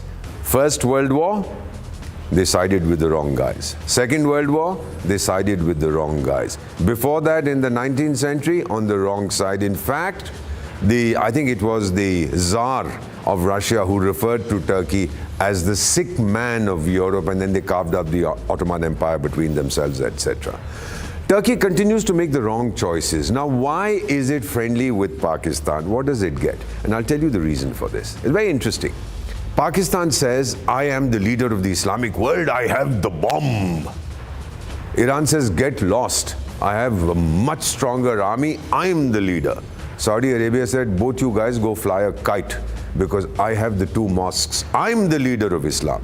And Turkey says, hey, wait a minute, I'm the Ottoman. I am the leader of Islam. So these 4 chaps are fighting amongst themselves.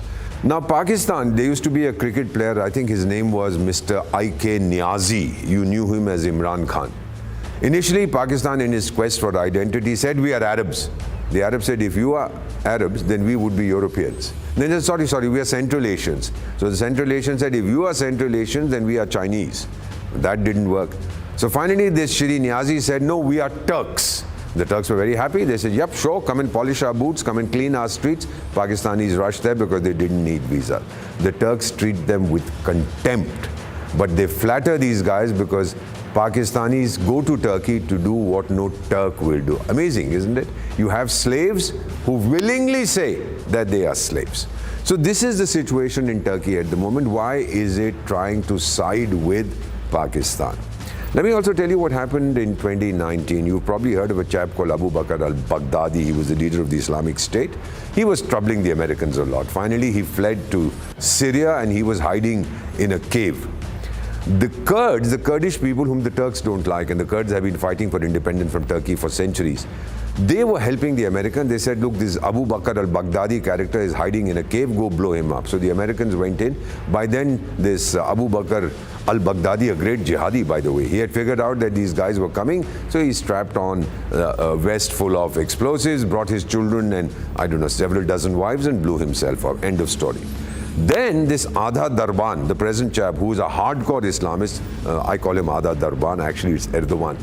He said, now the Americans are leaving, they've achieved their purpose, so let's now thrash the Kurds because they're a thorn in my flesh. The Kurds went and told the then president, I'm talking about 2019, who was also McDonald Trump, as I call him affectionately, President Donald Trump. They said, look, we supported you and this guy's beating us up.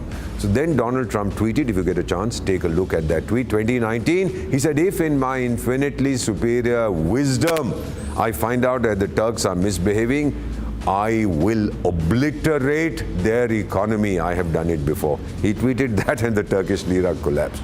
Today we are in a situation where Erdogan or Adha Darban is very insecure because there was a Gulenist movement in Turkey. They said this Erdogan is a fake Muslim. He drinks and he eats all kinds of funny things which he shouldn't be doing. So the Gulenists actually almost carried out a coup against Erdogan, and he had to use his own military to put down the coup. And he arrested hundreds of thousands of perceived Gulenist supporters. Many were imprisoned, others were sacked, some ran away, etc. So while the country is right the moment siding with Pakistan, appears to be siding with Pakistan because the Pakistanis say, look, we are your faithful, humble, loyal, free servants. We'll do what you want. The reality is that Turkey itself is internally very insecure. Its economy is collapsing. Its exports are nosediving. Its reputation is finished. People used to travel to Turkey for tourism. Even that now, after there have been a few terrorist attacks, that is also decreasing. So I don't know what's going to happen, but I think Erdogan is making a very serious mistake. Again, the curse of choice. He's siding with the wrong side in the present geopolitics of the Indo-Pacific, of the Asia-Pacific region, of the Indian Ocean region. They keep making these wrong choices. Of course, their dramas, the Turkish plays on their television are very, very popular. And of course, let me just tell you something. Figure it out. A lot of the scripts of their plays are based on films made by our Mumbai fellows, what we call Bollywood. Our Bollywood films are insanely popular in Turkey. So, my assessment to conclude is Turkey is making a mistake. It's going to be very difficult to persuade this buffoon that he shouldn't be doing this. He's going to come. He sent a ship there when the Pakis begged him to send a ship to Karachi, saying in 1971, the Indian Navy had blasted Karachi. Well, we sailed out again. We sent a message saying that you shouldn't be doing these funny things. We'll blast you. And of course, the warship that Turkey sent, it ran away very quickly. So, Mr. Adha Darban, if you are listening to me, get the hell out of our region. You don't want to mess around with me. I will obliterate you. I don't want to do it. in a couple of days. Go away. Go and do what you have to. Go fight the Greeks, go fight whoever else you want to fight, but don't mess around in my region. And forget about the chaps you are supporting. They are going to be infinitely ungrateful to you. In diplomacy and international relations, there's no such thing as gratitude. That's the first lesson we are taught. Fantastically summarized there by Ambassador Deepak Vora. Okay, so India's Harop drones have unleashed precision fury on Pakistan's terror camps, obliterating enemy strongholds with pinpoint accuracy. With its advanced loitering capabilities, explosive payload, the Harop has proved to be a game changer in India's counter-terror operations. Leaving you with this video.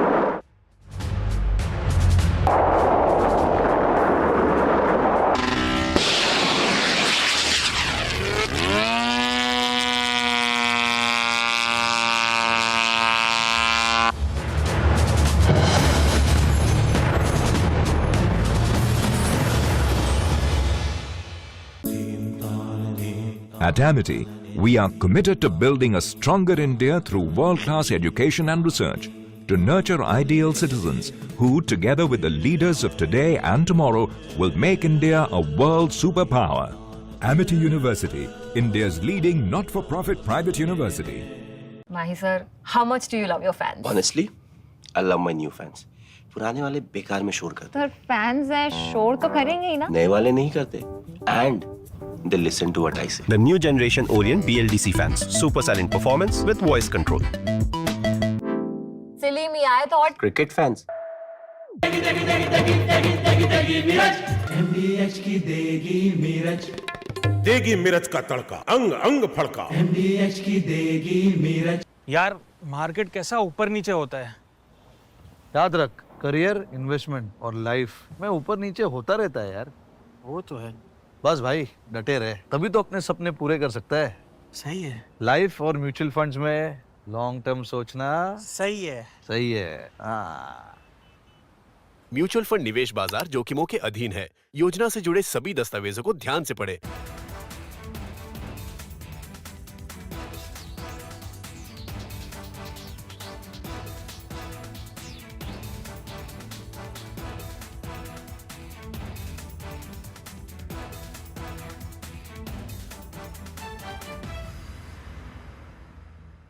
Unlike in 2019 when we had hit Balakot, which was in the wilderness, and Pakistan got an excuse to say that nothing had been damaged or killed, that we had only killed some crows and pigeons and sparrows. This time we chose high visibility terrorist targets which have been around for decades, right? And they are command and control targets, terror training camps of big, very great magnitude, so that they cannot be missed by the people of Pakistan or the whole world per se. Otherwise, we had that syndrome of jungle mein mor nacha, kisi ne na dekha, etc., which Pakistan took the fullest advantage of to deny that it had been hit, and that was taken advantage of by some unscrupulous people in India. This has been a very calibrated, very calculated, meticulously planned and executed strike. Right? It is non-escalatory in nature because it is proportionate, because it targets precisely the terror training camps. We have not hit the Pakistan armed forces, the army or the ISI. We have focused only on the terror targets. To that extent, it should be non-escalatory. India is prepared to call it off at this stage. Should Pakistan wish to escalate and target Indian civilian or military targets, then it is signing its own death warrant. It will give the Indian armed forces the precise pretext, the precise justification they need to target the Pakistani army, ISI and the command and control network that dominates the terror ecosystem in Pakistan. The Pakistani ISPR has claimed that India has hit 24 attacks on 6 target clusters. So far they are saying that they have retaliated by artillery firing on an Indian brigade headquarters and another post. We are yet to get confirmation of this. The next move is Pakistan's. It is up to Pakistan to choose to de-escalate or to take any number of steps up the escalation ladder that it wants. India will respond very hard. So far.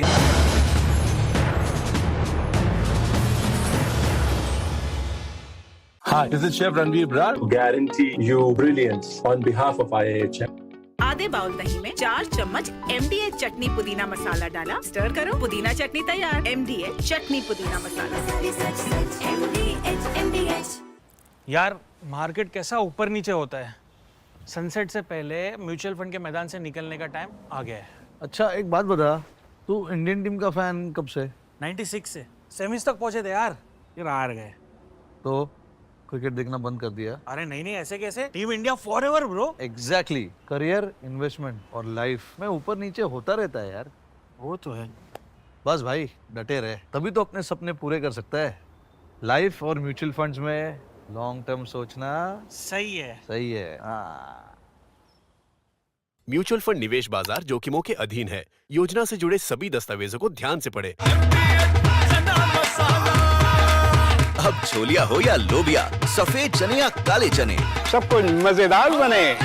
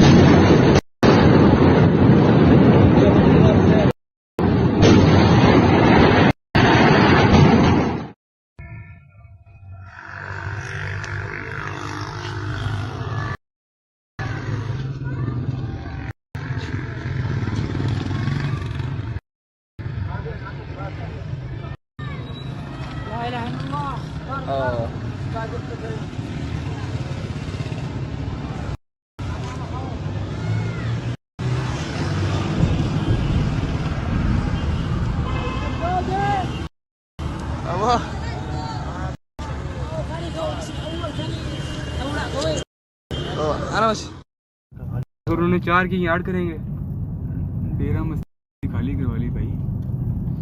हाँ देखना वाम कैसे आ रही है वहां से। अभी video catch होगी? नहीं होगी।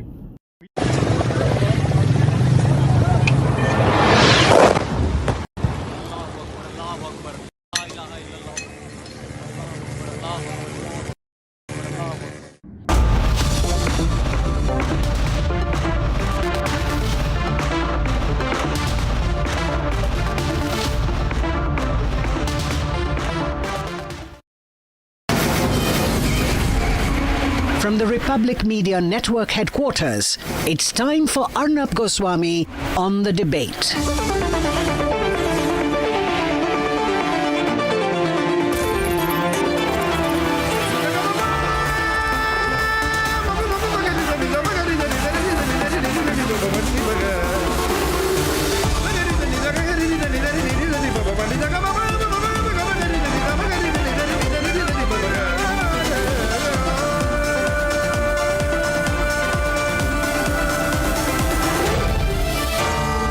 Arnab Goswami on the debate.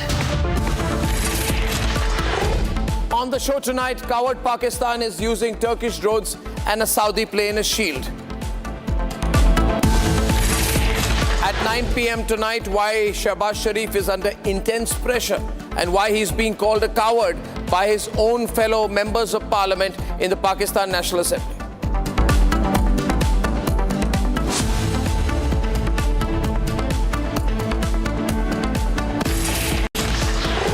Ladies and gentlemen, I want to start with my status update on the situation right now that we see vis-a-vis Pakistan. And there was a press conference today. It was at 5:30 p.m. And of course, it had the services represented and it had the Foreign Secretary.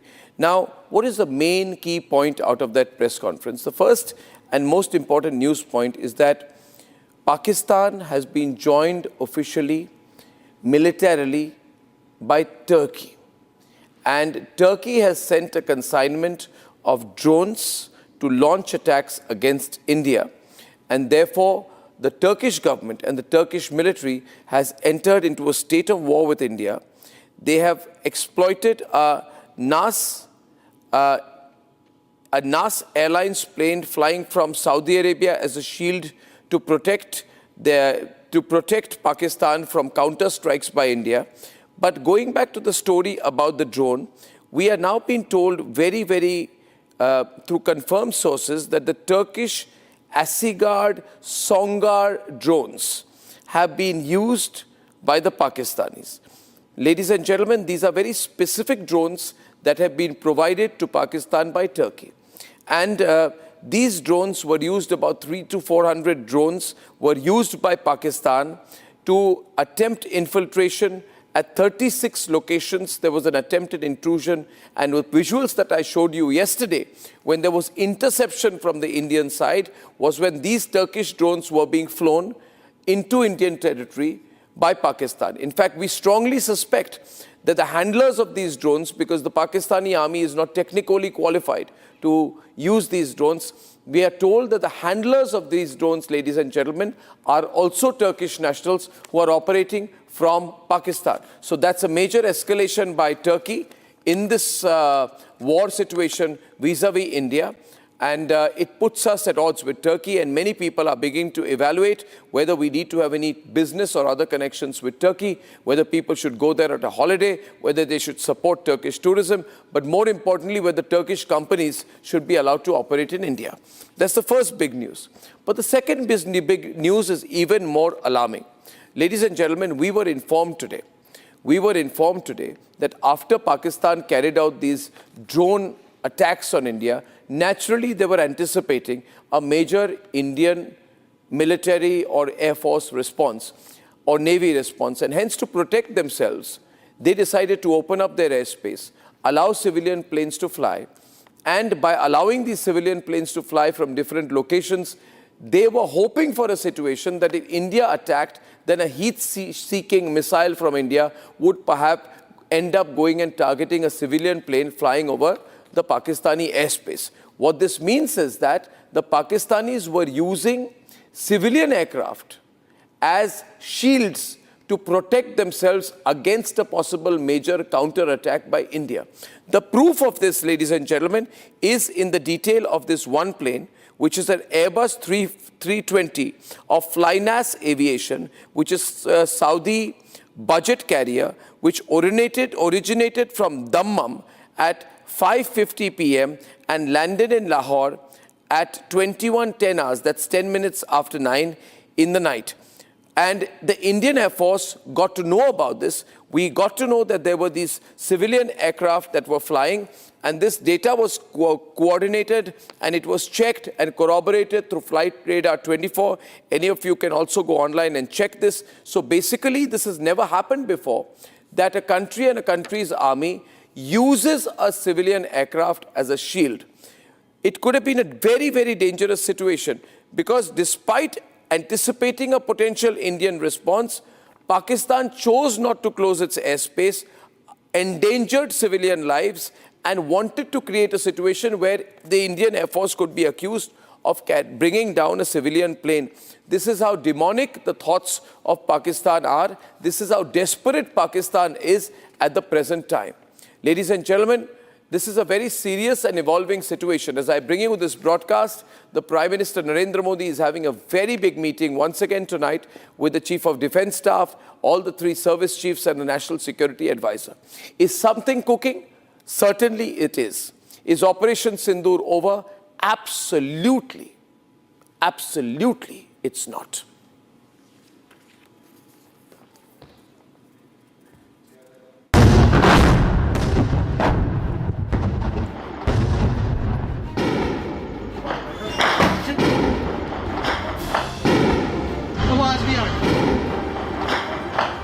Sirens sounded in Jammu on Thursday night as Pakistan targeted over 24 cities along the western border.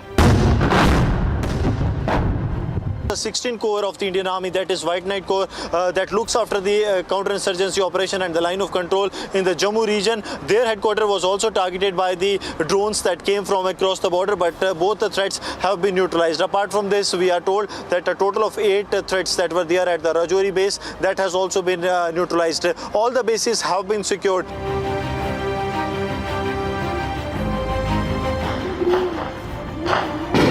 Pakistan firing 400 to 500 armed Turkish Songar drones towards India. The targets chosen were military establishments.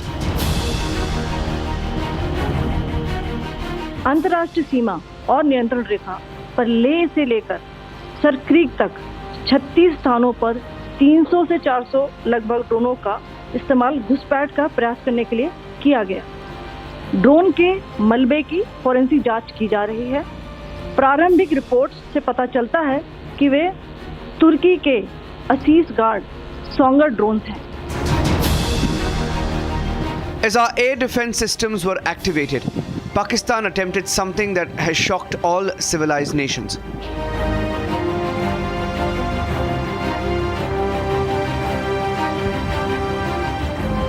Using this Airbus 320 as a human shield in the air, their ploy failed. Pakistan's irresponsible behavior again came to fore. Pakistan did not close its civil airspace despite it launching a failed unprovoked drone and missile attack on 7th May at 8:30 hours in the evening. Pakistan is using civil airliners as a shield, knowing fully well that its attack on India would elicit a swift air defense response. This is not safe for the unsuspecting civil airliners, including the international flights. India has struck Pakistan hard in its response. Our targets chosen were 4 air bases that were used to launch the drone strikes. Armed drones were launched at 4 air defense sites in Pakistan. One of the drones was able to destroy an AD radar. Pakistan also carried out artillery shelling across the line of control using heavy caliber artillery guns and armed drones at Kandhar, Uri, Poonch, Mendhar, Rajouri, Akhnur and Udhampur in Jammu and Kashmir area. From targeting civilians and religious institutions to using an international flight as a human shield, Pakistan has stooped to an all-time low. We have seen the Pakistani side targeting and shelling places of worship with a particular design. This includes gurdwaras, these convents and temples. This is a new low even for Pakistan. From Hoshiarpur to Kutch to Bathinda, the proof of Pakistan's misadventure is there for the world to see. Operation Sindoor continues. आवाज भी आ गई।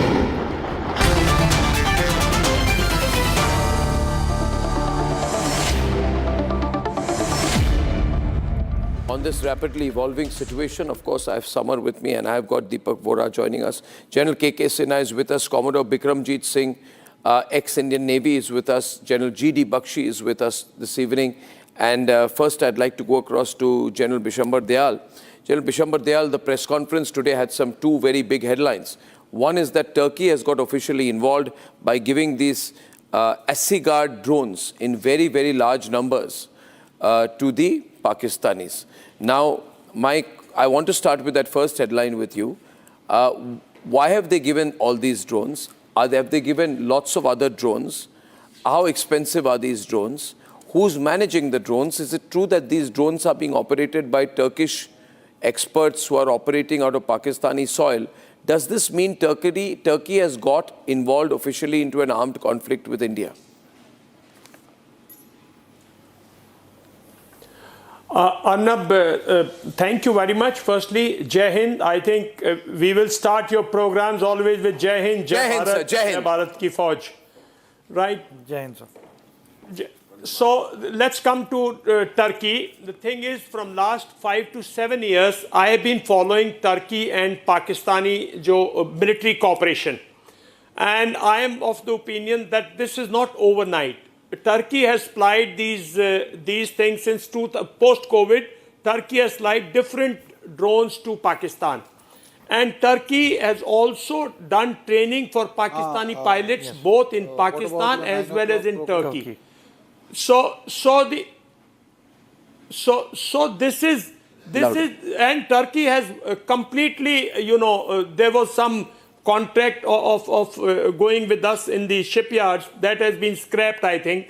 But Turkey has been totally aligned with Pakistan, Turkey, Azerbaijan. And ever since the anti-drone systems have succeeded in Azerbaijan, Turkey is on 7th heaven. So what I feel is that this cooperation, military cooperation, let's not take it as an alliance that Turkey will come into war openly anywhere. No, Arnab, it will not. Turkey has got larger business interest with India than with Pakistan. But these are sale purchase things. These are normal contracts which have been signed, and training has been part of that. Post-contractual management has been part of that. Spare supplies have been part of that. But if latest they've sent something after the 22nd of April, and our int agencies can then furbish some details, which, believe you me, Arnab, as an Indian, I am myself trying to find out through different, defense industry which is there in Turkey. But till we do not know, we cannot accuse Turkey of aligning. This is sale purchase of military hardware with normal contracts, and training is part of it. And see, the thing is, Arnab, that Turkey drones have also fallen like, peanuts, have also fallen like, weak birds, right? So let's grant the devil where it is due. And one more thing, a lot of us are talking that India opened up everything. India opened up FES 400, India opened up Akash. No, these have been dealt at lower level. Picture is very clear. These have been dealt at lower level by shoulder-fired missiles, by the point defense of L-70 or Ju-23. These have been dealt there at that end. That's the way it is. And we have completely thwarted his last night assault. I'm sure we will thwart tonight. But Arnab, it is not what he is doing. It is what we should be doing here onwards. Maybe all this delay that you see, like we were discussing earlier, it is also part of deception. The 15 days was part of deception. And instead of reacting strongly in first 2-3 nights, maybe again there is a deception which Indian armed forces and the Indian political military leadership is working towards. And probably they will plan something again, a bigger, and give a bigger jolt to take back the initiative. It's a matter of time. They may do it tonight. They may do it tomorrow. I think that is where lies that. Yeah, I think there's a visual of the meeting today. That is required from Indian side. That's totally true. There is a visual of the meeting today that was held by the Raksha Mantri. If you see the body language of those who were in there, can I play the visual, please, full frame? And you see in that meeting, can I play it full frame for a while? Thank you. So you see everybody's in a relaxed mood. The Navy chief is explaining something. Admiral Dinesh Tripathi, that's his name, and everybody is looking at what he's saying. He's explaining something. Some people read a lot into this meeting saying, oh, this is an explanation Navy is giving about a possible attack on Karachi. As I said early in the morning, that's reading too much deductively. But the fact is that there appears to be no pressure as of now, General Bakshi, on our own service chiefs. We are obviously calibrating a response. And I think the best thing in a conflict situation is when you have the conflict under your control. You do not have to be responding. You can set the pace. This meeting that the Prime Minister is having today gives me a sense that this is very much an ongoing situation. We have not yet dealt the final blow. The intervening night events, the first round of strikes on 9 targets was a major strike. But I think we have got a lot of firepower, strategy and intent which is yet to roll out, sir.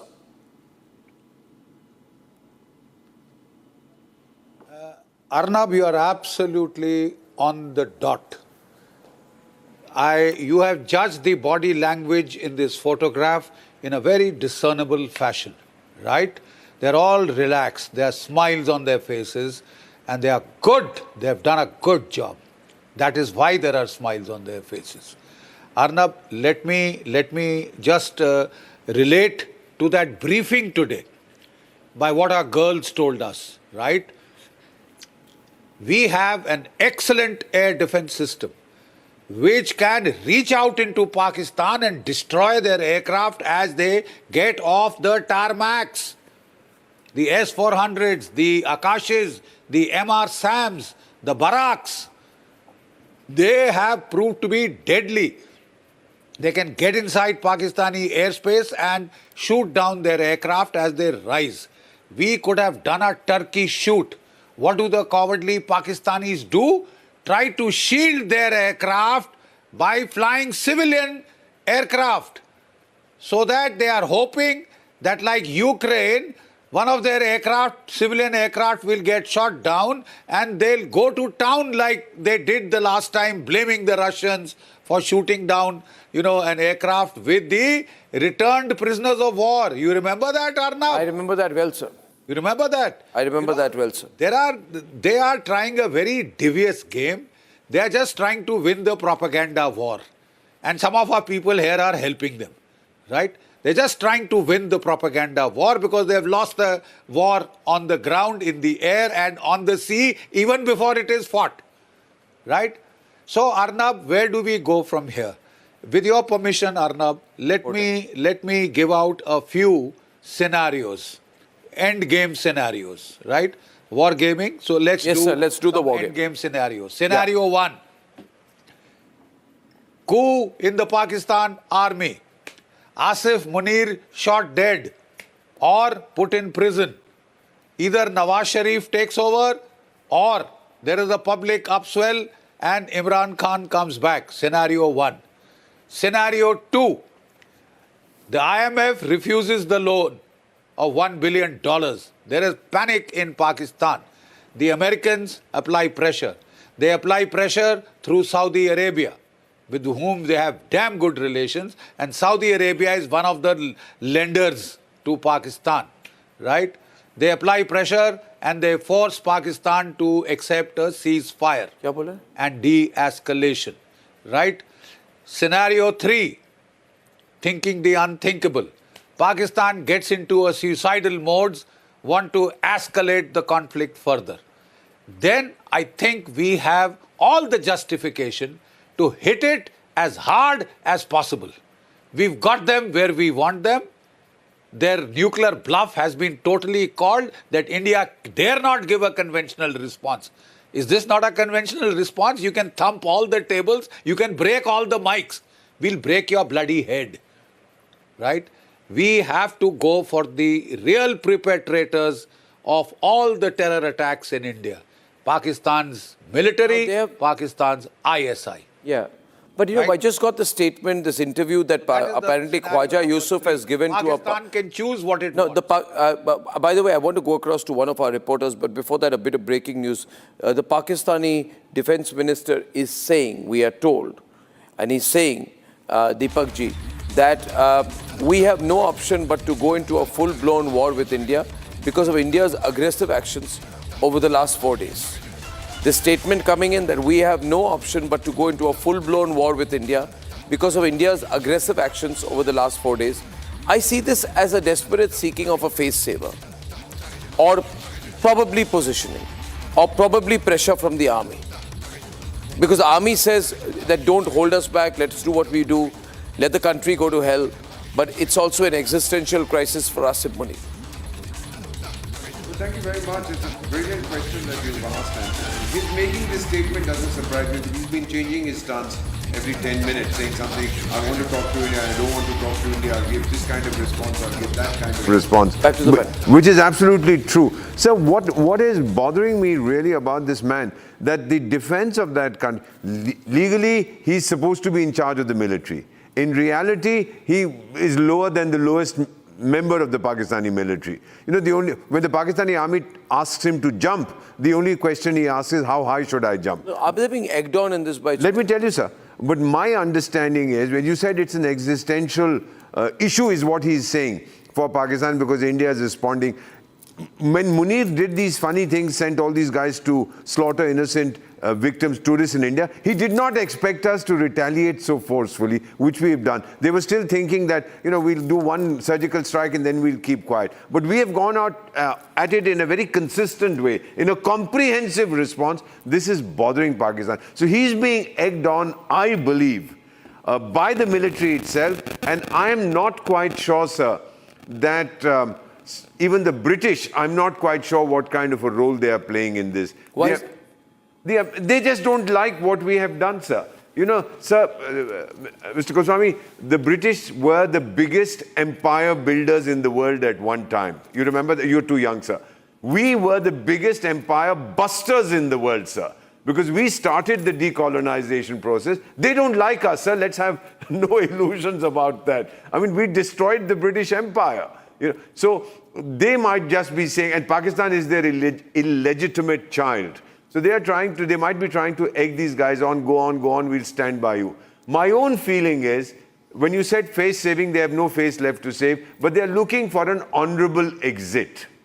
And that honorable exit would be some pressure. Many people are talking of restraint. That joker who runs a racket called the United Nations is talking also of maximum restraint, maximum restraint. They are thinking that this kind of pressure on us, moral pressure, verbal pressure, nobody would put economic pressure, this kind might lead us to say, all right, guys, tell these guys to behave, we'll keep quiet. All of the Jammu region is on a blackout tonight after the air raid siren warning. We have Gursimran live with us. Gursimran, can I go across to you? Can you hear me? Can you hear me, Gursimran? Yes, Arnab. Can you tell me your location, what's happening, whatever you can share? Thank you.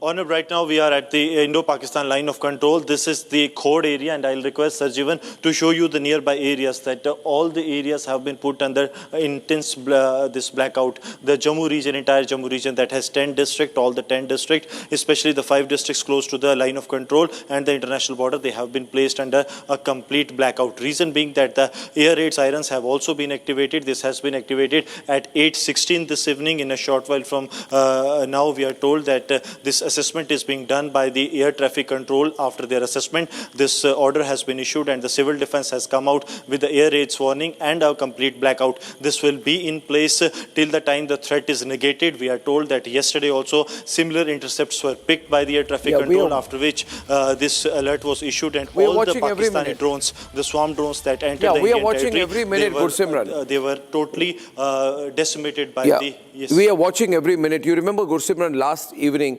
around this time was the swarm of drone attacks. So basically, viewers, just deconstructing the situation for you. We have systematically enhanced India's defense architecture, but we cannot let our, our guard down. Anything can happen at any time. the Pakistanis are making these sort of declarations. Can I play what Khwaja Asif's latest interview is? I'll just run the relevant clip for news reasons, please. Can I please run that?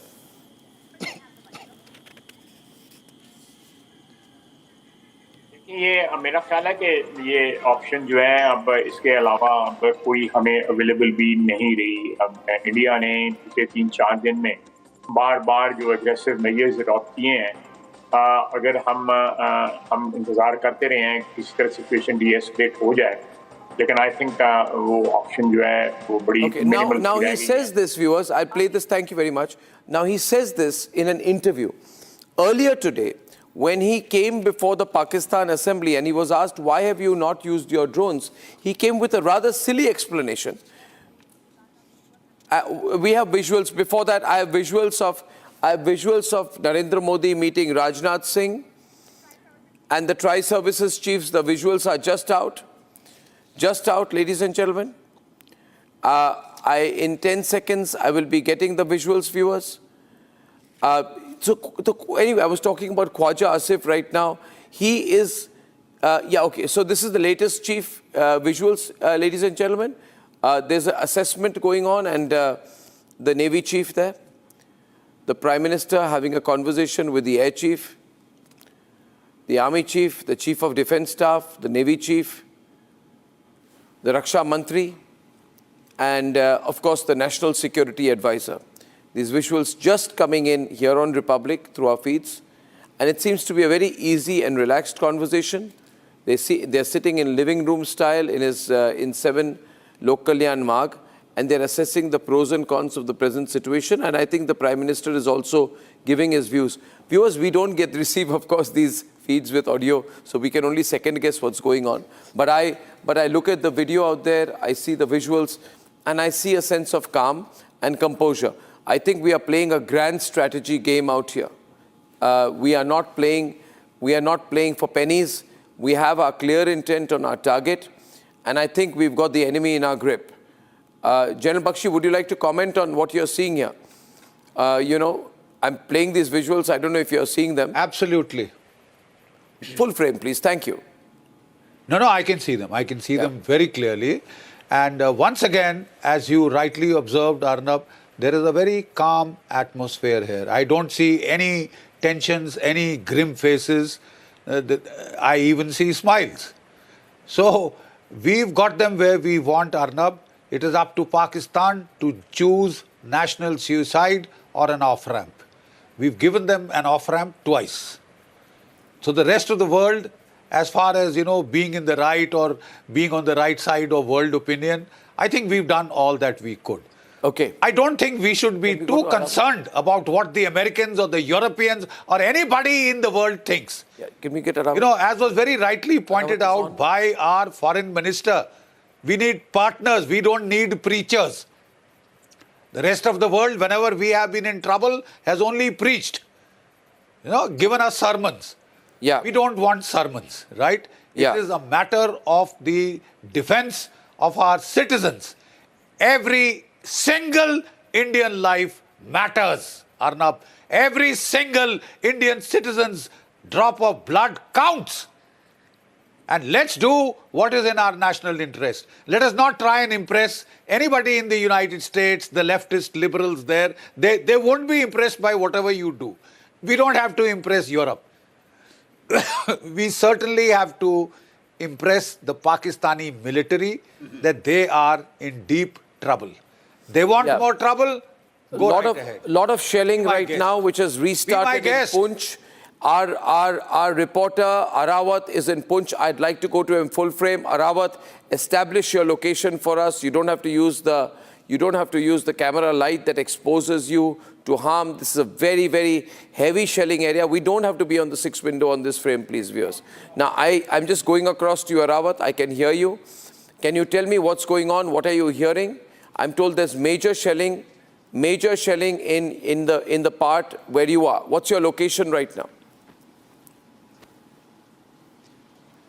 Yes, absolutely, Arnav. We have seen that the fresh heavy exchange of fire has been started in the Uri sector this time now, and you can hear the big louds of the here.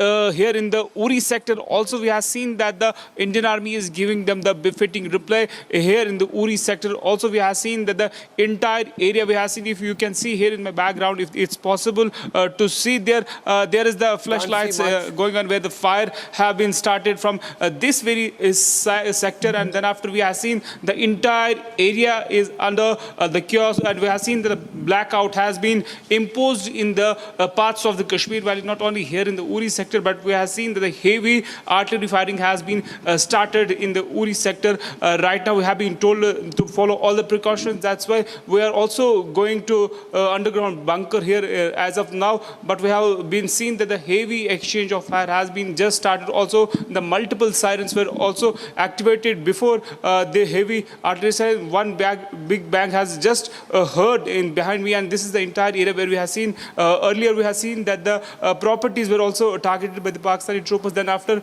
we have seen, as of now, the heavy exchange of fire is from this side, and you can see, if Firdaus can show you the exactly, there is the fire right now. You can see. Can't see. I don't know. I can see. It's like a dot in the distance. Yes. Right what is now, that? But yes, exactly. That's the shell where we have seen in the Uri sector right now, and we have seen that the Indian Army is giving them the befitting reply. Also, we have seen that the entire area has been under the blackout. Also, we have been told that this shelling has took place just 15 minutes back here in the Uri sector right now. You can see the red dot there. That's the point where the shelling has started. But we have seen that the Indian Army is giving them the befitting reply from the multiple locations here in the Uri sector. Also, we have seen during the day when we have seen that the evacuation process was underway. We have seen that the administration is on. So Arawat is in Uri. There is almost a repeat situation of yesterday that we are seeing here, where exactly this time the shelling starts on both sides. But there is no swarm of drones yet. There is no swarm of drones yet. General KK, how are you reading the military situation?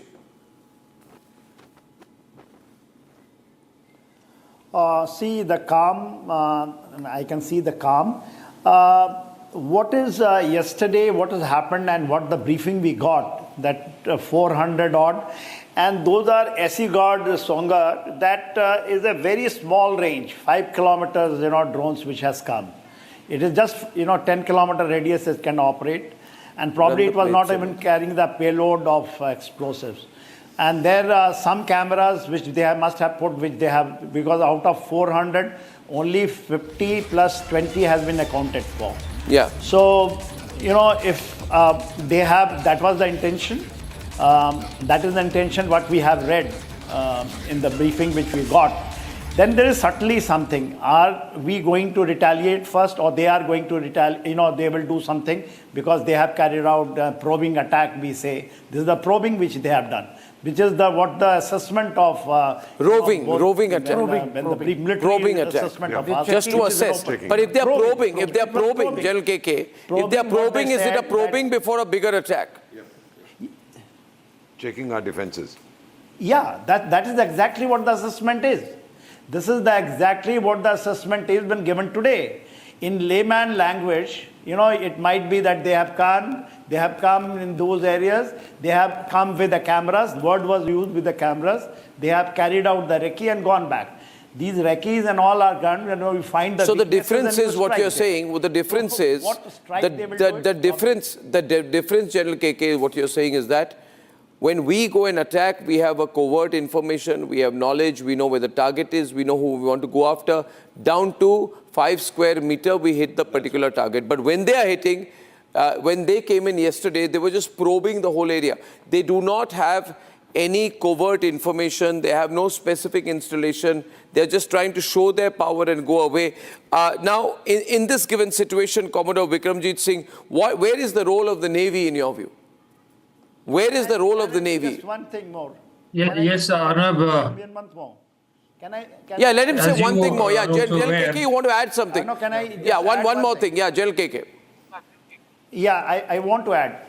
See, when you carry out this, there can be two intentions. One is very serious intentions, or a face saving. Face saving that, if it becomes a escalatory ladder, we, carry out something. They wait for it.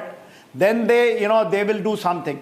If they want to get away, if they will get away, that India backs off. This is exactly the time. This is exact. I have to go in for some breaking news. This is exactly the time yesterday that there was a major drone attack. I'm hearing news now.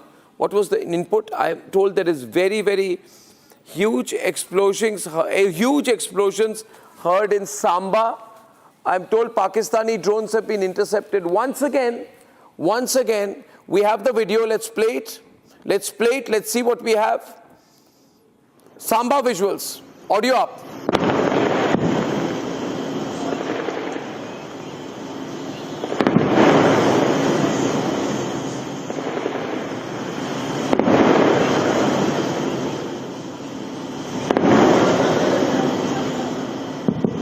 But I'm not seeing on the visual.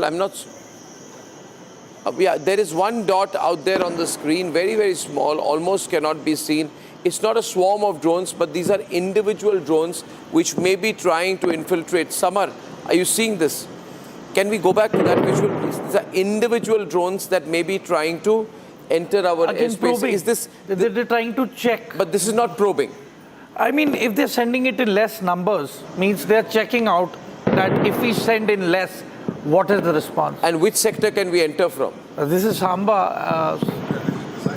It's a flat ground. There are no mountains or obstructions. But why are we letting them do this? Every night they come and do this. We use our ADA. What is the strategy? Our radars are already... Just coming to you, General. Yeah. Our radars are already picking up the origin of the flight path of these drones. Yeah. So they are not realizing that whenever they are launching these drones, we know the origin of the place where they are keeping them and launching them. Okay. So it's going to be once so these are and decisive blow. These are latest visuals from Samba sector. General Dayal, very keen to come in here. General Dayal, this is different from yesterday. Can we put the audio up and then run General Dayal's response? Sir. Arnab, see, these are very small drones. The terrain in Samba is such that, there are trees, there is this plantation. That area is quite thickly plantation. So in this area, small drones will not find any signatures on the radar. And it is night time. During daytime, the sentries will see them. There are posts where people will see them. It is night time, small drones are coming. The best part is that they are still being detected and being intercepted. So let's not, and Samba has got other significance. Samba is very critical when you look at the lifeline from Punjab to J&K. I think I've seen a bigger swarm now. Jammu, Srinagar. We are seeing some more visuals now, and we are seeing some explosions in the sky. It's becoming a little bit clearer. 1 second. We are seeing a feed here. This appears to be like a swarm. This appears to be a swarm drone again. It started in the Samba sector. Are you seeing this, General Bakshi? General Bakshi, are you seeing this? Okay, we had this feed coming in from ANI. Yes, very much, very much. What does this look like to you, sir? Another attack, another evening? I think, I would reckon this is a bigger drone with a bigger payload. The swarm that you are seeing is our air defense guns. They're shooting at it, the L-70s. Look, Arnab, very valid questions you raised. Is this a probing attack, that 350 to 400 drones? Was that a probing attack, or was that a calibrated response to our strikes on the 9 terror camps and then some military targets, 4 military targets, right? Is this a calibrated attack in terms of the escalation ladder? He's also going graduated. If this is a probing attack meant for you to fire away your missiles in panic, reduce the number of missiles you have, then it is serious business. That means he's wanting to do something big. Does he have the thumb? Can he follow through? Can he follow through with that? I'm not very sure. I'm not very sure. But I think we are dealing with it quite well. Most of it, the work is being done by our L-70s and by non-kinetic means, which means electronic warfare, which has been enough to suppress. We also have low-level tactical guns now, which can shoot down these drones. Machine guns which can shoot down these drones. We have catered for this very well. But you know, this can also be deceptive. Our response to this, you want to add something? Yeah, please. So, I just want to tell you one thing, that these are deceptionary tactics by the Pakistan forces. They are purposely using these small drones at a lower altitude to basically make us waste our ammunition. They are already in possession of Baryaktar Akinci. Baryaktar Akinci is a UAV drone which can fly at a height of 40,000 feet. 40,000 feet it can fly. It covers a distance of 7,500 kilometers in one go. And, you know, it has 27 different types of payload, different variety of missiles. I need to come in. There is a suspected flying object. There is a suspected flying object that has been detected over Ames, Jammu. This is in Jammu. Just 1 minute, please. You know, and therefore this appears to be some kind of an intrusion here. And we are seeing a visual of a suspected flying object flying. This visual taken somewhere near Ames, Jammu. So the question is this probing? Is this stealthy? Is this bigger payload, right? And there it is, viewers. You can see it quite clearly on this shot. Gursimran, are you there with us, Gursimran? Gursimran, aapne bheja hai. Gursimran, this video, what is it there? Yes, Arnab. What do you see here? See, this has been taken from a nearby village of the Ames, Jammu, which is in the Vijaypur area of the Samba, and this drone has been, suspected drone has been intercepted a couple of minutes ago, after which there are some loud explosions that have also been heard. It is yet to be made clear by the authorities whether this suspected drone has been brought down or the attempts are being made, but a suspected flying object has been detected over the Ames, Jammu, after which the air defense system that has been installed at a nearby location has been activated by the authorities. A complete blackout is there in the Jammu district as well as the 9 other districts of the Jammu region. Reason being that there is a chatter picked up by the air traffic control that suggests that a drone attack is being launched into the Indian territory or is being noticed close to the international border, after which we saw that there has been an alert. There has been an alert that was sounded. A siren was also played across as a air raid siren, and also the blackout has now been imposed across Jammu region so that if there is any attempt from the adversary to carry out any air raid, that can be stopped well within the time, and the air defense system is activated. Or this is very, you know, it seems almost like deja vu, like this was happening last night, viewers. If you're watching Republic this evening, you'd remember around this time there was a swarm of drone attacks yesterday. Bishambar Dayal, what is this playing towards? The question is, in this quote-unquote game, they're sending these drones. We've sent precision strikes. They're sending these sort of surveillance drones in. What is this all moving towards? See, Arnab, let's look at his pattern. He's activated the entire LC. He's causing you damage at the LC, right? And from LC downwards, where LC finishes, he's made your IB also into LC with the help of these drones and these few missile attacks and this, and over last 3 days, he's been doing this. We have been so far counter-reacting to him. We all feel we need to have patience. We need to, maybe our strategic thinkers are making a bigger plan, deception plan and all those things. But at lower level, we must understand that all this causes panic in the 10, 12, 15 kilometers of the IB Indian side. Now, I'm of the opinion that, look, all this must be rebuked, not with just counteroffensive. It must be given a very, very punitive response where his villages, where his people in the 20, 25 kilometers area, where they feel the same pain, same panic, and where their military installations get some punishment. I mean, you may not declare a war. You may have your grand strategy. You may bring your grand strategy after 5 days, 6 days, and you can do that. But meantime, I'm of the opinion that that little more than what is required, what we are presently doing, we got to do something much more than this to send a very clear message every night, every hour to the Pakistani people and to the Pakistani establishment. That sort of what could that be, General Bakshi? We should wait. What could that be? I'm saying. You know. Okay, let General Bakshi say, otherwise I have got my own. Let me put it bluntly. What could that be? Vishambar, have you finished? Can I comment? Yeah. Thank you. Sir, आप बोलोगे तो हम सुनेंगे ना. आप बोलो, then I can. What would that bigger? No.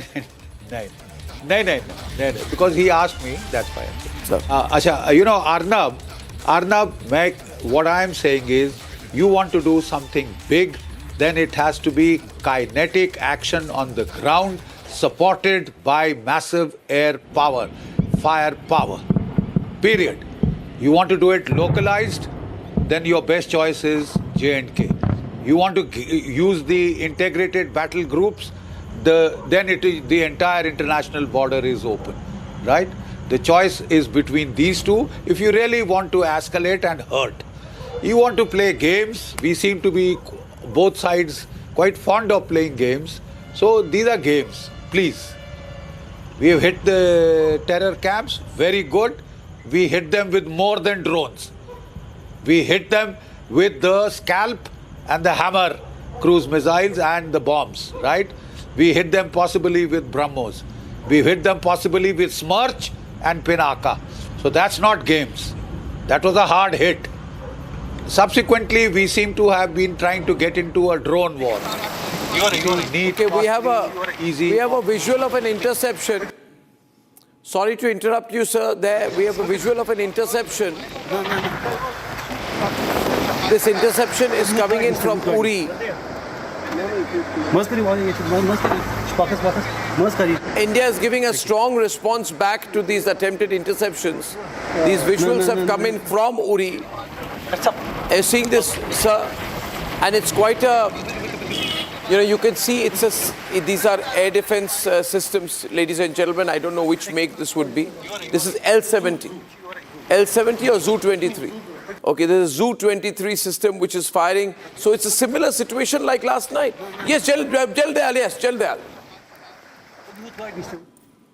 Yeah, Arnab, these are Zu-23 guns or maybe some Shilka guns because these are rapid fire. They fire about 2,000 rounds per minute. The L-70 is a little bigger round and it is a slow rate of fire. What I'm saying is, Arnab, see, General Bakshi and General Sinha have served too long on LC to give you more brief on how LC population feels when there is firing for 6, 8 months. What they go through mentally. What I'm saying is you are letting the bastard, sorry to use that word, I mean for Pakistan, you're letting him to do that all along your IB from Jammu to Amritsar to Firozpur. What is to be done then, sir? What is to be done? I'm saying stop his nonsense. Then what is to be done, sir? So you must apply your rocket resources also, no? You got Pinakas, you got Smirch, you got your resources, no? You need not fire your missiles. At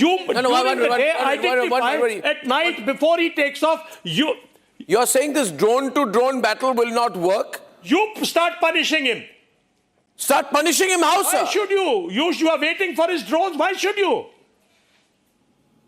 Then it's the escalation that has gone to another level. See, your Jammu people are scared. Why not Lahore?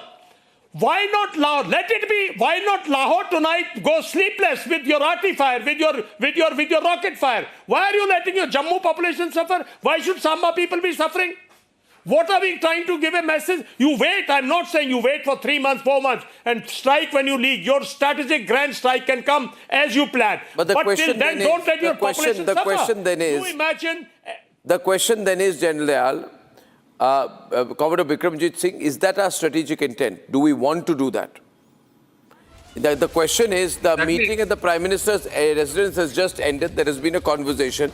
The question is whether we want to go to a situation where we use our Pinakas, where we use our other heavy artillery where we want to escalate to that level, or whether we want to use drones to continue to make targeted, I'm coming back to you, sir, after Bikramji, whether we continue to use our drone system or continue to do precision strikes, disrupt their air defense systems. But even if you disrupt their air defense system, it should be to something. It comes to use only if you make a bigger attack, isn't it? If you don't have a bigger strike, then what's the use of hitting their air defense systems?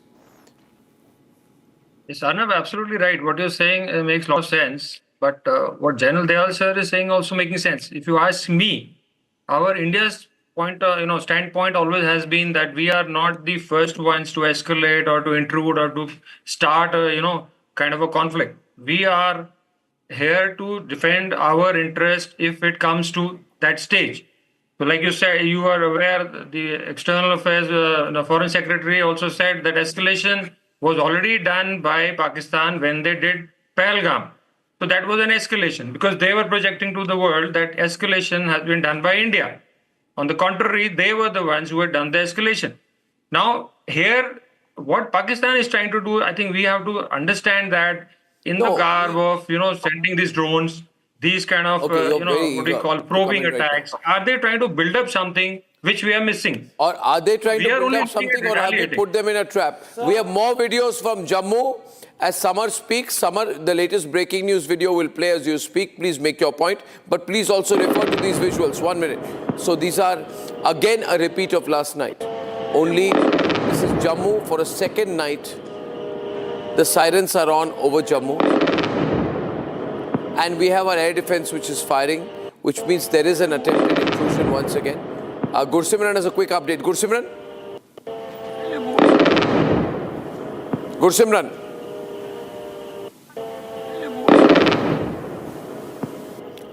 Please switch off your light, camera light. Switch off your camera light.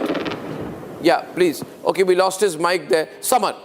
Okay, now sir, as per my research, what I've been studying regarding the enemy's attack pattern, they have the AH-1 Cobras who have recently and constantly been flying low at the nape of the earth, practicing attack maneuvers. The Cobra attack helicopters. So firstly, that is the lowest altitude at which they are practicing an attack. Then comes the middle altitude, which are these small drones, which are basically which are making us expend our ammunition, who are going to catch our attention. It can't be only to expend ammunition. But even above that, an altitude even above that, approximately 40,000 feet, is going to be the Akinci combat UAVs, which has a payload of 1,350 kgs of missiles. Understood. I got your point. You're saying they're working towards a certain definite plan, but General Bakshi, the breaking is that the defense sources, army sources, confirming that drone sightings have happened right now, and the visuals are on Republic in Jammu, Samba, and in Pathankot, and all are being engaged. They all are being engaged. General Bakshi, 30 seconds to you, sir, and then I'm wrapping with you. General Bakshi, how is this moving, sir? All right. Arnab, the visuals that we saw first was that we saw much larger, that bright swarm, larger than the smaller ones we had seen earlier. So from the swarm drones, we seem to have switched to at least what is called males. Mid-altitude, long-endurance drones. These, by the way, in Russia, Ukraine, have proved to be a little easier targets to engage because they have a larger cross-section, larger size of the target, can be picked up on radar depending upon what material you use. So what is Pakistan's idea in continuing to keep us on, on Jammu and on the line of control every night? So my first reaction is increase the firepower. Increase the firepower. Throwing at him. He's been saying it very clearly, sir. I have to wrap because I have to go to Deepakji. Deepakji, what do you think? You've seen some very aggressive postures taken by General Bakshi and General Dayal. Sir, quick word from you, sir. Thank you very much. This, sir, if I may invert the conventional wisdom, this is the storm which will be followed by a lull. And then there will be the tsunami that we will initiate. this is going to escalate for a while, then it will calm down. They think that we are going to let our guard down, but then the tsunami will then follow. we'll respond. Okay, I close here for want of time, ladies and gentlemen. On the other side, I'm going to read the Pakistani mind, the statements they have made, the contradictions, where they stand, and what that tells you about how they are thinking. Time for a quick breather. Arnab will be right back with the debate. Co-powered by best internationally recognized hospitality education brand in India. At Amity, we are committed to building a stronger India through world-class education and research to nurture ideal citizens who, together with the leaders of today and tomorrow, will make India a world superpower. Amity University, India's leading not-for-profit private university. दादी के हाथों का जादू और खुशबू से महकता घर, माँ की मुस्कुराहट और खाने की सुगंध, MDH गरम मसाला, क्योंकि हर रिश्ता है स्वाद से जुड़ा। Mahi sir, how much do you love your fans? Honestly, I love my new fans. पुराने वाले बेकार में शोर करते Sir, fans हैं, शोर तो करेंगे ही ना? नए वाले नहीं करते. And they listen to what I say. The new generation Orient BLDC fans. Super silent performance with voice control. Silly me आए तो और Cricket fans. MDH की हल्दी मिर्ची धनिया करे कमाल, ये रंग दे, ये खुशबू दे, ये तीखा, ये कम पड़े, क्या निराला MDH masala. Hi, this is Chef Ranveer Brar, and I'm here to tell you that also gives me the license to guarantee you brilliance on behalf of IIHM. Join International Institute of Hotel Management.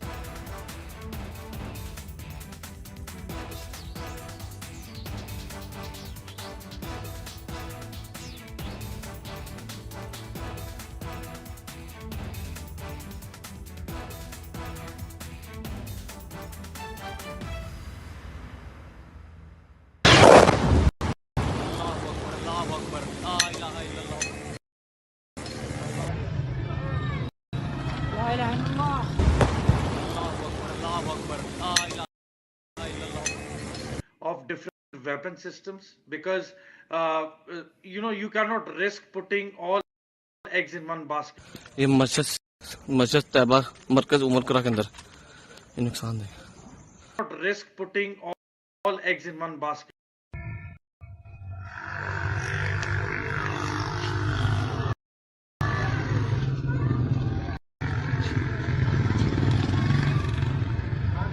Not risk putting all eggs in one basket. Mentor here, These are and most some of the visuals. civilians I can see some. are near the LOC. No. This is a long shot. I can see in the sky there's somebody who shot something to light.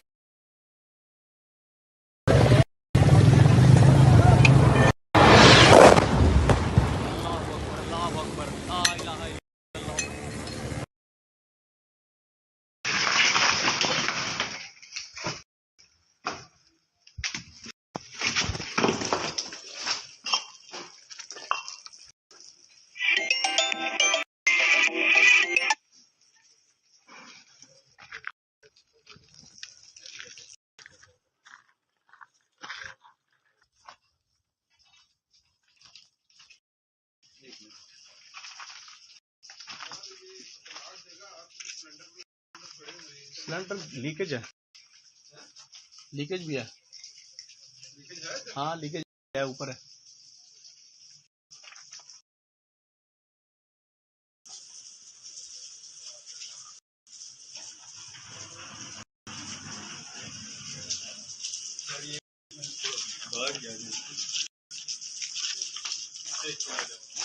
आ गया, मेरे पीछे नजर आ, पीछे दूर है.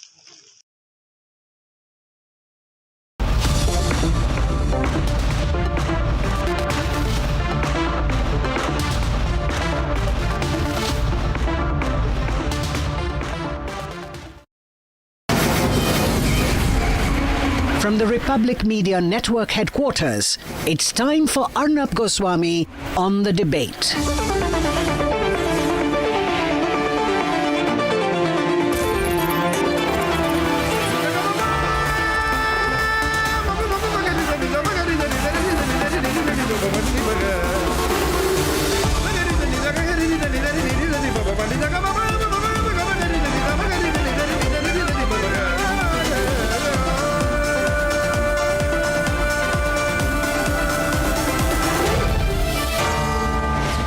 Goswami on the debate. Ladies and gentlemen, welcome back. Time now for the nation's sharpest opinion. And there has been this heavy shelling going on along the LOC, and there have been drone intrusions reported in Jammu, in Samba. I'll get you all the details of all of that in a minute. Now, I want to spend some time understanding and trying to understand the Pakistani mind, and I'll do it extempore, because while we look at all the military procedures, we must also have some sense of how the Pakistanis are thinking. Now, point number one, the Pakistanis, in terms of putting pressure on their government, are at an all-time high. There are lots of things being said about Asif Munir. There are lots of things said about Shehbaz Sharif. And this is the question that's being asked. This soundbite I want to play first is that of Imran Khan's sister Alima Khan, who has raised serious questions about the claims of Shehbaz Sharif about shooting down Indian jets, and has also said, how is it that Indian aircraft came in and carried out such a big attack inside Pakistan? I'm going to play this soundbite first and then I'll tell you more. जरा देखें तो सही, क्योंकि आपको शायद जंग का पता नहीं। मेरे हस्बैंड एयरफोर्स में थे, मेरे बहनोई भी एयरफोर्स में थे।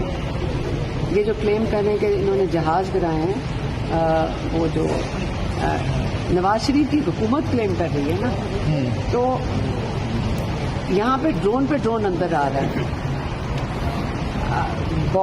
मतलब इंडिया से अंदर पिंडी तक पहुँच रहे हैं। पिंडी तक पहुँचे कैसे? So that's the question. How are the Indian drones so effective? How are they hammering us so hard? How did they come right into Rawalpindi? Now the pressure builds on Khwaja Asif. Is the defense minister, and truly today they have no explanation. So Khwaja Asif, the defense minister of Pakistan, came out with a completely weird explanation where he said that we could not target the Indian drones because of a technical reason. If we had targeted the drones, then our air defense units' locations would have got leaked. It makes absolutely no sense, not even to a layman, ladies and gentlemen. But hear him and hear how ludicrous this statement is sounding when it is being made on the floor of the Pakistan Assembly. कल का जो drone हमला हुआ, वो drone हमला basically हमारी जो locations हैं उसको डिटेक्ट करने के लिए जो है किया गया। एक टेक्निकल चीज़ है जिसको मैं उस तरह एक्सप्लेन नहीं कर सकता, और इसलिए उनको इंटरसेप्ट ना किया गया ताकि हमारी लोकेशंस जो हैं वो लीक ना हो या वो लोकेट ना हो, और जब वो एक सेफ लिमिट पे आए तो हमने उनको मार कराया। And now he comes under more pressure and he says, what happened to your lines of defense? At this point, Khwaja Asif, the Pakistani defense minister, makes a major admission. He says that our second line of defense are in our madrasas. You saw all the pictures there of the terrorists leading the army, and now he's officially said that the madrasas, which are used by Lashkar-e-Toiba, Jaish-e-Mohammed, are their second line of defense. This is as much of an admission of using the terrorist infrastructure that he could have made. So he's making all these admissions. Hear this. जहाँ तक मदारस के students का ताल्लुक है, इसमें कोई शक नहीं है कि वो हमारी एक सेकंड डिफेंस लाइन है। वहाँ पे नौजवान जो पढ़ते हैं, अल्लाह के फजल से वो दीन के साथ भी जो है आरास्ता हैं, और उसके साथ जो है वो उनके जो वक्त ज़रूरत जो है। So viewers, this is the second point. You can play that down. Now this is the second point that he's making, and it's because of bumbling statements like this. Somewhere where he reveals, somewhere where he makes a stupid comment about why they couldn't take on the Indian army, and our targeting of various Pakistani locations on the intervening night of 6th and 7th. They're coming under pressure. I will now play what you may not believe, but Pakistani lawmakers, senators, members of the National Assembly are standing in the assembly and saying that our Prime Minister is a coward. He's a buzdil. He's a gidar, which is colloquial for jackal. The kind of statement I'm going to play now, ladies and gentlemen, completely exposes the standing of the government of Shehbaz Sharif today. Hear this. पता नहीं कौन सा कायद वो India के इन मामलात के ऊपर एक स्टेटमेंट नहीं आई। जनाब डिप्टी स्पीकर साहब, मुझे टीपू सुल्तान के वो एक कॉल याद आ रहा है कि अगर एक लश्कर जिसका सरदार शेर हो और उसके साथ लश्कर में गीदड़ हो तो वो शेरों की तरह लड़ते हैं। अगर शेरों का लश्कर उसका सरदार गीदड़ हो तो वो नहीं लड़ सकते, वो जंगे हार लेते हैं। इस वक्त बॉर्डर पे खड़ा वो फौजी जो हमसे तवक्को रखता है कि हमारा लीडर, जो कौमी लीडर होता है या जो वज़ीर आज़म होता है, वो आईना होता है, वो फेस होता है, उसकी तवक्को है कि हमारी सियासी क़यादत वो दलेरी के साथ मुकाबला करेगी। लेकिन जब आपका वज़ीर आज़म, जब आपका लीडर बुज़दिल हो, वो मोदी का नाम ना ले सके, उसको आप क्या पैगाम दे रहे बॉर्डर पे लड़ने वाले जवान को? So viewers, you see, this is the situation in Pakistan, and then the Economic Affairs Ministry put out a statement saying that our stock markets have been hit, we have made heavy losses, and because of the losses we need to raise money. This is what the statement was from the Economic Affairs Division of the Pakistan Finance Ministry, where they were begging for loans on the internet. I don't know if I have the exact tweet with me. When I get that, I will play it. And then alongside that, the Karachi Port Trust put out a tweet saying that the Karachi port has sustained heavy damage following hits by India and emergency response measures are on the way. These are the kind of tweets that are coming out. The moment these tweets come out, the Pakistani government, after half an hour, puts out a release saying it's been hacked. But that's complete nonsense. In the middle of all of this, the mastermind of Pahalgam, Asif Munir, has gone missing. And I'm not making this up, but he's called Chachu Whiskey in colloquial terms, in affectionate terms in Pakistan. He's called Chachu Whiskey Abhishek because he drinks a lot of whiskey and he turns into, from ISI chief to Chachu Whiskey, army chief to Chachu Whiskey at 6:30 p.m. He's been missing. The point is, viewers, the man who's missing is the man who said this leading up to Pahalgam. He said this, and after saying this, after instigating everything, he's gone missing. Here's a quick reminder what he'd said. The man who's gone missing, this is what he said 1 month back. Well, our forefathers, they thought that we are different from the Hindus in every possible aspect of life. Our religion is different. Our customs are different. Our traditions are different. Our thoughts are different. Our ambitions are different. That was the foundation of the two-nation theory that was laid there. That we are two nations. We are not one nation. So because of that, our forefathers, they struggled, mounted that incessant struggle in the to same create this speech. country. In the same speech, Asif Munir also had said that Baluchistan can never be touched. Hear what he had said about 3 weeks back on Baluchistan. Okay, I don't have that. But in any case, today, all across Baluchistan, Quetta has been vacated by the Pakistani army. 2 corps have been moved away to the eastern border with India. And while that happens, the Baluch, Akhtar Mangal's bite is very important. The Baluch are reminding the Pakistanis of what the Bangladeshis had done to them. Look at this ridicule that is being thrown at the Pakistani army by Akhtar Mangal, leading Baluch leader. बंगालियों ने जो कुछ आप लोगों के साथ किया वो कितनी नस्ल तक आपको याद है? उसको भी तो याद करो ना। दुनिया की जंगी तारीख में 90,000 फौजियों ने जो इकट्ठे हथियार नहीं डाले जो आपकी फौज ने डाले। Yes, to the surrender of 1970. ये भी अपनी निसाब की किताबों में डाल दें कि आपकी आने वाली 10 नस्लें वो भी पढ़ेंगी। अपनी निसाब की किताबों में ये भी डाल दें कि उन 90,000 फौजियों के न सिर्फ हथियार बल्कि उनकी पतलूनें भी आज दिन तक वहां पे टांगी हुई हैं। And while the battle intensifies, as per this video which has been released by the Baluch Liberation Army, 14 Pakistani army soldiers have died. And can you have the visual of that? This has happened in Baluchistan's Kachhi district when their vehicle was hit by an IED. Just take a look at this. That's the kind of precision strikes that the Baluchis are having on them. There are continuous attacks on the Pakistani army. So, viewers, why am I telling you all this? That when you see these little drone games that the Pakistanis are trying to play with us, we must remember, we have not even opened our cards yet. But we are letting the Pakistanis exhaust theirs. And then we'll do what we were meant to do and what we have to do. Let's debate.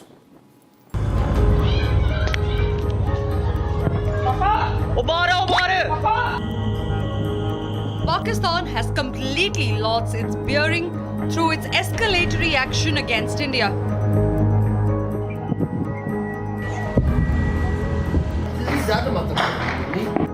While India has targeted specific terrorist infrastructure, Operation Sindoor was launched by Indian Armed Forces to deliver justice to the victims of Pahalgam terror attack and their families. 9 terrorist camps were targeted and successfully destroyed. Pakistan, for a second straight night, has targeted civilian and military targets. Using mortar and heavy caliber artillery in areas in Kupwara, Baramulla, Uri, Poonch, Mendhar and Rajouri sectors in Jammu and Kashmir. 16 innocent lives have been lost, including 3 women and 5 children, due to the Pakistani firing. Armed drones were launched at 4 air defense sites in Pakistan. One of the drones was able to destroy an AD radar. Pakistan also carried out artillery shelling across the line of control using heavy caliber artillery guns and armed drones at Sandhar, Uri, Poonch, Mendhar, Rajouri, Akhnur and Udhampur in Jammu and Kashmir area. Pakistan has achieved what it could not at the UN, internationalize the entire issue with the involvement of Turkey. अंतर्राष्ट्रीय सीमा और नियंत्रण रेखा पर लेह से लेकर Sir Creek तक 36 स्थानों पर 300 से 400 लगभग ड्रोनों का इस्तेमाल घुसपैठ का प्रयास करने के लिए किया गया। ड्रोन के मलबे की फोरेंसिक जांच की जा रही है। प्रारंभिक रिपोर्ट्स से पता चलता है कि वे तुर्की के असीस गार्ड सोंगर ड्रोन्स हैं। However, this time Pakistan had a plan too deranged even for its sinister designs. When India launched its counter-strike against Pakistan's UAV, this is what Pakistan did, or should we say, did not do. Pakistan's irresponsible behavior again came to fore. Pakistan did not close its civil airspace despite it launching a failed unprovoked drone and missile attack on 7th May at 8:30 hours in the evening. Pakistan is using civil airliners as a shield, knowing fully well that its attack on India would elicit a swift air defense response. This is not safe for the unsuspecting civil airliners, including the international flights. After being questioned by its own nationals on how India's drones struck deep into Pakistan's territory, Nawaz Sharif की हुकूमत claim कर रही है ना, तो यहाँ पे drone अंदर आ रहा है, मतलब इंडिया से अंदर पिंडी तक पहुँच रहे हैं। पिंडी तक पहुँचे कैसे? the clueless Pakistani establishment once again caught napping with bizarre logic to defend itself. कल का जो ड्रोन हमला हुआ, वो ड्रोन हमला बेसिकली हमारी जो लोकेशंस हैं उसको डिटेक्ट करने के लिए जो है किया गया।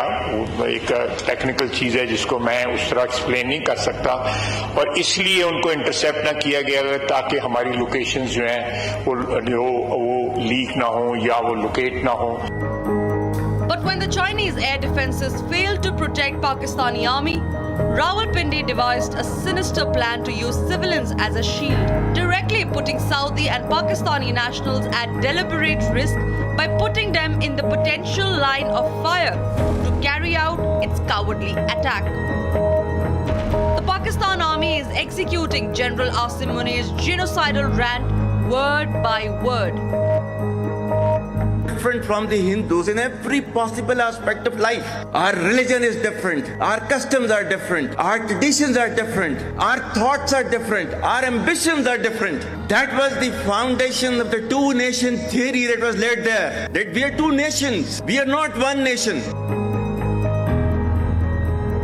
Pakistan is now attempting to avenge terrorists by doing what they do best: target civilians and military. During heavy shelling across the line of control in the early morning of 7th May, a shell fired from Pakistan landed just behind the Christ School run by the Carmelites of Mary Immaculate congregation in Poonch. Tragically, the shell fired from Pakistan hit the home of 2 students of the Christ School. Both students unfortunately lost their lives. We have seen the Pakistani side targeting and shelling places of worship with a particular design. This includes gurdwaras, these convents and temples. This is a new low even for Pakistan. Even the Pakistani government is now echoing the Asim Munir mindset. जहाँ तक मदारस के students का ताल्लुक़ है, इसमें कोई शक नहीं है कि वो हमारी एक सेकंड डिफेंस लाइन है। वहाँ पे नौजवान जो पढ़ते हैं, अल्लाह के फजल से वो दीन के साथ भी जो है आरास्ता हैं, और उसके साथ जो है वो उनके जो वक्त ज़रूरत जो है, जिस तरह उन्होंने फरमाया कि उनको शहरी दिफा के लिए या दूसरी ज़रूरतों के लिए जो है ना बिल्कुल 100% इस्तेमाल किया जा सकता है।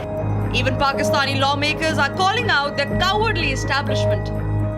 मुझे टीपू सुल्तान के वो एक कॉल याद आ रहा है कि अगर एक लश्कर जिसका सरदार शेर हो और उसके साथ लश्कर में गीदड़ हो तो वो शेरों की तरह लड़ते हैं।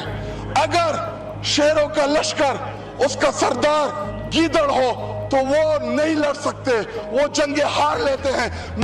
While Pakistan stands exposed, India is ensuring that the entire world knows it. Excellencies, friends, we also meet at a time when India is confronting the challenge of terrorism, one that is a shared threat to the international community. I thank those who have expressed solidarity with us and understand the resolute response that is underway. The biggest question tonight remains: has Pakistan crossed the point of no return by targeting civilians and military with Turkish-made drones and using Saudi and Pakistani nationals as human shields?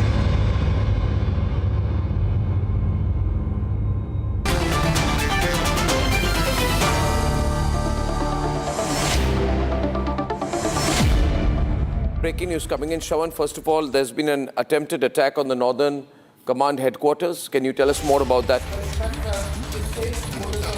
And this time too, drone attacks been reported from Jammu, Samba, Kathua, Udhampur, Rajouri, Poonch, Pathankot, Gurdaspur. Not just Jammu, it has also been reported from Rajasthan in Uttarlai and Faludi. These are the 2 places in Rajasthan. But none of these attempted attacks have been successful. These are all attempted. The first one was reported around 8:15 this evening. It's the same very time that they have once again opened up. And this was again drone attacks that we have been told.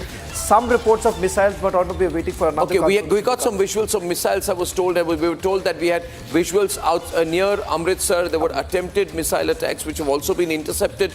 Do we have a confirmation on that, Abhishek, Shravan? Do we have a confirmation of that? Yeah. Abhishek, over Amritsar. Over Amritsar? Yes. What do we have over Amritsar? Amritsar, there's a complete blackout and there has been an interception. Interception, not missile. Interception. Interception. It could be a drone as usual, like yesterday. Yes. Do we have an optic on that? Do we have a visual on that? Yes, okay, we have a visual on that. We have a visual. This is it, I think. This is it. This is over Amritsar. We're just getting some reports. What are we seeing here? What are we seeing here? Shravan, look ahead. We're seeing the visuals from Amritsar here tonight. So there you are. That the moment you see that glimmer right now.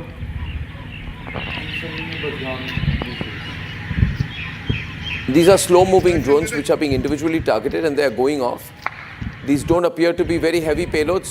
Jal Bakshi, not very heavy payloads. No. Jal Dayal, Amritsar. Anything less than 5 kilos. Comment from you, Jal Bakshi. Arnab, these small drones carry payloads up to 5 kg. They're tactical drones. The bigger drones can carry 20 to 30 kgs and more, depending upon whether it is a male. A hail can almost carry 100 kg and more, kind of a payload. These are smaller drones in this Smaller drones. So what's going on right now? That you showed.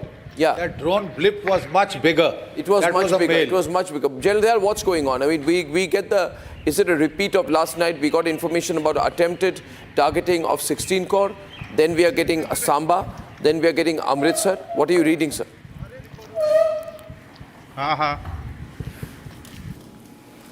Can you unmute yourself, sir? Is that LC has been extended right up to the entire international border on our Western theatre, right?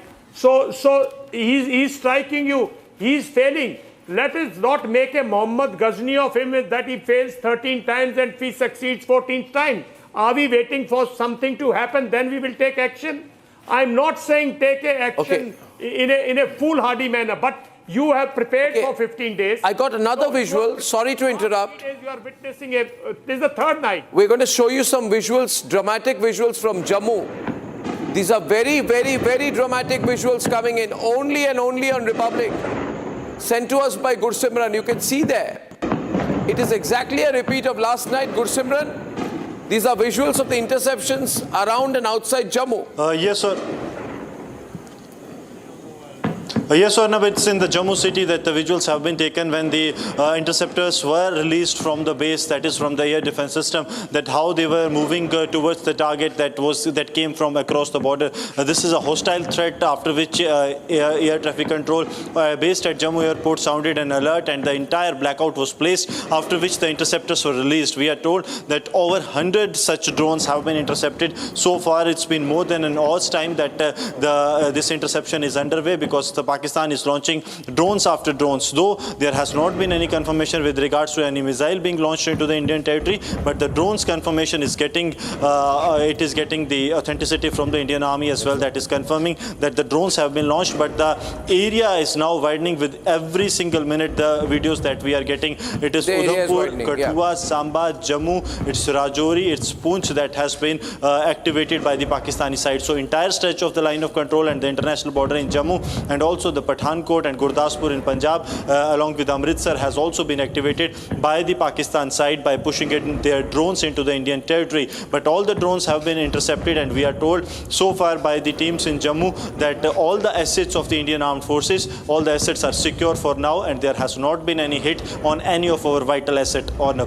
What's the strategy they are implementing? Air Vice Marshal P.K. Srivastava, what do you think? I think it's I can only think of something like a terrorist attack. Yeah. It is nothing to do with they are not hitting any of the war waging capacity. They are not hitting anything which is of substantial nature like we hit them. We hit 9 targets, we chose them, we went through it and we penetrated. What is this kind of thing? From Air Warriors perspective, is something which is I would say just they got some Turkey drones with them and they're launching it, trying to show that we can also attack Indian airspace. But yes, they are being given a reply. It's a low-cost thing they're trying to do, and I guess... A low-cost for whom? For them or for us? For them. For them, for us, it's expensive. For us, it's expensive, but we are going... See, I'll tell you... Can we outlast this? If this were to carry on for 2 weeks, 3 weeks, 4 weeks? No, we got their drones. We have also collected their wreckage. And from the wreckage, I'm pretty sure we have found out their communication frequencies, we have found out their radiation frequencies, we found all that, and we will be deploying the soft kill. Now we'll not use that kind of kinetics as they expect us to use. Okay. So we are not going to make it a kind of economic war. They think that yes, they can launch small drones and then engage the bigger army, and that bigger army or bigger air force spends much more money. That we are going to Arnav control, and we are going to control that. And we are only good at one thing, Arnav, let me tell you, through you to our own people, that we are good at modifying, improvising our methods, procedures and processes as we confront the enemy and the way we confront the enemy. If we are now going to get into reading the Pakistani mind, before that, Abhishek had an input on which I'm sure Saurabh Shukla, Editor-in-Chief of News Mobile from Washington, would like to respond. And what's your breaking story? While this war is going on, there's another war which is an economic war. And on that, Abhishek has some inputs. Abhishek. So India, Arnav, has officially objected Pakistan as part of the EFF, the Extended Fund Facility. Pakistan had sought a $1 billion loan. India has said that Pakistan is frequently involved in terror activities. The world knows about it. In the recent episode, we are facing Pahalgam terror attack. India has also said, Arnav, that Pakistani military effectively controls the Pakistani government budget, and that they are in a position that they can easily divert funds which are meant for something else, to military activities and also for cross-border terrorism. And that is why IMF should review its processes in the light of this moral situation where Pakistan is diverting IMF funds to terror and hence should not be giving that loan. But have we made this kind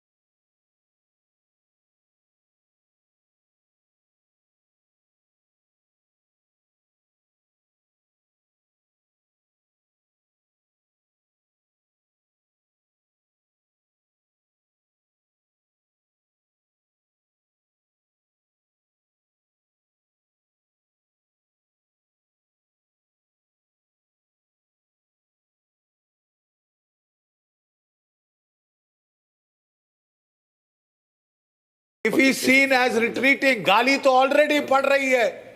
You have to hit him. Arnab, you better decide. Otherwise, we'll be hearing this for the next 20 years. Ye save, ye tamasha. Drones Turkey se aate rahenge. And don't, and that little girl said today that it's only Turkish drones. You got the debris of only Turkish drones. China has a huge, Pakistan has a huge inventory of Chinese drones.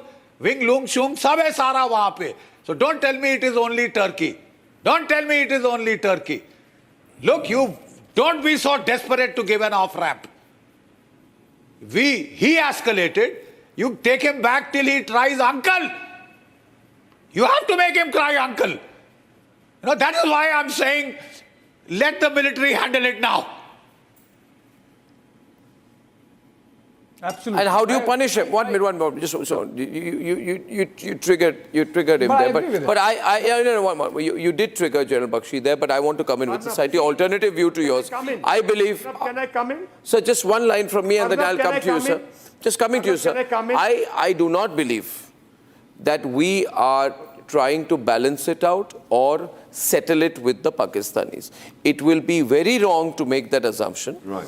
We must look at, we must remind ourselves. See, I'll put two sets of visuals out here. First, today's visuals, and then I want to show the visuals of 6th. Just for a minute, let us pause. This is a mind game. For the last 2 days, we are seeing these silly drones come here. We hit them back. We feel good about it. Our air defense artillery systems are strong. And we haven't yet used our S-400 Triumph systems. We haven't used Barak 8. We haven't even used Akash. We are using the smaller? The AD guns. Yeah, the AD guns. And we are doing pretty good. And we have told ourselves we have a protection. And that's extremely good. Very good. But can the producers put two sets of visuals together? Because visuals don't lie, viewers. The visuals of the devastation we carried out, please. Not these visuals. I want to show the visuals of the first night, Bahawalpur. The visuals of the 6th, Pradeep. For those are the visuals which tell the real story. This is a drone game. This is non-contact drone interception capability, etc. going on. This is not inflicting any real damage. It's waste of money. The 4th level guns are taking care of it. It's a waste of money on our side. On their side also. And it's a waste of time on their side. But is it a waste of time? Is it possible that they are playing for time by doing this? Think of their mind. There are the government under pressure. They are being abused in their assembly. Asif Munir is nowhere to be seen. It's not like where Prime Minister Modi is sitting with everyone and having a strategy meeting. Why is it taking so long to pull out the 6th footage, please? Arnab, we can't prolong. Just 1 minute. Why is it taking so long to pull out the 6th footage, producers? I mean... No, we need to remind ourselves sometimes of what we have achieved, Samar. I mean, time is the key. Full frame, 50-50. Time and Take us off the screen. And show the visuals recorded. Show what we did as contrary to what these guys, jokers, are trying to do. Remember this? The visuals, man, not the satellite visuals. Not this, the real visuals recorded by the Pakistani cell phone cameras, for God's sake. Yes. Let the people of the country see this. And let's keep... Or 1 minute, Samar. Or we will keep looking at these drones. We'll keep discussing, oh, they got Turkish drones, 5 kilo payload, 2 kilo payload, 300 this, L-70. And we are getting caught in drone dynamics. Who the hell cares about drone dynamics when we have smashed Muridke? It's the Pakistanis who are trying to change the narrative. And I know the visuals which were shot from the car. I know the debilitating psychological impact those visuals had on the Pakistanis. This Shawan, this is just, it's shallow. It's a distraction. This, what we did was it now 50-50, that and this, please. We need to remind ourselves, that and this. When we see these flares in the sky, we remember. Can we see today's pictures? Is it so difficult to split the screen 50-50? Because I want the visual contrast to be in the minds of the viewers. Why is it so difficult for our production team to put that out? This is an important moment in the country's history. This is not the contrast of visuals I want. Both of these are Bahawalpur and Murid ke, for God's sake. Yes. Now we've got it right. These flares are ours, these counter guns are ours on the left, but we remember what we have achieved on the 6th and 7th night and what we have achieved, what is happening tonight. This is a video game. Deepak Vora, this is a video game. That was the real attack. And the generals are saying we enjoy the real attack, not the video game. Deepak Vora, what would you say at this point of time to the two very angry generals tonight? What would you say to them, sir, with all your years of experience? Sir, now we can go back to the discussion. Thank you. First, I'd request them not to lose reason. I understand your pain. My pain is as... Everyone on. All of us have that level of pain, sir. But then, again, a time and place of our choosing, sir, which we are going to do, which we are doing. We'll do. We are strangulating them in every which way. You've seen for the first time what we have said at the IMF. We hadn't opposed it in the past. We let it go. Now we are resolutely opposing it. We're going to resolutely oppose everything that they do internationally, attempt to isolate them even more diplomatically. And then the final coup de grace will be the military action, the kinetic action. Sir, I have 52 years in the Foreign Service. We take our time, sir. We create the conditions and then we hit to decapitate, sir. We don't hit to injure. We hit to separate the head from the body, sir. It will come. Let Dayal Sahab respond to it. Dayal Sahab, you want to respond to it? Right. No, Dayal Sahab is responding to it. Yeah, Dayal Sahab, go on. Yeah, Arnab, I am not responding in a manner that everybody is expecting. And you can, what me and Jan Bakshi are saying, please, we want the viewers to understand. Everyone, see, we must understand one thing, that the initiative in a battle, initiative in a war, initiative in any conflict, I know everyone must remain with us. I can't we are the power. Right, wait, we are the power. It is we who have to calibrate things. What Toor said was that, look, he is trying to gauge our pattern. In now 4 days, we know what type of, third night, we know what type of drones are coming. These are Chinese and Turkish mixed drones are coming, right? Now, here the criticality is that, Arnab, they are not coming from too much of depth of Pakistan. They are coming also from IB, close to IB. So by now, with our ink sources, by everything, we should have established a pattern, and we should have started destroying that. No, I have a question here. You escalate. I have a question here, sir. Sorry to interrupt, sir. Yeah. Air Marshal P.K. Srivastava, today also commercial flights are... Everyone on, for God's sake, please, yeah. Today also commercial flights are flying in Pakistan all over, domestic, international. Yes. And obviously they are taking advantage of that, saying that if India hits with a missile, a BrahMos or something happens, then it will hit a passenger jet and then they will put the blame on India. And therefore, these Pakistanis are cowards. But point is, can't we initiate something where we say, let there be a no time over Pakistan, it's not in our hands. Can't we issue a warning to commercial aircraft? The airstrips? No, can I say my take? I know everyone is anguished. I know that we are disturbed. Yeah. And these sites are not really alluring. But it doesn't mean that I lose my strategic and patience and get into the warfare just because I want to. He's inviting me. I shouldn't go for the invitation. I should have my own say. He's inviting us for what, Marshal? He's inviting us to show that, yes, I can show something, because these drones, I just want to tell the country through you, these drones, you talked about 5 kg explosives. They sometimes just have 0.5 kg explosives. So what is this? What is this? They do not incapacitate you. Your capacity is intact. Now you have to see what you have to do with your capacity. Are you saying the drones are a bait? Are you saying the drones are a bait? They are just pain. No, bait. Bait to draw us into something. You're right. They are a bait, but bait for what? There's no bait. They know if we come after them, they'll be finished. This is a bait to their own people, their own audience, their own constituency. Okay. They want to show that, yes, we can also respond. Okay, no. But it has no substance. So we should be calm, we should be peaceful. We know that we can answer it. We reserve the right to answer it, and we'll answer. As you rightly said, those explosions are meaningful. You put down our air defense system. That is meaningful. You have created already the gaps in their air defense. General Bakshi has a response. General Bakshi. Arnab, I have to come in. Yeah, go on. Look, to my very dear friend, I will be calm, right? I'm telling you that when you give a signal in an official briefing, that our response will be a mirror image of your response. We will not escalate further. We are totally non-escalatory. Our predominant, calculus is that it has to be non-escalatory. Sir, you are sending a wrong message. Please, I am also a soldier. There are soldiers on the opposite side deciding.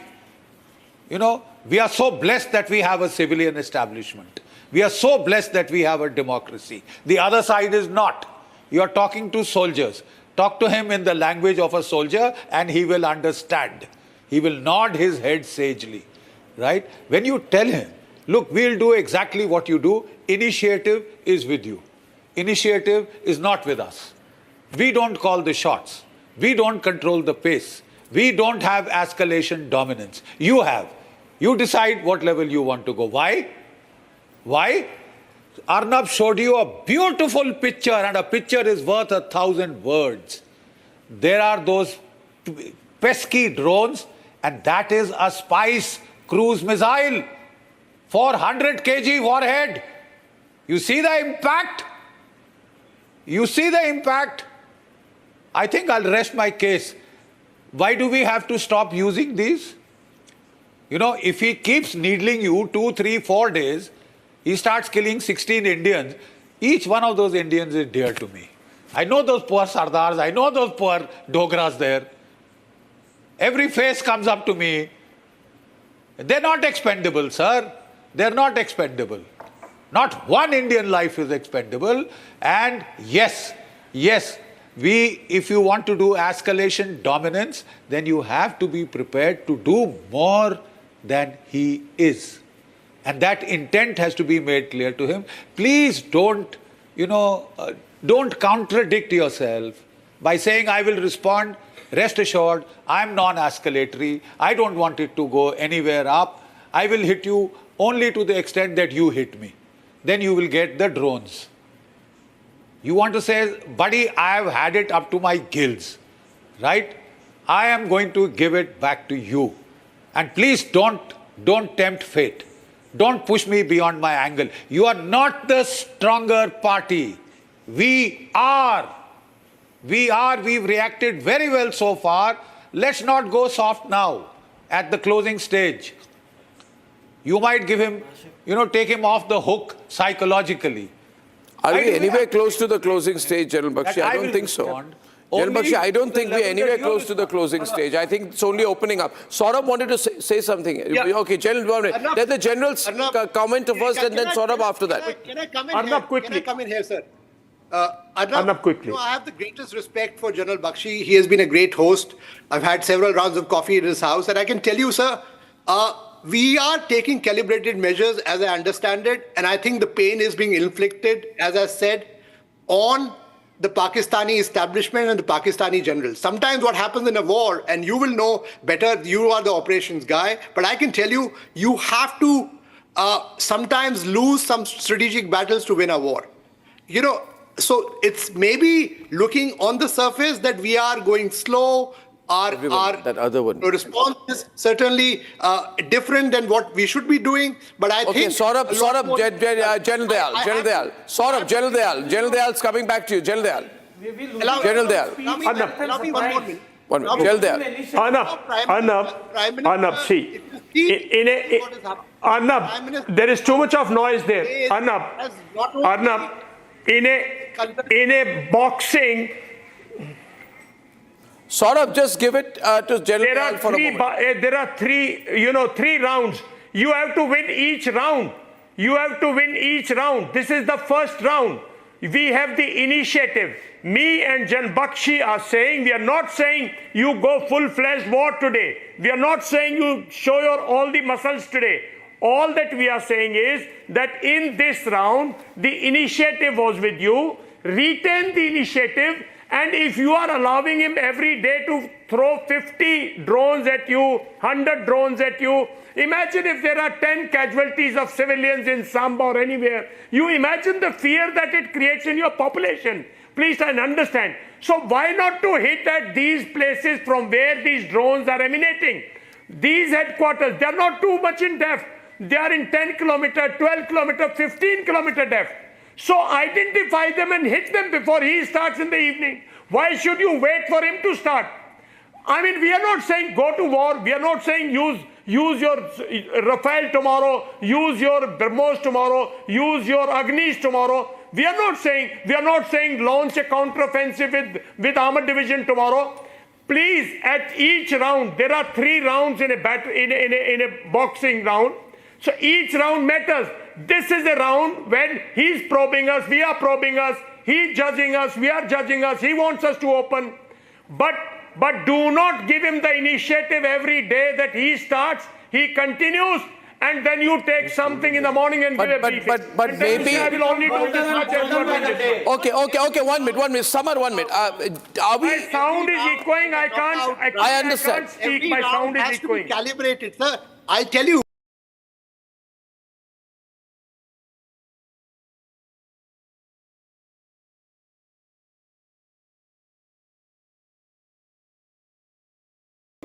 And not every round in a boxing match can be a knockout round, right? Because you have to be strategic, and that's what is happening. No, I'm not. So I think now our Prime Minister and his... 1 minute, Samar. Everyone. Because of the probing aspect. Thank you. Samar, allow me for a moment, please. I just want to. I'm not like I want to have the last word on this very interesting discussion. I'd give it to. Did I say it should be knockout? No. I said try and win every round. It can be won on points. 1 minute. I would, however, say one last thing. You see, 2 things very rarely go together, but when they do, then there is a different result, which is pain and patience. Yes. A nation in pain for Pahalgam is being asked to be patient a little bit more. But we were patient till the 6th, so we delivered what we did. I still feel somewhere, Deepak Vora, that we must not undermine the tremendous achievement of the 6th and 7th night when we hit them at home where it hurts. That for me is the only substantial military operation so far. Everything else is just, these are games. And I think I'd give you the word tonight. So how would you summarize today's discussion? Deepak Vora.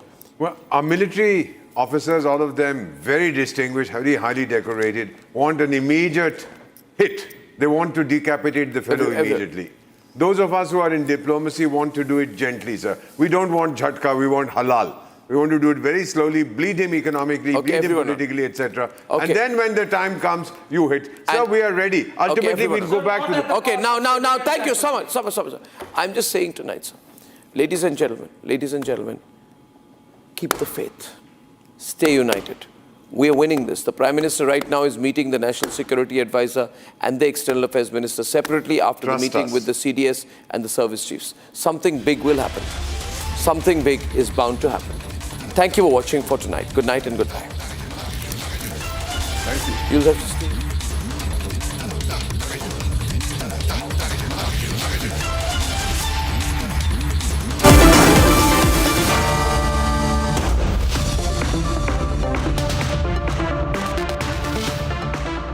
Co-powered by Best Internationally Recognized Hospitality Education Brand in India.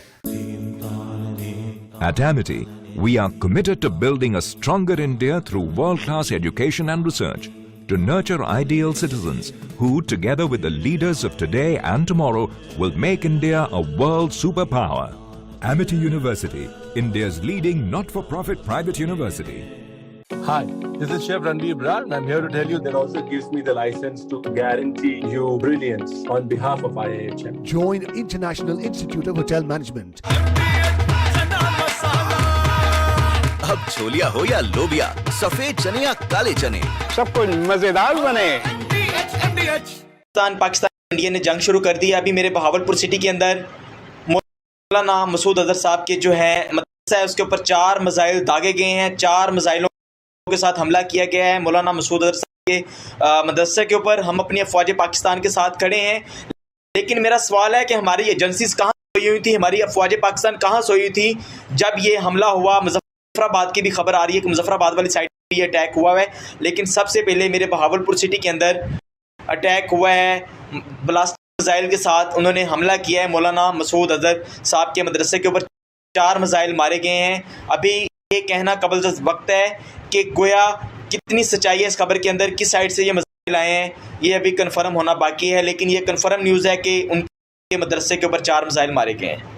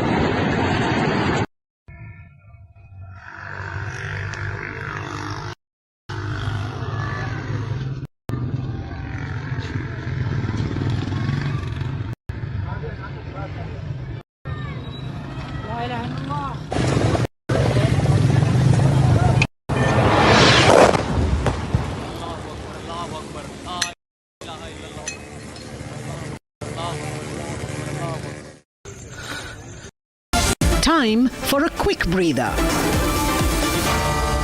Arnab. At Amity, we are committed to building a stronger India through world-class education and research, to nurture ideal citizens who, together with the leaders of today and tomorrow, will make India a world superpower. Amity University, India's leading not-for-profit private university. आधे bowl दही में 4 चम्मच MDH चटनी पुदीना मसाला डाला, stir करो, पुदीना चटनी तैयार। MDH चटनी पुदीना मसाला। MDH।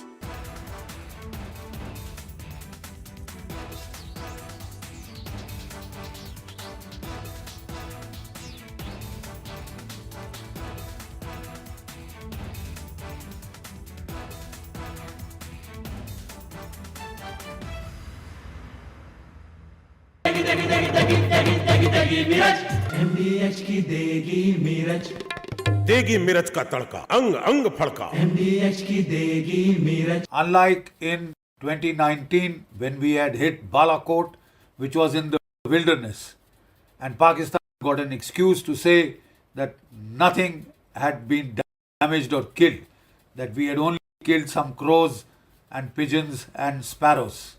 This time we chose high visibility terrorist targets which have been around for decades, right?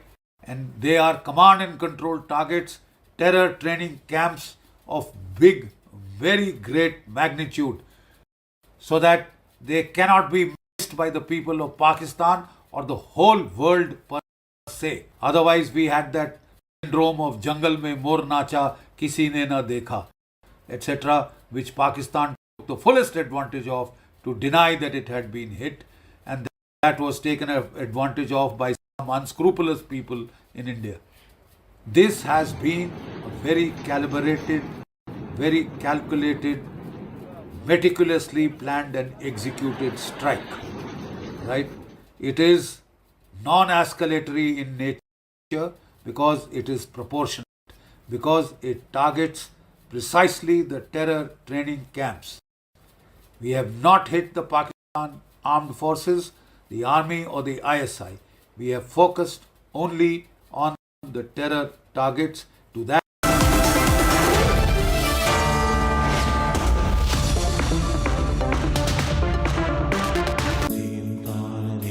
At Amity, we are committed to building a stronger India through world-class education and research, to nurture ideal citizens who, together with the leaders of today and tomorrow, will make India a world superpower. Amity University, India's leading not-for-profit private university. दादी के हाथों का जादू और खुशबू से महकता घर, माँ की मुस्कुराहट और खाने की सुगंध। MDH गरम मसाला, क्योंकि हर रिश्ता है स्वाद से जुड़ा। Mahi sir, how much do you love your fans? Honestly, I love my new fans. पुराने वाले बेकार में शोर करते हैं। सर फैंस हैं, शोर तो करेंगे ही ना। नए वाले नहीं करते। And they listen to what I say. The new generation Orient BLDC fans. Super silent performance with voice control. Silly me, I thought. Cricket fans. From Asia's largest news headquarters, setting the agenda for Bharat.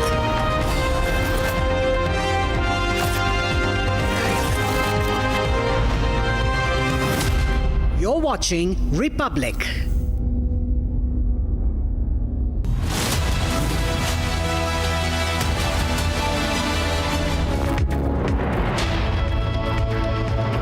Top of 10 breaking news are now coming in. National Security Advisor Ajit Doval meeting Prime Minister Modi. This at a time when a storm of drones attacks that have been reported from Jammu and Kashmir, Rajasthan and Punjab. Multiple drone attacks have been reported. Not a single hit so far is what we are being told. All drone hits so far have been neutralized is the latest report now coming in. We're going to take you through each and every details emerging from the current situation. It's a fluid situation, as we have seen similar sort of drone attack that took place yesterday, and thereafter there has been another retaliation coming in from India with the air defense system being completely destroyed by India. This was done earlier today. In fact, there's also been a joint briefing earlier in the day with regards to showing the Pakistani army their mirror. What they've essentially done is used civilians as a human shield. All this and much more. I'll also bring in my colleague and our senior executive editor joining us from the studio, Abhishek Kapoor. Abhishek, it's an evolving situation right now on our screens. These are the latest images coming in from different parts of the country. In fact, particularly Jammu has been the major target here. Jaisalmer in Rajasthan, the other target, Rajouri sector, and in Amritsar. In fact, in Punjab, Abhishek, we're being told there are a number of other places where drone attacks have been reported. I'll just quickly take our viewers through the details we're getting in right now. Abhishek, any further details with regards to the meetings that are underway? Well, you know, the big one happened a while back, which had Prime Minister being briefed by the National Security Advisor and the Chief of Defence Staff in the presence of the three service chiefs. Shawan, and even as we speak, another meeting is still on. Remember, that meeting with the chiefs lasted for about 2 hours, and it's been about 30 minutes that External Affairs Minister has joined the Prime Minister as he was closeted with the NSA. Having said that, on the ground, it's an evolving situation, but very well taken care of by our forces, repulsing these attacks. Remember, this is low-cost, no-contact engagement. While we say that our air defenses include S-400 Triumph missiles and Akash system, among others, as of course the Barak. But what is important is that this with drone engagement is, you don't need S-400s for the drone engagement. Right. That's part of our existing air defense mechanisms. That comes into play if the Pakistanis pull out their fighter jets, not at this stage. But, you know, it's really building up because the statement that we made today was a statement of fact, where Pakistan's moral cowardice in using civilian aircrafts as a shield was posited against India's resolute response, in which we targeted their 4 air bases and took down one of their air defense systems. Having said that, if the Pakistanis are hell-bent on repeating it, remember, if you think of the minds of General Asim Munir, he actually wants this war. He's baiting us because his position in his establishment is very weak. He's facing at a situation, perhaps there might be a coup, and that's why he wants a war. And we are getting these pictures, Shawan, of these drones being hit by our forces. Yes, our forces engaging them in whichever manner. Sometimes, of course, there would be some collateral damage also, and these are the reports coming in. You can maybe share the details. Well, in fact, this is coming in from Katwa as the drone was brought down. In fact, we're also getting in reports coming in from Punjab, where drone attacks have been reported from Pathankot, Amritsar, Gurdaspur, Fazilka, Faridkot, Dera Baba Nanak and Dausa. So importantly, this time it seems like religious places also once again being targeted by Pakistan. Two things are abundantly clear. Military installations that are being targeted in Jammu. As far as Punjab is concerned, we're being told certain religious sites have also been targeted by the Pakistanis this time. Lalit is joining us from Amritsar. Let me just get the latest updates that are coming in. Lalit, we're being told that in Punjab, there are certain religious sites that have also been targeted by the Pakistanis.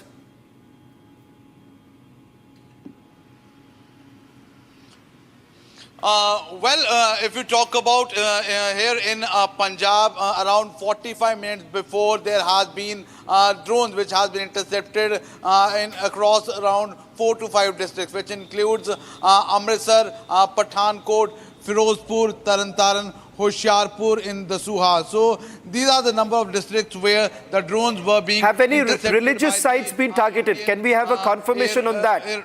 Lalit, can we have a confirmation on that, whether at all any religious sites have been targeted? Right now, there has been no confirmation regarding any religious site, and as per the inputs... Another breaking news now coming in. Lalit, hold on. I'm just quickly moving to Jammu because now we've got a consolidated picture of this current situation in Jammu. 100 drones have been launched this time. Pretty similar to what we saw yesterday, an official confirmation of 300 to 400 drones that were used by the Pakistanis yesterday, most of it being targeted towards Jammu. What's the latest you're picking up, Gursimran, with regards to the military installations once again being targeted in Jammu? We'll try and reconnect with Gursimran as he is on the move right now. The situation certainly tense in certain areas of Jammu. In fact, yesterday the Jammu city was one of the primary targets. Apart from that, remember, ladies and gentlemen, as far as Jammu is concerned, almost every district of Jammu was targeted yesterday, barring Doda region, almost every other. In fact, today the focus has also shifted to Kashmir as the LC and the international border happens to be extremely active. This time, drone attacks have also been reported from Kashmir. I'm going across to my colleague Soumya, who's on the ground right now. Sirens were blaring just a short while back in Srinagar. What's the situation like? Are people safe there? Yes, well, at the moment, from last 1 hour, there has been a complete blackout. A siren was also blared in the city. However, the latest that we are picking up that the Srinagar airport was attacked by the drone. However, as per the defense sources, those drones were neutralized. However, the forces around the airport did hear the noise of the blast, but they are confirming that these drones have been successfully neutralized. So this is what we are picking up at the moment as far as developments with regards to Srinagar is concerned. Well, that's the latest coming in from Srinagar. I'll also quickly move to our Kashmir Bureau Chief Zeenat, who's joining us on this broadcast. Zeenat, Awantipora is certainly a cause of concern because there too we have a military base. What's the situation like? Have things come under control?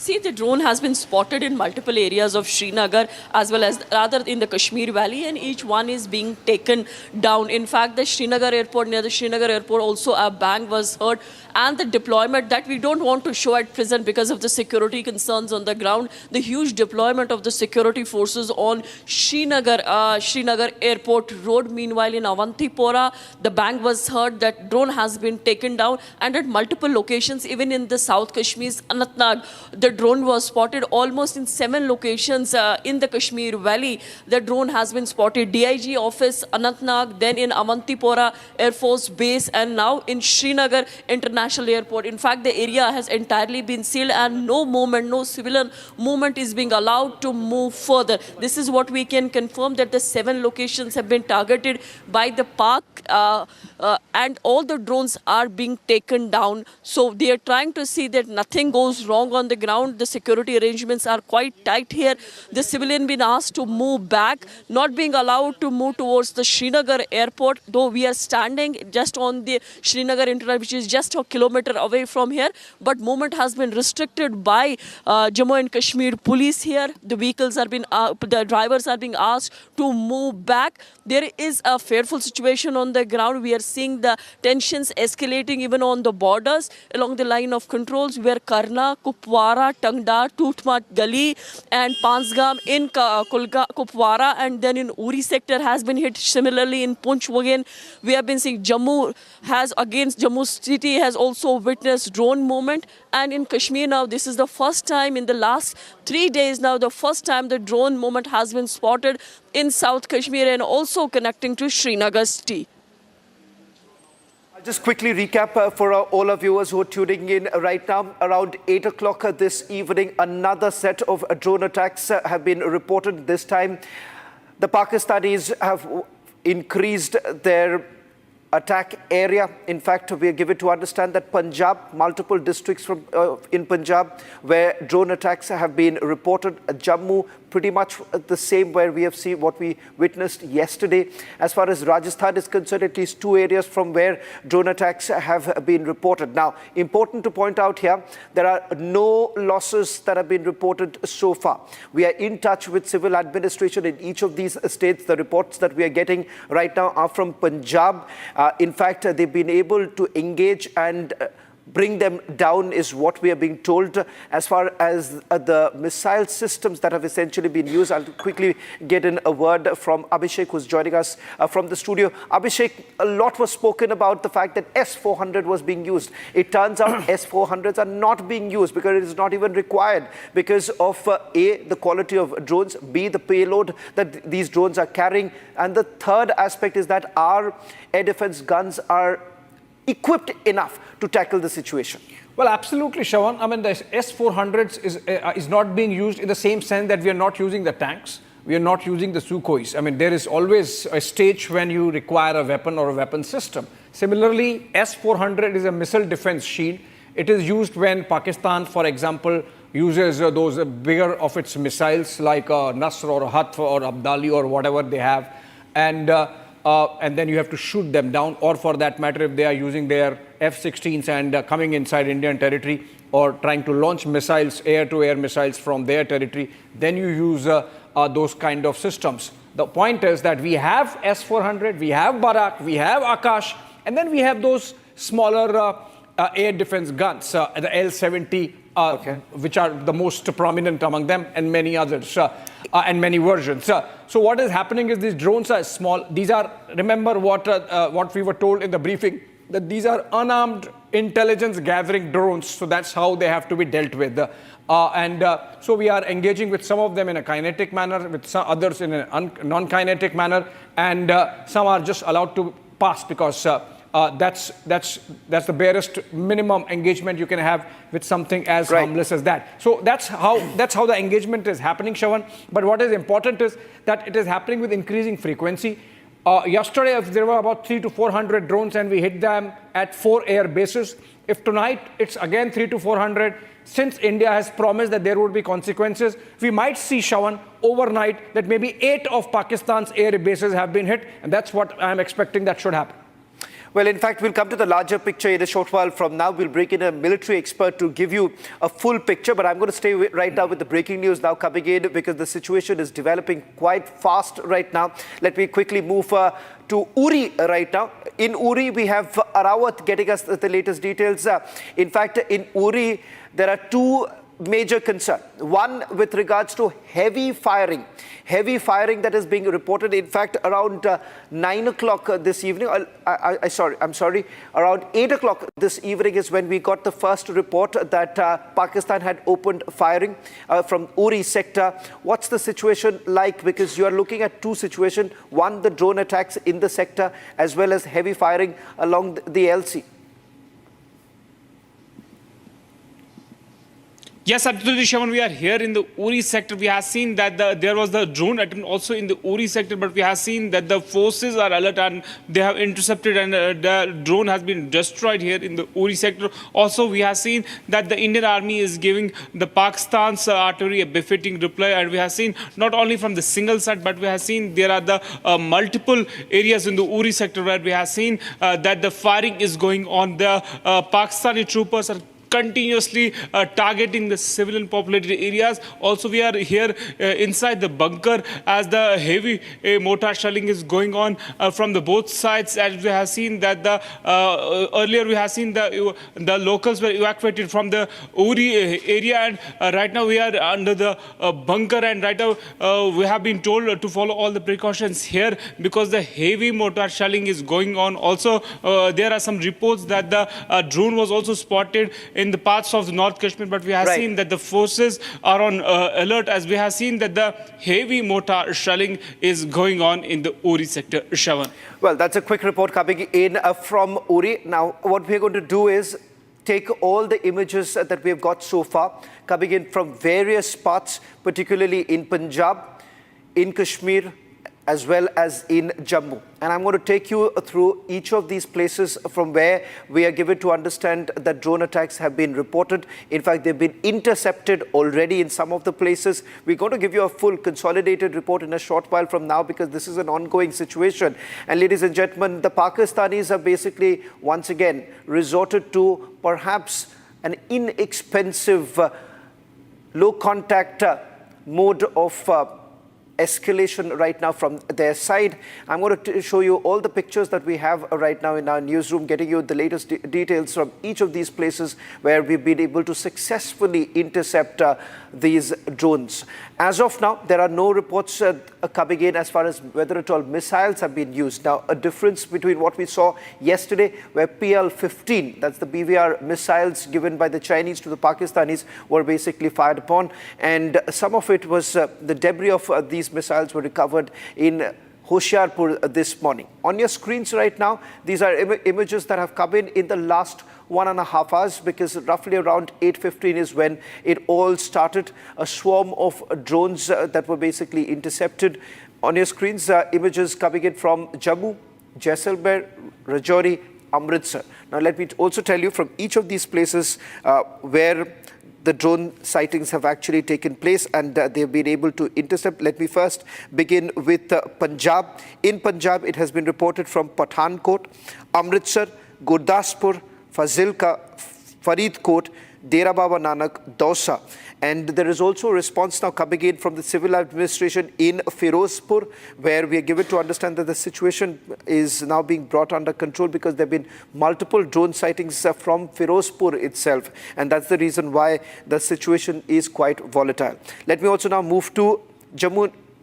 As far as Jammu is concerned, there too most of the military installations have been targeted, but these are the specific locations we have just got from our reporters on the ground. In Jammu, it's the Jammu city, Samba, Kathua, Udhampur, Rajouri, Poonch, Pathankot and Gurdaspur. Now that's Jammu. Let's now quickly move to Kashmir.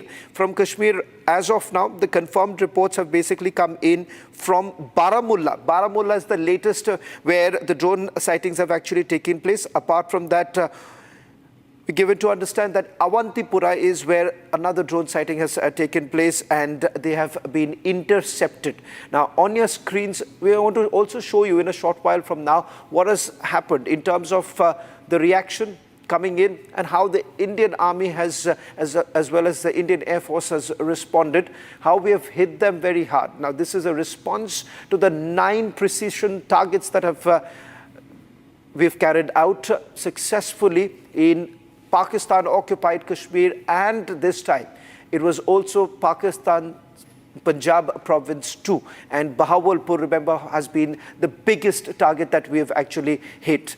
Let me also go across to Rabinder Sachdeva, who's also joining us on this broadcast. Mr. Sachdeva, what's the big picture that is emerging right now? Are we basically also engaging with the Pakistanis because we are letting them perhaps tire out in this entire situation? Thank you, sir. Just give me 1 minute, and I think some pattern I see emerging, open to speculation and testing out. What I think Pakistan is doing is using these low-cost drones only to probe our air defenses. Sikri said that these drones, most of them were intelligence, surveillance, reconnaissance drones. Some of them were armed, Songar drones. The cost of each Songar drone is in the range of anyway $50,000 to $100,000 maybe, right? And the armed drones, they can carry maybe a, grenade launcher or a light machine gun. So what Pakistan is doing, sending these drones out in swamps, of course we are shooting them down, and as you very rightly said, not S-400s, those are meant for ballistic missiles, but we are shooting them down with our air defense systems. But these drones are capturing the electronic signatures and footprints, conveying it back to Pakistan. So what Pakistan is developing, hear me out, is a pattern, the footprints of our air defense systems. Based upon this, identifying the gaps, Pakistan will then tomorrow, notionally, launch the bigger, high-value drones, the Bayratkar. You know, the Bayratkar, each piece costs around $5 million to $20 million. The Akan drones. So that is what I think the game plan of Pakistan is right now. So you are saying that this is just the test phase?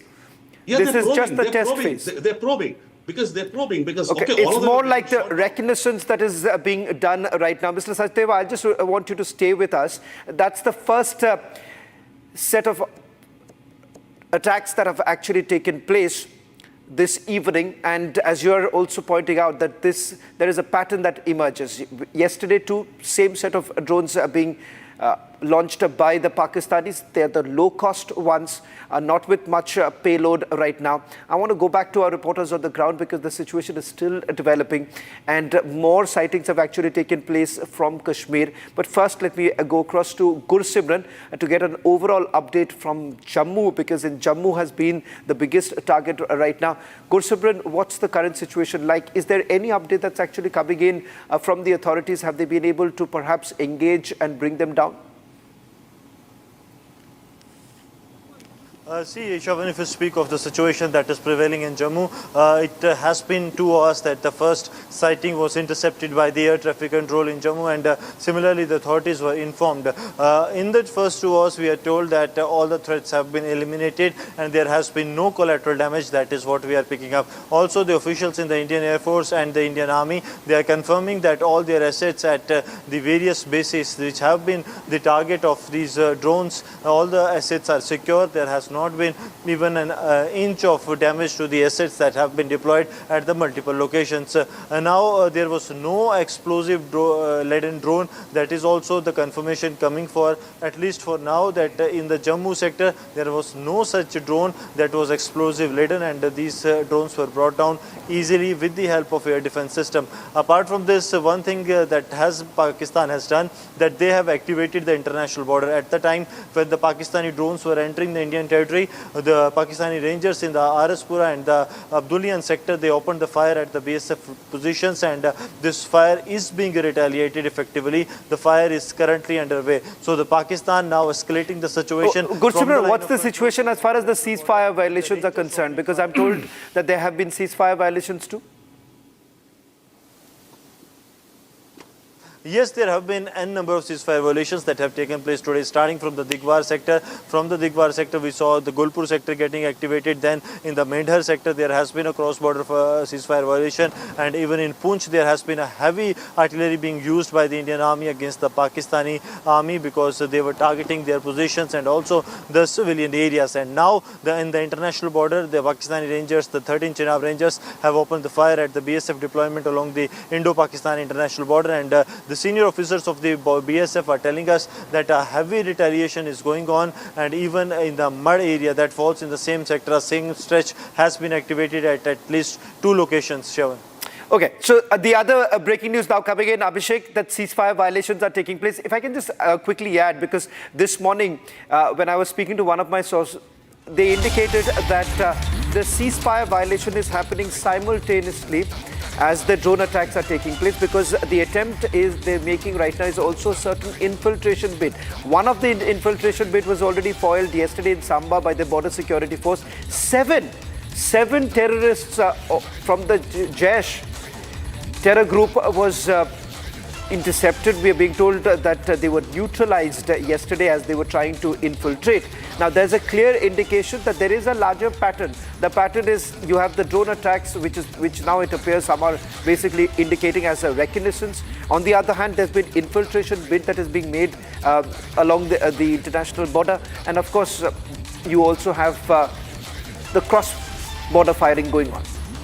Well, obviously, so the Pakistan is itching to have an engagement with India, Shawan. So be it the drones, be it the ceasefire violations, Pakistan cannot think beyond wanting to engage with India because that's how their state thinks. So we have a larger vision, we have a broader understanding of how to take this forward, and that is why I think the government is making sure that while we inflict costs, and you know what better picture than May 6 when those 9 strikes took down the entire terror infrastructure. I mean, that was a slap on the face of Pakistan, and the generals are still smarting from that. These drones are one aspect. The ceasefire violations is, of course, another. And remember, it's not that Pakistanis are indulging in ceasefire violation and we are not responding. We are responding in kind and possibly more than in kind. And even our artillery is out in full force. So people have to understand that this is a war of attrition, and we are not blinking. We are there in full strength, and we are working with a strategy and tactic both. So the tactic is to engage when necessary and pull back if not. And the strategy is to pauperize Pakistan, an example of which is that today in the International Monetary Fund meeting, India made its position clear that the money that goes to Pakistan goes to terror. So it's a multiple level game that India is playing. Pakistani generals have very low bandwidth, Shawan, and so they cannot think beyond perhaps a ceasefire violation. Can I just get a quick check with regards to the IMF that has happened? What has happened at the IMF? Because some reports were suggesting that there's a possibility of a bailout coming in from the IMF for Pakistan. Is there any truth to these reports that are coming in? And also if you can take us through the breaking news coming in with regards to India's position there. We can also fire the breaking news as far as IMF is concerned. Well, you see, so if the loan happens, it happens. But India has made its position clear, and of course there has been a lot of back channel on that front also. And India's position is that there is likelihood that this money that IMF gives it does not achieve its purpose. The proof of which is that since 1989, Pakistan has sought IMF bailouts 28 years of those 35 years. And that gives you an idea of the kind of stupidity that is there in giving more money to Pakistan. It does not change. These bailouts are really never bailouts. It just sort of keeps them running till the next bailout. So why are they given? Another point made by India is that this money gets diverted to terror. It's like highly possible that this is happening because essentially it is the Pakistan army which is in charge. Right. And Pakistani army is a jihadi army. These points have been made. Hopefully people would listen. If they are smart, if they are not, God bless them. We are, of course, working at multiple levels, as I said, to make sure that Pakistan pays the price. Well, the curious aspect of this entire system is that for the longest time, IMF has been giving them a bailout on certain financial conditions that have been imposed. But surprisingly, at a time when Pakistan has witnessed inflation at its peak, their economy in complete doldrums, and now with an ongoing war, Pakistan would be bleeding, and that's what the Modi report basically suggests. But despite that, there have been bailouts that have been given to Pakistan. General Sanjay Soy is also joining us on this broadcast. General Sanjay Soy, the big news coming in right now is Abhishek was telling us that at the IMF, India has basically put their position or made their position very, very clear about whether at all Pakistan should be given that bailout. Secondly, as far as the financial conditions are concerned, there too we are given to understand that India has basically highlighted that much of the money that has been given to Pakistan has been diverted for terror-related purposes. In fact, you are absolutely right. Today morning also we heard Foreign Secretary talking about it. And I think the world must realize that Pakistan is a terror state. The way the mindset is totally terror-related, whether it is the leadership, political instability is there, and the large number of terror camps are there. In fact, the world should be thankful to India the way we have been able to destroy some terror camps and kill some large number of terrorists, because they are not against India. They would have harmed the other countries also. Now, this IMF loan, definitely, I'm 100% sure it will not be used for the common people of Pakistan, as it has been done in the past. It will be used to fund the militant activities. It will be fund to use buy more arms and ammunition, and ultimately cause havoc on their own people in Balochistan, Khyber Pakhtunkhwa, and create problem for India and create problem for rest of the world. I am surprised that this point of view was not taken. What is the reasons? That Foreign Secretary also mentioned that it depends on the board, but I think better for board would have been... General Sanjay Soy, I'll just request you to stay on with us. There is breaking news now coming in. Now, what you see on your screens, latest image from Rajouri as the live interception has taken place. Now, these are images which are deferred, but this is the time when the interception has taken place. Now, I'm just going to be silent for a second for you to understand what's really happening on the ground.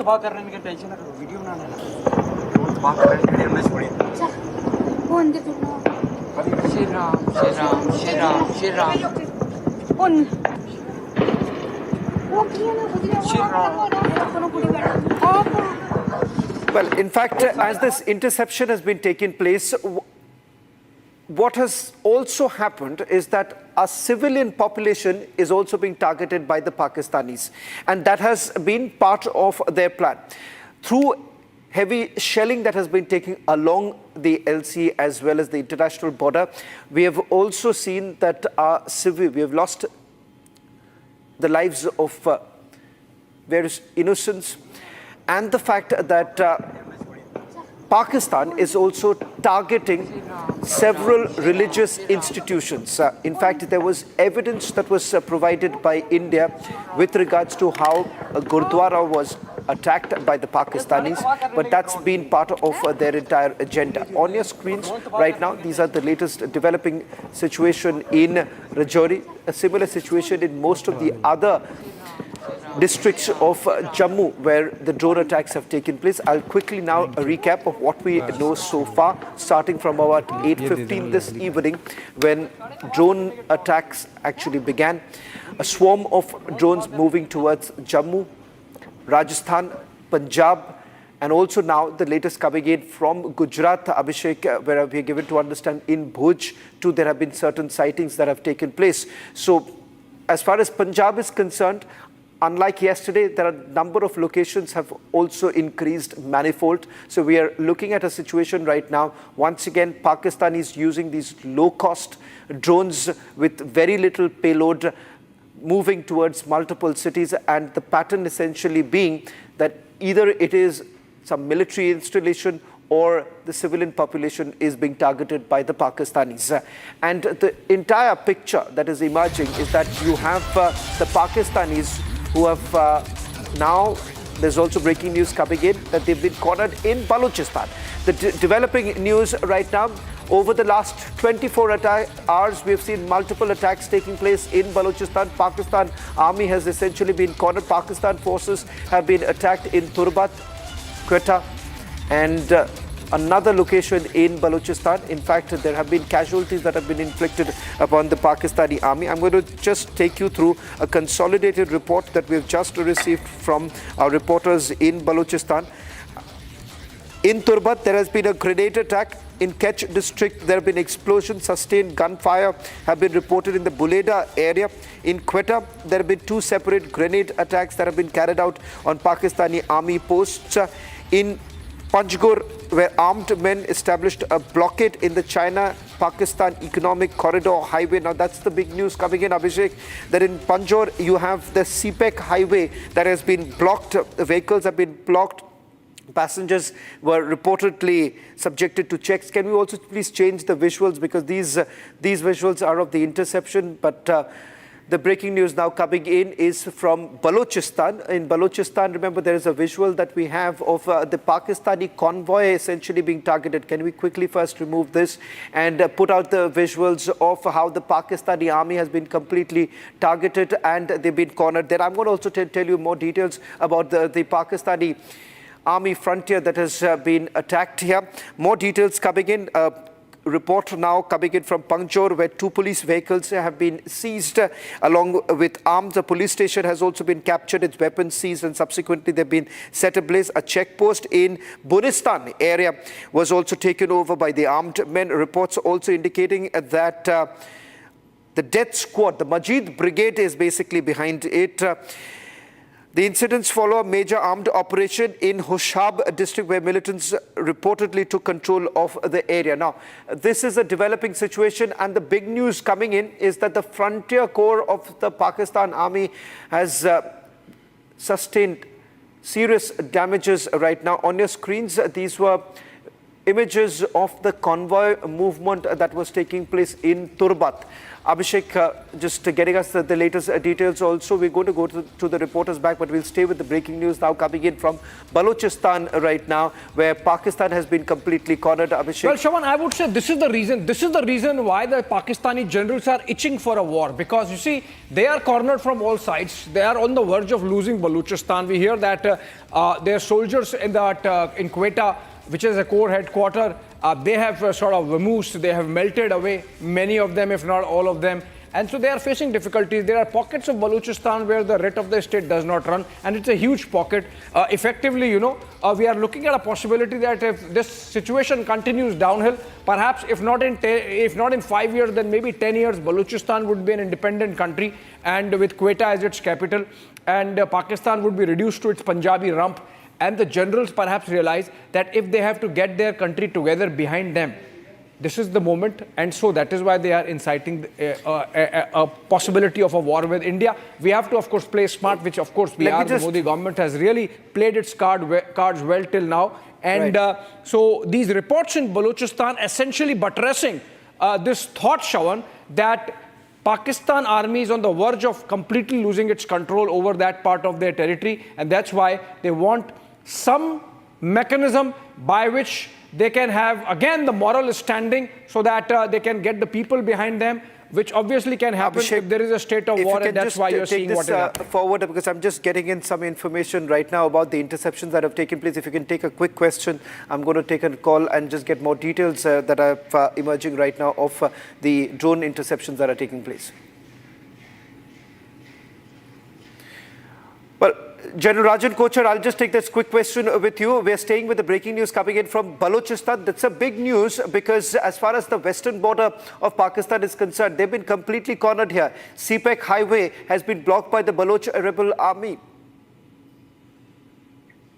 Shawan, I think this has been a continuous action in Balochistan, because a couple of days back, this video which I'm seeing also, where 12 Pakistanis were killed in this blast, in the ID blast. And Balochistan, the pressure is on in Pakistan, but I'm slightly more worried of this side, on our western border, because these continuous attacks are taking place almost every day, regularly, without a respite, and with these low-cost options like drones and things being used. And I believe Srinagar airport has also been targeted, and Firozpur, Gujarat, Kutch area. So it's a long and one important aspect which is emerging is that it is not restricted to the line of control. It is now onto the IB. So possibly, I think there is an emergency meeting going on right now, where the External Affairs Minister is also there. So maybe we'll have to take a call on this, because a retaliation is on the cards. And what is happening here is what I have been observing and what we were discussing in your channel in the evening also, that we are always reacting to a situation. We are showing a lot of restraint. You know, we are giving them a chance that... General Rajan Kochar, I'm just getting in some more breaking news right now. I have a confirmation coming in from Srinagar. In fact, the Indian Army has shot down 8 drones over Srinagar, Awantipura and Baramulla. No damages that have been reported from any of the airfields right now. 8 6 to 8 is what I was just told right now. That has been shot down from Srinagar, Awantipura and Baramulla. All of them, in fact, it turns out that airfields were being targeted. Zirat, I've just got a confirmation that the airfields were being targeted. Gursimran is actually joining us. Gursimran and Arawat. First, I want to go across to Arawat because now we have a confirmation that the drones have been neutralized, but an important aspect that all of them were targeting the airfields. Yes, absolutely, Shawan. As we have seen from the line of control, Uri sector to airfield in the South Kashmir's Awantipura and Srinagar, we have seen that the multiple drones were spotted from the line of control areas to other districts of the Kashmir Valley in the Central Kashmir, South Kashmir and the North Kashmir. But we have seen that the forces have intercepted all drones, and in the number of 8 to 12 drones from the Uri to Awantipura have been destroyed as of now. There is no report of any loss of life or any property damage as of now, but we have seen that the forces have intercepted drones, and also the counter fire is also going in the parts of the Baramulla right now. We have been told from the sources there that the counter fire is also going on. Also that the 8 to 12 drones have been shot down by the forces from the line of control areas to South Kashmir areas. Shawan, yes. All right, let me introduce the guests that we have on the panel tonight. As we continue our rolling broadcast of what's happening along our borders with our reporters there on the ground from Jammu and Kashmir, Uri and Kupwara and Samba, and of course Punjab border in Amritsar, and then of course Rajasthan and Gujarat. We continue to have Mr. Robinder Sachdeva from earlier. And then we also have Major General Sanjay Soi, who continues to be with us. Chalrajan Kochar joins us now, and also Commodore Bikramjit Singh. If I can begin with you, Commodore Singh, very good evening to you, sir. And, interesting bit that Prime Minister has had 2 one-on-one meetings with the Navy Chief, apart from, of course, the group meetings that have happened with all the service chiefs together. What's the Navy doing? I mean, there's something happening, obviously, which is still beyond the visual range, as they say, BVR. Navy is doing something BVR because those meetings are happening. The Navy Chief has met the Prime Minister twice one-on-one. Do you have an idea, some sense? Can you give us some sense that, Operation Sindoor might have a naval version also? Yes, but my appreciation, you see, if you recall the photograph which was being, displayed in the morning with the Defense Minister and with the CDS and all the service chiefs, there also, and of course the Defense Secretary, you saw that all were in a very casual, not casual, but really calm and relaxed kind of a mode, was smiling, and the Navy Chief was trying to brief something, and all were looking at Navy Chief. So yes, absolutely, and may I add, sorry to be interjecting, may I add that in the morning meeting, the Navy Chief has pen in his hand and explaining something, and in the evening meeting, the Navy Chief is the one taking notes. He's the one writing something. Yes. In the evening, that even I observed that when they were meeting the PM, they taking down some notes. So as currently the escalation, or should I say, the engagement is such that the Air Force and the Army are obviously doing the primary role, and they're doing it extremely well. And there is no two thoughts or no two things about that. But the fact that the Navy is, very surely, and of course they are they are available in the Western Front. They have rather moved up north. You would be aware they moved up to Mundra port and near Gujarat, and trying to fortify the area. They have been showing the flag there. They've been doing the exercises, and very recently, around 2-3 days back, they even test fired a cruise missile for a land target. So these are very obvious signs that the Navy is fully geared up to take any kind of, to counter any kind of Pakistani excursion, if I may use the word. Notwithstanding, in case, and as I also told earlier, that Turkey has sent some of its ships. This was reported yesterday. So that if we have to, and also there was a news that maybe Karachi was kind of attacked yesterday, though it was not confirmed during the press conference. So Navy has the capability, we have the hardware, our people are, willing, and they are you suggesting a naval operation has already happened? No, this is what I heard. I mean, this is what I heard in one of the channels also, but it has not been, like in the newspaper also it was there that maybe Navy has attacked Karachi, but it is not confirmed, so please don't quote me.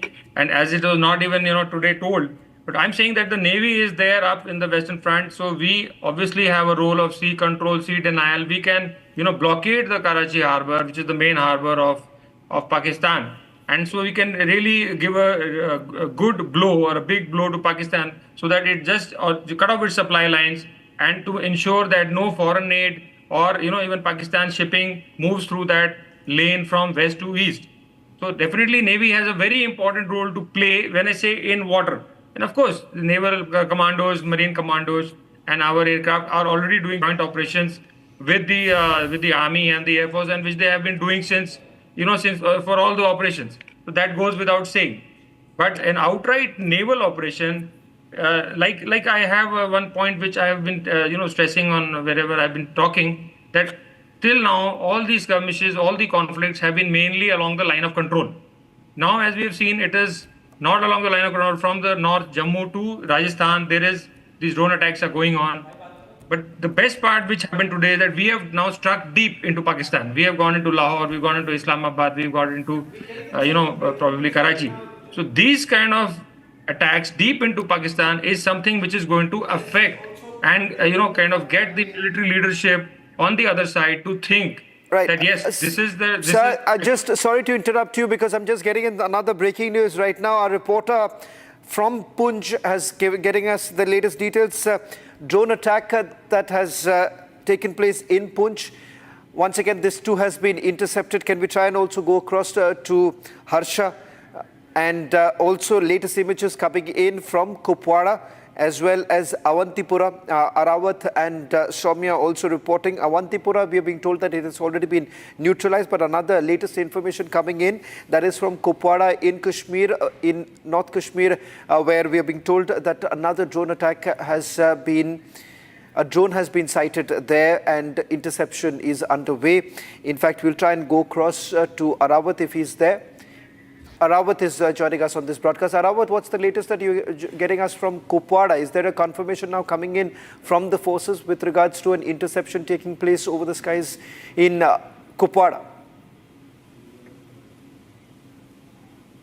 Yes, absolutely, Sean. We have seen after the North Kashmir, Uri, Baramulla, South Kashmir and Central Kashmir. Now this time we have seen that the drone movement has been intercepted in the North Kashmir's Kupwara sector, which is close to the line of control area in the Tangdar and the Karna sector. We have seen the drone has been intercepted and the cross firing is going on there. We have got the confirmation from the sources in the defense. They have confirmed that yes, the movement of the drone was spotted in the parts of the Kupwara district. But the cross-firing has also begun in the Kupwara district. As we have seen in the Baramulla, there are the reports that in the Singhpur area of the Baramulla, where the drones were spotted and the true drones were shot in the North Kashmir's Baramulla. But yes, all over we have seen the number that we have been confirmed from the official sources. They have told that the 8 to 12 number in the drone have been shot from the line of control areas in the Kupwara sector, Baramulla and other parts of the South Kashmir. So far we have been told that the intercepted fire is also going in the various districts of the Kashmir Valley. Shawan, yes. Well, let me also quickly take our viewers through the latest development coming in from Firozpur. Abhishek, as far as Firozpur is concerned, we are being told that there have been a certain collateral damage that has actually taken place. Not very sure what's the nature of damage, but the interceptions have taken place in most of the places in Punjab. Let me also go across to my colleague Lalit, who is getting us the latest. Now, Lalit is reporting from Amritsar. There, the interception has already taken place. Things have been brought under control.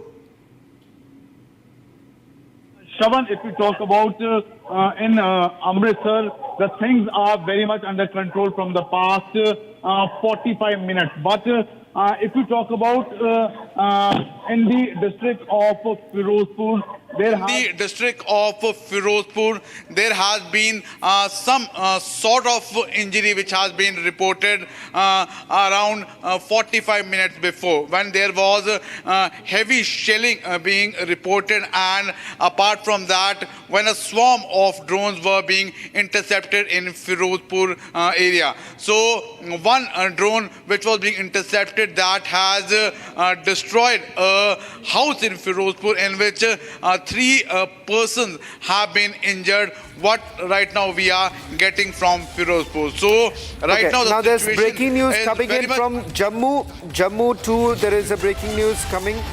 Jammu has been secured, blackout has been removed. That's the news coming in. We have been able to neutralize the threat coming in from Jammu. Big news. Indian Army once again completely successful. Army as well as Indian Air Force completely successful in carrying out the operation. The blackout has now been removed is what we're being told. Gursimran, that's great news coming in. Yes, Shawan, this time it took 180 minutes for the Air Force and the Indian security forces, the defense forces, to clear this threat. This time the intensity of these drones that are entering the Indian territory, it was much larger than what it was yesterday. Yesterday it only took some 80 to 90 minutes for them, but this time the time was double, because there have been multiple areas that were touched. Even the Kathua was touched for the first time. The intensity in the Samba, it was way more than what it was yesterday. In Jammu, there were multiple fronts, and also the Rajouri, Poonch and the Udhampur district, even Katra district, the Riasi district where Katra falls, that was also under the threat. So all the threats have been removed. That is what we are picking up. And now the Joint Control Room that operates with the help of Divisional Commissioner and the Civil Defense, they have been asked to restore the electricity with immediate effect in Jammu province. Though there lies a possibility that if the threat persists or there is a new threat, the same process will be followed. But for now, all the threats have been cleared in the Jammu region, and now all the assets are also secure, Shawan. Well, thank you very much, Gursimran, for getting us the latest details from Jammu. The big news coming at this hour at 11 o'clock tonight. We're getting in the breaking news that the blackout has now been removed from Jammu. Things have all been brought under control as far as Jammu is concerned. We're also going to getting in live updates coming in from Kashmir, where the latest is about a drone sighting that has taken place in Kupwara after a short break.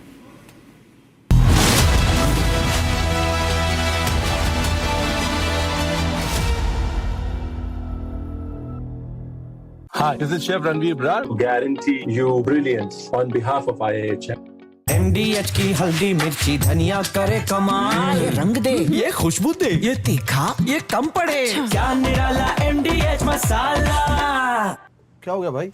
भैया आपसे सीखकर mutual funds में SIP शुरू की थी, लेकिन कभी-कभी updates देखकर मेरा मन भटकने लगता है। सुन, ये लिफ्ट जब ऊपर नीचे जाती है तो तू निकल जाता है।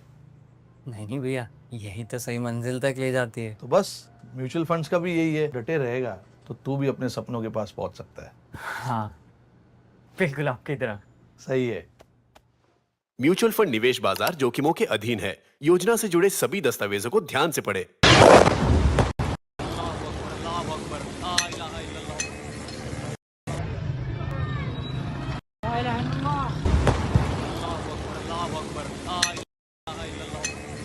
Of different weapon systems, because you cannot risk putting all eggs in one basket.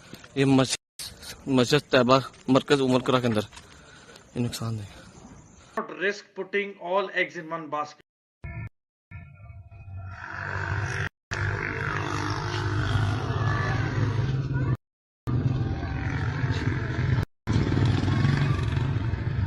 Not risk putting all eggs in one basket. Mentor here, and most some of the visuals I can see some are at near the LOC. No. This is a long shot. I can see in the sky there's somebody who shot something to light.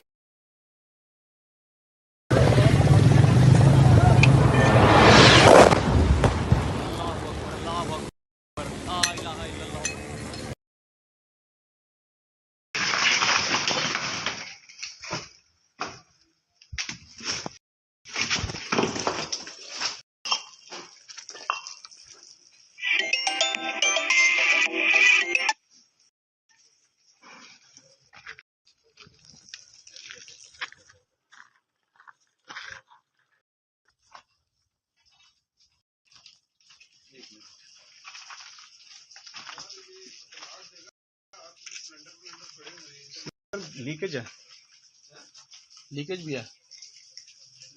हाँ leakage है, ऊपर है।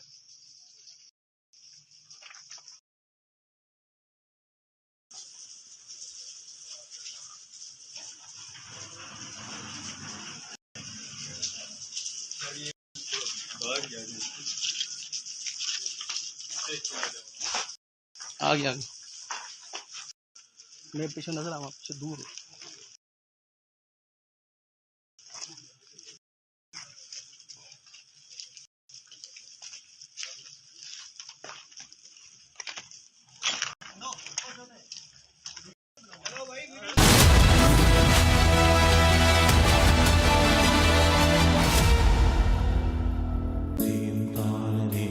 At Amity, we are committed to building a stronger India through world-class education and research, to nurture ideal citizens who, together with the leaders of today and tomorrow, will make India a world superpower.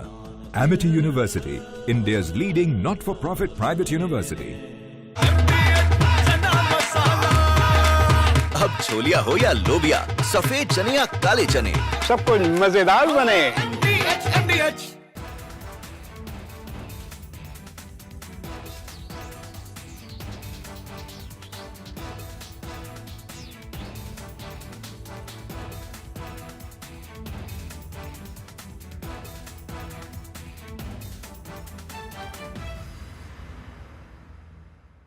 Secret recipe MDH का जीरा SIP जल जीरा मसाला।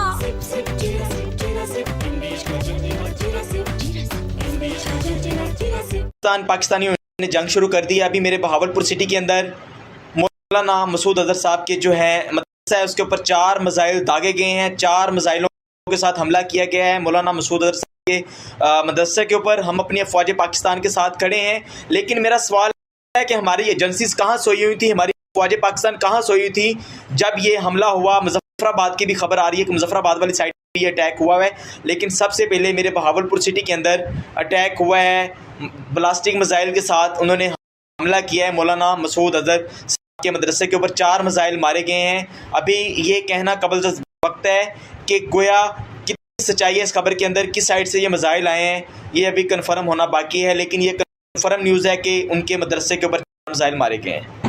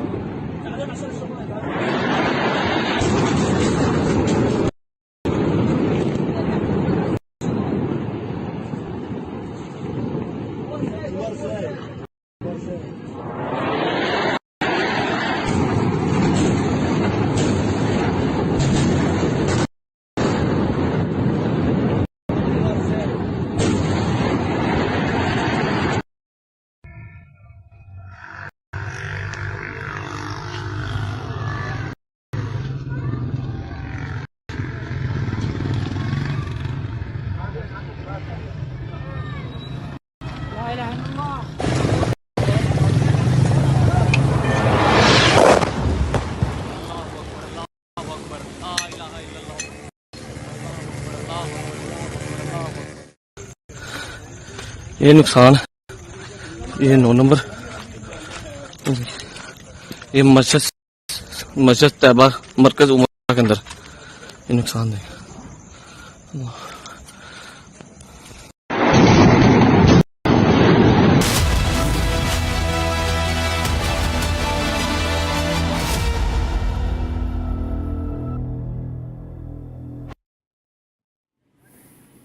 At top of 11, we're getting in the breaking news coming in.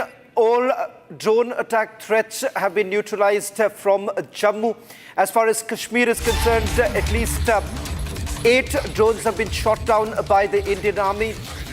Awantipura, Srinagar, as well as Baramulla airfields were the targets. They've been neutralized. Punjab, we're being told that there have been certain collateral damage in Firozpur, but we're trying to get more information on the ground there. But there are several other places in Punjab where the drone sightings have actually taken place. In Jammu has now been completely secured. We're going to go across to Gursimran and all our reporters right now to give you a quick check of what's really happening on the ground. In terms of the tact right now, it appears, Abhishek, that there is a certain change from what we witnessed yesterday? So it's a mind game going on. It's absolutely a mind game going on between both the sides, Shravan, and the Pakistanis, of course, escalating. As I can see, there would be an adequate response.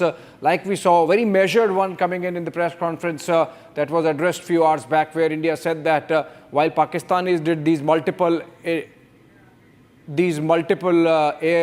airspace violations, we have responded with targeting their 4 air bases and taking down 1 air defense system. I believe there is some more video coming in, Shravan. Well, in fact, now the Indian Army has put out a latest video as far as Operation Sindoor is concerned. Perhaps this is the 3rd such video that the Indian Army has put out. Let's take a look. You may not see us, but we are always there. We stand guard through every challenge, protecting our nation and its people. We are the Indian Army. Your safety is our promise, your pride, our purpose.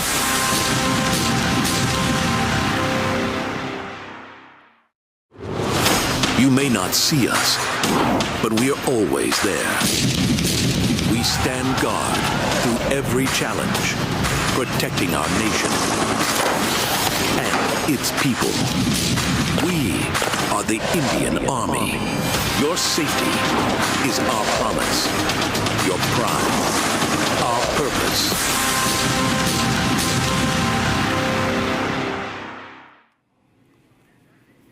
All right, Turkey's meddling in India-Pakistan conflict would be a catastrophic miscalculation, warns former diplomat Deepak Vora.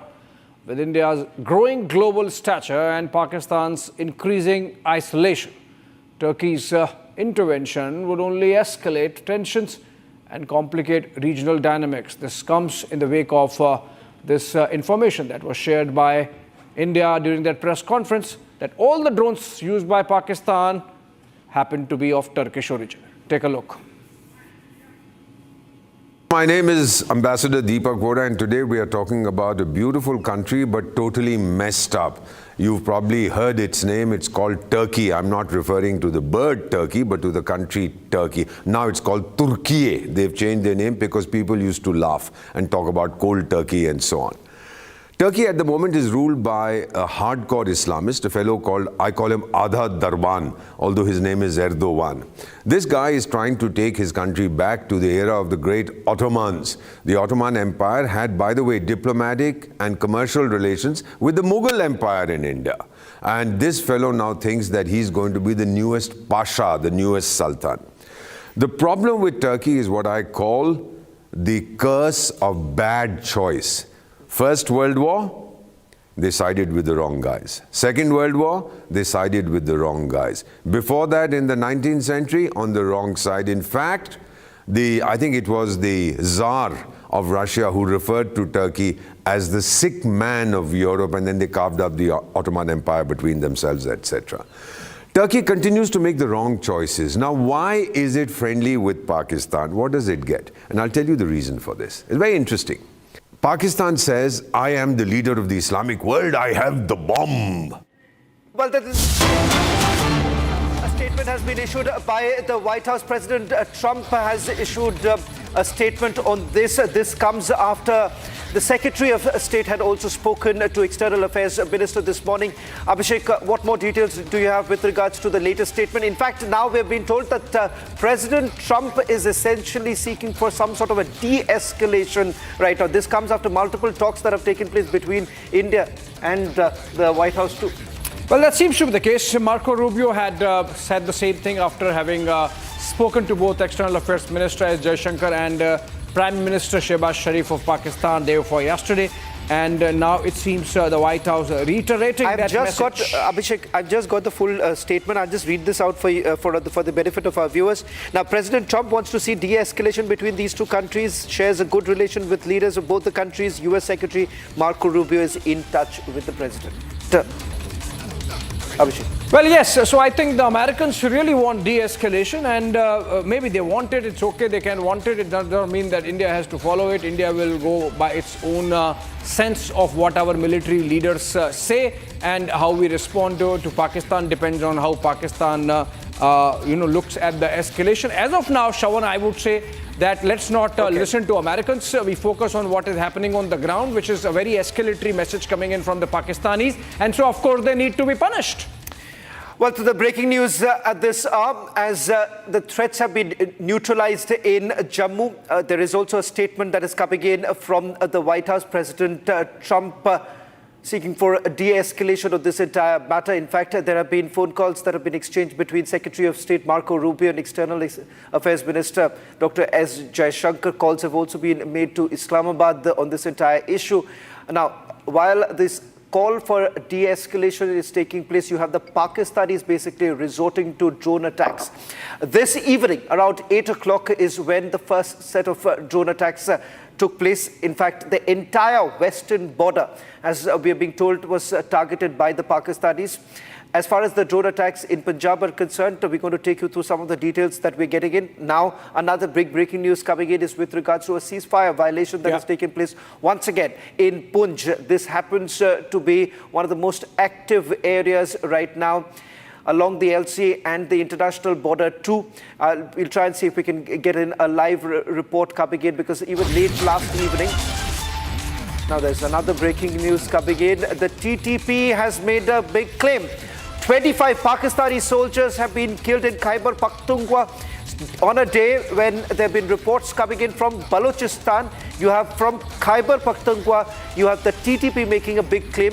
25 of the Pakistani soldiers have been killed. Now, that's a big blow for the Pakistanis. They've been completely stretched out. If you really look at their western border, as far as Balochistan is concerned, multiple losses that they have faced in several cities, starting from Turbat to even the CPEC highway, which was blocked. Now in Khyber Pakhtunkhwa, the TTP says that they've killed 25 Pakistani soldiers. So a situation basically emerging right now, Abhishek, that they have completely been thinned out, and as far as their redeployment is concerned. Over to you, Abhishek. Yeah, absolutely, Shawan. It's a pincer, and the Pakistan army really facing multiple headwinds, Balochistan being one of them, Khyber Pakhtunkhwa being another, and of course now with India. And it seems that India, having understood the Pakistani game, is going to pick and choose its timing, but make sure that Pakistan pays for this escalation. Generals perhaps want a war, but we are not going to give them the war at the time that they want. We will give them a war at the time that we want. Ravinder Sachdeva is with us. Ravinder Sachdeva, you think the reading is right that Pakistani generals are itching for a war because, they have egg on their face, be it with Tehreek-e-Taliban Pakistan, be it with the Baloch nationalists and insurgents and the freedom fighters, as I call them. Pakistani generals believe that if there is a war, they can unite the masses, Pakistani masses, the gullible Pakistani masses, in some cases foolish Pakistani masses behind them. Oh, thank you, Abhishek. In fact, absolutely so. That is the only way forward for them, they think. With your permission, I'll just step back to the discussion on the drones. I think, I'm again repeating, these are not attack drones. Maybe we can reframe. These are spy drones. Pakistan is sending swarms. Let's say, if they want to attack with a drone, the Jammu or Srinagar Amritsar airport, a drone, the Songar, with capability to carry one grenade, would they use that, or would they use a Bharat car which would blast the airport? They're using these drones to gather the electronic footprint of our air defenses. Just now, one of your correspondents was saying that yesterday it took us 80 minutes to neutralize them. Today it's taking 120 minutes. They're mapping, if they're sending, let's say, 20 drones to an airport, they're mapping electronic is so advanced right now, how their footprints are being captured by our air defenses, how they're reacting, where are the gaps. I think right now what Pakistan is doing is simply probing our air defenses using low-cost drones. And that's what, in fact, our Foreign Secretary also said. Most of them were surveillance reconnaissance. And the ones who can carry, the Songar drone which he cited, their payload is hardly 10 to 15 kilogram they can carry, which means one light machine gun or a grenade launcher.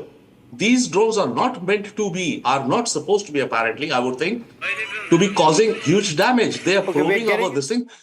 And then, with these gaps identified out, with this whole data collected, out of the 500 drones they've sent, yesterday they might have mapped out 5 gap points in our electronic systems, no matter howsoever our air defenses are, that's where they will launch the Beirut cars. Beirut cars are $10-20 million a piece. These are $50,000 a piece. Of course, our air defense, I expect then, would definitely also, blast away the Beirut cars. But that's what Pakistan is doing right now. That is what I feel. Just Abhishek, we're just getting in some more breaking. Mr. Satdeva, just request you to stay on because we've just got a full update of what's really happened this evening. Abhishek, I'm being told that 26 locations were ranging from Baramulla in the north to Poonch in the south along the international border as well as the line of control with Pakistan where the drone sightings have taken place. This includes suspected armed drones. The big breaking news now coming, what Abhishek was pointing out just a short while back, that there is a change in tack. This is no longer unarmed. Abhishek, your information has now been confirmed. These are armed drones that were basically used by the Pakistani, posing as potential threats to civilian military targets. Let's put out the breaking news. The breaking news is this. Can we please move out from this and take you through the details coming in? This is a big news. Armed drones. These are no longer unarmed drones as what was being said a short while back. Now we are being given to understand that these are armed drones which were targeting civilian as well as military targets. 26 locations were starting all the way from Baramulla in the north to Poonch in the south along the international border where the drone sightings have actually taken place. The locations basically include Baramulla, Srinagar, Awantipura, Nagrota, Jammu, Firozpur, Pathankot, Fazilka, Lalgarh Jatta, Jaisalmer, Barmer, Bhuj, Kuarbet and Lucky Nala. Now, armed drone targeting a civilian area in Firozpur, resulting in severe injuries to members of a local family. Injured have been provided medical assistance. Now, I just want a quick word first from Abhishek, because Abhishek, this is a massive escalation, if I may say so, because all this while, yesterday we saw these were unarmed drones. Today, the army has confirmed that these were armed drones. So there is a clear escalation. Absolutely, Shawan. And I think there would be a proportionate response, maybe a disproportionate response also if our military leadership decides. Remember, they have had long confabulations, 2-hour-long meeting with the Prime Minister in the evening and followed by another meeting where just National Security Advisor was there. And so that gives you an idea of the kind of nitty-gritties that are being discussed in terms of India's response, military kinetic response. So the people should be absolutely clear that, like it happened in the case of yesterday, don't get get this impression that, oh, these 500 drones are big. Those were unarmed drones, and in response to which we targeted their 4 air bases. This has, remember, not happened since 1971 war. So it's a big thing India has done. May 6 was a big thing. Similarly, yesterday, targeting of their 4 air bases was a big thing. And now, if Pakistan is repeating it with another 500 drones, maybe more armed drones this time, then make no mistake that our response would be tailored to take into account this aspect also, which means, Shawan, as I was discussing earlier, yesterday we had 4 air bases targeted of Pakistan. Tonight we might target 8. It's, I mean, our ammunition is absolutely ready. The powder is dry. So it's very clear that as far as a proportionate response expected from India. But having said that, remember what we reported earlier today, clinical precision targeting that was basically done by India after the drone attacks that were carried out yesterday. Mind you, these were all unarmed drones, and even after that, what we essentially witnessed was a precision attack that has taken place at 4 locations in Pakistan, destroying one of their air defense system. Now we'll have to wait and watch as to how India now responds, how we respond to this massive provocation from the Pakistani side. Now, an official confirmation coming in from the Indian Army that this evening Pakistan used armed drones to target our civilians, to target our military installations, and that in itself is a big escalation. Now, another news coming in from Uri this time, Uri and Poonch. Heavy exchange of fire underway in Poonch and Uri. We have our reporters on the ground getting us the latest update. In fact, we're going to put out the deferred visuals of what's really happening on the ground. Arawat and Harsha. First to you, Arawat, what's the situation like in Uri? Because this evening, around 8 o'clock is when it all started. Heavy firing that was being reported. What more details are you picking up? Because is there any report of infiltration that's taking place? Because this afternoon we were given to understand that multiple areas, particularly in Kupwara, Uri and in Samba, where infiltration bids were made.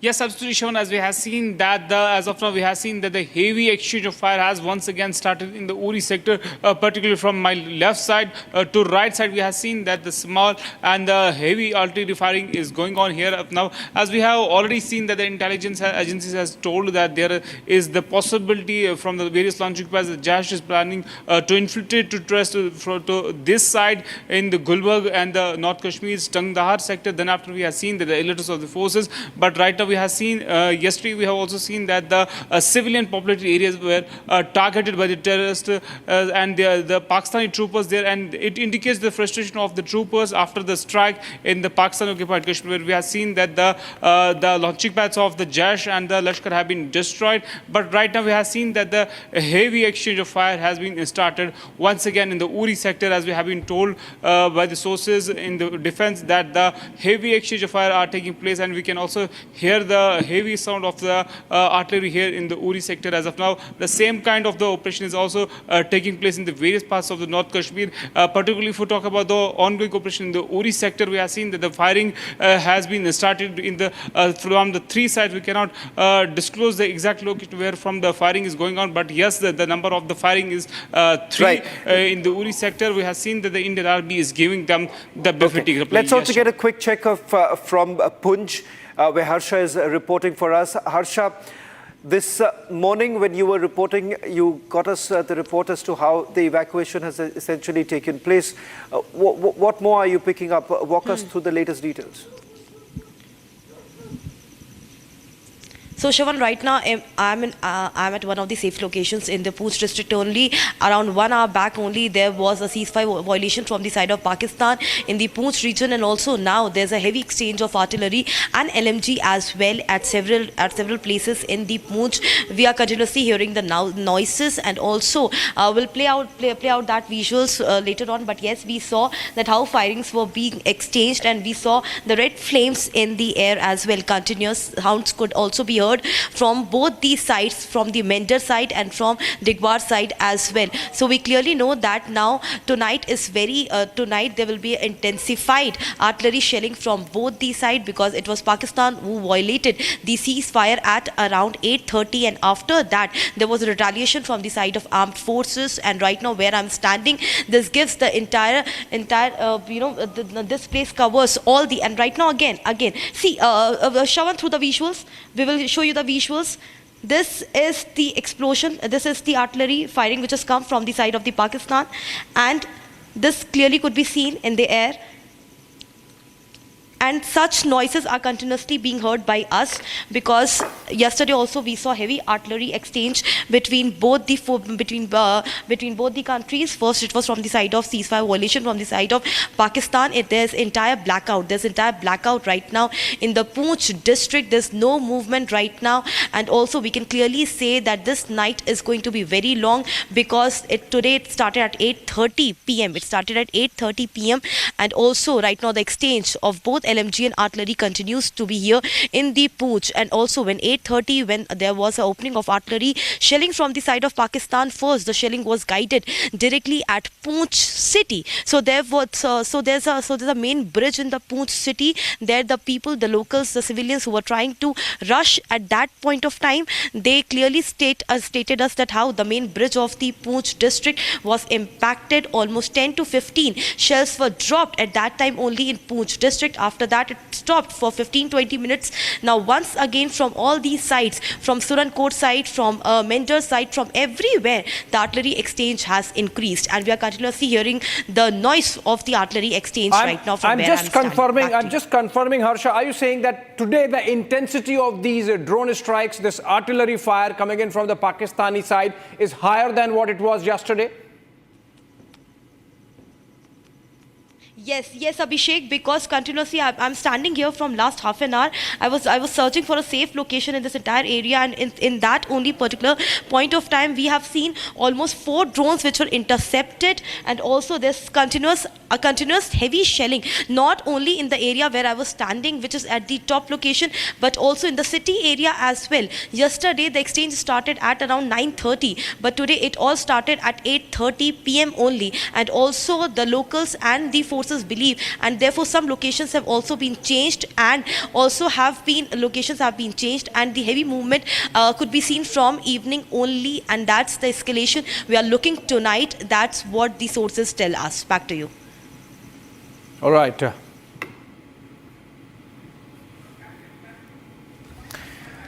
Okay, we in fact now have White House comment in the form of a soundbite. Can we listen to it? A statement on India, Pakistan by Caroline Leavitt, and let's listen to her.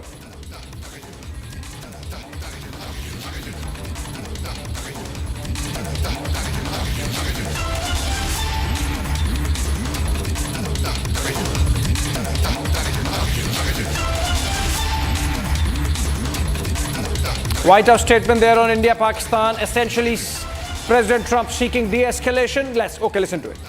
U.S. efforts to mediate or have an impact on the conflict between India and Pakistan? Sure, I absolutely can. This is something that the Secretary of State and, of course, now our National Security Advisor as well, Marco Rubio, has been very much involved in. The President has expressed he wants to see this de-escalate as quickly as possible. He understands these are two countries that have been at odds with one another for decades, long before President Trump was here in the Oval Office. However, he has good relationships with the leaders of both countries, and the Secretary of State, Marco Rubio, I spoke to him just yesterday. He has been in constant communication with the leaders of both countries trying to bring this conflict to an end. Just one other question. Yesterday, Caroline, 2 questions. First, can you give us an update on U.S. efforts to mediate or have an impact on the conflict between India and Pakistan? Sure, I absolutely can. This is something that the Secretary of State and, of course, now our National Security Advisor as well, Marco Rubio, has been very much involved in. The President has expressed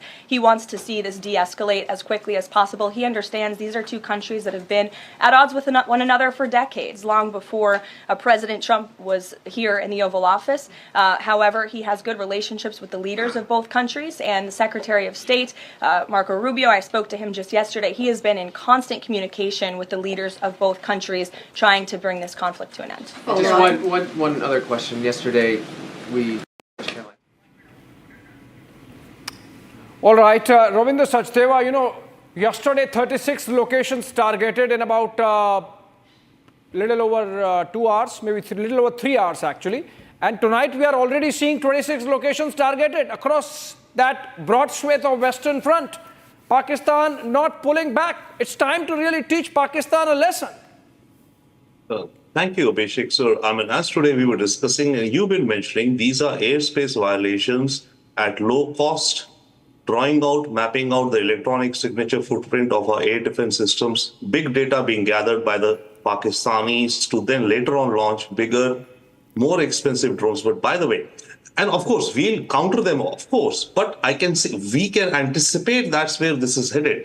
By the way, if we were to compare, we use HAROPs to take out the 9 stations in Pakistan, and each HAROP costs over $1 to $2 million. That means we were more confident, we knew how the Pakistani air defense are placed, and we wagered that, okay, our missiles, our drones will hit, and we will get effective result, right? So that speaks to our knowledge, our intelligence, and our ability to, counter the Pakistani air defense and achieve the objective with much expensive equipments or weapons. Yeah. What Pakistan is here doing is that they do not have enough knowledge perhaps about our air defense systems. They are using it purely, to my mind, I may be totally wrong, but I think they're using it just to gather information right now. Attacking an airport with one grenade is nothing. Listen, sorry to be interjecting, but you see, today we are seeing more use of weaponized drones vis-a-vis the unarmed drones that came in yesterday. So I think there is a plan to which Pakistan is working, and we really need to foil it. So these armed drones, are they still the Songar drones with one grenade launcher each? Sure, it indicates something else. So Pakistan is also changing its strategies. So what it seems to me, it's building up for something else out there, one. Secondly, I think, yes, India we will, I think, my anticipation is that we will be going out with some heavy hits across Pakistan soon, maybe tonight, tomorrow. This is too much playing out like a movie, a game, that, Pakistan starts sending these drones in the evening at some time and we are countering them. Okay, and then the next morning we are attacking Pakistan. This is Pakistan setting the sequence of how, back and forth should happen? We are the ones setting it, right? So Pakistan is playing some games with us out here right now. And secondly, quickly coming to the issue of Trump, you and I discussed today in the day, Pakistan is playing games with us. And as I think you mentioned or some of our colleagues mentioned, we should know that our enemy is also playing games. They are playing games with the United States. Witkoff, the national, if not the national security, the Ukraine peace envoy, the Middle East peace envoy, and the Iranian deal peace envoy of Trump. His son, Zach, is a partner with Trump and his son, Eric, in a cryptocurrency business, World Liberty, that they floated in 6 months ago. Last weekend, he was in Pakistan, signing a deal with the Pakistan Crypto Council for about $30 million, out of which around $20 million will go as pure money gravy to the World Liberty Foundation, World Liberty Financial. So the point is, Pakistan is playing the games. So when Trump says that both leaders are my friends, and Pakistan did a favor to America, remember? Sharifullah, the Kabul attack terrorist, they sent him back just on the day of Trump's inauguration, I think, and Trump thanked them on that day. So Pakistan is going to play the games, but keep that aside still. Trump wants to stay out of all of this. He is looking, as with Bangladesh, he had mentioned a few months ago, remember, he said, okay, India can take care of it. So in one sense, he is thinking, okay, let India handle it, one. Second, it ties in with Trump's worldview and Marco Rubio's worldview. They do not want to get involved in world's trouble spots. So to the extent they think that India can manage and India will manage and emerge. And India is their logical partner. They are letting this go on. If it gets more serious, America will get more involved. And I would definitely say they will come on the side of India, though they may say, because remember, Trump's manifesto is common sense. So right now, what we are... we are hearing, Robin Sachdeva, we are hearing that President Trump might speak to both the leaders, Prime Minister Modi and the Pakistan leader. But before that, let's get a breaking development, which is that Shehbaz Sharif, it's not Shehbaz Sharif. I think he met Asim Munir. He's the Saudi foreign minister has taken off from Rawalpindi and has met General Asim Munir. Okay, these are pictures also of Shehbaz Sharif. Yeah, in fact, Saudi Minister of State for Foreign Affairs has met Prime Minister Shehbaz Sharif. Saudi Arabia has reiterated its call for reduction in tensions and the resolution of all outstanding disputes between Pakistan and India in accordance with international law and relevant UN Security Council. What do you really make of it, Abhishek? Because this comes at a time when we have basically the only thing them in terms of absolutely. The only thing I make of it is that Pakistan, like in the case of the United States, so in the case of Saudi Arabia, is fooling them. Pakistan is double-crossing them. Pakistan is using them as human shield, even as Pakistan besieges them to bankroll their bankruptcy effectively and to sustain their loans. What's the logic behind it? I think this is two-way diplomacy happening, Shravan. In fact, I can tell you that the same foreign minister came on an unannounced visit to New Delhi yesterday. He was in India. Okay. And now he was in New Delhi. And today he's in Islamabad or Rawalpindi. You can see Asim Munir sitting there along with almost the entire Pakistani leadership. So obviously the Saudis are trying to calm things down, but Pakistan obviously not listening. Pakistan only uses them as human shield, and the proof of which our officers gave in the evening. I believe these pictures must be from earlier than the press conference, because in the press conference it became clear that the Saudis were used as cannon fodder. The Saudis were used as human fodder by Pakistanis when they carried out those drone strikes. So obviously, if this is track 2 diplomacy, which the Saudis have picked it up upon themselves, it's bound to fail. So interestingly, you have the same Saudi foreign minister here in the national capital just about a few hours ago, flies down to Islamabad, and there is a meeting with the Pakistani general and the Prime Minister there. Are we really expecting any sort of a statement coming in from Saudi Arabia right now, given the fact that we have completely exposed the way Pakistanis have been using them? You've actually put civilians' life on threat. Absolute good point. They should make a statement, and if they are thinking that they can mediate in any manner and try to de-escalate, then they have to take it into account that they are willing to be the guinea pigs and the scapegoat in the hands of Pakistanis. Pakistanis are being clever by half with the Saudis, and it's for the Saudis to decide whether they want to be the next victim of Pakistan after India, after Iran, after United States, with the kind of terror that Pakistan has, terror as state policy that Pakistan has adopted, and for which it is willing to go to any length. Well, in fact, what we can do right now is perhaps in a short while from now, play out the evidence that has been put out by India. This evening, when you've had that press briefing, that's when evidence was put out as to how Pakistani airspace was being used. In fact, you've had civilian aircraft flying at that point in time, and this was basically used as a human shield. So while on the one hand you have drone attacks being carried out, you have Pakistani airspace being open, you contrast that to what's happening here in India. As far as our airspace is concerned, that has been completely blocked, keeping in mind the civilian lives.